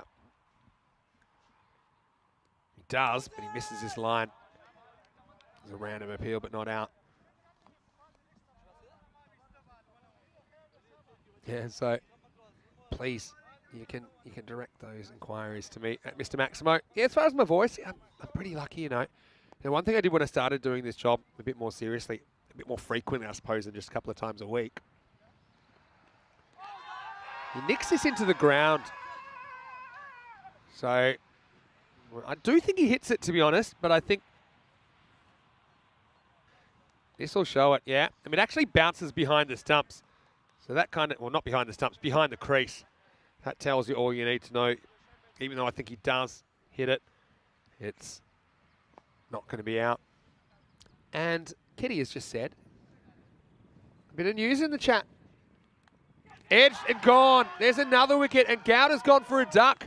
This game is wide open now. And Wally's done it again. He's having a great day. Well, the Daredevils dare to dream here, trying to defend double digits in the last game of the day. And Mandazai just gets Gowda. You know, it's a fairly careful shot, you know, the dab, but it can go wrong. That's one of those times, if you miss it, you're fine. If you get a bit closer, you're in trouble. Nicely held behind the stumps as well by Ruffy Mandazai. So the Mandazais combining for a wicket. And, well, Derek's been a little bit quiet this afternoon. And he's going to follow the GCA captain off. Goes through a 3-baller, 8 for 2. I feel this could be a thriller. Just feel, it has that kind of Milan feel about it, where we saw scores like this quite defendable. Hasn't seemed that way so far. Anyway, so Kitty was saying today is her daughter Skylar's birthday. So Skylar's turning 14. Hello, Skylar. Hopefully you're watching. And I'd like to wish you a very happy birthday. And I'm so happy for you. You've still got so much of it still to go on the East Coast of America, that is. Yeah, it's only lunchtime, right? At 12:30, I think. So, Skylar, hope you have a very happy day with the family and your friends. Right, that's a really cracking shot first up from Sohail. But, I mean, Wally had set his field straight a couple of balls ago, and it works out pretty well. Yeah, I like that he's thinking about it, the youngster. I like that he's obviously bowling to a plan. I think there's been a bit of mindless zombie bowling this week where guys are just rocked in and got smashed into the wheat, and then they get the ball back and they just do it again. The cycle of pain continues.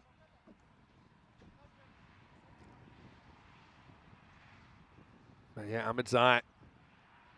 He's got 2 speeds, fast and very fast. And this is going up in the air, hanging for a long time. It will not go near a fielder, and he's overrun it. Well, that's good fielding. The only problem is, wrong side of the rope, 4 runs. Yeah, I mean, that's exactly what Wally was hoping for, a miscue down the ground. But they just kind of widened the long on and long off there. And then he overruns it when it bounces. He can't jump back on it. So this This game's had everything. It's the end of the second over. It's 13 for 2 after 2. Perhaps Cricket Academy there. Still showing 2 and 2. I'm pretty sure that they've gone 2 and 3 now.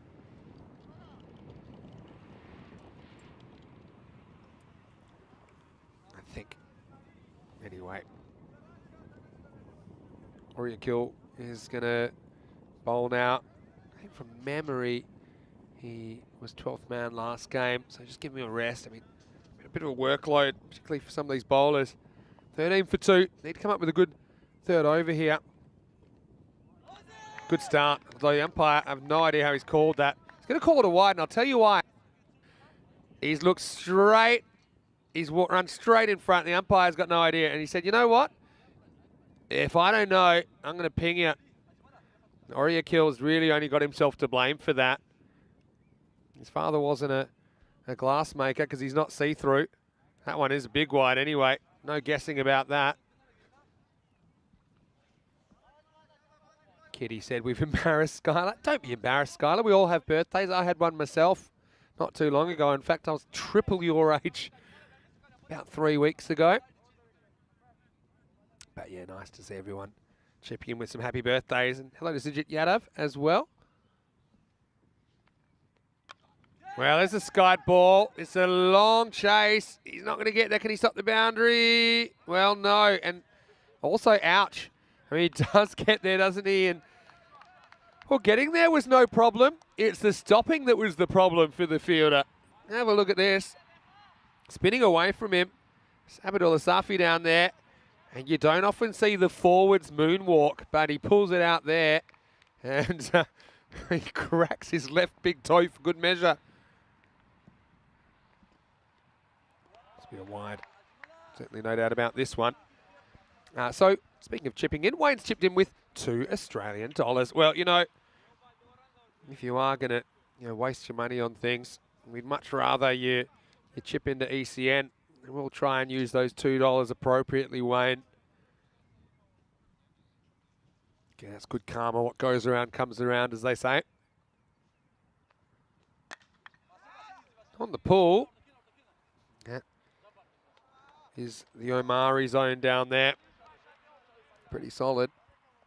You're going to have the odd blooper, I think, when there's so many balls coming your way. But he's a guy I really like in the field. I do think, with this kind of a total, 93, if you can get one guy in and stay in and crack a 50, I think it's curtains. So, I mean, someone like Ahmedzai is hovering. You want to get him before he can do too much damage. I mean, they've got other batters still to come, like Hamid Safi, for example. Balagi's another one. This one just misses the stumps. Kill's got a good head of hair. Well... Yeah, so here's the thing. This is a long, long period of time from when he misses the ball to when the stumps go down. It's just it's whether it's a dead ball or not, and also if he's out or not. I suppose that's relevant. Let's have a look first. Does he go back into his crease? Yes, he does. Okay, that ball's dead for me. And the reason it's dead is that he's gone back in here, and then from there, I mean, the play's over. Even though he's out of his ground, I don't think that's out. And I think that's sensible umpiring. It's a different story if he hadn't have gone back into his crease and re-established his ground. But for me, the moment he goes into his crease, the keeper isn't looking to advance the play. It was just opportunistic. And to be honest, in the first innings we saw, I don't know if we should call it a cheap shot, but we saw a bit of interesting tactics, put it that way. This is a wide again. Too much movement. What I was going to say is that Oriakil has a beautiful head of hair, but he might be tearing it out before the end of this series. Got to say that was a good decision from the officials. And hopefully I explained that well. I guess the ball's dead when everyone acts like it's dead. And the keeper had acted like it was dead. He wasn't doing anything. The batter wasn't doing anything. Therefore, it was dead at that moment. I think this one's probably okay. Just sneaks inside the line. Umpires have been put to the test here, but they've passed most of the tests, I think, today. Yeah, so there's a bit of a misconception that as soon as the keeper takes in his gloves, the ball's dead. It's not really true, because otherwise you can never get a stumping or anything like that. Oh, close, but I think this is just okay as well. Oriakil probably feels like he's owed a couple of calls. That'll be the end of the power play. And it's game on here at the Saban Cricket Ground. It's 21 for 2. I think that's a good call as well. Got to say, at the moment it passed the crease. I think it's okay. Shrug agrees, can't give that out. Dead ball, yeah. And I'm a believer, if there's doubt if it's a dead ball or not, it's probably not a dead ball, if there's doubt. But for me, there's no doubt there, because you could see he went back and then he wasn't trying to run. It wasn't even immediately after executing his shot. But the key thing was that he regained his crease first. And if he hadn't done that, I think you got every right to take as long as you like to get the guy out, because he's never regained his crease, and that's his obligation as the batter. And as a keeper, I'm always looking for an angle. I suppose it's clever thinking to try from Mansur Safi, but the right decision's made. Rahman gets the ball. Well, he was immune from dismissal earlier. Somehow, when he jumped over a ball that was destined to result in him being run out, and then the bowler missed from approximately 2.3 metres. It was the only run in the last over, a bye. Kitty's off. I think Skylar's birthday celebrations are getting going. Oh, how's that missed? Have a look at this, go straight over the middle stump. Oh, not too far away. Oh, this is going to be a good old-fashioned arm wrestle. I can feel it already. Don't go anywhere. Yeah, so all the best to you and the family, Kitty. And Skylar, happy birthday once again. To Danny and Trip as well. Hope you have a great night. And Skylar, of course. Right, hit straight. Pretty well placed. That's going to be 4. Zosa Hill gets swinging. I mean, they do have the batting to do this, but they can't spend too much time getting going. I think it's hit out or get out, really, for Gratz Cricket Academy. They've just fallen a little bit behind. Only a little bit. A little bit behind of the rate. Probably gone up around about a point. From 9.3 to about 10.3.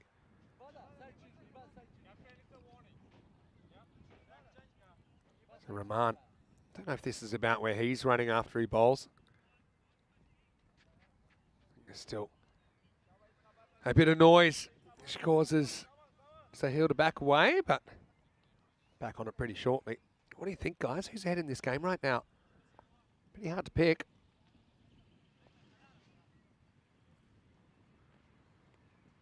Oh, another big swing and a miss.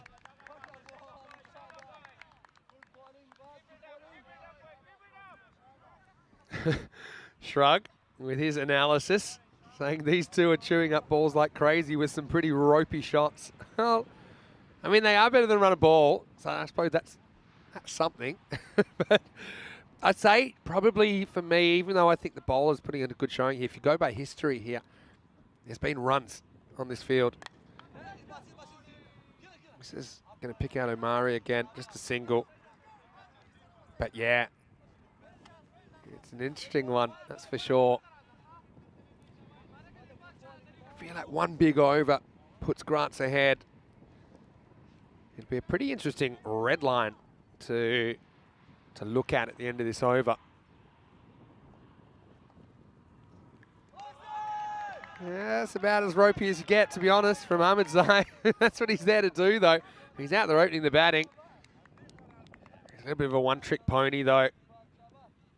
Trying to take everything to the leg side. And that's where you want to be as a bowler to make it difficult for him. Chow for now says, Kitty. Oh, I've been chatting to Joe a little bit. That's his catchphrase.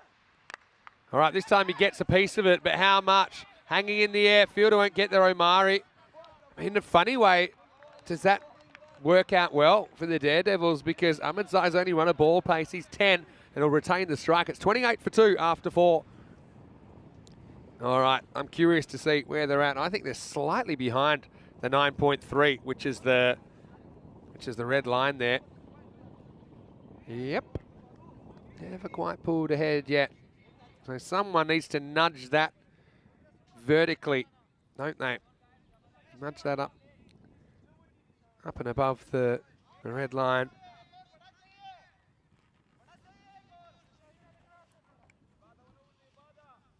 So now we'll have a slight change of pace. Tariq Ahmedzai. This is going to be big. If he gets it right, I think he'll be trouble. But if he bowls short or bowls a bunch of full tosses, the trouble will be on him. He gets the first one pretty right. Full swing from Ahmedzai, but he can't beat the fielder. Yeah, so leg spinners bowling well, they're a real weapon. Bowling badly, they're a real liability. Let's see how well he can bowl here. It's a good start.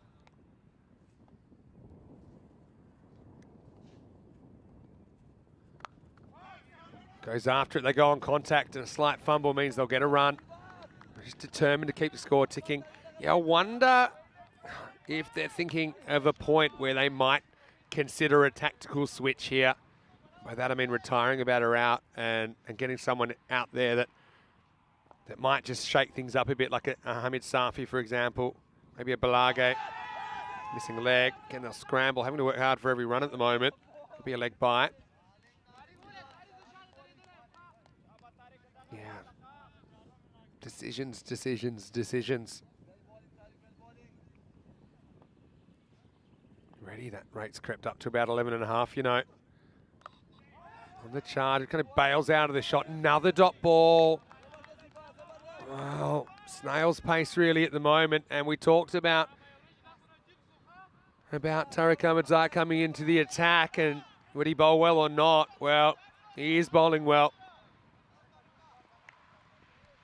Something's got to give here. I think Ahmedzai's running at this. He's going to try and launch him.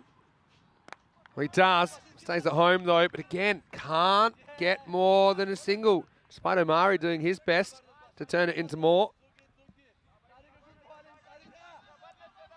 And you can audibly hear the Daredevils. I mean, there's two teams out there. Neither one have been able to come up with any points, losing 2 matches in a row today so far. This is the third attempt for both of them. This one he gets wrong, but only costs him 1. The thing is here, I know it's risky, but do you even really want to take a wicket with these guys not really able to score at the rate required? Nice ball the over. Well, that one was the short one, and it gets cracked. Maximo! Well, he got so far, didn't he, Ahmedzai? He only conceded 2 off his first 5 balls, and he goes wide 6. This looked like the kind of top spinner that comes out straight over the back of the hand, but it was well smacked away. And that will also end the over. That tips the hill to 17. 38 for 2 after 5. Those of you out there that are enjoying ECN, you'll know all about the Dream 11 European Cricket Championship. It's the Euros of Cricket. The 3rd edition is on the way at the end of September. We held it for the first time in 2021. I actually showed a classic match yesterday during an interruption, Austria-Hungary. That was a bit of a close finish. But it was the England 11 that won the first year, Netherlands 11 last year. Will we have a new champion this year? We'll have to find out. Anyway, back to pace, and this is out of here. Maximo. Topsy-turvy contest at the moment. They decide to stick with Ibad Rahman. Only 7 came off his first over. But this is in the slot and it disappears. So that's the risk of it. When I said, do you really want to take a wicket? Well, the risk is that these guys come good as well. You weigh that up against a new batter coming out, maybe being a bit unsettled at the beginning as well. I mean, they might come out and smash them, but I think typically you're still trying to take wickets whenever you can. I think the key here is you don't mind dot balls, so you're trying to keep it outside off stump. Swings and misses are your friend if you're the fielding side.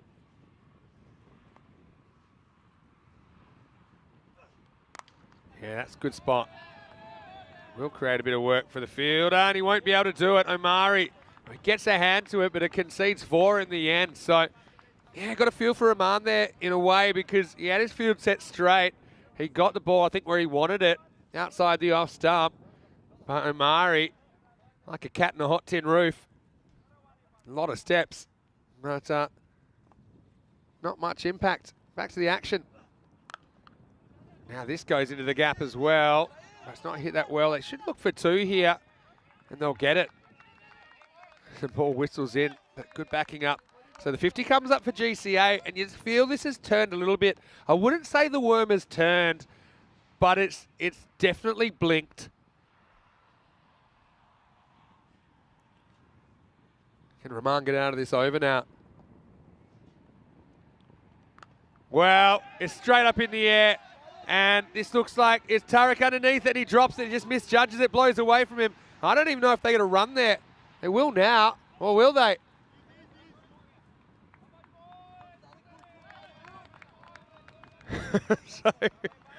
Well, this is a bit of a hairy moment. Again, it's blowing away from him back towards the pitch.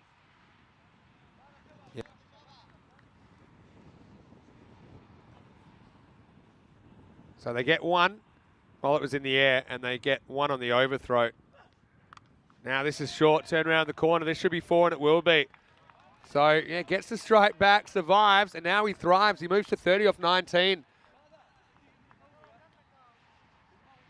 And, yeah, Ramaj is getting it slightly wrong. Happy Ahmedzai. Yeah, it's amazing how quick things can turn around. Shrunk Sangamari having a bit of a nightmare. Well, he's had a mixed bag. He's taken some very good catches and made some good stops as well. But yeah, he's had a couple in this innings where it's gone wrong. Looks like Charlie Hunt's lurking. Hello, Charlie. How are you? What are you up to?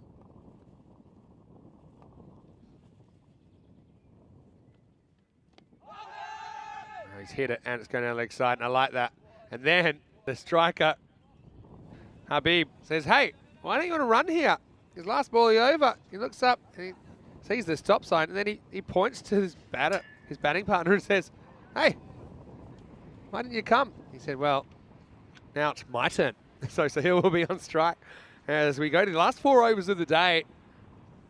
Oh, well, guys, buckle up, because this could be a big finish. We had a big finish to yesterday when we saw a target of 104 achieved, the highest ever target on the European Cricket Network.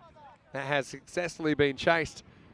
They're right on the red line at the moment as well. 9 1/4 required and over. And Ahmedzai's coming back. Now, his last ball was his worst ball. Let's see if he can sort it out. Oh, well bowled. I'm curious to see exactly where this is taken by Ruffy.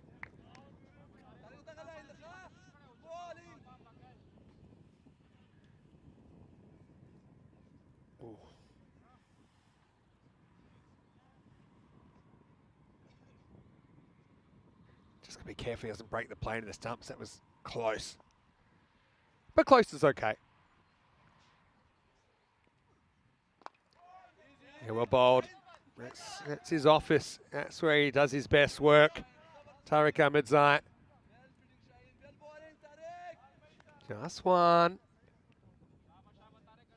Every ball's got so much riding on it at the moment.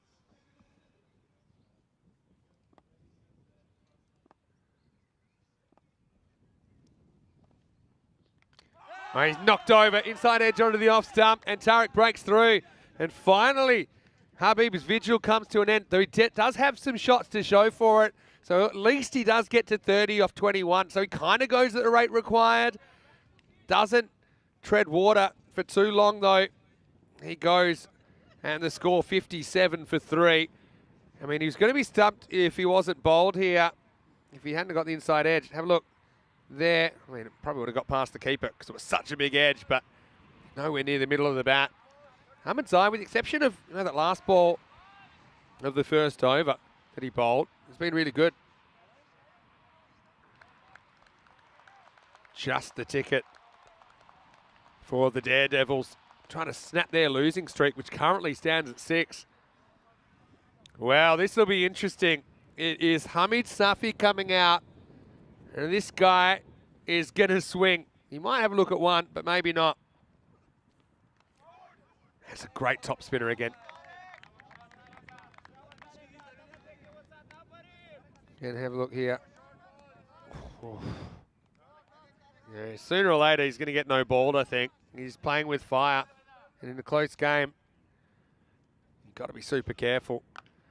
Safi doesn't care. He whacks it leg side, but straight at the fielder. He still won't get a single, despite...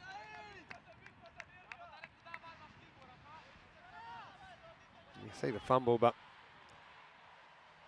Yeah, they just get the single. There seems to be balls, certain balls that the Keeper reaches forward. This will be a wide. Yeah, so last ball Blues. That's what got Tarakamatai last time. Held really well throughout the over, but went wide and then 6. Is this Lightning striking twice? Last ball the over. Won't be 6.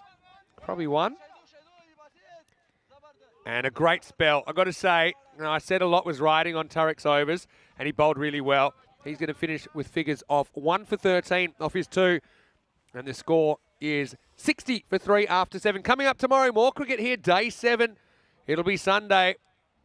And look, I know that certain people might have rested on the 7th day, but we don't here at the European Cricket Network. 5 more matches coming your way, starting with a blockbuster clash. Get up out of bed early and watch the Austrian Cricket Tigers take on cricketers in the first game of the day. Also, we'll see Indian CC Vienna. We haven't seen too much of them so far. We'll also see Vienna CC. We'll see Vienna Danube. It all starts tomorrow, 7:30 a.m. GMT, which is 9:30 in Central Europe and 1 p.m. in India. Join us for another day of Fan Code European Cricket Series. All right, got to get cracking. 11 and over required. And a big swing and a miss as Oriakil comes back in to the attack. That's where you want to be. I mean, it's... If there were points for swinging, and I give full points to Sahil. But I mean, you got Saf at the other end who is a genuine 6-hitter waiting to happen. This one might have been a wide, you know, but it's off the end of the bat. Will be 1, and that's all they'll get. It's a quick turn, and it's like a breakdance maneuver there to get the ball back in. All right. This is where the rubber hits the road for me. You got Hamid Safi out there, and he's thinking Wheatfield, Wheatfield, Wheatfield. And Oriakil, he's been put in some pressure situations in this tournament. He's going to be bowling. Need a boundary here. And he's going to get one. It's up and it's muscled out of here. Maximal. Well, the change is as good as a holiday for Grants as they send out the wild card, and he whacks that one, goes and drags it from 2 stumps outside off and puts it out of here, and he's smiling about it. I'd be smiling too if I could hit the ball that far. And that can change things real quick. Run of boundaries, and, you know, this 26 can dwindle pretty quickly. All right, Oriakil with a comeback ball. He's probably got flashbacks. Oh, straight up in the air. Is it falling to grass? I think it is. No, he's dropped it. And now they're going to go for 2. No, they're not going to go for 2. Oh, Oriakil. He's the only man on the field that could reach it. Although that's being debated right now. You can see Abid Rahman saying, I could have got there. Well, I'm not so sure. I mean, at least somebody went from it. You think, yeah, Rahman coming around from cover. Don't know if he would have got there. Even less sure that he would have caught it. In fact, I think that was Waliullah. Mandazar's coming around from cover. Now I look at it. A life for Safi on 7. Sohail back on strike. And he swings and misses again. Well, I know he's on 20, but this has been a picture we've seen a few too many times in this innings. 25 off 13, last ball of the over. Well, he throws the kitchen sink at this. Is it going to spin for 4? No, great fielding, and it might create a run out. No, he's home, I think. So Sohail having to work so hard for every run. That was great pickup. That's Nucky Jaffrey that goes one hand, one bounce. And he just kind of hurls it in. His weight was going the other way. Yeah, he's home.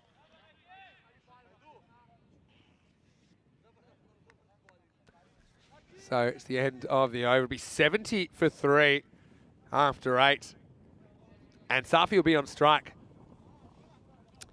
Got to say it was pretty well bowled by Oriakil. He executed his skills pretty well in that over. Okay, 1 disappeared, but 10 come off it. Look, we got another thriller. Yeah, thing with Safi. He's hitting a lot of balls that kind of in that slot length, hey. So, looks like Shahid Abid is going to come back. All happens in the ninth. They need 23 off the last 2 overs of the day. Starts with a wide. Unless this hits the pad. I don't think it did. I think it's a good call. Yeah, so Shahid Abed has been pretty reliable. The left armour just misses his line this time.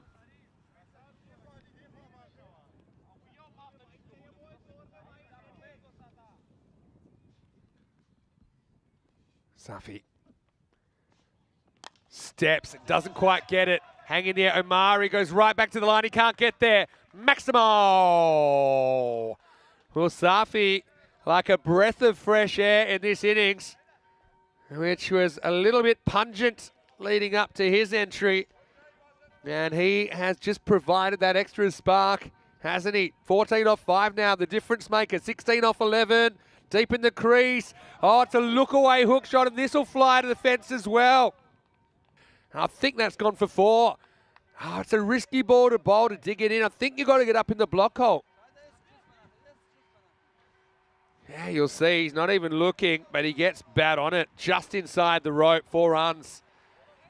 With things falling apart late in the day for Gratz. Daredevils had a long day as well. We're 10 hours pretty much from when we got here this morning. But we're going right down to the wire. 12 off 10. Oh, there's half of them. Maximo! Hamid Safi goes bang, and we're 1 shot away from the end of the day. What a hit. Again, where's he been all my life? In this chase, they needed someone to go large, and he's come out and he's overtaken Sohail now, and he's only just arrived. Like the guest at the party showing up the host. And he can win this game with 1 swing of the bat. 6 to win. Oh, it won't be 6. It'll be gone. Oh, what a catch. Oh, what a catch by Waliula Mendoza. And this game is alive. We've upgraded its status. There's still a pulse. Oh, I hear the church bells ringing. I thought it was last rites, and that was laced, to be fair. But what an innings from Hamid Safi. He walks off with more than the man he leaves behind. 24 off 8 in the end. It's just what Gratz Cricket Academy needed. So now what kind of pressure are we going to see? Here's the thing, they're not really running out of batters there at the moment. Great innings from Safi though. As, he's got a smile on his face. He's taken him this far. So will they give up on this big swinging strategy, or will they just keep going? Balaga, yeah, he's the man I thought we might see next.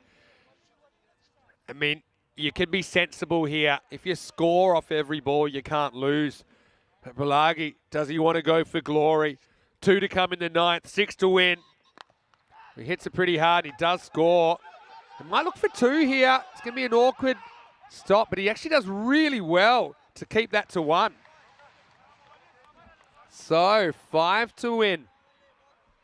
How important was Safi's innings? I mean, it's almost a man of the match innings, isn't it? Considering this game and just how quick he scored them and when he scored them. But will they get home? 5 off 7. A boundary 4 will tie it. A 6 will win it. Anything less, we're going to the last over of the day here. Saturday Night Fever on the European Cricket Network. Abed comes round the wicket. Sohail. He's laboured, but can he get the glory? Oh, that's going to be super tight. They're going to look at this.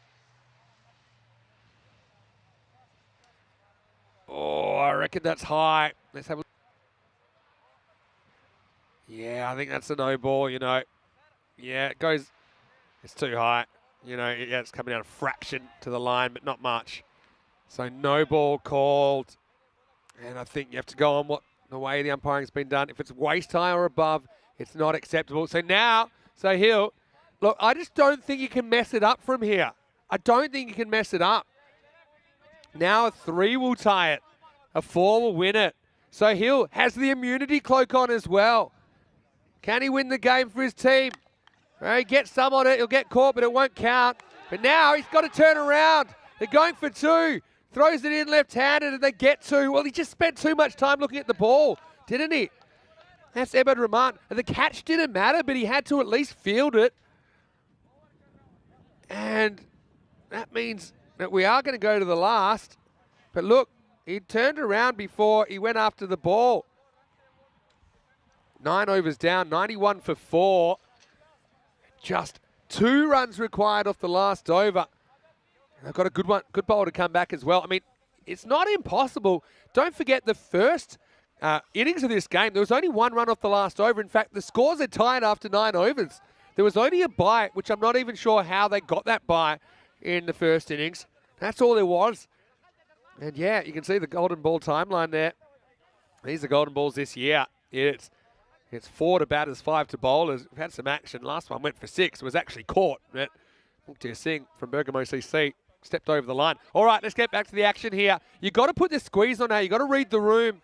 You know, I think you've got to try and save every run possible. Dots are your currency. Dots are your only way back into the game. It's a very good bowler. Relive Mandozai, he took 1 for 6 in his first over, or 2 for 6 even. 2 for 6 are his figures. So, no, he's the man, I think, that's capable.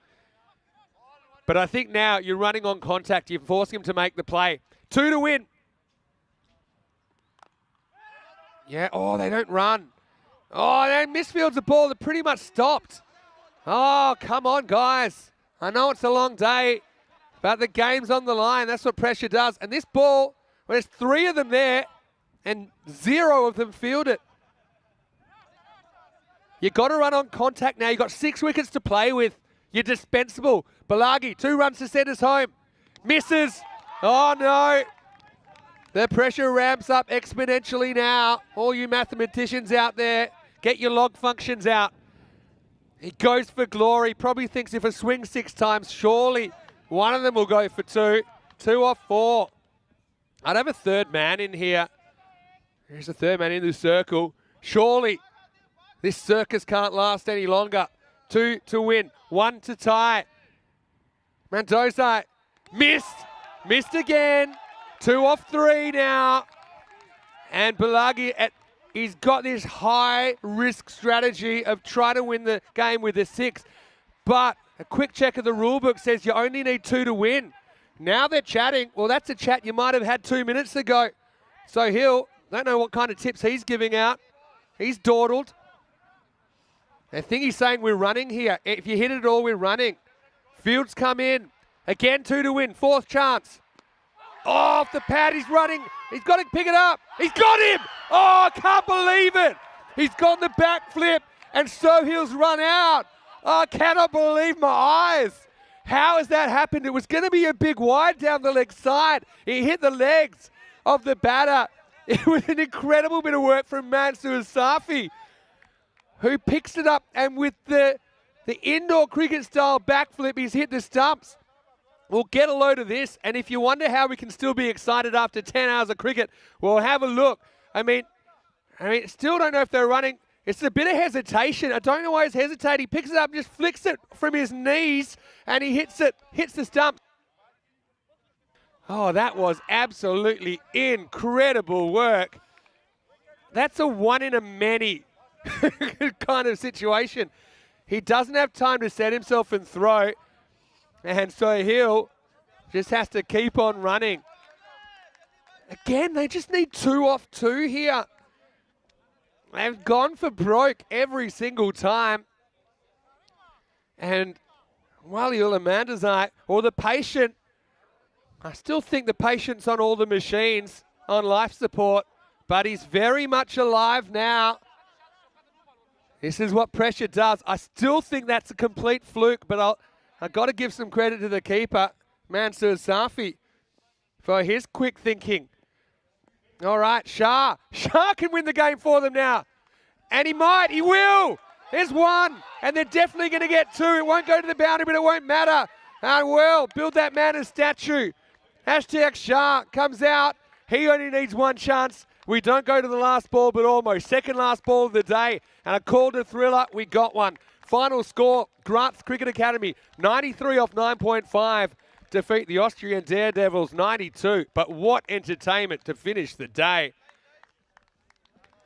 Well, it's easy when you're watching in the cheap seats to say what should be done. But that was just the pressure. And really, Shah, he just he just dawdled through for 2. He knew exactly what was going on. He said, look, guys, I've been sitting on the bench the whole time. I'm here and I'm ready. And, oh, that's a crazy finish to the day. But, well, I hope you enjoyed it. And don't forget, there's more action coming up tomorrow.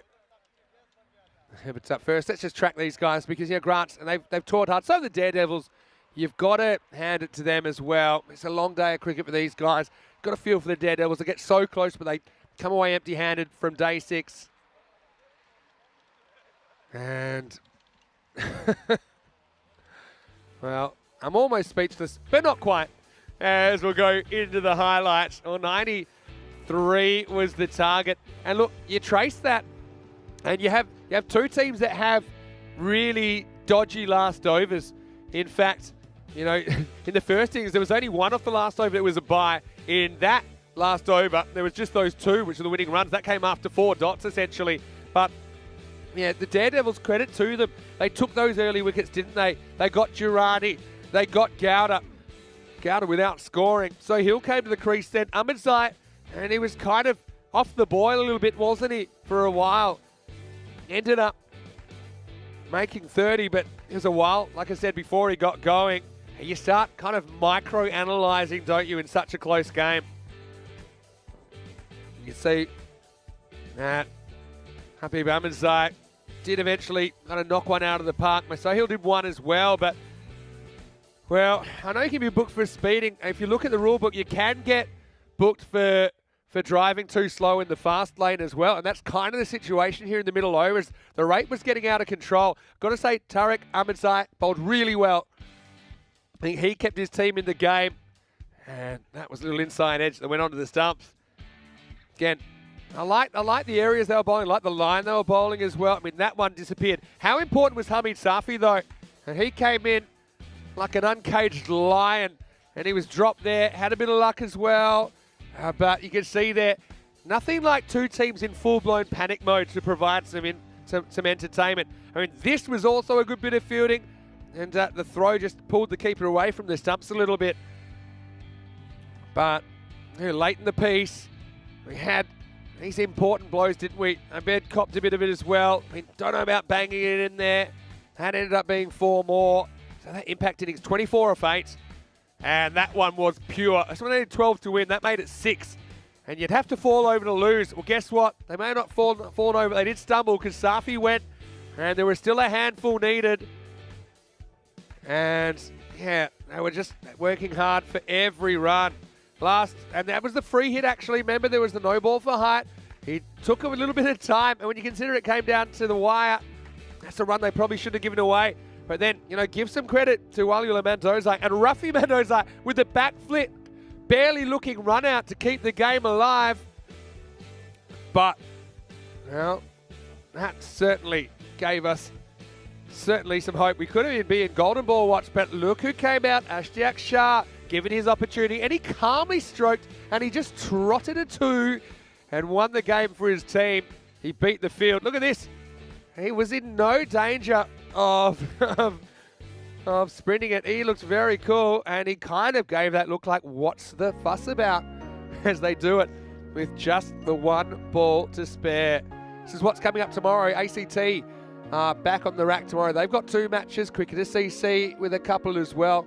We'll also get to see ICCV as well as Vienna CC, Vienna Danube. So you'll see 5 teams playing 2 matches each tomorrow. Join us for day 7. 7:30 a.m. GMT, which is 9:30 in Central Europe, and 1 p.m. in India. Well, I still can't quite believe that finish. That's 2 days in a row I've said that. If you look at the scorecard, 30 for Habib Ahmedzai early on, but it took a while to get going, didn't he? Failures for Durrani and Gowda. So Hill, he was there, wasn't he? But just couldn't really go at the rate required. Ended up getting run out for 24. But Hamid Safi, his 24 was very material. Just 8 balls. 3 went for 6, 1 went for 4. But he was caught at a pretty key time as well, while you were keeping his team alive with a very good catch. And he also bowled brilliantly, 2 for 8. The best of the bowlers for me. Got to say Tariq Ahmedzai was really important there as well. And Oriakil did a good job. I bet a bit expensive early, but that's always the risk, I suppose. You're bowling at some of these players. So that is the tail of the tape in match 30. And I'm going to say great chats as well from everyone in the ECN European Cricket Network chat room. I've really enjoyed some of the tangents went off in the last game of the day. Just a quick reminder before we go, if you haven't already, make sure you subscribe to our YouTube channel, ECN European Cricket Network, whether you're in India or not, because there's all those player of the match videos there. You've got the highlights videos, and it certainly is worth a look. Everyone as well, if you haven't already, make sure you follow us